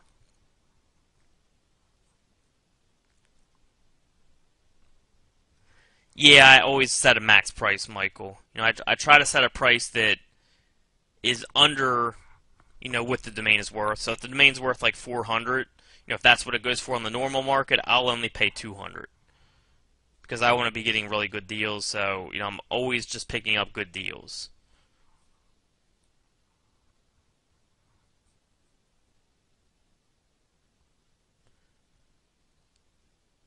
You can set up Link Juice Keeper and it will redirect all the non-existent pages to the home page, Eleanor. If something is de-indexed, you can go to Google or to do a de-index check. Just do site and then name of the site.com, or sorry, name of the site dot whatever. And since stuff is showing up here, this site is indexed. Now, if you see this, that means it's de-indexed, or it's not indexed, no matches.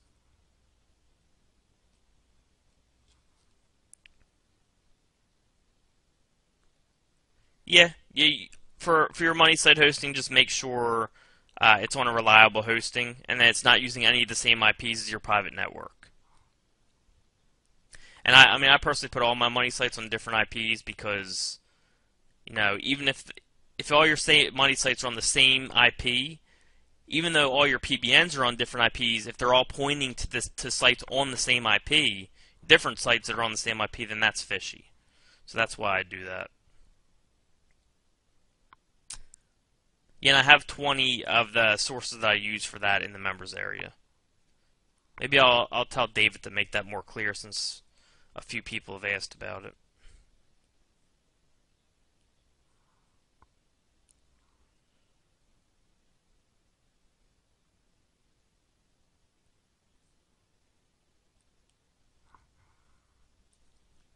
I got about 15 minutes or so, guys. But we're almost caught up on questions, so we should be okay.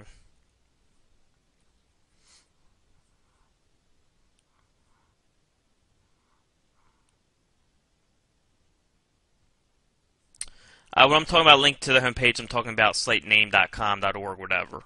That's the homepage. No, I don't say there's any limitations on interlinking as long as you're linking to something relevant and you're not forcing it. Okay, so if I have a page on V2SIGs and I mention V2SIGs, I'm going to link to that page, but I'm not going to force it. So anytime you mention a topic that you have content on, just link to that page.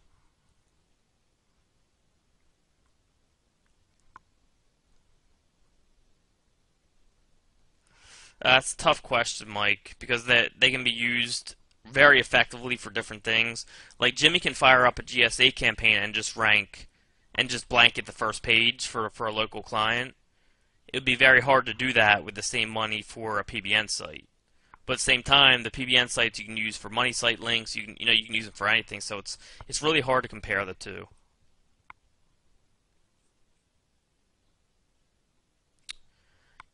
You can, Chuck, but it makes it harder if they're not in the text of your articles. It makes it a lot harder.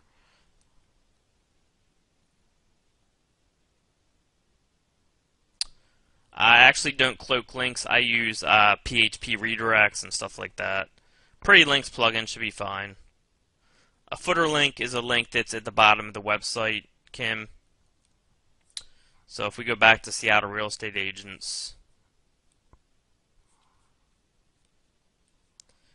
if there was a link down here, it said like, website made by, then the people with a link to their site, that's a footer link.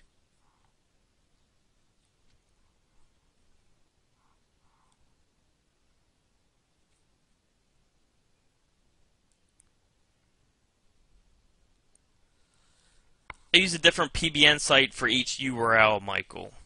Alright, so I'm not going to link to the same URL from the same private network site more than once.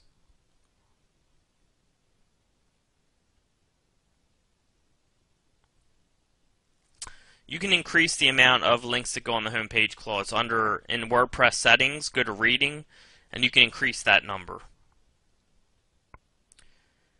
And I just wouldn't go over 100 links on the homepage just altogether.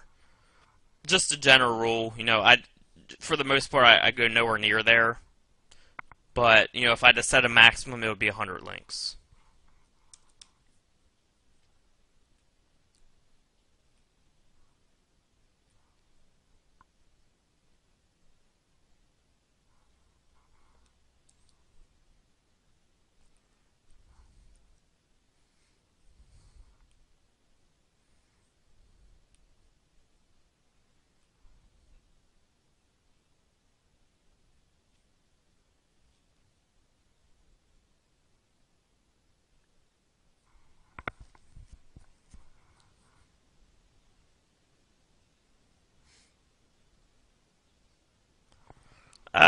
It depends on what kind of SEO they use, Bob. You know, if they use safe SEO, it might be worth buying it for a few $100. But, you know, if they use maybe shoddy SEO that you're not sure it's going to stick, then you might just be better off doing it yourself. So I think it depends what SEO they used. And you gotta be careful, because even if they use their own network, what if they end up taking down those links? You'd have to make sure they keep the links up and all that stuff, so.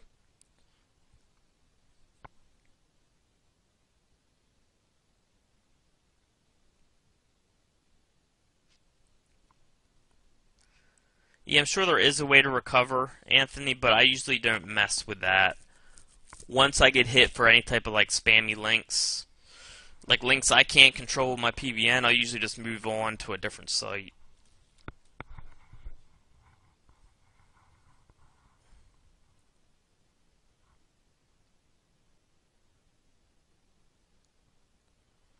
Not sure what you mean, Kim. How do you track links from someone else? Not sure exactly what you mean there, Kim.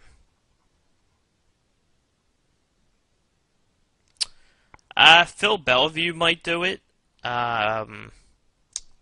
Wayne Voss might do it. I would ask in the Facebook group, though.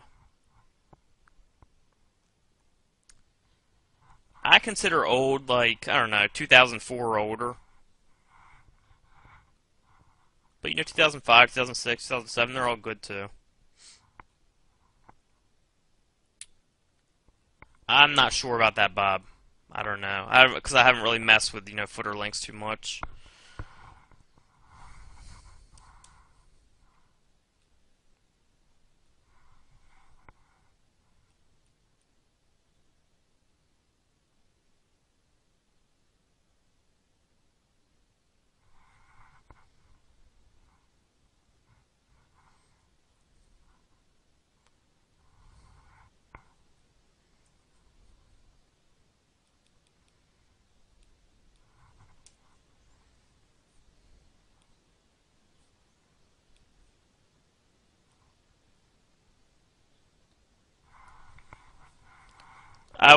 That's pretty much all with the trainings on, James.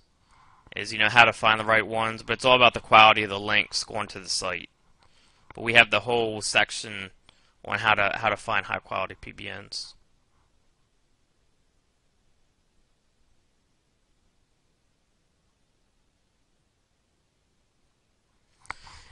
Kim, if you're talking about that few links, like just like 5 links to the same 2 money sites, I wouldn't worry too much about that. You know, it's when you get up to like, you know, 20, 30, 40 links all going to the same 2 sites over and over and over again with no other links, that's when you might run into problems. And you still might not. But, you know, we just want to be extra careful. I think the law of implication has been awesome so far, DK. I haven't finished it yet, though. Alright, Darren. Talk to you soon.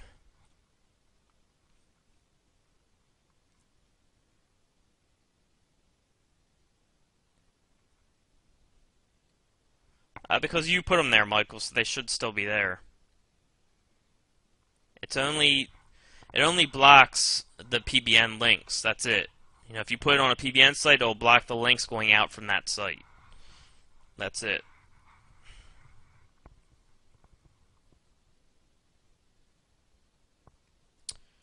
I probably wouldn't bother siloing that, Carl. And I would probably mostly send links to the home page, yeah.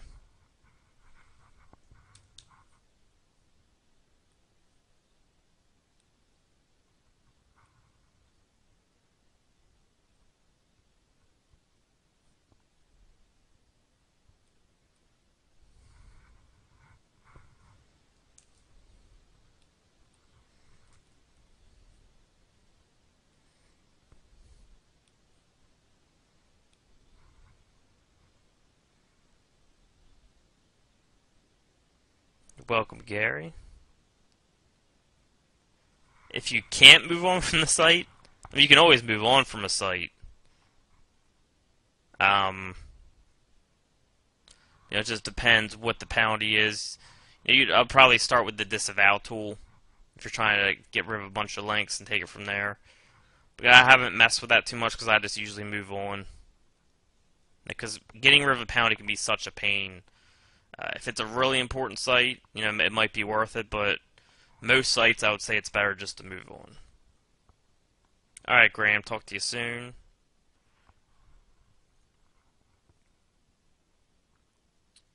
What theme? I see Jack Fletch is here. What's up, Fletch? I'd probably ask Fletch about that. He's way better with like design and conversion than I am. So I'd probably ask that to Fletch, or you can ask it in the Facebook group. You know, Facebook group's always good for these types of questions.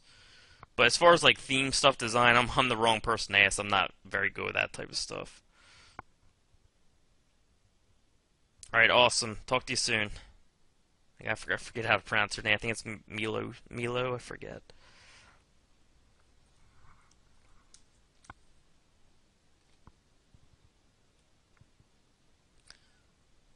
So I'll give another couple minutes for questions here,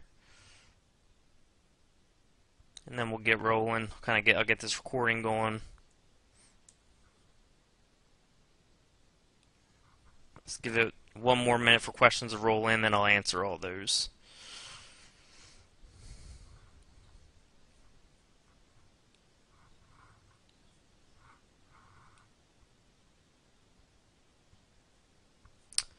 Yeah, Spider Spanker only blocks outgoing links, Kim. That's correct. So if you install Spider Spanker on a website, any site that site links out to will be blocked. Alright, so it only blocks links on outgoing links from a site that you installed on. I install, you know, different themes on them, Rizel. Like just the regular WordPress themes, are the free ones. Of course, you can be more careful and make your sites look better and all that stuff, but I haven't worried about that yet. And I'll go see one more time if there's any more questions here.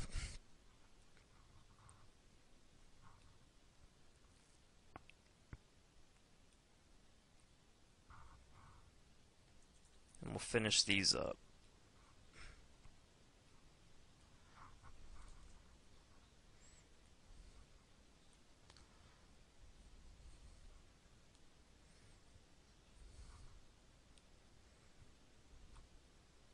Joe Morfaglo's here too. What's up, Joe?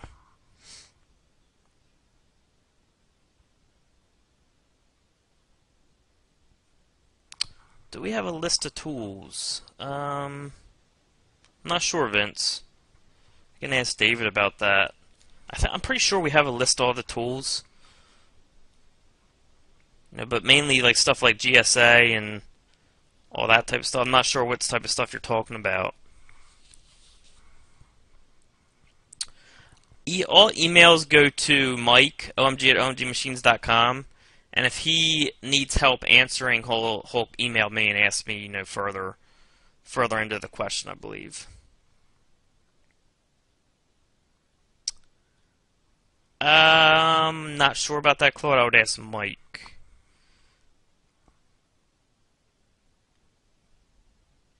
Ultimate shortcut check. Yeah, any questions like that, omg at omgmachines.com. Philip, yeah, I can definitely do that. Because that way I don't have to repeat the question, but then you guys know where I am. So Philip, yeah, I can start doing that.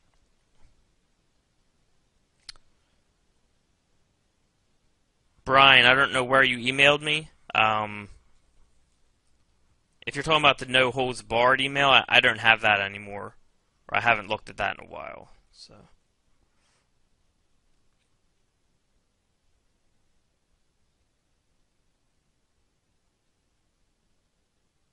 James, Mike would be the person to ask for that because he did that video. I'm not exactly sure where that is.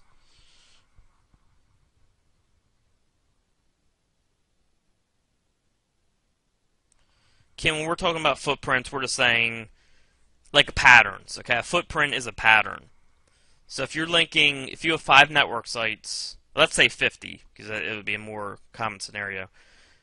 For getting hit with footprints. If you have 50 network sites and all 50 of those posts, of those links you're doing, you link the site A, B, and C over and over and over again together in all 50 of those posts, then that's a footprint because you keep linking to the same sites over and over again. You get what I'm saying? It's a pattern. You're linking to sites A, B, and C from site A. You're linking to sites A, B, and C from site B. A, B, and C from site C. A, B, and C from site D. And you keep linking to those same three over and over and over again, then that can be a footprint.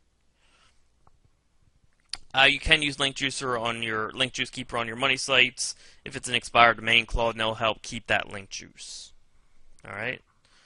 So hopefully you guys enjoyed this session. I'll probably have one next week. I gotta leave for Miami on Thursday, so it'll probably be Monday, Tuesday, or Wednesday. So it'll be, within the next week or so, and we'll probably do afternoon or night since we did morning today.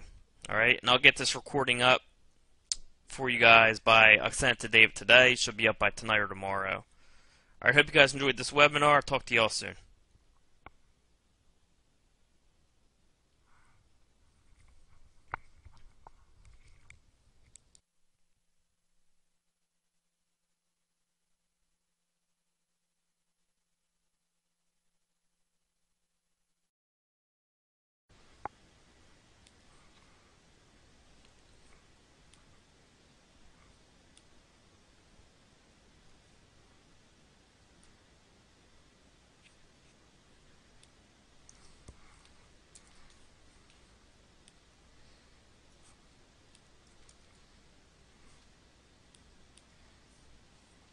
Alright, so we're going to start with Graham. Each time I answer a question, I'll just say the person's name, so it'll help people show where I am.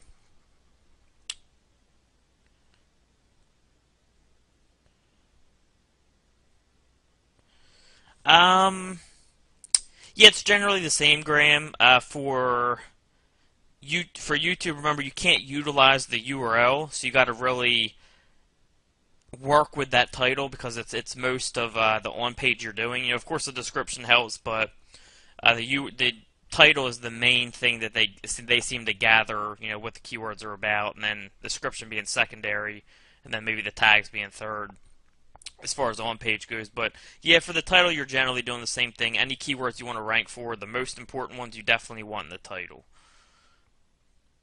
I'm going to Muhammad here.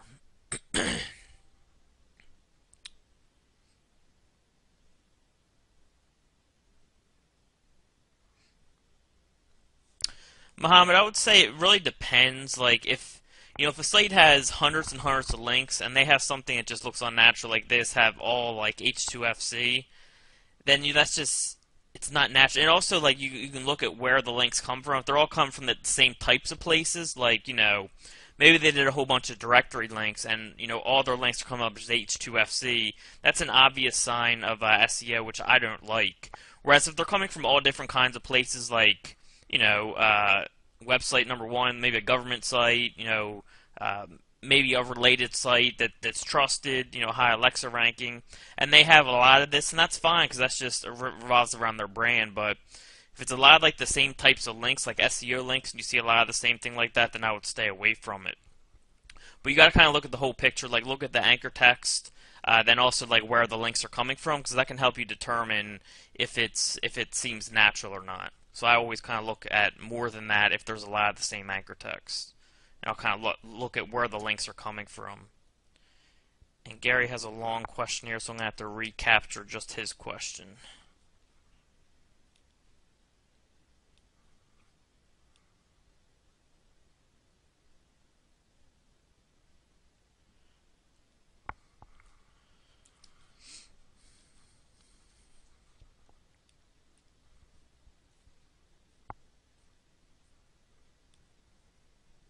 Again, this is Gary. You can't see the name, but I'm just going to be reading this and answering it as I go.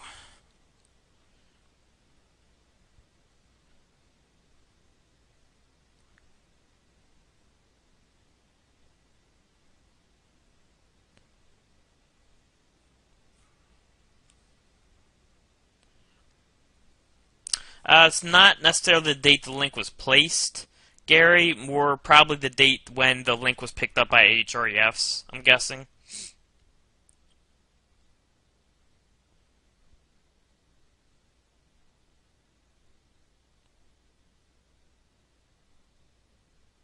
Yeah, it's generally, I think they just try to do the same thing OSE does, Gary, where they're trying to give like a scoring system, but it's just different than OpenSite Explorers.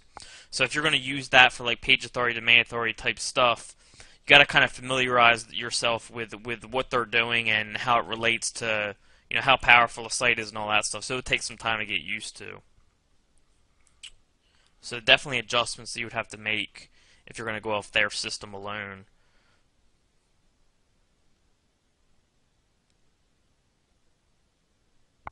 I'm not sure about that with hrefs, Gary, because I use OpenSite Explorer for analyzing expired domains usually, and that's where I'm usually concerned about them. So I'm not sure about hrefs. No apologies necessary. You can ask whatever you want here about SEO, of course. I have not seen that, Graham. And Mohammed here.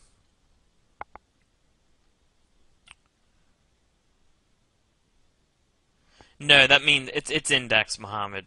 The only reason a site is indexed or is not in the index, I should say, is if you see this. Nothing, no matches. Okay, if there's any match at all, it is indexed.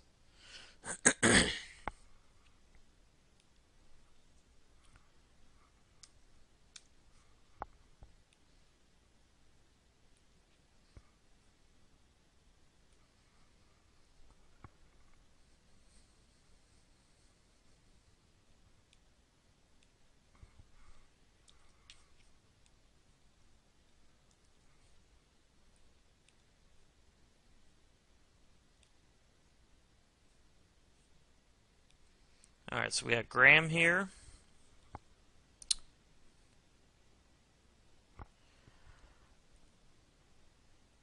No, when creating links to a YouTube video, remember they're much more lenient. There's much more lenient SEO rules with YouTube videos. So a lot of the times I'll just go mainly keyword. So if it's for example, for Nashville SEO, I can show you the exact anchor text I use pretty much. I use like 6 links, something like that. And I believe it was Nashville SEO about 4 times. I think I did it twice. Then I think I did like Nashville search engine optimization.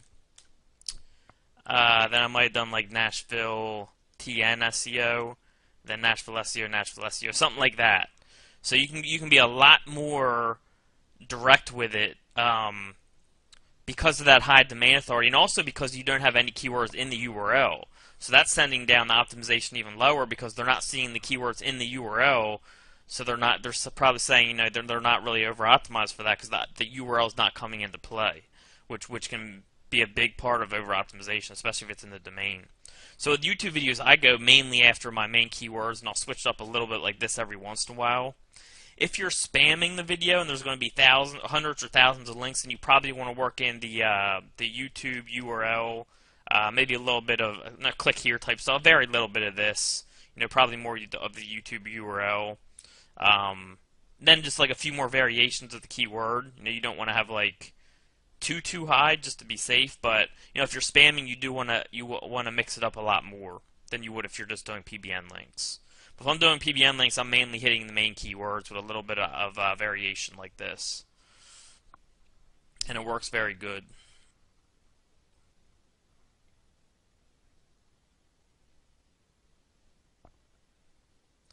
Webinar Tech, I've never heard of it, William.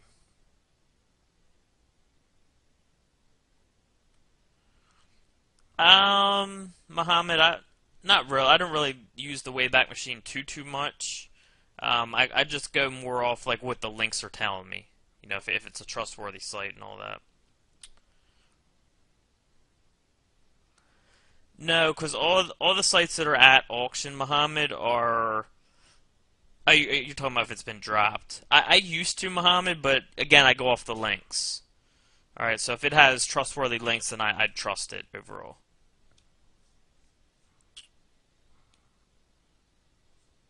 Whoops, I think I missed someone's question here. Dave.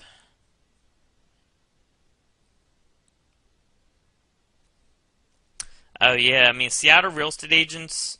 That site he's talking about.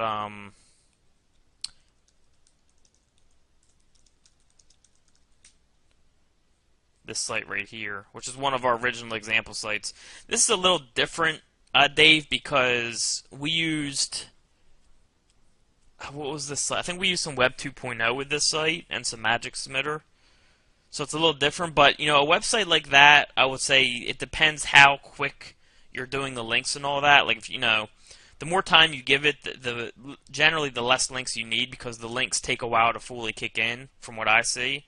And it also depends if it's an EMD or not. You know, in this case, it's an EMD, so you're getting a lot more power out of it. You know, it depends how you divvy up the anchor text. But I would say a site like this, on average, maybe 4 links, something like that, 4 or 5 links, depending how fast you go. So not many.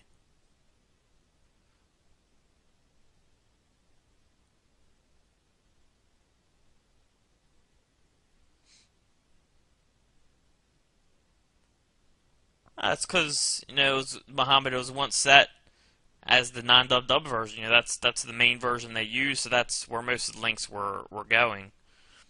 And likely, if it's that big of a differential, it could have been a lot of SEO involved. It doesn't mean always, but, you know, a higher chance of SEO being involved.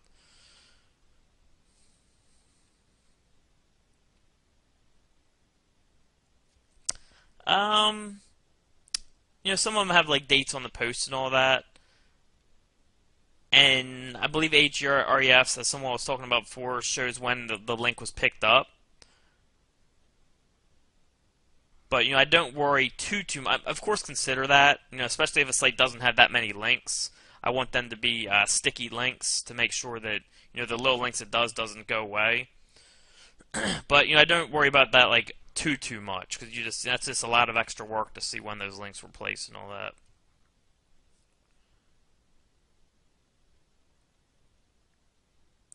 Yeah, Barry, I've always done that for some reason. You know, I've just done a post and the rest pages for the most part. You know, I might do like a couple posts,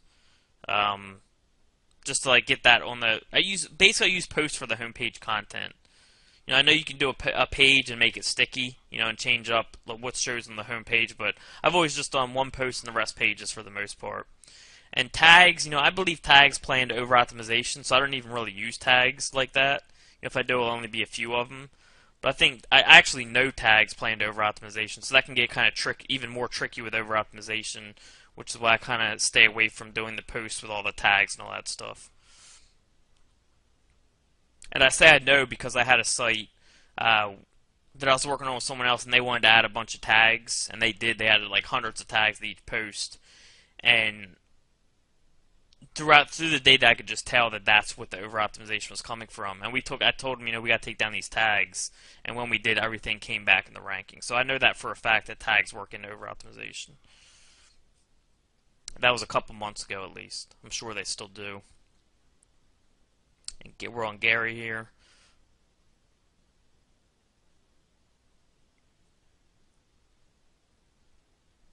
No, Gary, this just means that you can't transfer the domain in 60 days. So, you know, you're getting it in your GoDaddy account. If you wanted to transfer it to Namecheap, you would have to wait 60 days. But as soon as the domain goes in your GoDaddy account, you can start right away with whatever you want to do. So it's just saying you can't transfer it out to another domain registrar.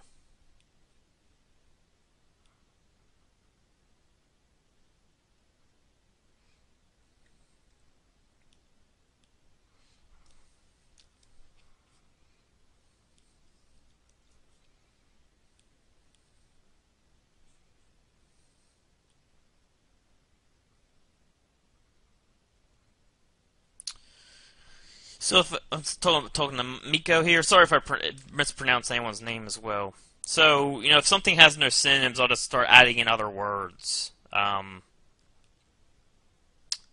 So if we got something like, you know, Nashville SEO, and there wasn't any synonyms, I would just do stuff like Nashville TN SEO. Maybe Tennessee, or maybe, Nashville SEO services, Nashville SEO firm, stuff like that. Best Nashville SEO. company, stuff like that. So I'll just add in other words with the keyword. I mean, there's different ways of silo berry. Just depends what topics you want to go into. I believe Mike's somewhat siloed oliviawild.org, which is one of our sites. So you can kind of look, I guess you can separate into categories. It depends how you want to do the site. I mean, maybe you can do like career, you can do, school, like what school they went to and all that type of stuff. It just depends how deep you're going with the celebrity and what topics you're touching on.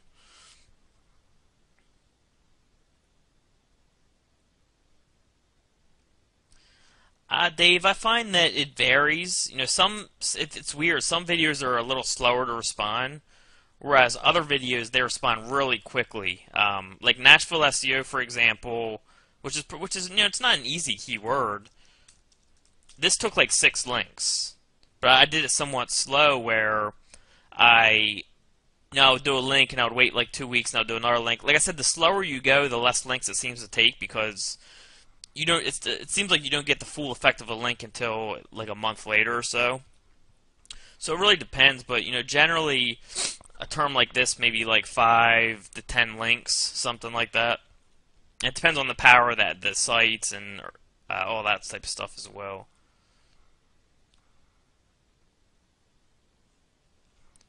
But what we're trying to do for Nashville SEO is blanket the first page. Right now we got number 1, number 2, and number 3. And then we got number 7 for Yelp.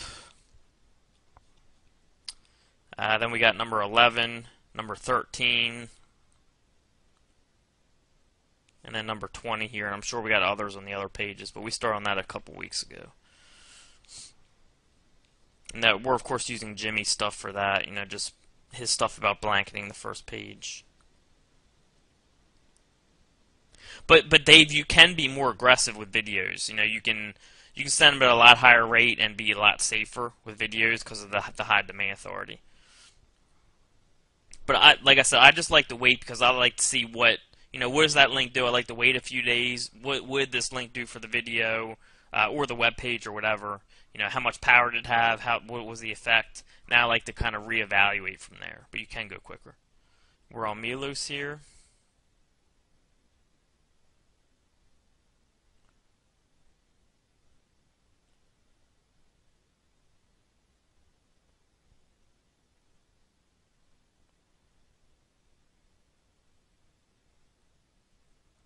I'm not totally sure about that. I don't know how exactly they see that. But I always kind of just look at it as a percentage. I don't really consider the quality of the link. But that is something they could take into play. I don't know for sure though. Yeah, links on expired domains do drop off sometimes. People will see that the website is no longer their old owner, and they'll take down the links or whatever the case. Maybe their website expires. So of course the links can drop off, but a lot of my sites keep a lot of their links. It depends how well it's spun, Graham. Personally, when I do it, I do different articles. Spun differently. That's just me.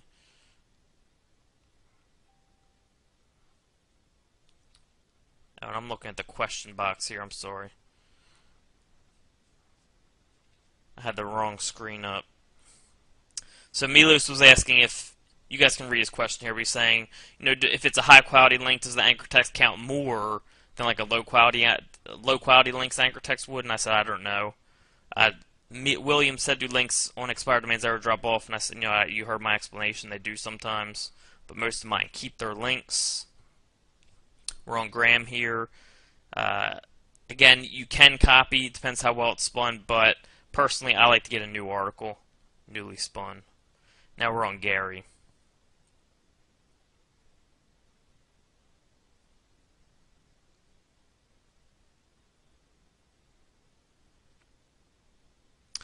Yeah, generally, Gary, that's what I do. If it has links on multiple pages of a website, I'm sure it gives you a little more power.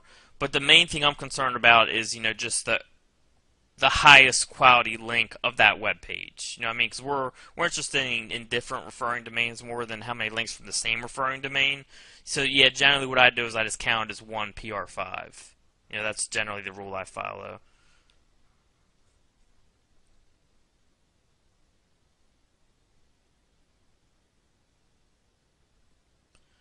I mean, with any hosting, Joseph, I let my sites naturally get picked up. When I start building links to it, they get picked up naturally, anyways. So, I mean, with any website, I do the same thing. I'm not sure what we're talking about with making sure that the sitemap XML is out. I don't really mess with the sitemaps too much. I haven't really found a need to yet. And we're on the last question here from Milos.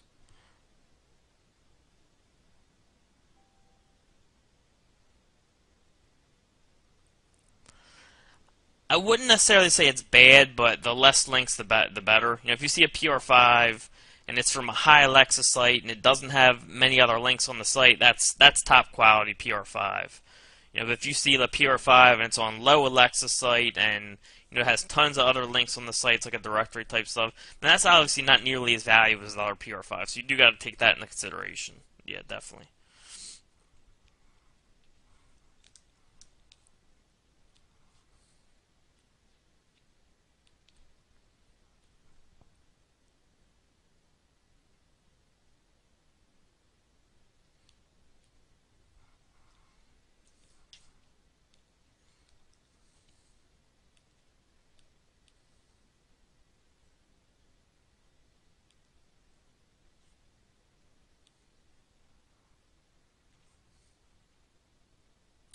I mean, videos can help keep people on the site. It really depends on the niche, Miko. And I'd probably ask that to Fletch. He's a lot better with that type of stuff. But it just depends on what niche you're in and what the you got to think what is the visitor looking for. I would start there and just if you were a visitor to this website and you were searching for this topic, what would you be looking for?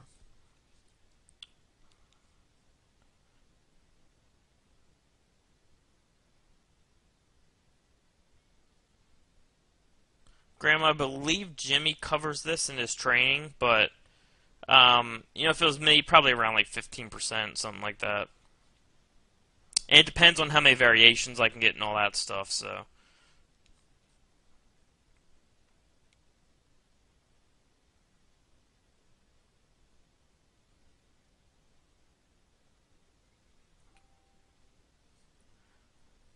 it depends on the situation, Joseph. If it's a launch jack where you need to rank quickly, then you can link to it pretty much right away if you want. But usually I like to wait a little bit. I'll wait like a week or two and kind of go from there. But you don't have to. I just like to do that to be safe.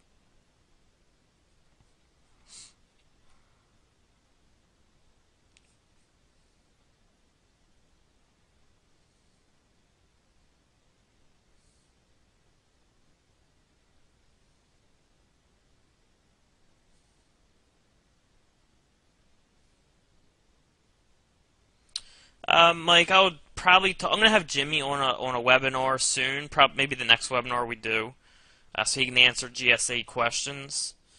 But he would give you a much better answer to that than I could. Or you can just ask in the Facebook group if you don't want to wait. But I do plan on having Jimmy on a webinar to answer any GSA questions.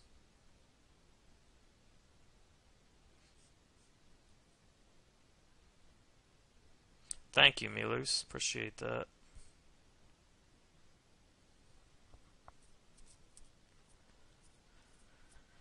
Yeah, Jeremy, I'd be careful about that. Um, because it's basically from the same. Well, it's a subdomain, so I guess it's a different domain, but it's probably the same IP. So yeah, I would probably be careful with that. It's probably worth the trouble of just doing a new account if you're going to implement a method like that.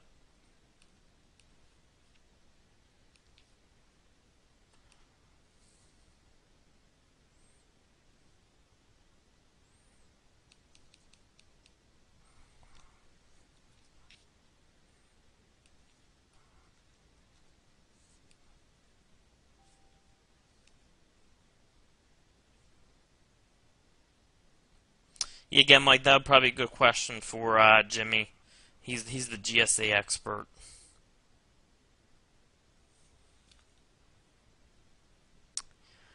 Dave, what I usually do is I use the more powerful websites for the tougher terms, And then, if I'm mixing in like a longer anchor text, then I'll use a lower PR. So that's generally how I mix up the PRs.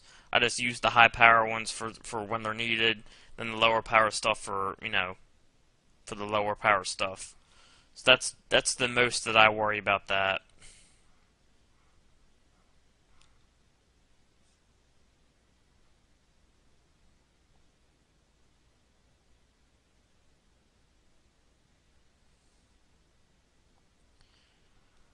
I, it seems like they fully kick in after about a month or so, Dave. Something like that. Sometimes a little longer, maybe 2 months. And that's because it's weird. I'll do a link and then a month, maybe a month and a half later, it'll get a big boost out of nowhere. So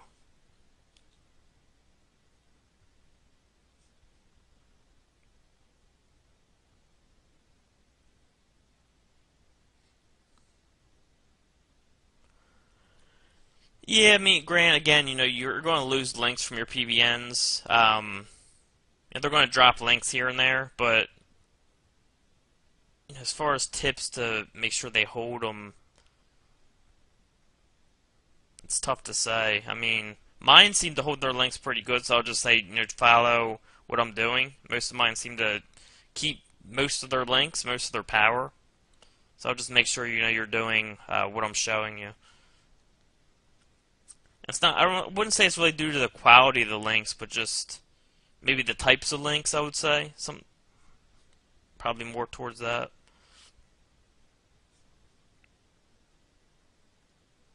Yeah, they're still working, Welton. Partial EMDs, for example. My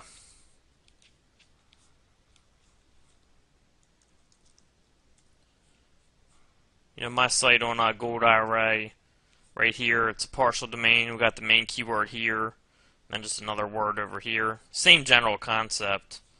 So yeah, they still work really well if you do the anchor text right and all that stuff.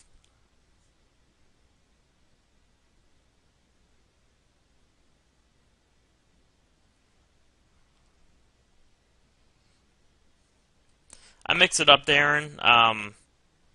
It depends if I'm linking to different money sites. To the same money site, I won't link to it more than 3 pages usually. So maybe like site.com, page 1, site.com, page 2. And I rarely even do this many. I would say my average is 2. So maybe I'll link to all 3 pages of it, or 3 pages of a site in one post. Sometimes I'll link to 3 different sites from the same post. Site1.com, site2.com, and site3.com. And I'll mix up between 1 to 3 links outgoing to my money sites in a post. So maybe I might link to site1.com, page 1, site1.com, page 2, and then maybe site2.com. Maybe I'll do something like that. So I really switch it up. And then maybe the next time I might just link to site1.com. Maybe the next time I might just link to site12.com and site13.com. So just 2 for this one. So I've really switched it up with what I link out to and all that type of stuff.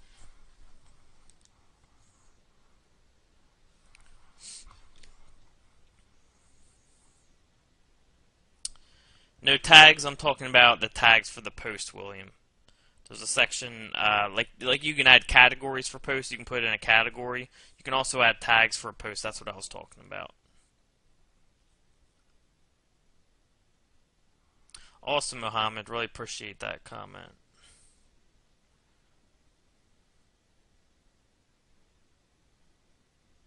One week I would give it more time, Graham, definitely.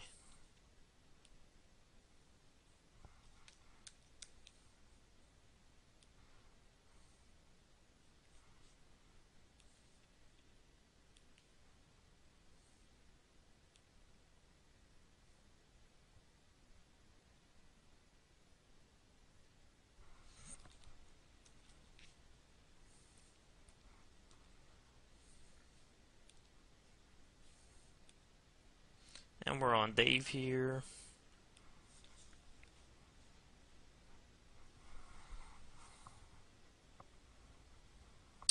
Yeah, I play around with that sometimes, Dave.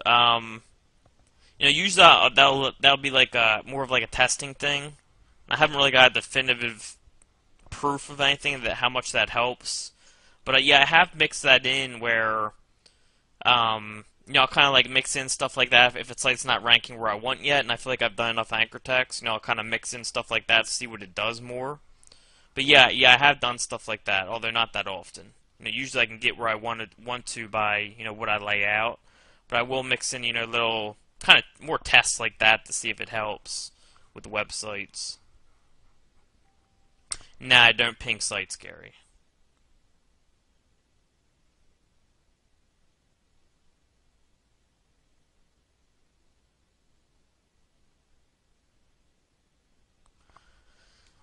More, DMODs is so big, likely they'll never know that the website topic was changed, and likely no one will ever notice. So, I would say generally you're going to get away with it most of the time.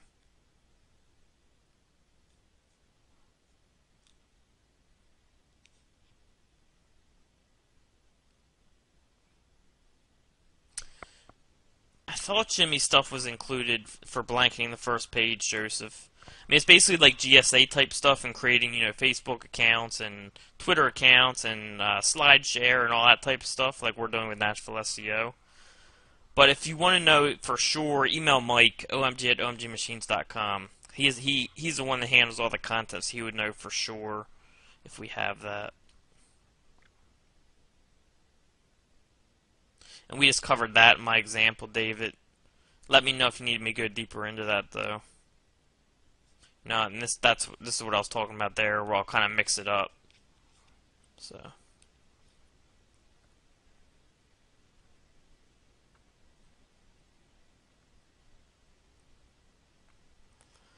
Quasim, this it could be because of over optimization, the anchor text you use, the name of the domain, the URL, other anchor text involved. So there could be for a lot of reasons, but mainly probably over optimization, I'm guessing.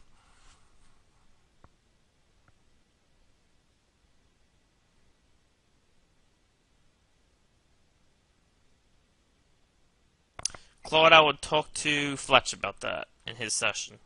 He's really good with that type of stuff. I pretty much suck at that stuff. I'm decent at SEO. I suck at the other stuff.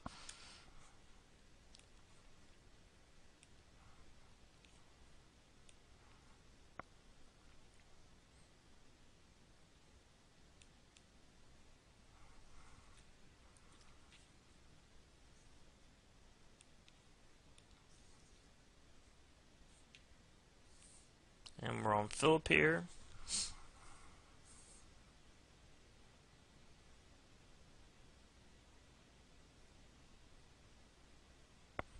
I could be Philip, but I found it better just to buy them already there and just do a little more research. Because once you get them, you got them. They're in your arsenal, and they're going to have a good amount of power for a long time to come. And you can use them for multiple sites, so even just one site can do a lot for you. But I mean, what you're saying is possible, I'm sure. And Jimmy would probably be able to tell you how you can use stuff like GSA to really build up the authority of them. But I know you have to be careful when you do that.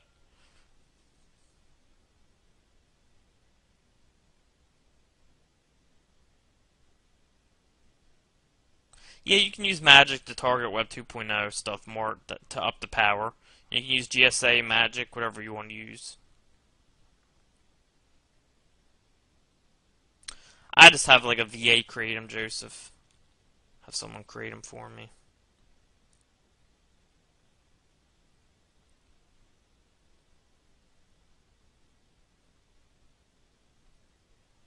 I haven't heard anything like that, Gary. Man, I keep doing things the way I'm doing them because they're working. Sink or swim video, I talk a lot about anchor text, so you can see exactly what I'm doing with my anchor text with that video.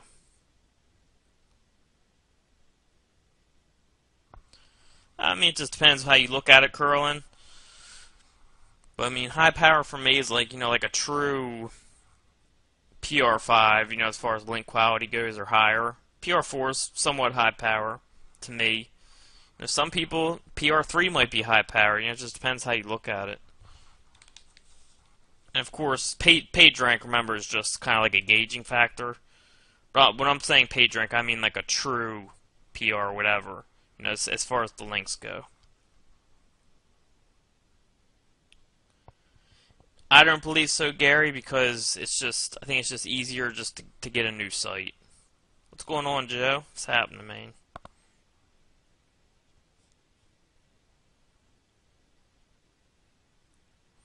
Now, you can use all-in-one SEO and stuff like Yoast, Michael. I use them to control my titles usually, so I can make sure exactly what I want for the title is showing up, word description if I want. But that's mainly what I use those plugins for. Pretty much the only thing.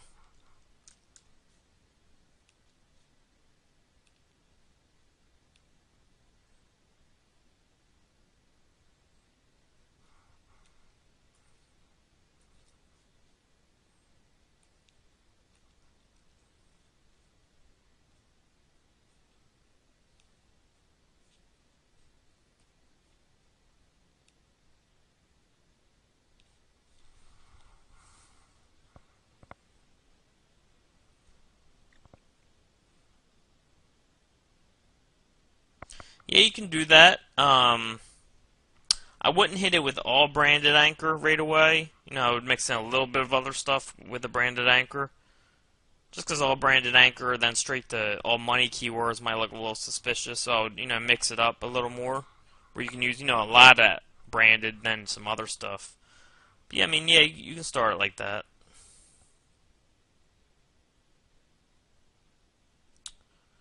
Using tokens. Not sure, Philip. I don't know what they mean, what they're talking about.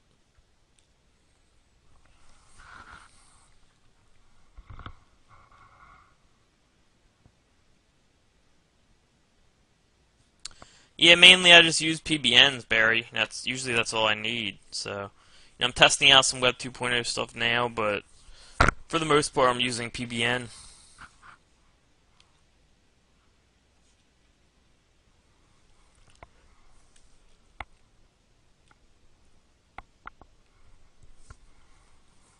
Yeah, you can definitely do that. Make a silo for each area. Absolutely.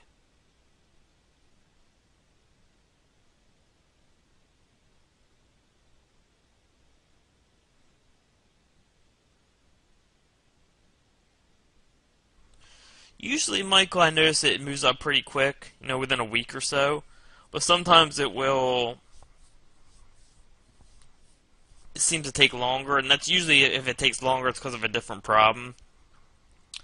But, when I've had my problems, they were generally fixed within a few days, a week, or when I changed my anchor text.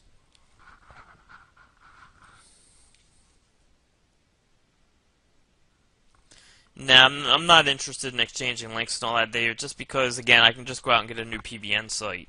It's a whole new resource, a whole new thing I can use for whatever I want, rather than spending that time and going out and get one link for one resource. You're expanding your whole resource. You're getting a whole nother resource instead of just making one resource a little stronger. You can use that same time and money just to get a whole new one that's even stronger. Alright, and we're caught up on questions here, so I'm going to give it a couple minutes, see if any more questions roll in. We'll take it from there.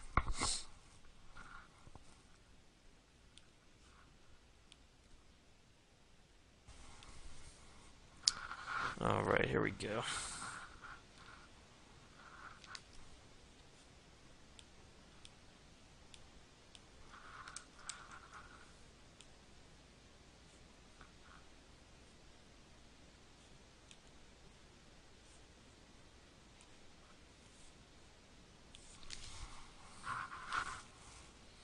Alright, so we're on Mart here.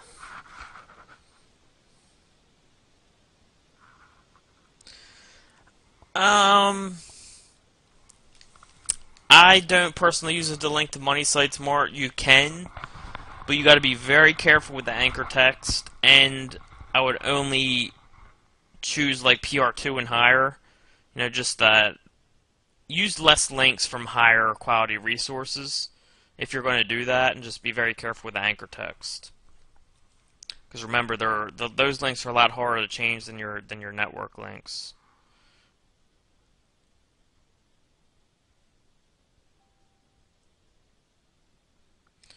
Dave, I've done that before and it wears out my voice, which is why I don't repeat the questions. That's why I'm making the screen bigger, though.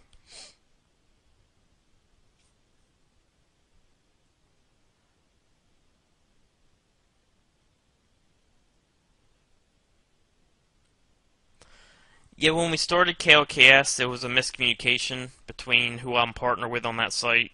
It was supposed to be siloed, actually, but it ended up not being. Still ranks pretty well. But most of our sites that we do like that are larger sites, are siloed. But that was just a miscommunication there, why that wasn't. Yeah, we have training in there, Graham, about silos.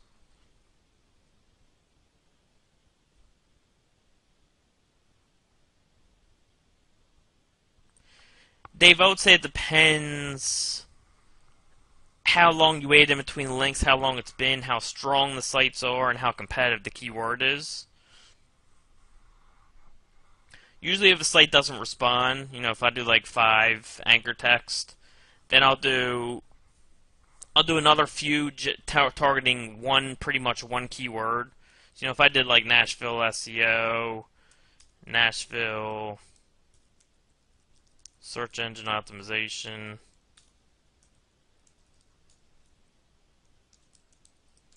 and I did maybe Nashville, Tennessee SEO, maybe Tennessee SEO services, and it's not ranking for anything yet. I'll pick a keyword and I'll just kind of go after that. So, okay, I want to go after Nashville SEO, so then I'll do Nashville SEO, Nashville SEO, Nashville SEO, and I'll wait to see, did it respond to, because it should respond to 3 to that. You know what I mean? They should move up for Nashville SEO for that. So if it doesn't respond from there, something's up.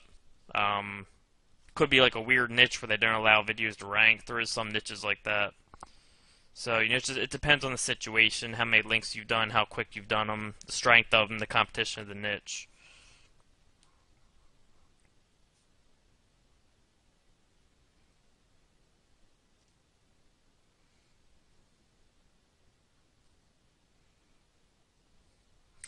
Whois can't be hidden in Germany. Is that for German domains, Michael? Because if they're U.S. domains, you should be able to hide the whois. They shouldn't know you're from Germany.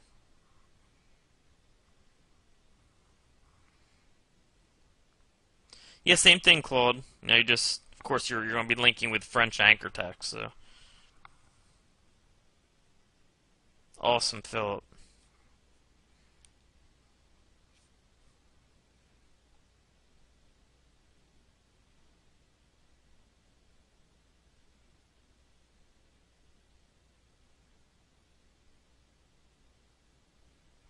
Again, David, that depends, on the anchor text you use, your on-page optimization, the competition of the niche keyword.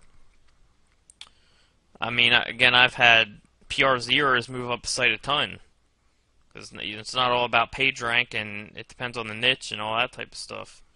But like the Gold IRA site, we got this number. It's been in the top 5 for Gold IRA for about a year now, and it has like 4 links to the home page. Average PR3. So, it just depends on the optimization and the power of the sites and all that stuff.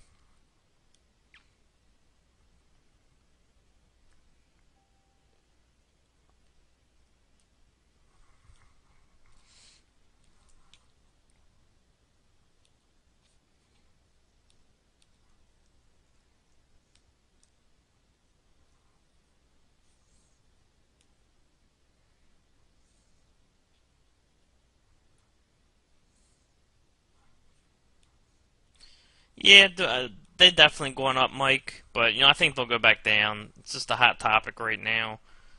But they'll go down, and at the price they're at right now, they're still very worth it, and you can still find really good deals.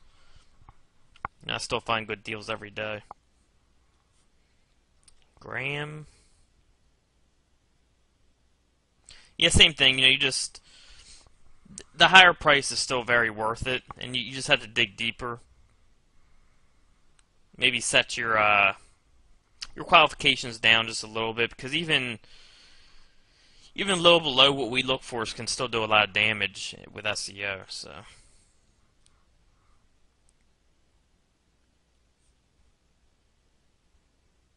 you're probably being too picky if you're researching for days and not finding any.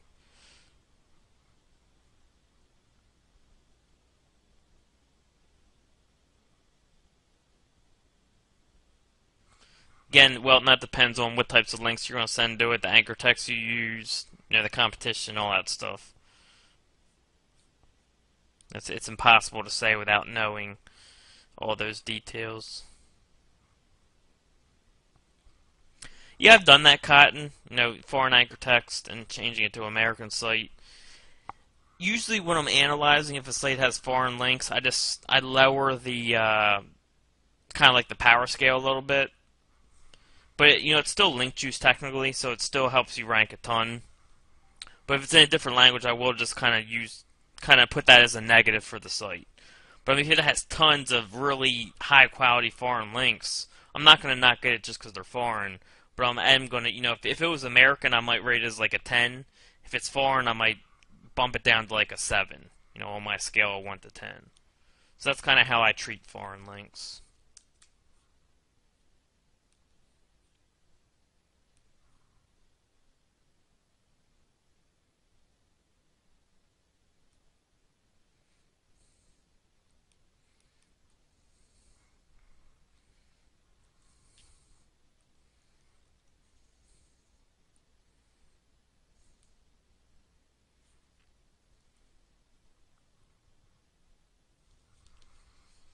Quality versus quantity. I mean, I just look for good deals, Dave.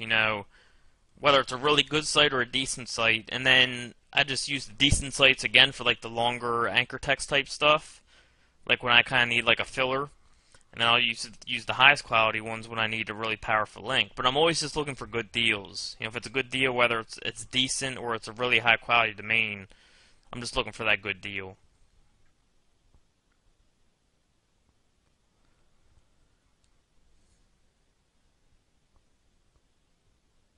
I would have to see it, Ira. I'm not exactly sure.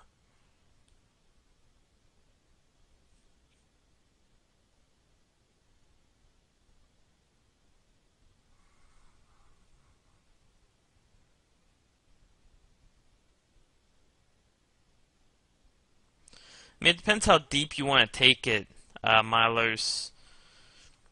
Yeah, and like how many locations are in each place. Like if you did suburb, is there enough locations under the suburbs to list under there? You know what I mean? So it depends how many locations there are and how deep you're going to go. For example, in East, like how many topics would it be covering? If you did suburb and you have at least five sub locations of each suburb, you can do it like that. But then if it's like a smaller location, you might want to just go like East and then do all the locations in the East. So it depends on the size of or the amount of locations there are in what you're doing. Yeah, I think silos improve rankings for the most part.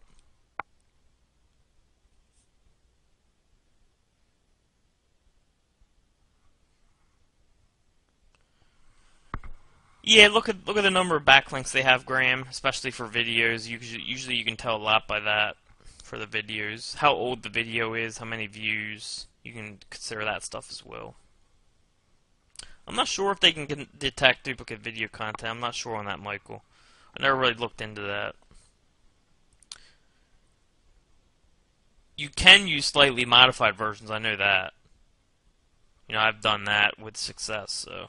But as far as using the same exact video, I don't know how well they pick up on that. I'm sure they do.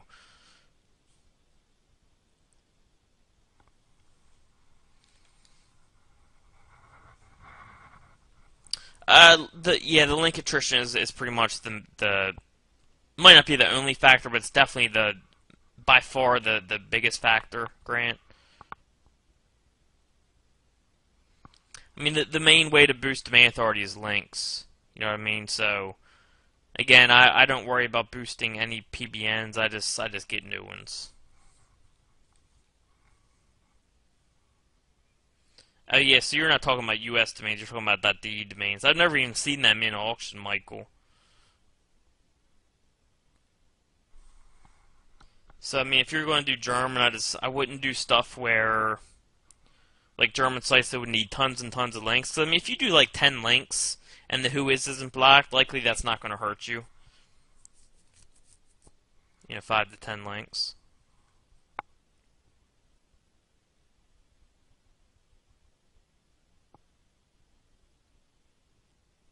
In both, David, but mainly in the profile. But you can do it in the post too. I'm sure that doesn't hurt.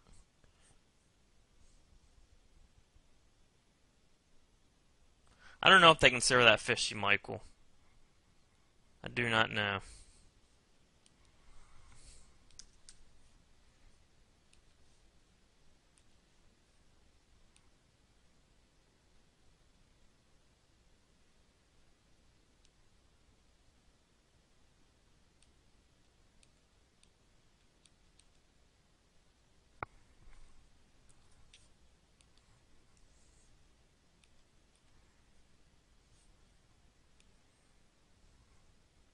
You're welcome, Darren.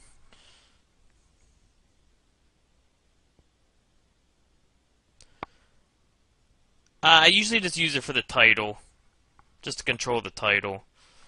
I mean, that's just me. A little bit of laziness there. I could do like the description stuff. I never do the keywords though. I think that's pointless. Yeah, I mean that's just something we can't control, Barry. Mine does the same thing. I haven't had a problem with it yet, so with the network solutions problem.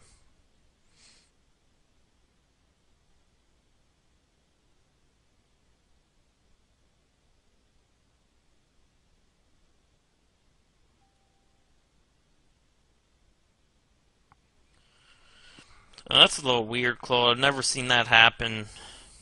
Um,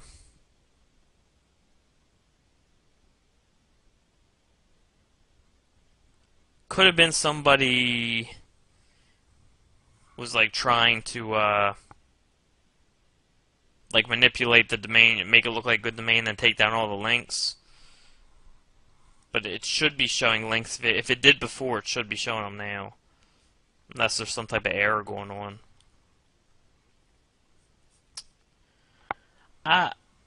Usually just my PBN sites, David, but most people use it on their money sites too, and Todd recommends to. I just never got in the habit of using them on my money sites, so I don't do it that much, but I probably should, and you definitely can use it on your money sites. It can only help.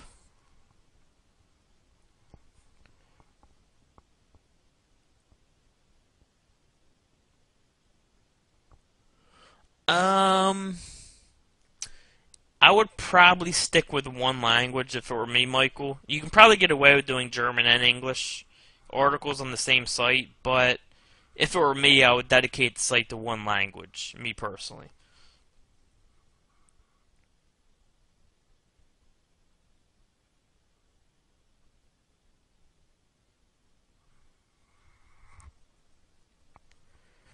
I mean, again, Dave, I scale by like the true PR. If the site has one PR5 and it's a good PR5, then I say that domain that's linked to will be a PR3. Maybe if it has a PR5 and a PR4, or like a PR5 and like three PR4s, it might be like a really high PR3 or a low PR4 quality. So on that scale, I say like a PR3 max I'll spend is like 150. A PR4 max I'll spend is like 300. PR5 max I'll spend is like 500, and that's like max. I mean, the going rate is usually higher for like the true, like the really good ones. But I mean, that's kind of the scale I go on, and that's like the highest. I try to get PR3s for like under $80. I try to get PR4s for under 200. I try to get PR5s for under 400. But my max, as I said before.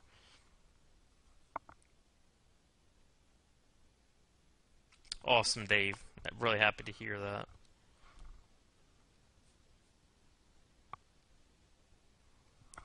It could be curling, it depends on the price.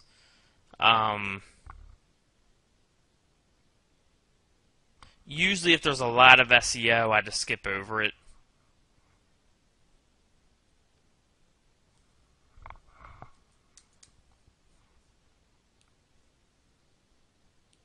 But again, that goes back to the lowering your qualifications. Like if you're having trouble finding domains and you see some good links mixed in with some SEO type links, you can kind of lower your qualifications if you're having trouble finding domains and go with a domain like that.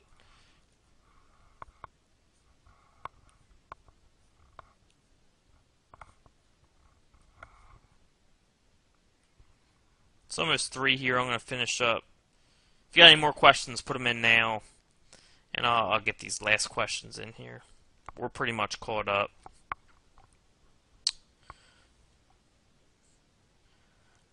Dory's blog, Buffer Network. See, Dory does things differently. She gets like lower quality domains and tries to boost them up. And I think it's better just to get them already where they have the power. I think you just spend less time and money doing that. So, I mean, there's nothing wrong with what she's doing. I just think it takes more time and money when you can just kind of get them already powered. That's just my opinion. Claude, I would recommend looking into the launch jacking calendar for that. You'll get really good affiliate stuff with barely any competition.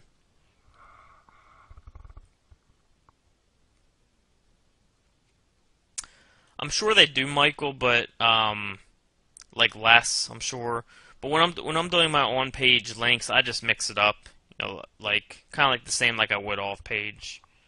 But yeah, I'm sure they count that somehow. I don't know exactly how they do though, Michael.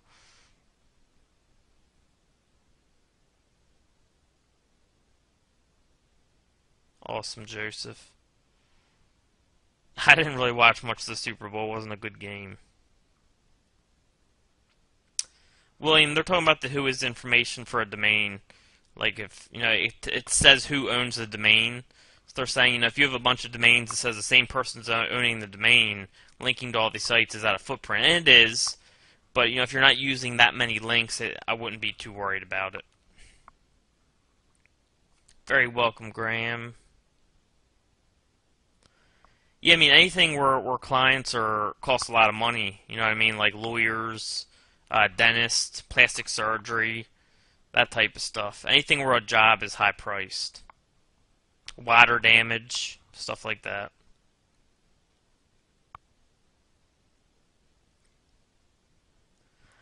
I usually go with low amounts of links, Michael. Sometimes, I'll do stuff to test, but for the most part, I stay with low amounts of links. So I can see, the effects of the links and all that type of stuff. So let's see if there's any more questions here.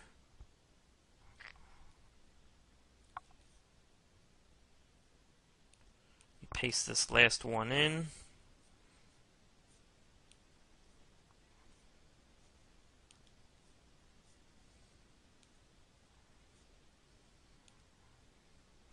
So we got to these, got to that. Got to that. Alright, so we got Dave's here. Very welcome, Mart. I'm glad that these sessions are helping you. So we got a question from Dave. Do you avoid some types of domain names and bind domains as a negative signal? Do you avoid? Yeah, I always look at the name of the domain, Dave, as like that's one of my first gauging factors actually, is the name of the domain. If it's like makemoneyonline247.com, I'm not even gonna look at that domain because that's just a domain that someone would do SEO to. It's not gonna be a natural type domain. Whereas if it's like, the Commonwealth Kansas.org, I know that's probably has a lot higher chance of being a really good quality site. So I definitely look at the name of the domain. And then also the other negatives that I pay attention to, Dave, is like the age. I mean, like older sites always have a higher chance of being better sites, whereas if it's made in the last few years, it has a lot higher chance of not being a good site. But that doesn't go for everything. You know, there's great sites that are only a couple years old, so that, you know, it just doesn't go. But for everything, but the older it is, the better chance there is of it being a really good site. So I always look at the age. Then I also look at like the domain authority compared to the amount of links they have. Like if they have a really high domain authority, or let's say like a medium domain authority, but tons and tons of links, that's kind of a bad sign because that means they have a lot of like lower quality links. That's another thing I'll look at. All right, that seems like to be all the questions we got. Very welcome, Milos, Curlin, Joseph, Jeremy. I appreciate you guys coming. I'm going to put this webinar in the books, and I'll save it, and I'll send it over to David, and we'll get it up probably today or tomorrow. And my next session will likely be late next week. Got to go to Miami the end of this week, so we had to do this week's early. And then next week we'll probably do, you know, mid to end week, something like that. We'll probably do a nighttime one, either night or morning. All right, guys, thanks for coming out, and I will see you all soon. All right, so I want to start a few minutes early because I have to leave. Usually I can go after. No, I usually go after a half hour or so if we need to. Today I got to leave at 11:05, so about 5 after I got to go. So we can get started right away. You know, we'll start a couple minutes early here, and then we'll end a few minutes late if we need to. So if you guys got questions, you can start rolling them in so we can get going.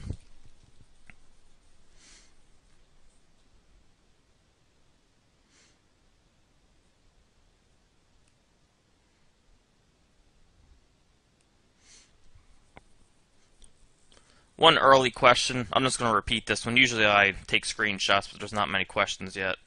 Asking if we ever found out why Google authorship is not showing in some sites, and we're not sure, so, I've had it show for all of mine, but maybe one or two. Some having like a 95% success rate, probably even higher than that. But yeah, I'm not sure why some sites don't show. It's weird. I don't know if it's like the niche or they just don't like something about the site, but I don't think anyone's really figured that out yet.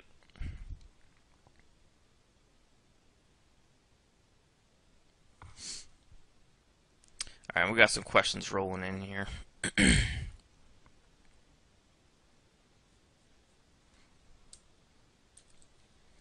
Hopefully everyone remembered to set their clocks forward. Maybe that's why we're a little low on attendees.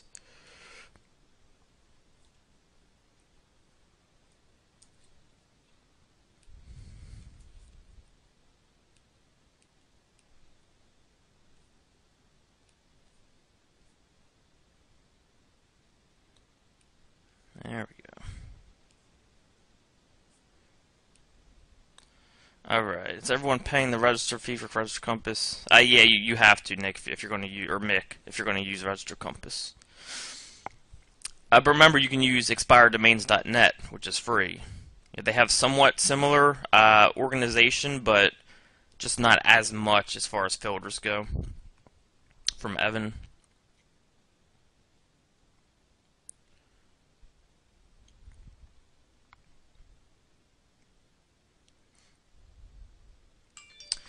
No, video, same thing, but what I'm pretty sure the update was about was you can still spam videos and still send the same types of links, but you have to switch up the anchor text more now. Whereas before you could probably hammer away with 60% of your keyword. Now you don't want to do that. You want to switch up the anchor text more. Okay, so you can still spam, but just do your main keyword 10%, and then use a whole, just like we do our anchor text with our websites. You use a bunch of synonyms and a bunch of LSI. Use some URL. You can use the YouTube URL in there if you want, but just switch up the anchor text and you should be fine. All my videos are ranking totally fine. From George.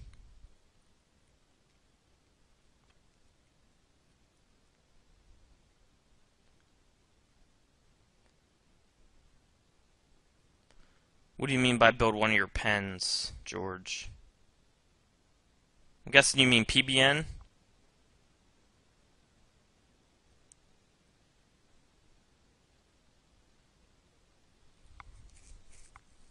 Yeah, let me know if you meant PBN. I'm not sure what you meant there. From Chris. No, just usually the interlinking helps with that, Chris. Like if you're interlinking to different pages, and it seems like if you're like a lot stronger than the other sites in the niche, that helps. Really strong site links going to your site helps. But again, for that, there's like no specific thing that I know that you can do. Just interlink strong links, and then if it's a weaker niche, it's easier to get done. Yeah, I don't care what the page rank is, Ted. I'll consider -1 as long as the links are good. I'm cool.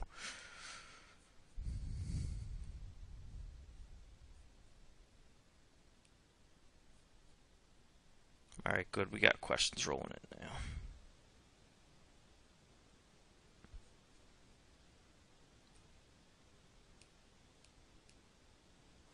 So let me actually repaste this because George did mean PBN, so I'll reread his question. Greg, do I do daily postings in the health and fitness niche? Short with linked pertinent info. Would those be good? Build one of my PBNs, or are they too short? No, that's fine, George. Remember, you don't have to do it all about the same topic, but if you do about the same topic, I guess it can be safe for long run. You could argue. So yeah, that'd be fine.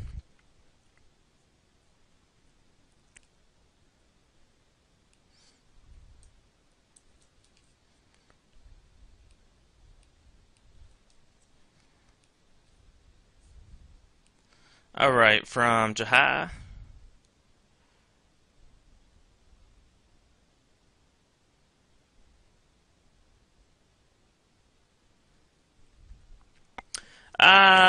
Tough question. I mean, I would have to see if they have links or not, and what type of keyword it is. And you also got to consider, like, is it worth it for you? You know what I mean? Like, how much are you going to make if you get up there?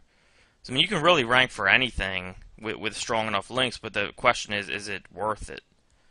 So a lot of times when I see that, it's not worth it. Very rarely, but I would have to see the scenario.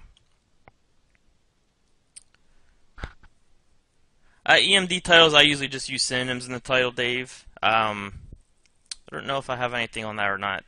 I would ask David Mills about that, David at omgmachines.com, and if we don't have it, he'll request that I do a video. Okay, Chris, gotcha. From Dave here.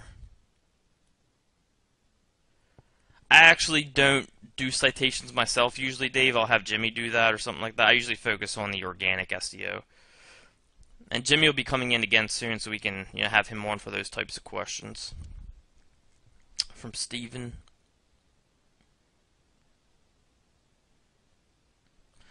Mike should have videos for WordPress design somewhere in there. I know we had videos on that because Mike's covered that before. Again, David would be the person to ask about where they are. From Miko. Very welcome, Miko. To the page.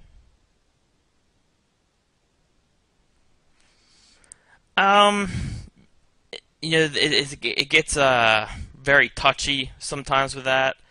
If that happens, I usually try to go back to like the longer tail ones using like more synonyms. And you got to kind of play with it because it depends what's on your page, what your title is, what your URL is. So there's so many factors involved, and it's different for each scenario. You got to kind of play with it.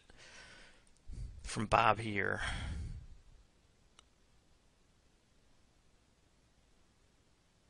Yeah, the word network can be deceiving. Some people I think that throws a lot of people off. I mean, a PBN, a private blog network, can be one site. Right? A private blog network can be 10 sites.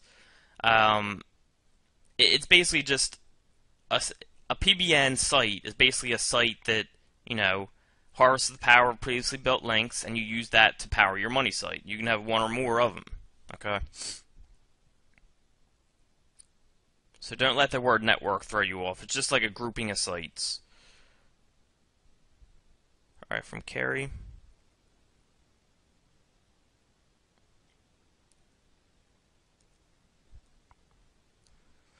Yeah, I haven't heard that yet, Carrie. We'll have to see if that comes up as a problem. But But yeah, it seems they are cracking down with at least, they tried to switch the anchor text thing, which, it's an easy switch. None of mine went down, so it's not like a huge deal as long as you're switching up the anchor text. But maybe they're trying to crack down. Who knows? For Miko.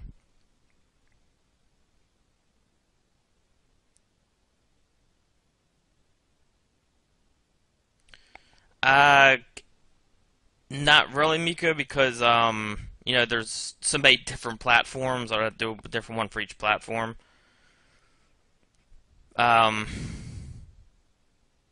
if it's something like where I don't know what to do, I'll usually just hire someone to do it. Or if I have a friend that, I'll work something out with a friend where he can get a piece of the pie for, help me with the one-page stuff or whatever.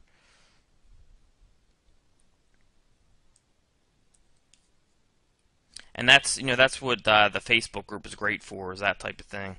We have a lot of savvy people in there that know how to do that type of thing. You can kind of, pay someone a small fee or partner up or whatever. From Tom.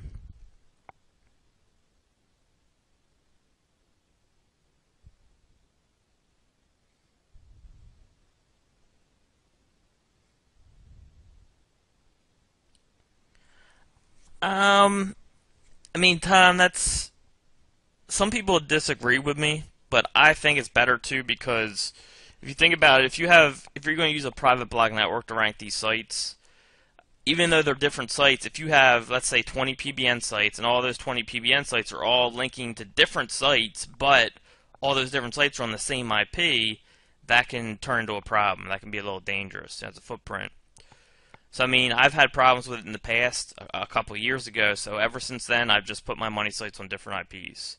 Because I lost like 40, 50 grand because I wanted to save the money not putting them on different IPs. I didn't think it would be a problem. But then, I lose these sites, I lose 40, 50 grand, which I could have made off the sites, and I had to restart them all. So, I mean, in the end, for me, it's just better to put them on different IPs.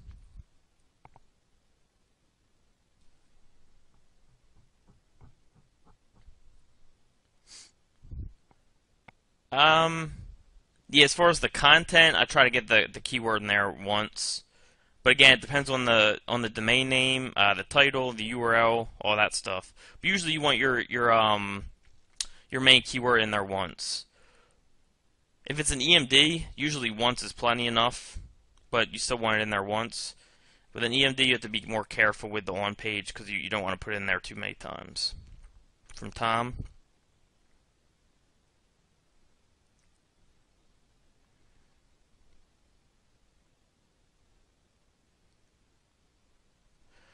I mean, again, you don't have to theme your PBNs. I usually don't. Again, it can be safer long term, but right now and for a long time, you don't need to theme them. And the reason is, that Google is an algorithm; they can't think. And if you have a politics site linking to a dog site, who's Google to say that that's an unnatural link or an unrelevant link? Maybe the politics site was talking about some type of new law on dogs, right? Like, Google can't distinguish between niches because who knows if this niche can link to that niche. Maybe it's they can be tied together somehow. So right now it's working perfectly fine, and that's why. You tell power mostly by the links going to that site carry. Stuff like domain authority and page authority, that's just like that's more of a filtering process where we can say, okay, if it has this much domain authority and this much page authority, it has a better chance of having better links. It all comes down to the links in the end, though. From Bob here.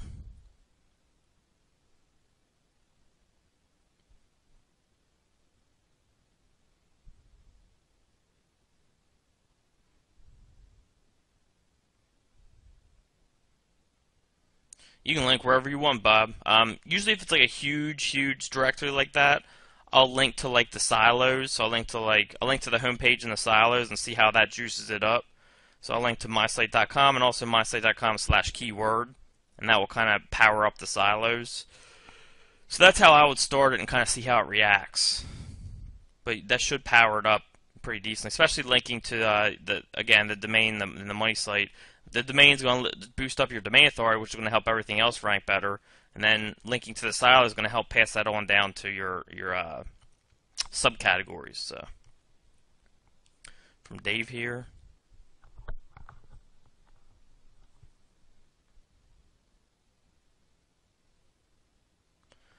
I don't really use the spammy ones, Dave. You know, I'm doing a little bit of testing with it right now, but for the most part, I don't really use them.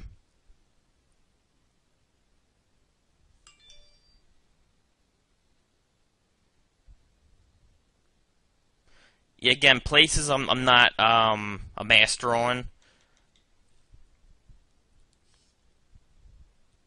But I mean, you would basically have to sign up for you know, Google Places or Google Business, whatever it's called now. Register it, and then like citations are big for that type of things, and reviews, and just regular link building can help. But I haven't ever used Content Amigo, Carrie. I would ask Todd about that in the Facebook group. I've never actually used it. And for anyone that wasn't on in the beginning, we started a couple minutes early, and I have to leave at about 11:05 today. Again, usually I can go over more than that, but today I got to be somewhere about 11:30.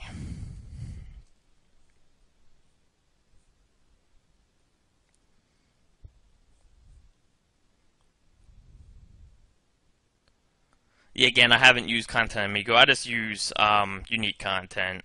That's just me, just to be a little safer. It doesn't. Todd's been using that successfully for a long time, so you know you can use it, and I trust Todd. But I take the extra step to be cautious with that. Put a little more work into it. From Ben here.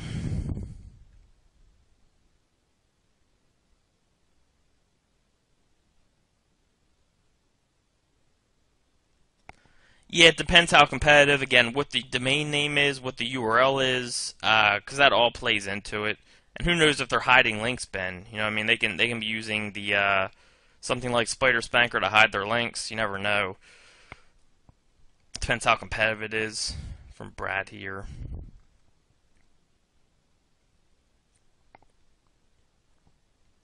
Yeah, again, GSA is Jimmy. He'll be on another webinar soon. And you can also remember ask these types of questions in the Facebook group. From Ben.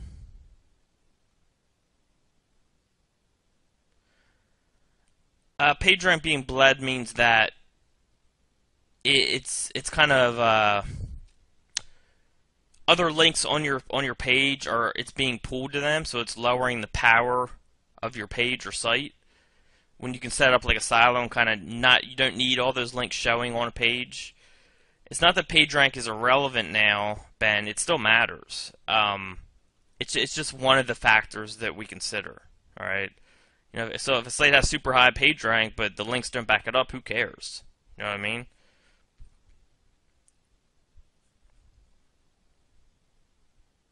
Yeah, ranking in Google Places is about citations, reviews, and then just regular link building. That's the three main things. From Steve.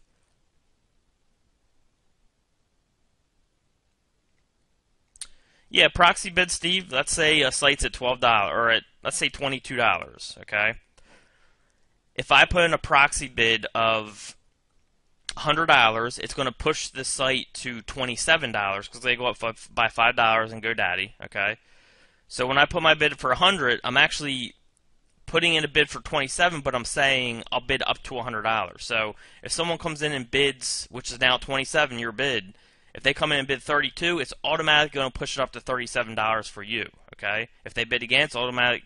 They're going to bid 42. It's going to bump it up to 47 for you. So it keeps bumping it up if someone else bids until you reach your 100, and then if they bid over 100, they start being the winning bidder. From Rob.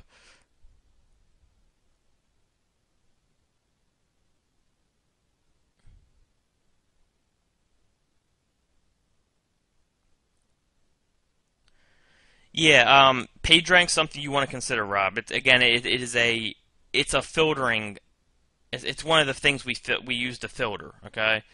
Well, actually, page authority and domain authority is the main filter. PageRank is just like a factor that can help a little bit determining what's going on. Okay, so if it's a PageRank 4 and there's good links to back it up, that just helps you kind of know more for sure that it's a good site. Okay, but again, it can be deceiving because they're going to be a PageRank 1. It can have the same types of links, and they can only say PageRank 1. So it can be deceiving. So you just got to kind of learn how to use it to filter out stuff and kind of, help you decide if it's a good site, bad site. You can get a better deal off it. So you're using PageRank you just want to consider it. All right, and you kind of learn how to do that the more you bid on them, but it does matter. It can help you with a domain, help you figure out the value. But you definitely don't want to do all PR, like bid it or base it all on PageRank.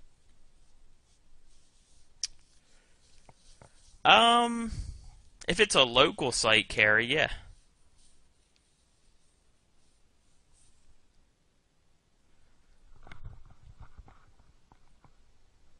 I only link to the same page or one URL from one PBN, Ben. And I usually don't do more than 3 URLs on the same site from one PBN. That's usually my max.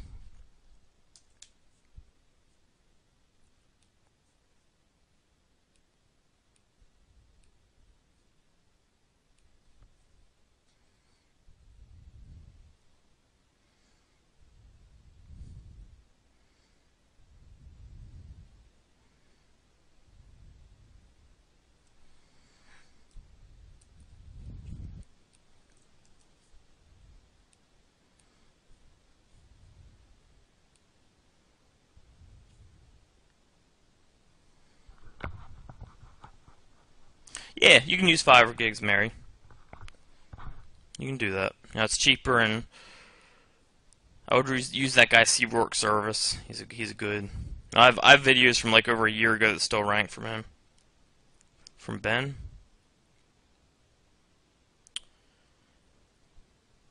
You can look in different aggregators, like try Hrefs, try Majestic, try OpenSite Explorer, just to see if they slip through. Stuff like that. From Miko.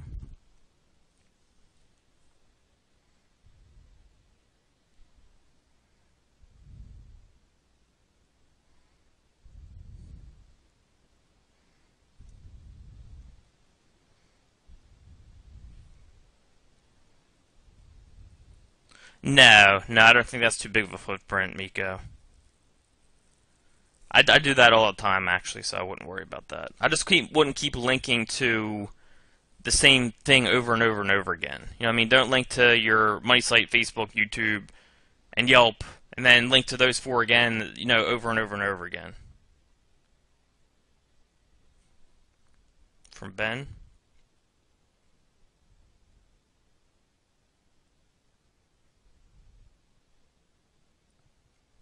You just link to it with the anchor text you want to rank for, Ben. You know what I mean? It's about the anchor text that you're trying to rank for. From Rob.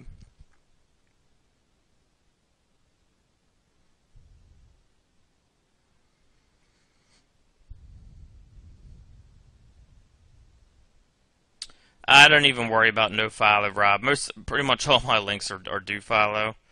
I don't really mess with the no follow thing, as far as like on page stuff at least, And because I pretty much do PBNs only, not only, but for the most part, I don't really have many no follow links coming in. It doesn't matter. And I'm not saying no follow links don't work or they can't help your rankings. By the way, I'm just saying that I haven't really messed with them much just because I use mostly PBN and that's what's working. So, from Dave.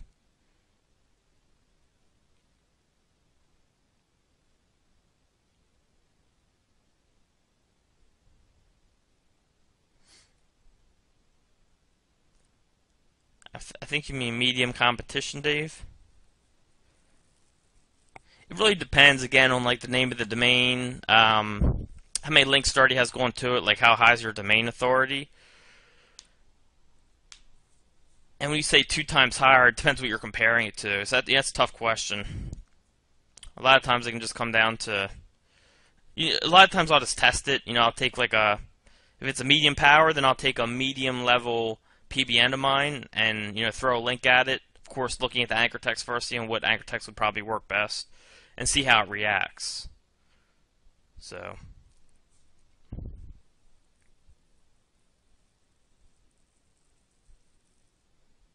Yeah, you can do that at host 9, Rob. Yeah, when we say different IPs, we basically mean different C-class IPs. What they mean by that is if you have, 34.56.76.21, 76 is the C-class, all right?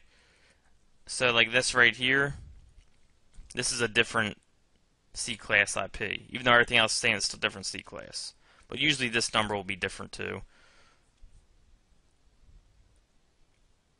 From Michael. Yeah, Michael, that should be fine. But as I get more sites, I use more and more hosting providers. That's just me, just to be a little extra safer.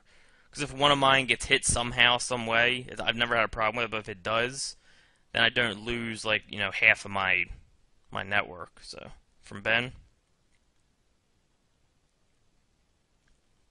Yeah, you can do that, Ben. Again, just don't keep linking to the same sites over and over again together.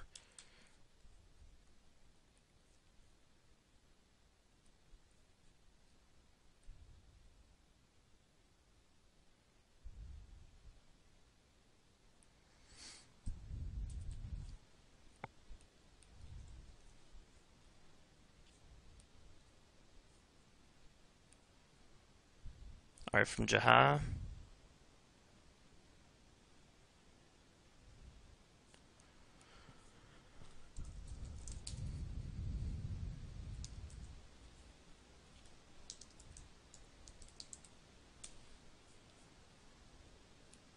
I can't look too deep because there's a decent amount of people on now. But just looking at the front page without even looking at the competition, this is going to be pretty tough to rank for, and I'm not sure it'd be worth it because you can get more long tail keywords like best probiotic for IBS. That'd be a lot easier and some a lot more specific, so you can profit from that a lot easier. Or even like best probiotic supplement, adding another word on there is going to really push down the competition level. There's another one, best probiotic for constipation. If you target these longer tail keywords, it's going to be a lot easier to profit from because you know exactly what the person's looking for. If they're just typing in breast probiotic, maybe they're looking for a constipation, but you're providing just general probiotic. You know what I mean? When you do a long tail like this, then you can concentrate on that keyword and you know exactly what they're looking for and you can give it to them. So I would go with that rather than go after those, those big ones that are cool to rank for, but they might not convert as well. From Rob here. It kills my voice, Robin, and it slows things down. So I've tried it and it just kills me. And it slows down. I can't answer as many questions. So from Dave. When I say I don't theme my PBNs, what I'm saying is I might have an article on dogs, I might have an article on health, I might have an article on, hair. It doesn't matter what the topic is. Like, I'll have all different topics. I won't keep the same topic. From Michael.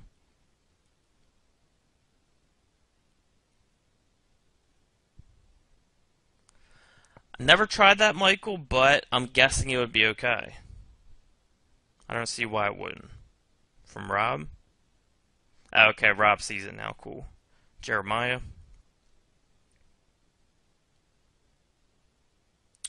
As many as I need, Jeremiah. And when it's ranking where I want it, I stop linking.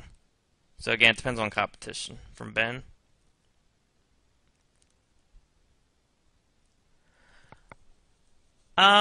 It's still link juice, Ben, but when they're foreign, I can't tell like what their titles are, what their anchor text is, which is one of the things that I use to determine if they're natural links. So when I see that, the value just goes down for me, but if I can get it for the right value, I'll still get it.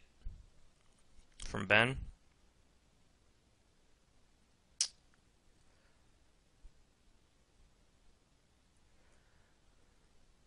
Well, from what I believe, if you get two IPs from Weebly, or I'm sorry, two properties from Weebly, they're both going to have the same IP. So it's only worth having one from each Web 2.0. From George.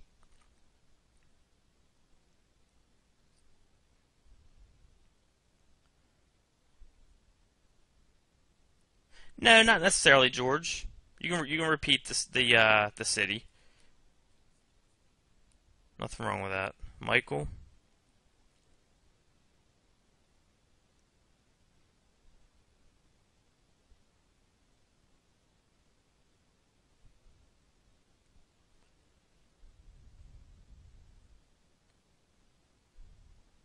Then if you've done 5 or 6, then you can do the main keyword. Remember for Nashville SEO, I did stuff like Nashville, Tennessee, search engine optimization. I moved closer and closer towards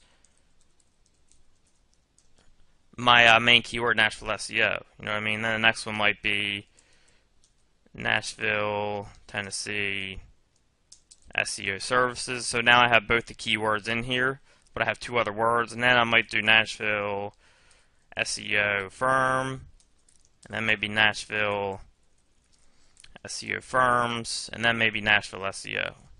Alright? Because I've already got 4 or 5 in there, and I can kind of hit my main keyword because I haven't hit it yet.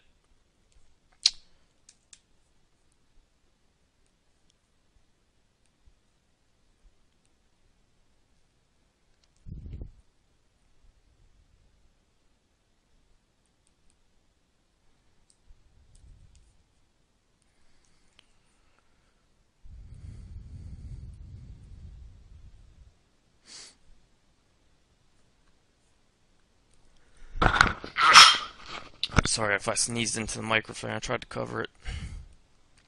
Alright, from Ben.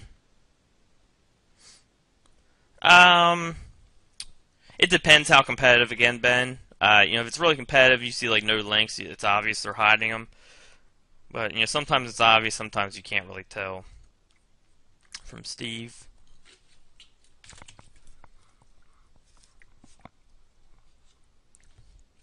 Yeah, you just want to look at the links that are actually going to the domain that you're looking to bid on. Doesn't matter if it's a redirect, it matters what links are going to that site. From Jaha. Just make sure you're looking at the right site, Steve. From Jaha here.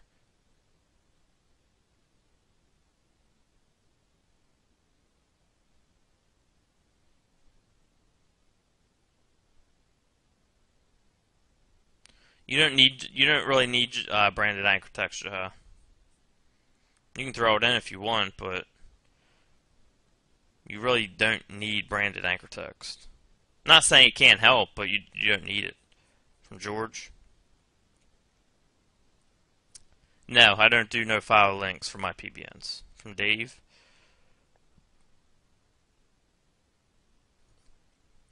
It depends how far down it drops, Dave.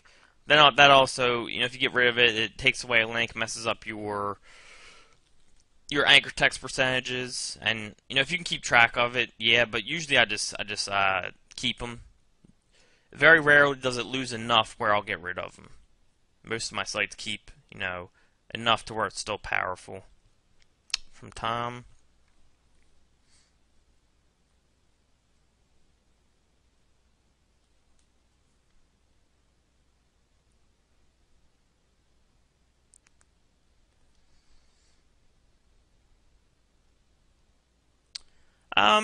Conversion, just keep save the content, copy it in WordPad or whatever, install WordPress, and put up your new site. Nothing wrong with that. From Tom, again.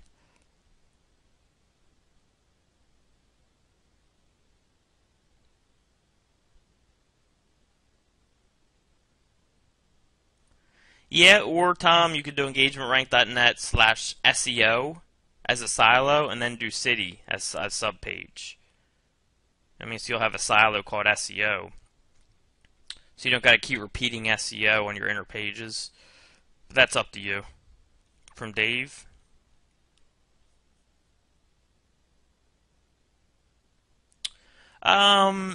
It really changes, but I would say average like 4 or 5 days. But I've also noticed it seems like like it doesn't fully kick in for about a month. Like, because I'll build links and I won't touch that keyword for, a good month.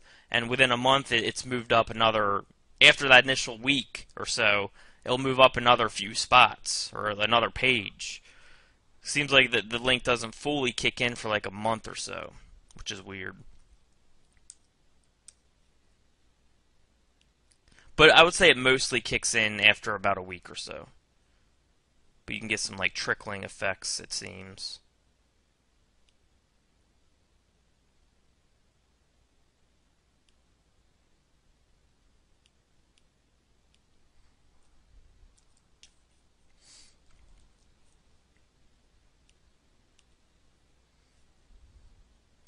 I'm about 10 minutes behind on questions, just in case you asked and were wondering where I am.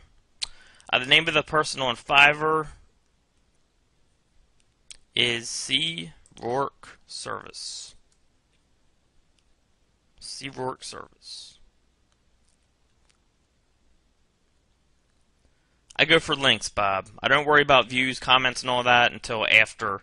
If I've with my own page and my links, I'm still not ranking after a while. Then I might end up hitting like views and stuff like that from Bob. I mean as many as I want, Bob. As long as again, it's about I don't link to the same sites over and over again from a PBN or from a post. You know what I mean? You just gotta be careful about linking to the same people over and over and over again together. From George.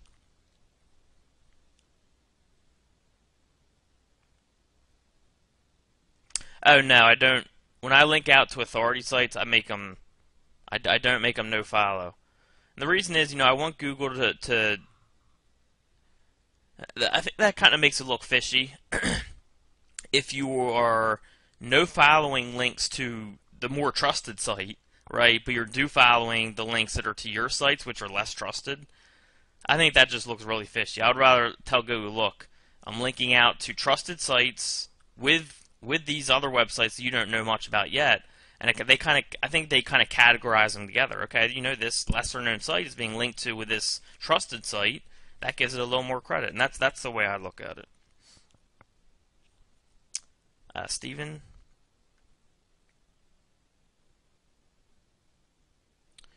Yeah, people can do that, Steven. It depends who the company is, but they can do that. I've had it happen a couple times. From George? No, yeah, again, not no follow. I leave them do follow. Adrian?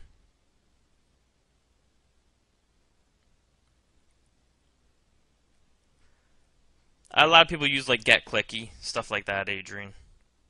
From Michael. I'm not saying you can't use it. I use it for a few sites, but you don't want to throw all your sites into Webmaster Tools. For Michael. No, not necessary. From Ben.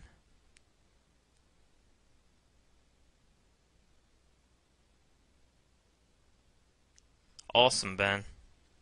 When you start linking it, it'll shoot right up. From Anthony.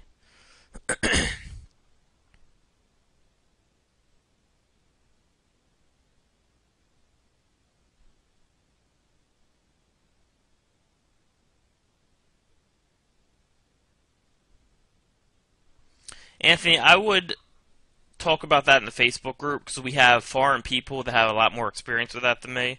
I've mostly done rankings in the U.S., so a little bit in the UK, but mostly in the US. I would ask that in the Facebook group and see what kind of response you get. Usually people chime in pretty well about that type of thing. I just don't want to give you an answer that I think is right, and when you can get an answer that's definitely right in there.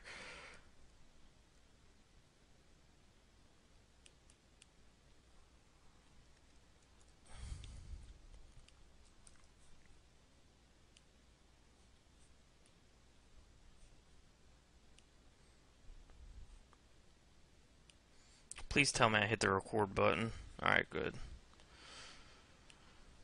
Alright, so again, remember I gotta leave in about a half hour. I gotta roll out. So I can go about 5 minutes early. Or over. From Rob here.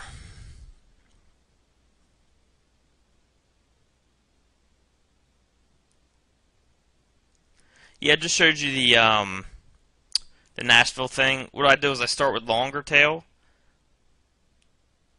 but I'll kind of work in the word still. You know, I got Nashville in there. I got a synonym for SEO in there. And then I have both keywords in there, but I have two additional words. And I'll move closer and closer to the keyword. Kind of see how it moves, see how it moves, see how it moves. And usually it'll move up very nicely when you do something like this. Alright? If I'm still not ranking after this, then I'll go back and hit something like, you know, maybe I'll do Tennessee SEO. You know, get Nashville out of there for once. Right? And then maybe, and then if, you know, if it's still not ranking where I want, maybe I'm going to do something like Nashville, Tennessee SEO. You know what I mean? I'll just kind of play with that, because as long as you're not just keep hitting the main keyword over and over by itself, you should be fine as long as you're switching up that anchor text. So just kind of play with it and see how you move. Yeah, Rick, what I mean is, if I have, you know, pbnsite1.com, it's a PBN site. If I'm linking to moneysite.com slash page 1, I'm only linking to page 1 once. Okay, this URL I'm only linking to once from PBN site 1.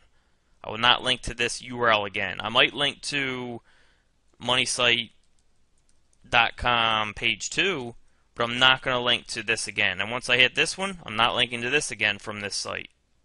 Alright? And I usually won't link to more than 3 properties from one site.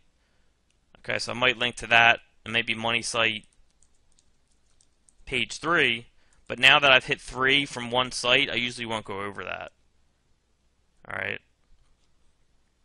Sorry, I just meant to see 3. From Evan.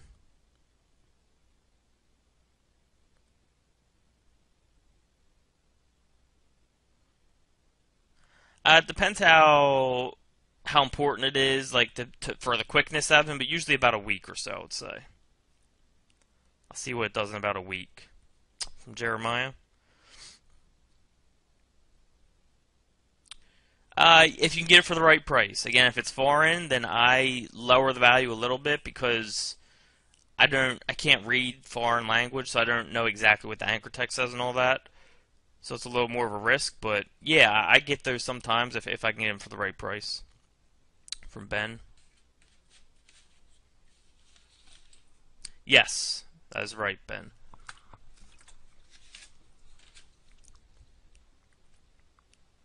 From James.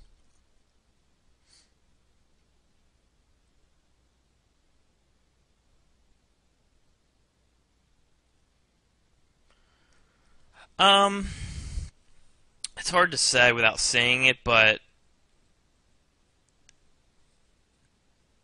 what you're describing, someone knows what they're doing, so it's going to be, you know, it's just more competition. It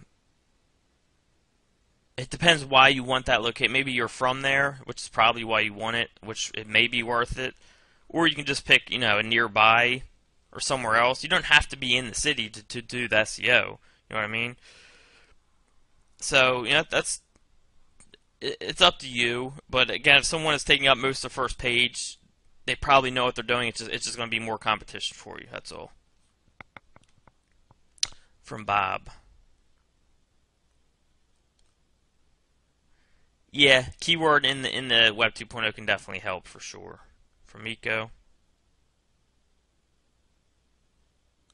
You know, we used to, Miko. That was kind of earlier days. Now, not as much. I mean, I think longer pages can help, but I have affiliate sites that literally have like a sentence or two with a video, and they rank totally fine. So.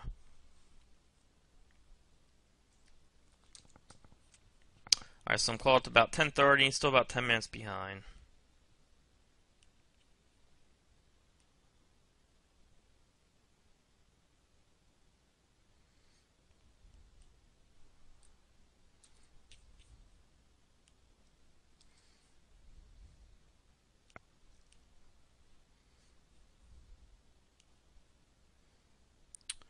Are most of my sites below 20 backlinks? I would say yeah. Unless it's a site like KLKS where, You know, it's just more competitive. It depends how big the site is. Like smaller sites, especially like EMDs, yeah, pretty much all of them are below 20. From Rob.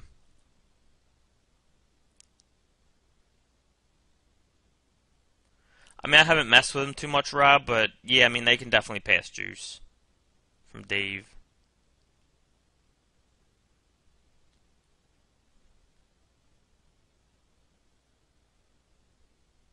Yeah, definitely not surprising.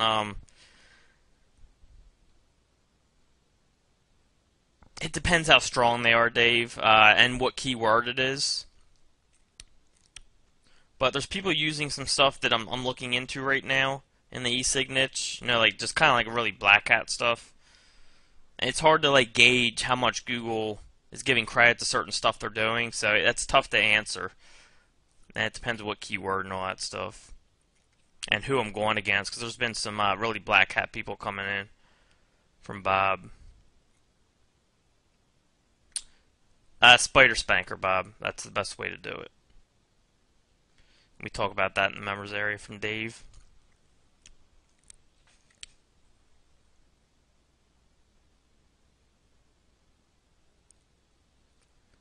Again, depends on the niche and how big the site is, Dave. You know, some sites I do no videos at all. I don't do any social, just if it's in a smaller niche and I don't really need it. Maybe I'm testing to see how much money it makes. So, you know, it really depends. But, you know, the more videos you make, the more it can help you. So it just depends what you want to put your time into.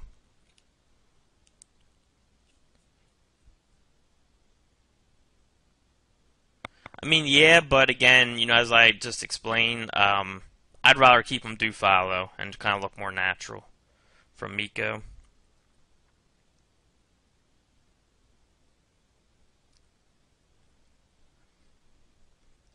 I mean, I don't use it.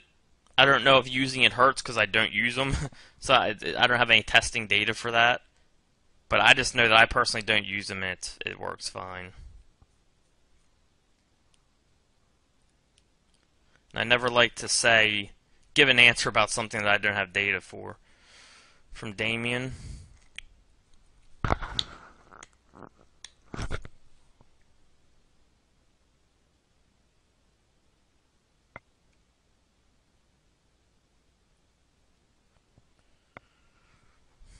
Um,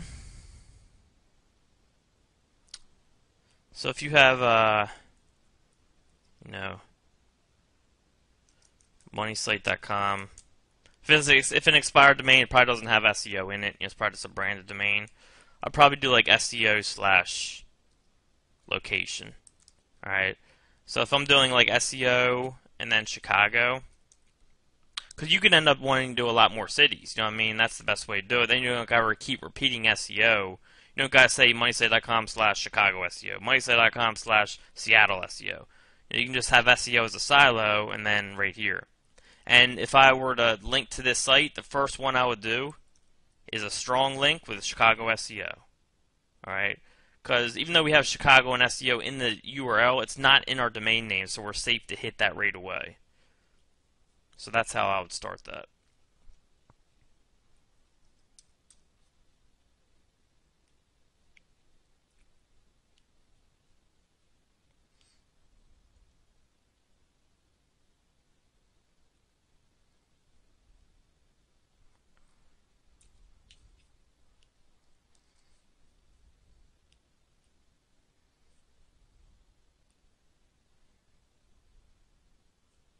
From Adrian. Yeah, whatever has the bigger link profile or the stronger link profile, Adrian, that's the one I usually use. But you know, if you're using Link Juice Keeper, it's going to redirect the other version to the version you're using anyways. But I still go by that rule where I'll use whatever version has more. From Jerry.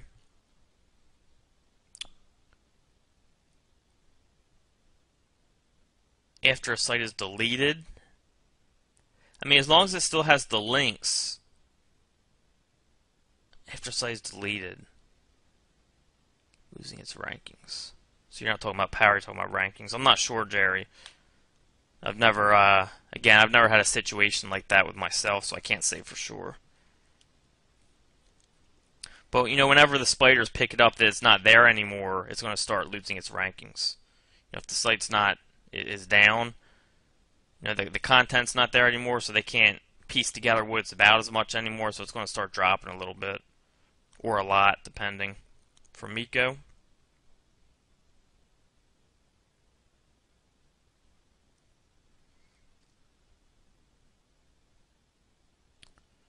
It depends if in the URL you mean the domain name. If it's in the domain name, then you have to definitely be more careful. If it's just in the URL but not in the domain name, then you don't have to be that careful. I mean, you still have to be careful, but not nearly as careful as if it's in the domain name. That's the main thing you got to watch for. From Ben. I use Google Analytics on a few of my sites, Ben, but not many. You know, like I have 1,000 websites. I'm not going to use it on all 1,000, especially not in the same count at least. From James.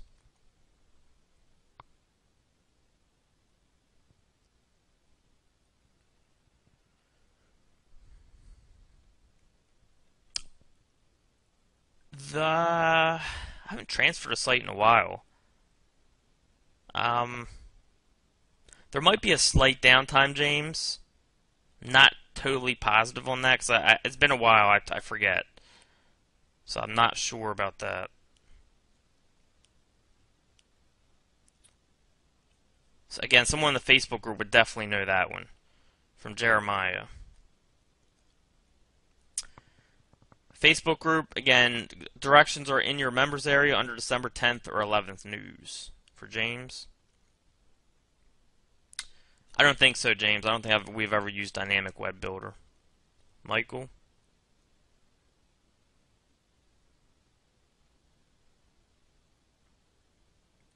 Yeah, I mean, you don't have to use a silo structure. I usually use silos when it's a bigger site. You know, especially when, you know, we go back to this case, like right here. If I'm going to be doing a whole bunch of cities, a whole bunch of locations, I don't want to keep repeating location SEO, location SEO, location SEO. Because that just, it can get you in trouble. So you just do SEO as a silo and then location on the end. It can keep you out of trouble.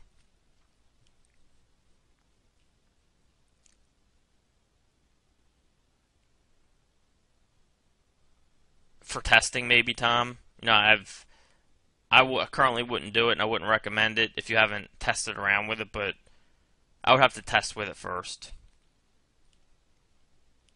Right now, I don't do that, though.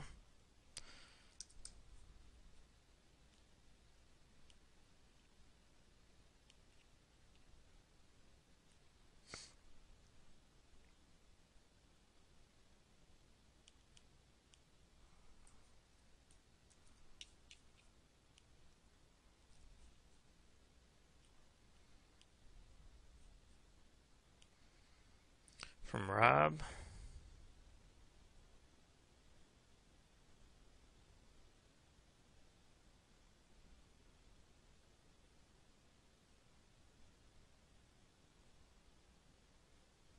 Yeah, Rob, so each of these anchor texts are, you know, this is on PBN site 1. This, I'm going to wait 5 days, maybe a week, maybe, it depends how fast I want to rank, maybe 2 weeks, usually about a week. Then I'm going to do this anchor text on PBN site 2, wait 5 days, a week, whatever. Do this one on PBN 3. Alright, so I just keep moving more closer to my keyword. Don't know what you mean there, James. Brandon SEO. From Jeremiah. Yes. Eric.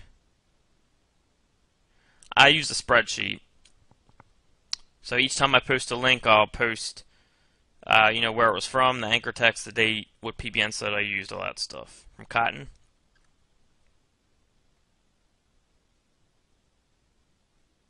Yes. Yep. It redirects at Cotton. Yeah, we just mentioned that. Which was probably before you asked the question. From Mick.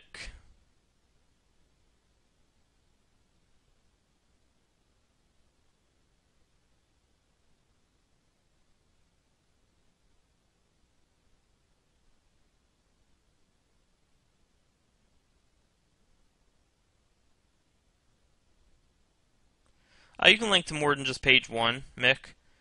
But I don't know what you're saying. If you say you have different sites on each of these, but this is a case where you can rank for all of these for one page pretty easily. And that's a good way to diversify your anchor text. You know, first anchor text can be Miami SEO, next one can be North Miami SEO, next one can be South Miami SEO. Because when you do that, when you have North Miami SEO as your anchor text, you're helping yourself rank for Miami SEO, but you're also helping yourself rank for North Miami SEO. Same with South. You know what I mean?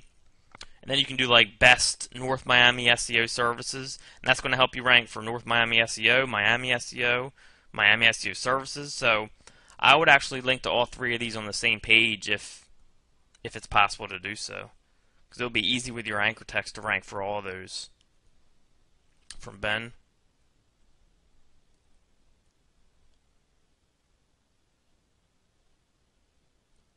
Yeah, Ben. The more you make, the easier it gets. You can get stronger sites, and keep investing into your network and keep ranking.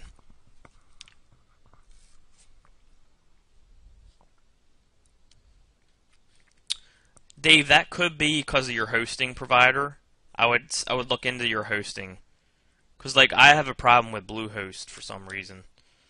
Something with like the Ion Cube or something like that. I don't know. Whatever the hell that is. Not technical.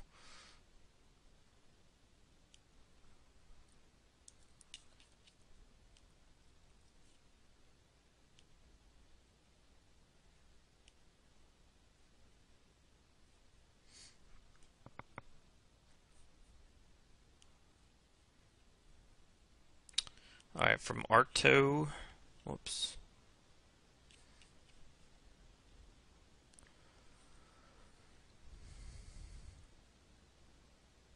If they're from my PBN, I would look at the anchor text and start changing anchor text or even taking away links and seeing how it moves from there.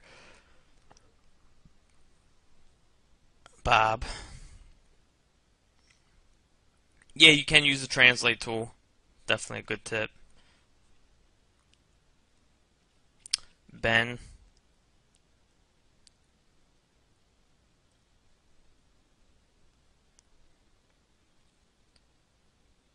Yeah, I usually don't even mess with the titles. Or I'm sorry, I do the titles, but not.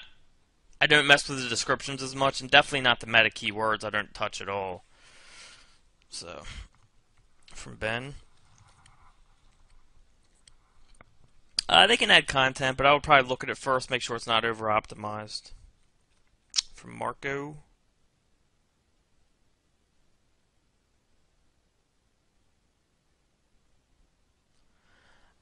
They might change a little bit, Marco. I don't remember what it used to look like, if it was changed, but it might change a little bit, but generally still does the same thing. I believe Wix is a Web 2.0, yes. I believe so. From Andre. Yeah, there definitely should be information on that, Andre. I would ask David Mills, David at omgmachines.com. He's the one that organizes all the content, so.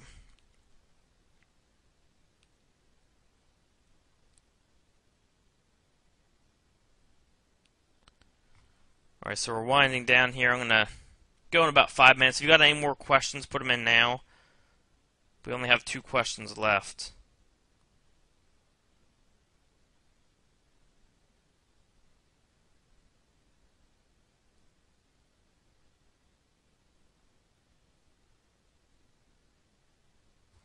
I'll hit these 2 questions now.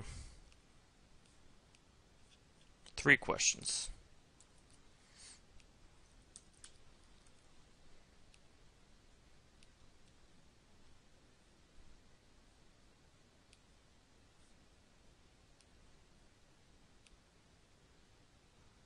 Alright, Dave Keys.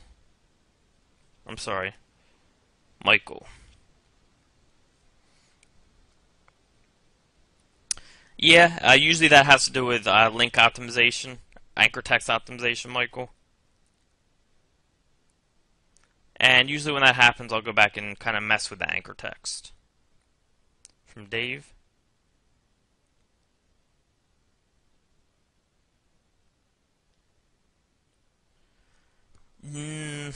I mean, again, it depends on the niche. You know, something like Nashville SEO, maybe 5 to 10. Same with like GoldIrie. The GoldIrie is like 5 to 10. Uh, Delaware SEO is like 2. You know, I've had local clients where it's like 1. You know, I've given the example on webinars. I have a friend there owns a barbershop. Like stuff like this, like 1 link. And here he is right here. Anything you type in with Delaware Barbershop, he's number 1, all from 1 link. Now that wasn't even a strong site. And then the another friend, 1 link for Delaware Brazilian Jiu-Jitsu, and he is number 4. Okay, that's just 1 link. I could send him up even more, but just haven't messed with it.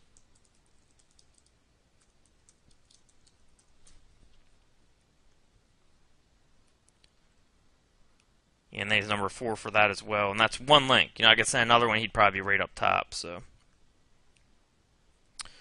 from Mary and Andre, Mary's saying look at Fletch's 60-day series, and he's a great person to ask on the webinar about client stuff. By the way, Damien,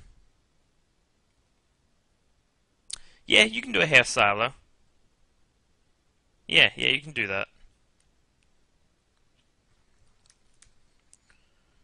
Alright, so I'm going to look if we have any more questions, and I'll get this recording in the bag.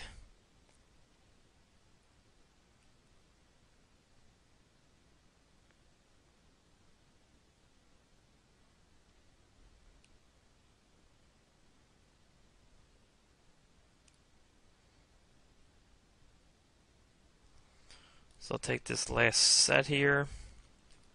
We'll go through this last one, then I'll end this one. Again, usually I can go after if we have tons of questions today. I got to run out.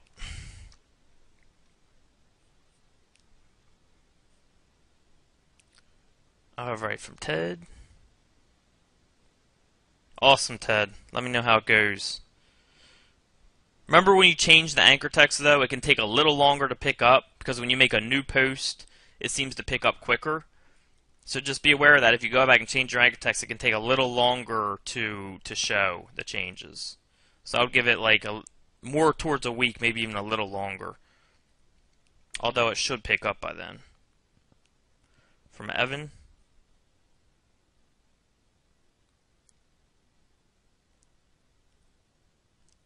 Yes, and that's actually kind of good, Evan, because he already has a whole bunch of anchor text, kind of like what that does is it gives you room to hit those money keywords. You know what I mean? It gives you room to hit them harder than you could if it was a fresh site.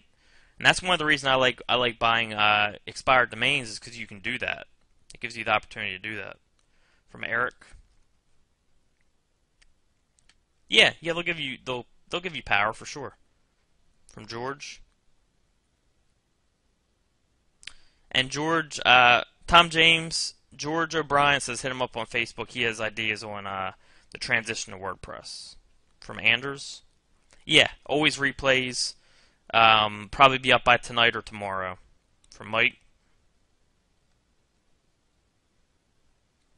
Honestly, Mike, I still pay an average of $100 per site. I do a lot of research to find domains for cheap.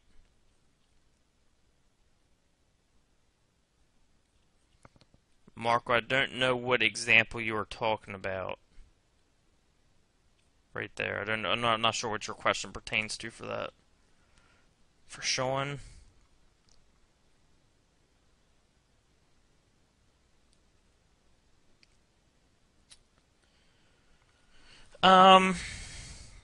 Yeah, man, I think improving that URL structure will help. If you can do like a silo structure, and then link to the silos on the home page, kind of boost up the domain authority. Interlinking, but it also depends what type of links are going to the site, Sean, because it could be, penalized. It could have bad links going to it and hurting you. And yeah, Fletch is on later today, George. You're right.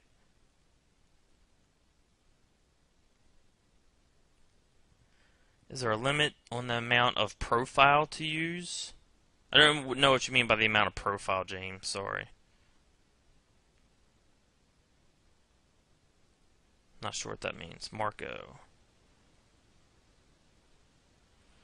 Alright, so we can cover this one really quick. Got about 3 minutes.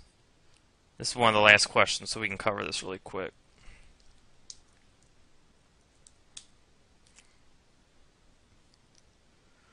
What was it again?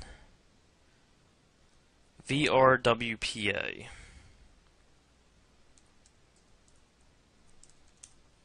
It goes .org, right? Yeah, .org.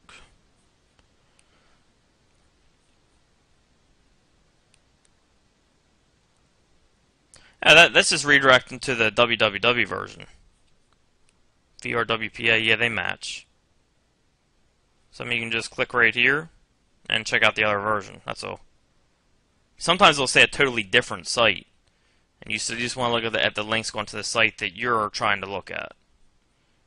Alright, but yeah, that's fine. There's nothing wrong with that. It's just redirecting to the www version.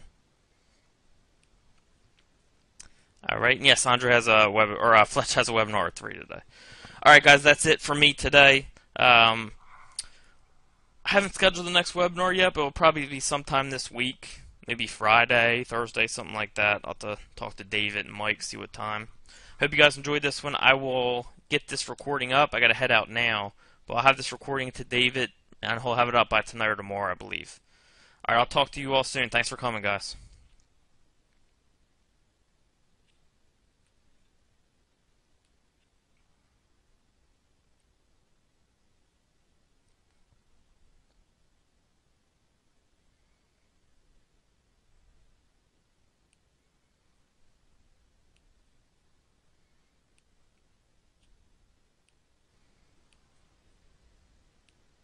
Go. Alright, I'm going to check out questions, and we'll get rolling, guys. And girls.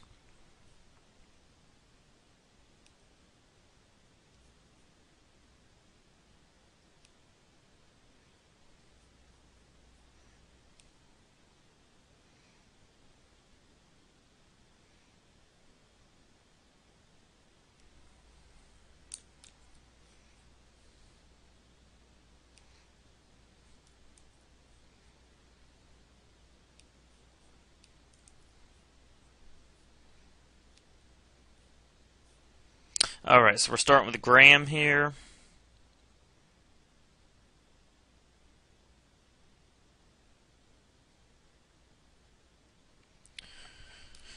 Yeah, I mean, it depends if there's already links built there first, if it's an EMD or not, because, if it's an EMD, you want to stray even more away from your main keyword.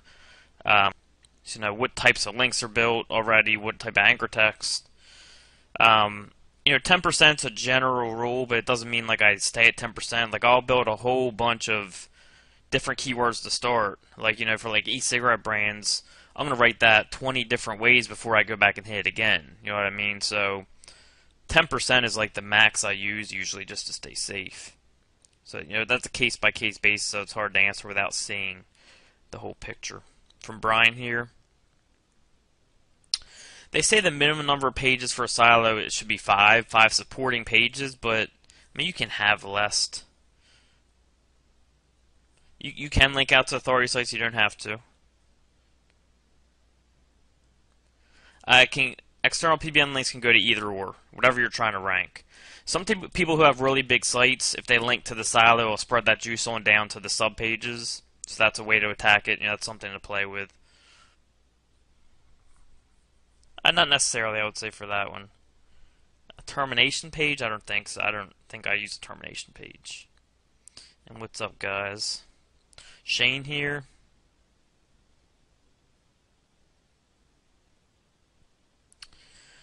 Yeah, HRES indexes quicker and they pick up more links. But usually they pick up like the lower quality links as well. Usually OpenSite Explorer picks up all the good links at least, or at least most of them. So I'd be careful with that. It could be new links if someone's trying to push in there to sell the site or something like that, so just be careful. A day in the life, wake up, go to the gym, come home and work. Take care of my son. That's about it. When I have my son, I'm with him nonstop. I'd put down work. But if I don't have my son, it's gym and then work. This junk. Oh, is this junk you're talking about the links? Probably Shane, but I wouldn't say definitely. It could be good links they just added in to try to sell the site for higher. So, from Brian.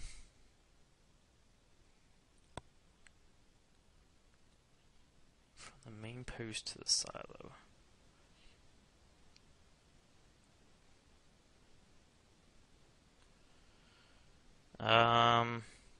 It's tough to say without seeing like a model in front of me. Do you link to silo?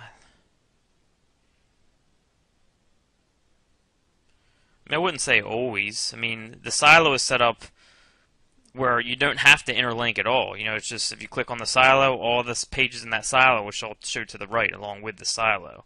So that's all the linking you really have to do. Alright? So you don't have to do any interlinking.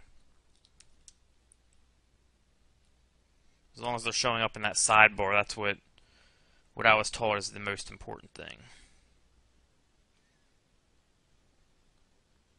Surprised we got so many people here on a Friday night.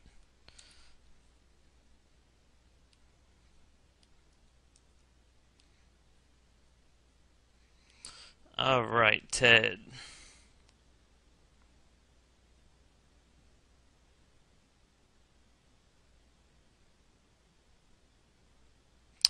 Alright, question on anchor text. Alright, so EMD is trainyourhamster.com. So I'm guessing that you're trying to rank for train your hamster, right? Alright, first what I would do is I don't want to hit this main keyword first. Alright, so what I would do is I would go to Google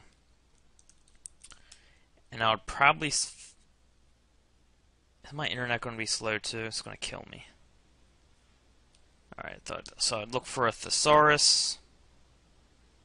If I can't think of words off the top of my head. And I'm going to type in train.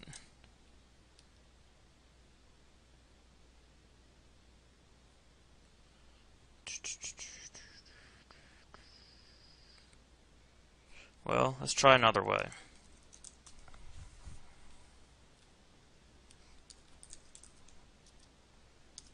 Let's type this in, see what suggestions we got down bottom. Teach. Okay, teach. So teach is a synonym, so I want to write that down. It's one I didn't think of.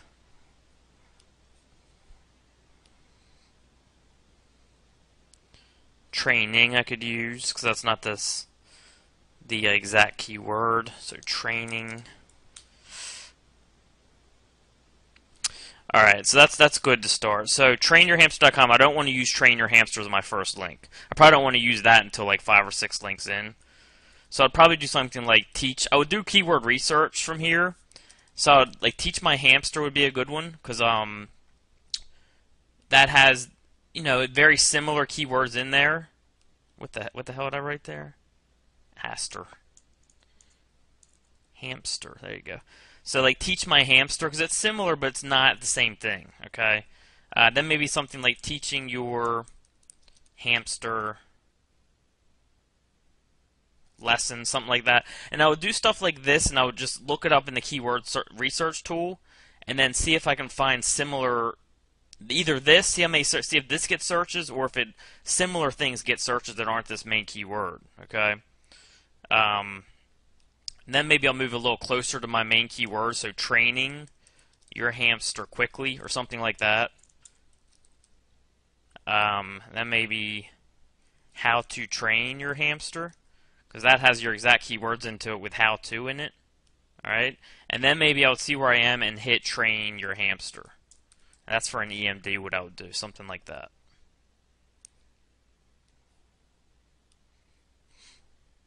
Alright, from Ben. Todd should have a list there, but I know they're slipping through OpenSite Explorer still. We're still trying to figure that out. From Graham. No. I mean, same techniques, you just... The video update was more about anchor text from what I believe. You need to split up your anchor text a little more. You used to be able to blast videos with the same anchor text over and over. Now you can't do that as much. Yeah, and Spider Spanker, all that should be in his training tutorials, or in his, you know, with your sign up with Todd. From Bob.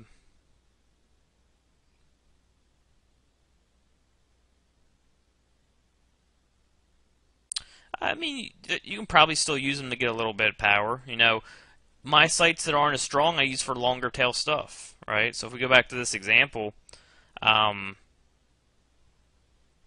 you know, maybe I would start it with like a longer anchor text, like how to begin teaching your hamster, or something like that. I don't know. But if it was like a longer anchor text, then I would use like a weaker sight for it to kind of start spreading out that anchor text. Then use my stronger ones for my exact. We don't want to restart my computer. All right, Alonzo. The recordings are somewhere in the members area. I'm not sure exactly where, but I would look in the on the main page, and it should tell you. You can, Malcolm, or you can use a 1-800 number or 1-877 number and forward it to your own number if you don't want your own number out there. From Brian. PBN links are definitely more important. You know, social is just an additional factor that I'll use on larger sites. Definitely spend a majority of your time on your PBN, you know, compared to social. An alternate tool for OpenSite Explorer, you can use Majestic SEO, you can use Ahrefs. Those are the two popular ones, but I'm just accustomed to OpenSite Explorer. I think their numbers are really easy to follow, and I just like it.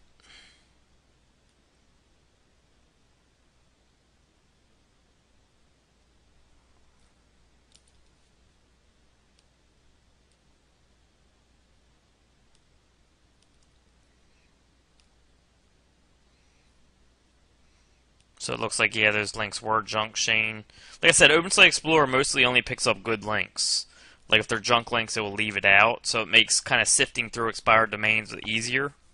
You don't gotta like kind of shift through crappy links. From Ben.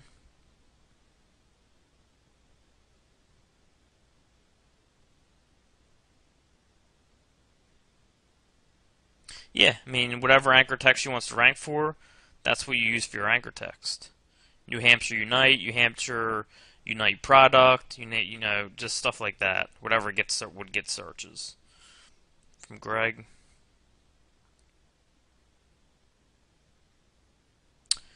You know, right away I would start just building your network, which would you can get SEO Moz for free for like 3 months. Go search for coupons or a free trial, like SEO Moz free trial. They'll have up to 4 months free, depending what time of the year it is. So you can get that for free for a few months. You can use expireddomains.net instead of Register Compass for free, but I like Register Compass, the filters they have, so it's up to you. From Lynn.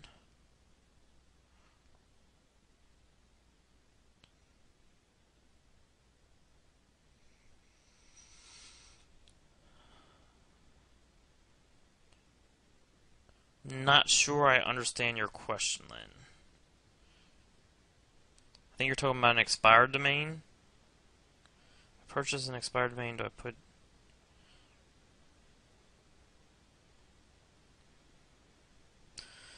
I mean, generally you're using expired domains to rank your affiliate site. Alright, so you use your expired domain to link to your affiliate site to make it higher in Google so people see it when they search for it. Hopefully that's what you were asking. If not, just ask again a different way. From Jay.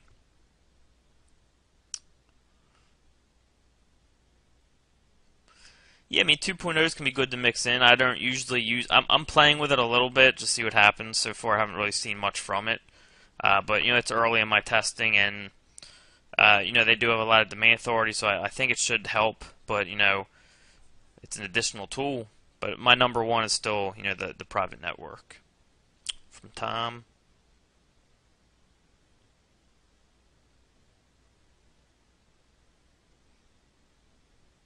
Yeah, I would say so. You could hit it with another link, see how it responds. What's up, Dwayne? Alright, let me go get a new capture for James's question.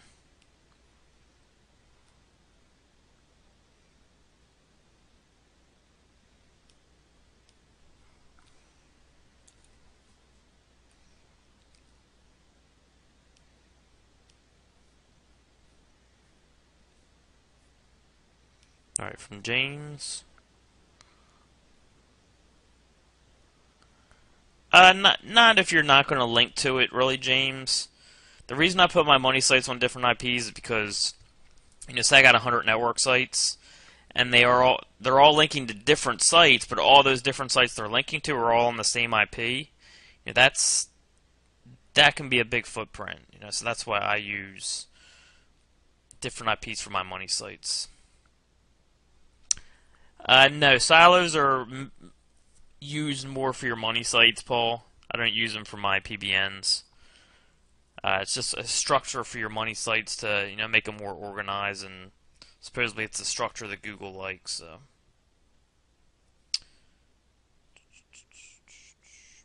Oh yeah, that was about my Friday comment from Ben.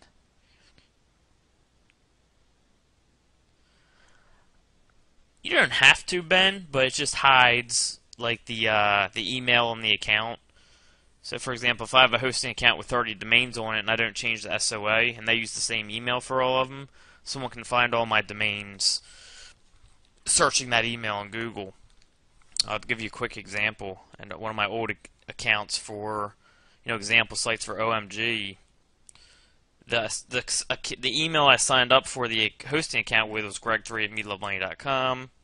If we search that, you'll see all my CDN news, Delaware SEO, Nashville website design, Delaware SEO, Seattle real estate agents, Baton Rouge architects. All the sites that are on Seattle real estate agents, all the sites that are on that server will show up. And I didn't change these on purpose to show people what shows up. So, it's just an extra precaution. It probably will never hurt you, but it's just an extra precaution you can use to kind of hide yourself better. I don't really use Magic Submitter. I just outsource that, or I have someone do it on my team or something like that. But I just don't have the time to use it myself. From Tom.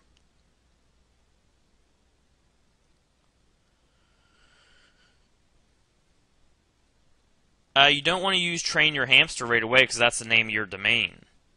Alright? Anytime you have an EMD, you're much more likely to get hit with over-optimization penalty if you keep using this keyword. So I stray away from it for a while. I spread out my anchor text, and then I'll hit it later on. Because if you hit it right away, your anchor text is 100% for your main keyword, which is also the name of your domain. Okay, anytime you have an EMD, your chances of over-optimization go up dramatically, especially if it's more than 2 words. So I spread out the anchor text. All right. So instead of starting at 100%, if I start with this and having getting a much better chance of getting penalized, I stray away from it, build, 5 links or so usually, and then I'll hit it. Where I'm down more towards like, I don't know, what's that, 13%, 14%, 15%, something like that. 18% actually, something like that. And remember I said stay around 10%. Remember, the less links you have, the more you can get away with anchor text. Like, for example, a site that has 10% anchor text that has let's say 10,000 links, that means 1,000 out of 10,000 people linking to you are using the same anchor text. Okay? The chances of that happening are a lot lower than 10% anchor that has 1 link. What the hell did I write there? That has 1 out of 10 links. Even though they're both 10%, I can't write tonight. This chance is very high, okay? 1 out of 10 people using an anchor text is high, right? Because there's just 1 link. So even though it's 10%, this is a lot different than this case. Okay, so you got to consider how many links you have. So even though someone may be saying, well, this would be above the 10% rule, the general rule. Well, it's because I only have 6 links, so it's not that big of a deal. All right, but at the same time, you don't want to start off right away with this right out the gate, because then you're just kind of putting yourself on thin ice. Where you don't have much room to adjust. All right, so just be aware of this as well.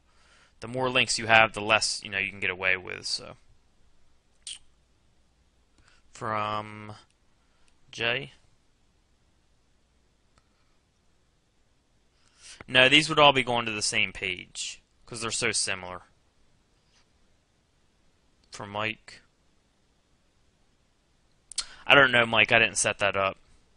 That would be a question for Mike. And Mike is, if you guys didn't know, Mike is starting office hours. So, phone routing software, I use analytic call tracking. All right, so let me go get this next question.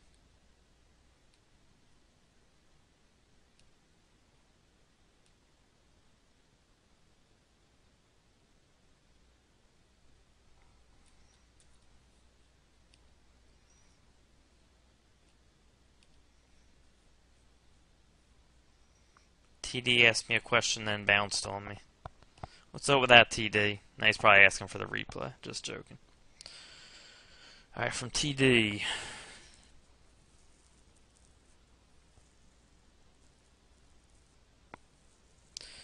Don't worry about Google indexing your money site. When you start linking to it, they'll start picking it up. Even before you link to it, they'll probably pick it up. But when you start linking to it, then they'll really start picking it up quicker. No, you don't need to rank your posts from your expired domains. They're to help power your money site. So no, you don't need to do anything. You just set up the PBN and link to your money site. No, you don't need UAW for backlinks. Absolutely not. From Dan.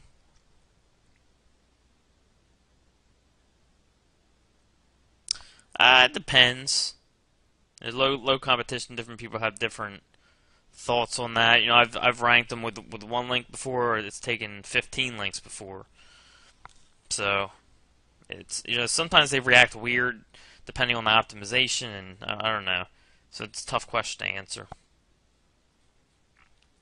From Joe. Oh, another thing I've been noticing is when I've been sending links to my YouTube videos, they seem to have a delayed reaction. You know, so I'll send 5 links and it won't rank for a month, and then all of a sudden it pops up out of nowhere. So, from Joe.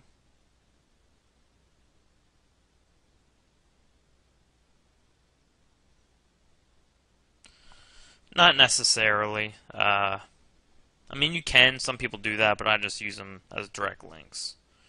From Gordon.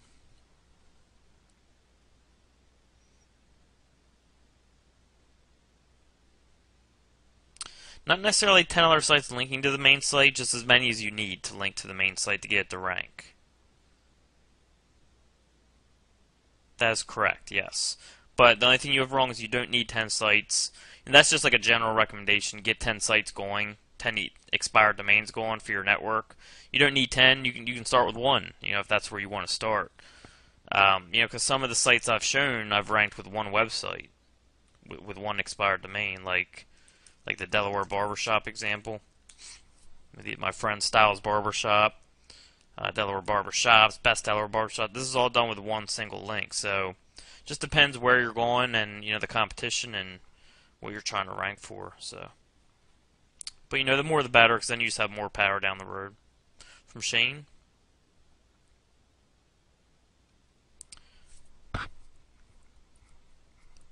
You use your PBNs to power your money sites. All right. You use your social to power your money site.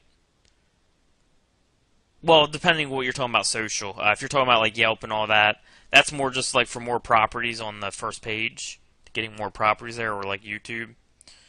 But yeah, you can blast links to your social where, you know, you can spam them. But PBNs are directly to money site. Then depending what social sites you're talking about, yes, you can blast links to them to any, no matter what. But it depends what you're using them for. Rather than, like, if you're using YouTube video like I do with KLKS and like Facebook, I'm using that more to power my money site. But if you're more like Nashville SEO, where you're using them to take up more position in the search results, then that's obviously a different case there.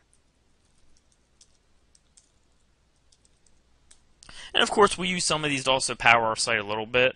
Like we'll link to, you know, our site from our YouTube video and our Facebook. But it's more to take up the first page for this example, whereas KLKS example is more to power our money site and kind of get that trust going.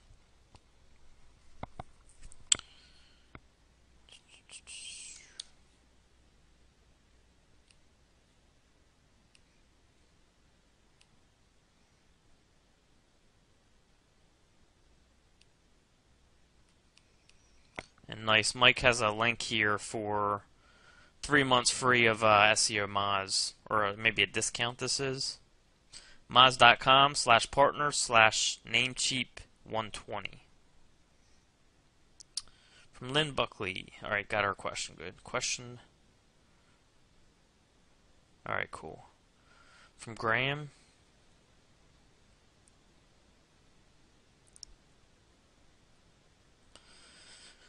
Product name. You know, you can do, usually for product name, you got, let's say we got, Text Your X back. That's a product name. So I'll do Text Your X back, Text Your X back review. Copy this. Text Your X back reviews, Text Your X back scam, Text Your X back bonus, bonuses, review of Text Your X back, reviews of Text Your X back. Then you can start going in like texting your X back. Then you have enough anchor text where you can go back and hit Text Your X back, the exact keyword. So, you know, there's plenty of stuff you can use for that. Where'd my questions go? Did I never copy them? Oh, I never copied them. Sorry, guys.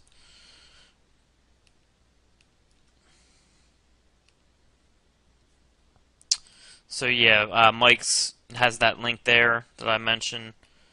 Lynn was just kind of commenting to me, and then Graham's question I just answered on anchor text for product names. And you can also have to add in the author, yes. You know, Text Your X back by author name. The OMG real estate site is Seattle Real Estate Agents. We did that like over a year ago. I think someone is still paying for it, if I believe, or if I remember correctly. It is number 3 for its keyword. I mean, I haven't touched this site in well over a year, but it's still there at number 3.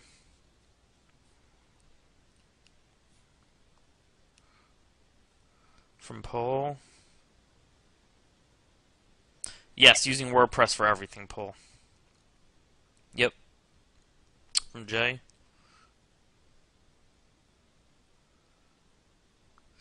Yeah, you don't, like, before Jay, you could use, like, 60% of your main keyword and get away with it. Now, you know, I would focus on switching it up more.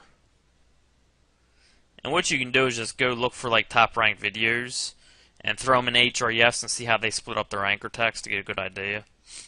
If you want to get an exact idea. From Ben. Just whatever title I want to show up, that's what I put in the title. The description I don't usually fill out. I just kind of let them pull it from my site. From Dwayne.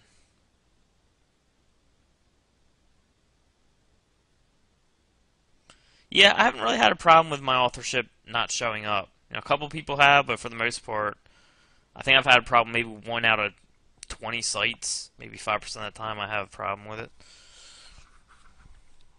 From Tom. You just create another post, Tom. Yes.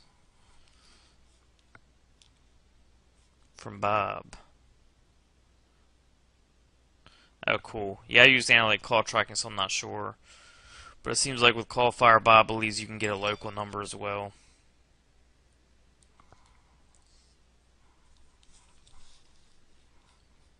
Alright, so let me go get new questions here.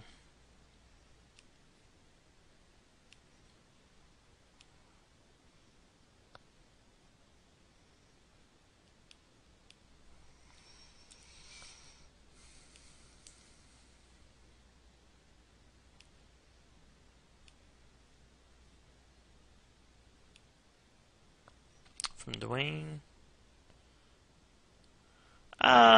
If you're asking if they can act as a PBN, they can. And that age will give you a little bit of a boost, but you're not going to get much out of them. I mean, you can use them and kind of use it to spread out the anchor text like I was talking about earlier. You know, use them for your longer tail ones. But you're not going to get a whole lot of juice out of them if they don't have the links there. I mean, I've never really used Callfire. I've kind of seen it in action a little bit, but I've mostly used analytic call tracking myself, so I can't really comment on Call. I know Callfire seems to be easier to use for people, But analytic call tracking, I think, has more features. From Shane.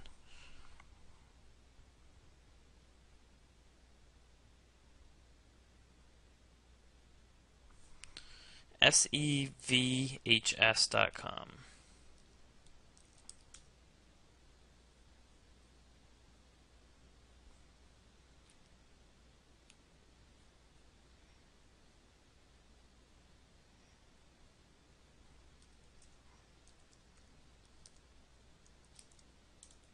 That wasn't it. SEV, what was it?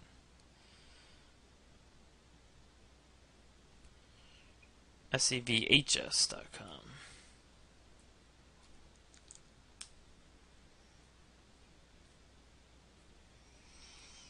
So, let's see.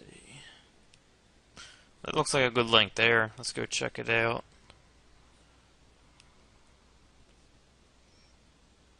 PR5, so that's good. Pretty high Alexa ranking. With this link, I would make sure that it's still there because it's a PR5. So what I'm going to do is check for this site in the source code to make sure they're still linking to it. And I just right-click, View Page Source, Edit Find, and SEVHS. Here it is right here, so that link is still there. Alright, so that's how I check to see if links are there. So that first link's definitely good. Tripod's not that great of a link. No follow, tripod. I mean, it's not like super powerful, but I mean, it's better than starting from a domain with nothing in it. And I like the anchor text. It's all kind of branded around the Humane Society. I like how it used to be a Humane Society site, because that means these links are even more of a chance of being natural. I can kind of tell by looking at the URLs as well. So yeah, I mean, it's good. It's not going to be super powerful, but it's definitely going to help.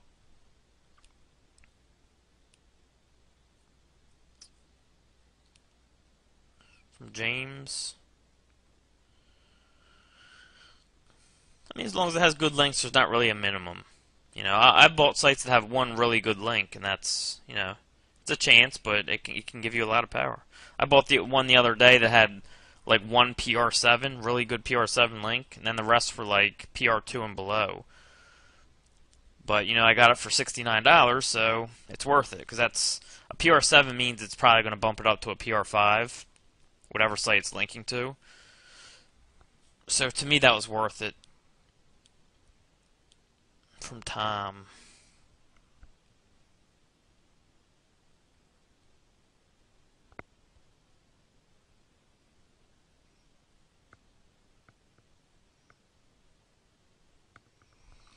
I mean, I just use spreadsheets, Tom. Like, I have all my PBNs in a spreadsheet. For my money sites, I just kind of keep track of them in my mind. And sometimes I'll keep folders of like when I started a domain and all that, but I mean, I don't have like an organized system for it. I kind of go more off spreadsheets and folders. From Dwayne. Yeah, I'll notice slight results. You know, that could be due to data centers or something like that. But yeah, data centers, you know, different data centers.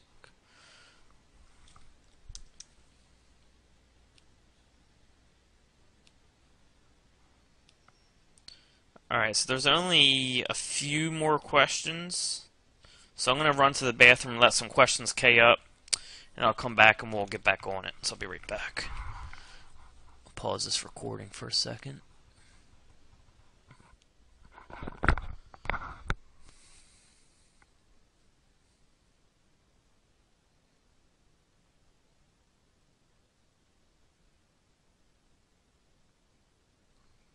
Alright, so we got a few more questions in. Good.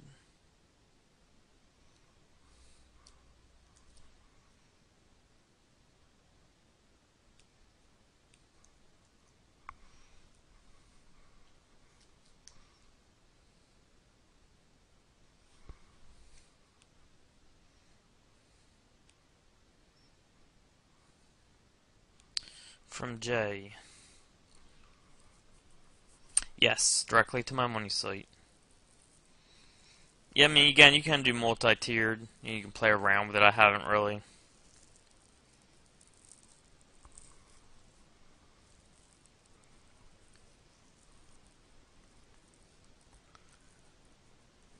Yeah, but that's also more expensive. So, no, I could play around with it.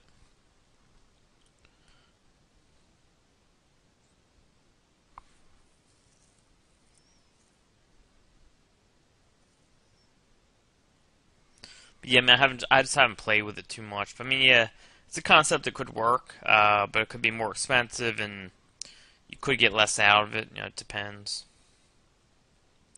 No problem. It should be the Alexa toolbar, Tom. If not, just look for something that says like PR and toolbar or something like that. From Carolyn.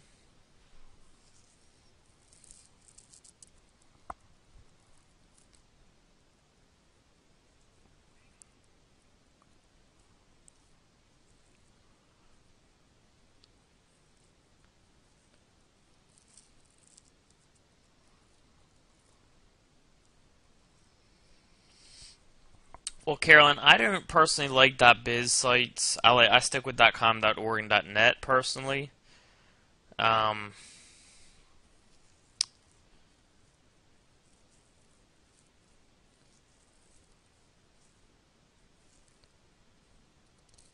Trying to see like what your question is.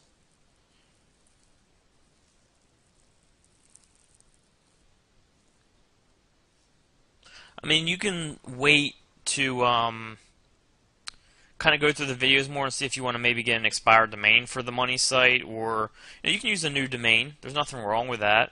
But I personally would go with the .com, .net, or .org if it was me. .biz won't rank as well in my experience, so I would at least change it to a .com, .net, or .org. Just register a new site. Or if you want to use an expired domain, you can go through the content and register when you understand more. Yeah, SEVHS is definitely not worth £11,000. I might pay $111 for it. Not anything over that though, probably.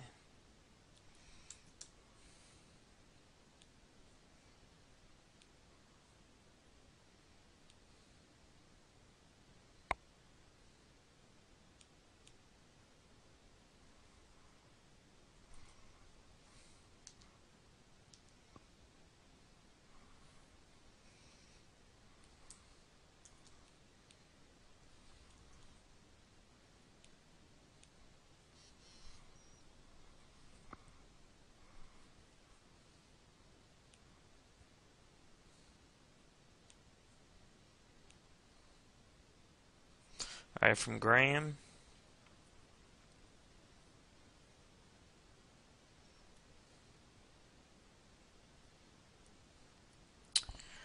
You still have to be a little careful, but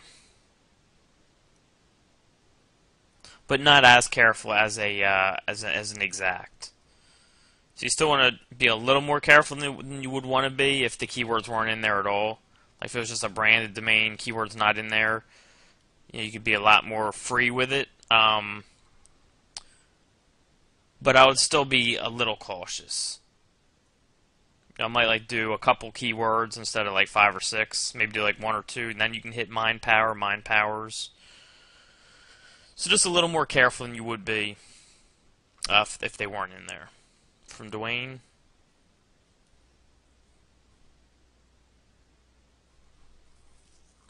I mean, I think it should work a while, Dwayne, because you're kind of putting your links in with trusted sites. You're kind of telling Google, okay, my site is being linked out to on the same page that's linking out to other trusted sites. So they kind of group them together. That's the way I look at it, at least. So, I mean, I think that it'll stick around for a while.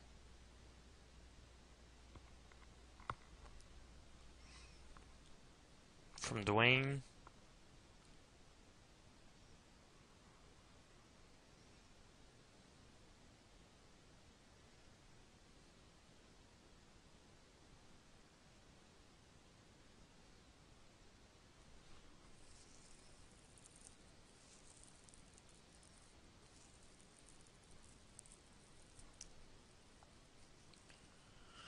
I'm not sure exactly what your. I don't remember the previous question.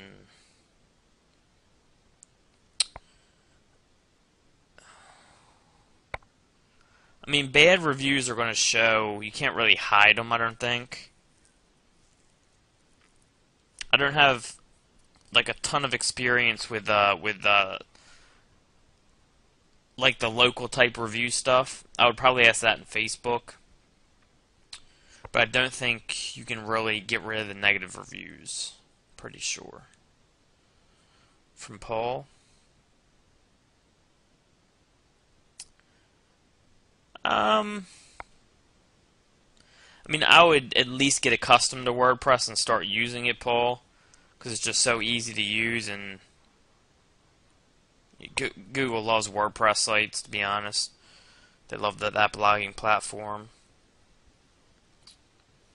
But you know, it's up to you if you want to totally switch them over or not. It's up to you. Depends how many changes they're going to need down the road, and how comfortable you are with what you already have, and you know, a lot of other questions come into play. From Ben.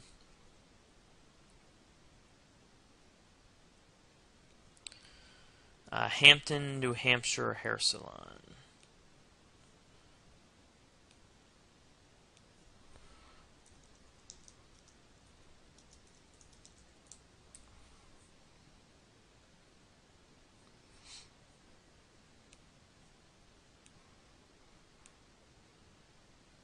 People are ranking social. This Bliss360 person is here in with their social.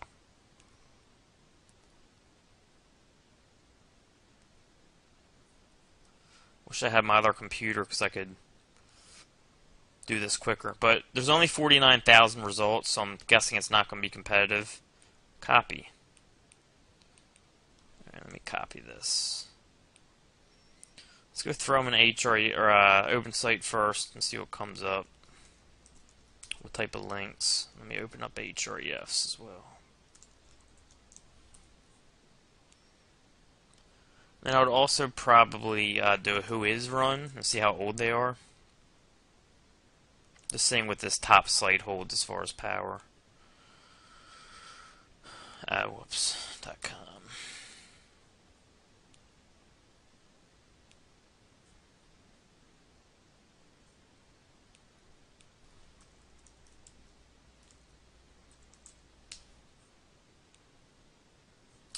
Alright, so not very high page authority and domain authority. That's good. Their anchor text is using branded links mostly. Nothing really strong.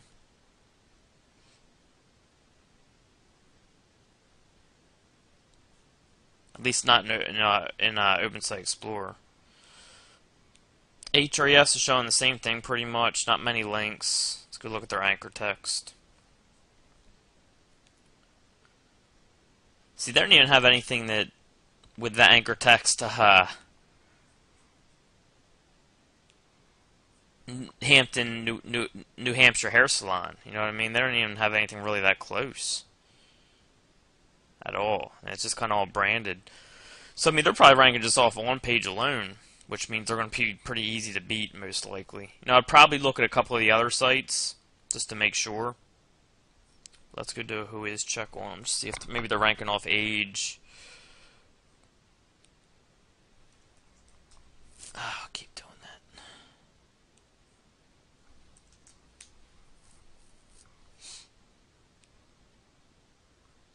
Let's see, when were you made? 2010, so they're not even that old either. So I would say, looking at this site, they'd be easy to beat. You know, if I was getting ready to go in this niche, I'd look at a couple more sites to make sure, but looking at that, that'd be easy. One of those one-link ones, probably. From Dwayne. I don't know, Dwayne. I don't really use curation. I just use unique articles. So I couldn't tell you. And I've never really tested with that. But I know some people who use it and they say it works great, so I just like to be a little safer and use unique content myself.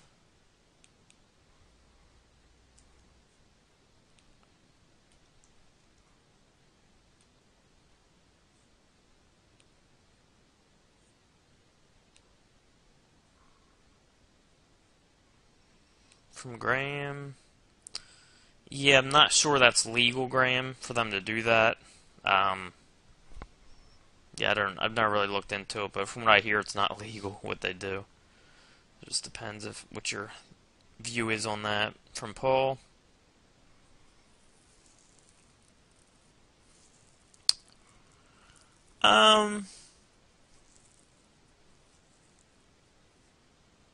You could do either, I guess.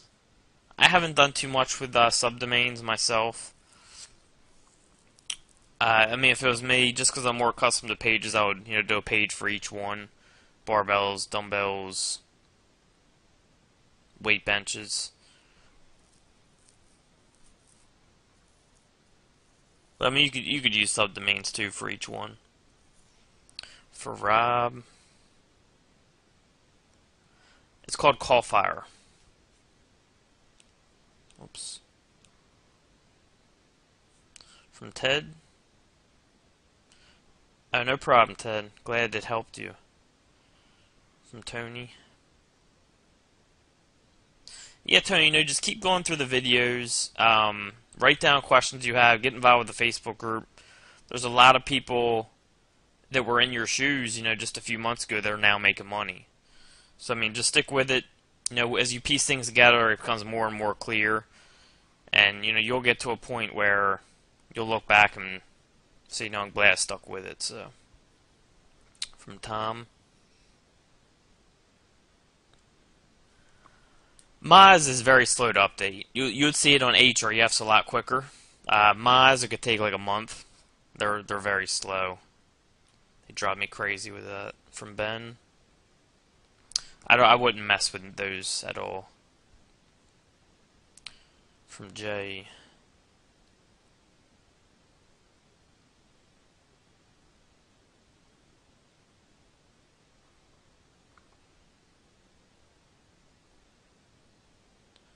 I don't understand the question. I think your English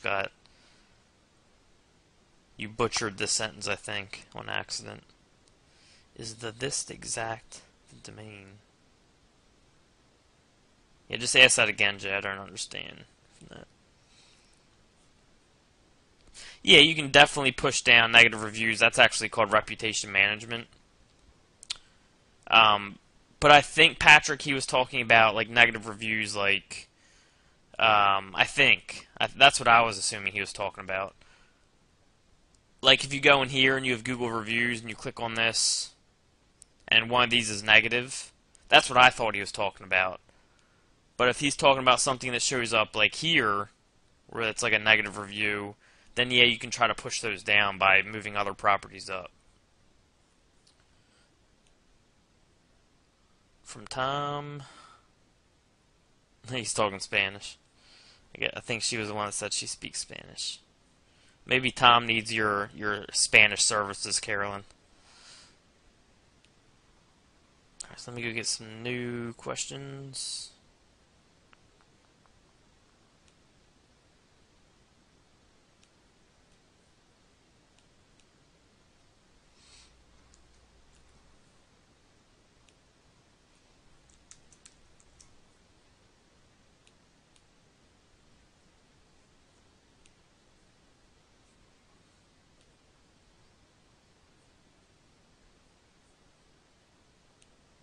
I don't remember what you were talking about there, Ben. I answered so many questions that I forget what the previous question was.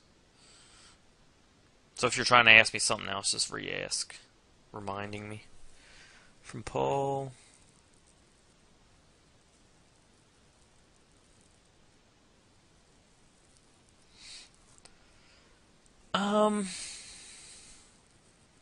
Yeah.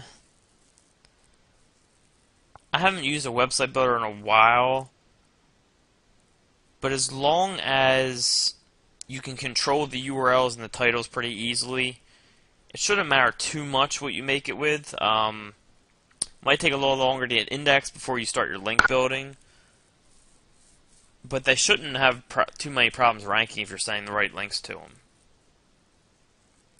Links still power no matter what you build the words or the website in, as long as your URLs are set up correctly and your titles and all that. From Jay.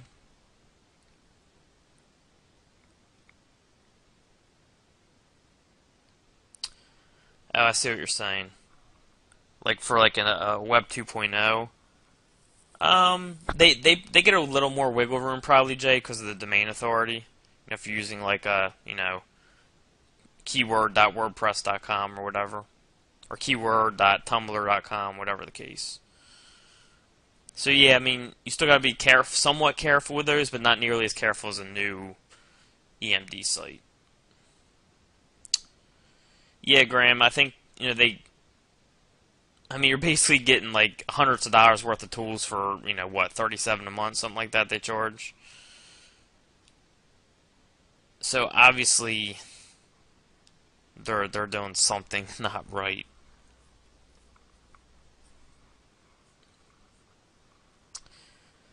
It's not necessarily a red flag. It's just tougher to analyze, so I lower the value of it myself.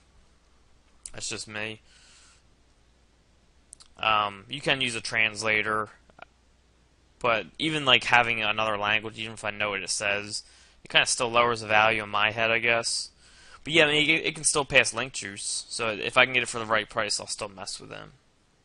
From Paul.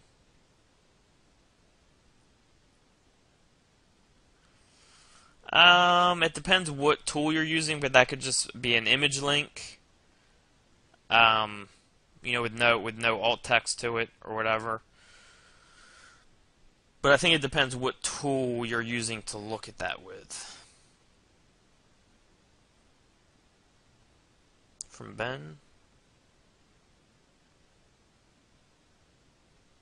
Nice, Ben. That's awesome. Sweet.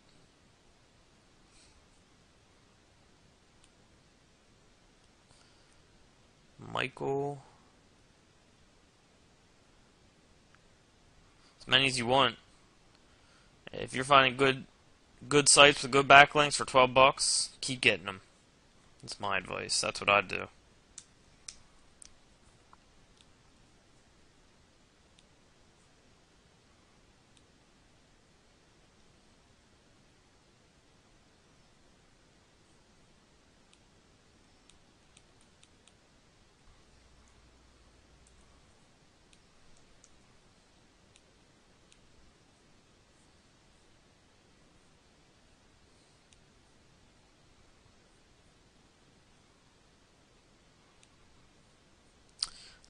Shane, I would say neither, really.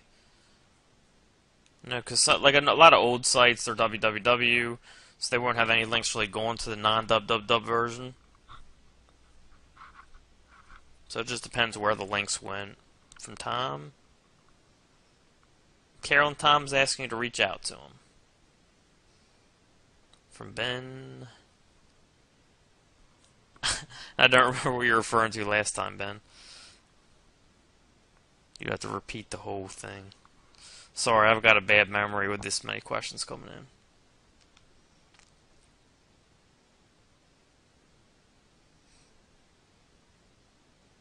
Yeah, and like I said, get involved with the Facebook group. You can really learn a lot there. From Dwayne.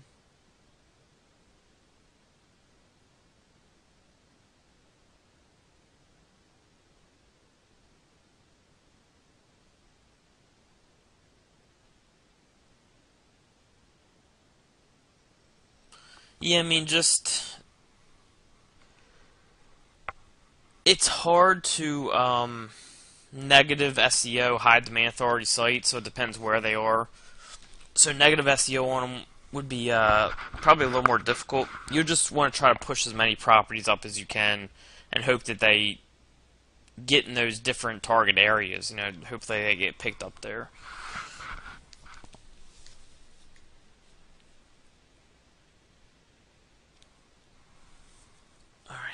New questions. Probably the last one I grabbed since we're at 9:30 here.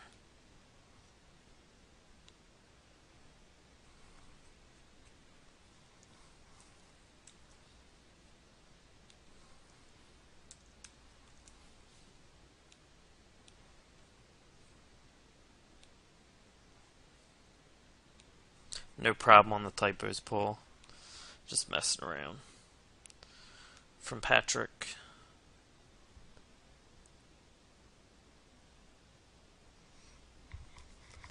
No, I don't believe so, Patrick. I've never really done outside of country. Well, actually, I have. I've done UK, and they're from US sites, so. But that's a great question to ask on the Facebook group because we have a lot of people in Australia and the UK, and they do a lot of different country rankings, so they would have more experience than me. But no, I mean, I don't believe you have to. Dwayne. No, you wouldn't want to link your PBNs to the bad reviews. You would want to create your own reviews, like create like a Facebook page, a YouTube video, and link to those, and have them move up in the search engines, which will in turn move down the negative reviews.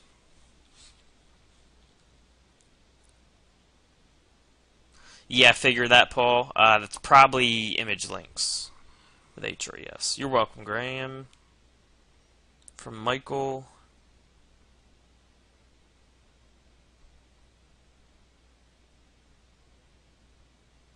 I mean, the link juice from the foreign links is fine either way. But when you use Splayersbank, you're not hiding from Google. You're hiding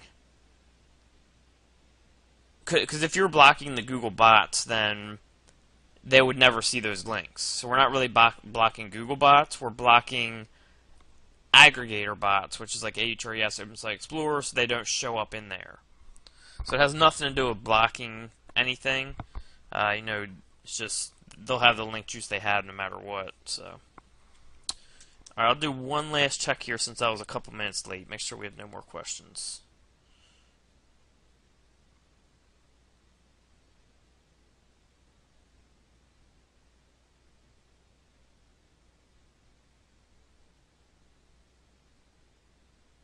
All right, everyone's good. It looks like Carolyn, look for Tom on.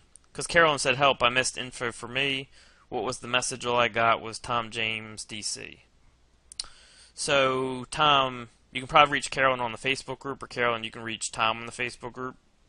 I think you guys are both in there, if I remember correctly. Alright, everyone, I'm going to put this recording in the bag, and I will... Alright, let's talk launch jacking. No more, no less.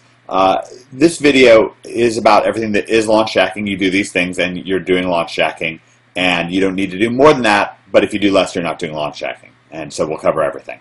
Alright, there's 4 steps, 4 parts of launch jacking. There's choosing our launch, traffic, review, and bonus. Now, the basic idea behind launch jacking is what we're doing is we're taking a product that's about to launch or that is currently launching, where there's quite a bit of commotion and fuss about it from a marketing standpoint. Whoever it is that's introducing the product is creating a bit of fanfare, or maybe the fans are creating a bit of additional fanfare surrounding that launch. And we're riding on the coattails of that.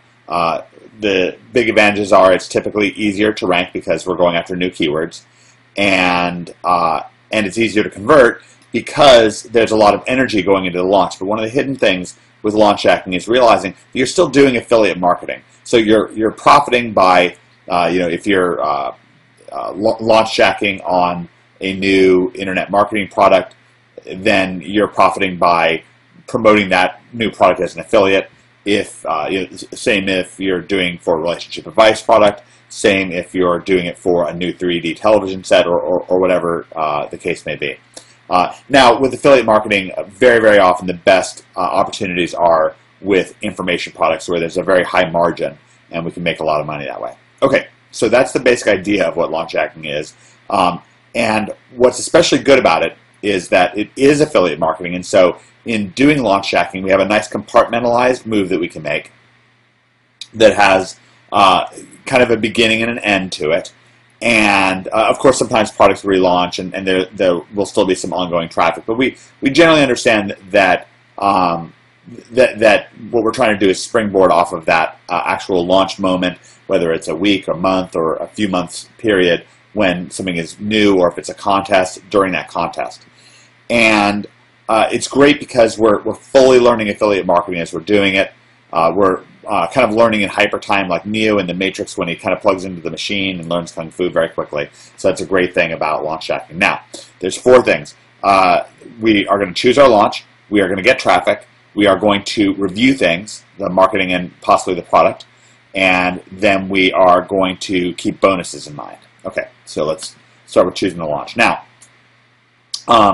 choosing something is better than choosing nothing. When we're launch jacking, it's okay. Some launches are going to be a dud. You look at the movies. Just recently, the movie The Lone Ranger came out, and I'm sure that some people thought it was going to be a big hit. Apparently, it's a dud. There's another movie out, I think, right now called White House Down. Some people thought it was going to be a hit. It's a dud. Superman came out. People thought it'd be a hit. It's a hit. Okay? So sometimes things are a hit that people think are going to be a hit. Sometimes people think it's going to be a hit and it's a dud. And sometimes you have an underground success story, and that's all great. Now, in general, one of the things that we're going to try to do inside of Endgame for the next 4 months or so is really try to supply you with a few upcoming launches. I'm actually going to be going underground in a week or two at a relatively big online marketing event with a bunch of kind of underground guys that are launching various products, and I'll bring you back some of those products to kind of help you along. So keep in mind that going for something is better than going for nothing. Don't get stuck in indecision. Remember from our anti-fragile lesson from hashtag control from your PDF document that we want to take the anti-fragile attitude, that taking some action, we gain, we learn, and we become stronger as an internet marketer. It's very good. Okay, action's better than no action. One of the things that's nice about launch hacking in the internet marketing space is it's extremely organized, and they have JV Notify Pro there, which notifies you of a lot of different launches going on, so that can be great. Again, with Endgame, we'll try to notify you as well, but jvnotifypro.com is a good source. You can also use Google and search for releases, stuff like Sony releases, Apple releases. Okay, we can do research, forums, so forth, and we can do networking. Okay, so now I'm doing a lot of that networking for you in this case, but it's really worthwhile as we meet people, as we meet gurus, getting on their lists and so forth. While you're in this early trading up stage, that can just be very beneficial and very valuable. So, as far as choosing a launch, we'll try to help you along with things, but ultimately, it's always part of affiliate marketing is choosing products that we're going to promote. And once again, launches are great because there's only but so many launches going on at a given time. If you're really just not sure, you can go to JV Notify Pro and pick a launch there, and that's just fine. Okay, traffic. All right, so there's two kinds of traffic that we can get. One is website traffic, and the other is YouTube video traffic. So, in both cases, we're going to try to rank on Google, and videos are really, really great. John Pemberthy is a great example of this. He built a 10,000 person list just reviewing product after product after product in the internet marketing space, and built quite a nice list doing it. It's really the best way to make sure that we assure our traffic is to build our list as we go.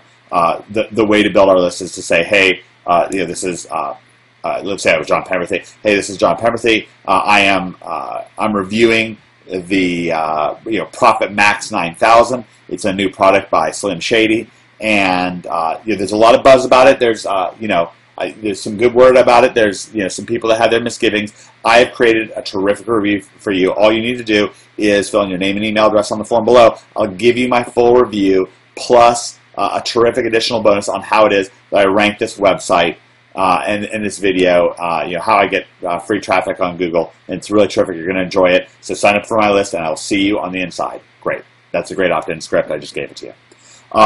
Now remember that we can ultimately build a review site and a review channel where we review product after product. You can look at melovemoney.com. That's Greg's review site, and it's a great example of something that reviews in various internet marketing products. And so you can build like one kind of stronger site to do reviews. So keep that in mind for traffic. But you're going to basically use your same traffic methodology, whether it's essentially duplicating what we did with Seattle real estate agents with SREA, or you can do what we do with YouTube videos, and you can essentially just fire fiber links to them. It's fine. SC Nuke Blast, whatever. It doesn't really matter with them being YouTube videos. And of course, you can use Magic. Magic's wonderful, wonderful, wonderful for video ranking, and you've got that capability inside of Endgame by OMG. All right, review. Now, this is the content part of the launch jacking. What we want to do is we want to review the buzz surrounding things. So, if there's a bit of information on JV Notify Pro about an upcoming product, if there's, if we want to go to Warrior Forum and research the creator of that product, see if he's put out, previous products, if he's got some testimonials, if he's got some detractors. We can do this in various niches and various markets. If it's the iPhone 5, then certainly there was an iPhone 4, so you can certainly at least review that. So you can review the buzz. You can contact the vendor. This is such a critical thing. Contact the vendor. They want people to promote them. They're looking forward to people promoting them. You don't have to say, I am not a big affiliate. Just say, I am an affiliate. I am promoting for your launch. I have a couple questions for you, and I'm also curious if you have any bonuses that I can provide to my customers that are either going to be announced late or that are unannounced, or if you just have extra bonuses lying around to help me incentivize my customers. A lot of times vendors will do that, and that'll give you a great advantage. Great tip from Mark Lang right there. Okay, review the marketing. This is the really critical step. If you're serious about this stuff, one of the great things that you can do as a launch jacker is you can go through the marketing materials that are being set out there. Because a lot of times when people are finding out about a launch, it's launch day, and they haven't had the time to go through all the pre-launch materials or even read through the entire sales letter. They don't really know the high points of things. There's a great example of this in your $50,000 launch jacking case study with El Sayed. Really terrific example there. And of course, I've got more videos to explain things more, but review the marketing. And finally, this is a little secret ninja thing. You can review the other people's reviews. Other people are launch jacking. Look for insights. Look for things that they're saying and talking about that you can also implement and talk about as well. So review the marketing, review the reviews. Finally, bonuses. Okay, one of the big opportunities with a given launch is to expose the flaws. If it is, if something's coming out and it's a great conversion product, you might say this is a product that's really, got a terrific plugin that will really help your website convert visitors into customers, but you still need to get visitors. And so that a bit of a flaw with this product is if you don't know how to get visitors, it's not that useful to you. So I've created my new traffic bonus. You love this video that you're seeing right now. In my traffic bonus, I show you how it is that I got this video right here ranked #1 on Google. I show you how I did that. Okay, great. It's a great example. You expose the flaw. There you go. It could be a relationship advice product on conversations. Conversation chemistry by Mark Lang. You know what? This great product. We are really great once you're in a conversation, but some guys or some gals have trouble sparking things, sparking the approach. So I've created my bonus for how to spark the romance, how to get things started. There's 5 underground techniques that I've researched for you, and you'll be able to use them to spark conversations every time. Great. Okay, how do you do that? Well, you can do legwork yourself. You can research on forums. I think it's worth it. I think it's fun. They don't have to be the greatest bonus in the world. Just something that shows that you've researched things, that you've put some thought into things, and exposing that flaw gives you a lot of credibility when it comes to being successful. Okay, really gives you a lot of credibility by exposing that flaw and tying that back to your bonus. I've mentioned an SEO bonus if you're doing choosing a launch for various internet marketing products. Then having an SEO bonus can be really great. And so there you go. Video bonus. Video bonus. Okay, so you can create a video using Camtasia like I am right now, and you can create a bonus where you review the product or review the marketing more thoroughly for people and call it a user's guide and say, I've reviewed the marketing of this product for you. This is going to really help you because everything's going to be consolidated, concise. So that way, when you rip into your package, you'll know what to expect. You'll know what the strengths are, what the buzz is about, what to look for, and that's going to give you a jump start with having success with this product. Finally, there's hard goods. Keep in mind that on a high dollar product, sometimes it's worth it to include like a gift certificate from Amazon or an iPad or an iPhone or something like that. But don't give that bonus out until you have been paid by the vendor himself. Okay, that's great. This is launch jacking. No more, no less. We have other great materials for you here on launch jacking. $50,000 launching in launch jacking case study is great. Adam Black's is great. More to come, but this is what you need to know about launch jacking. No more, no less. Take care.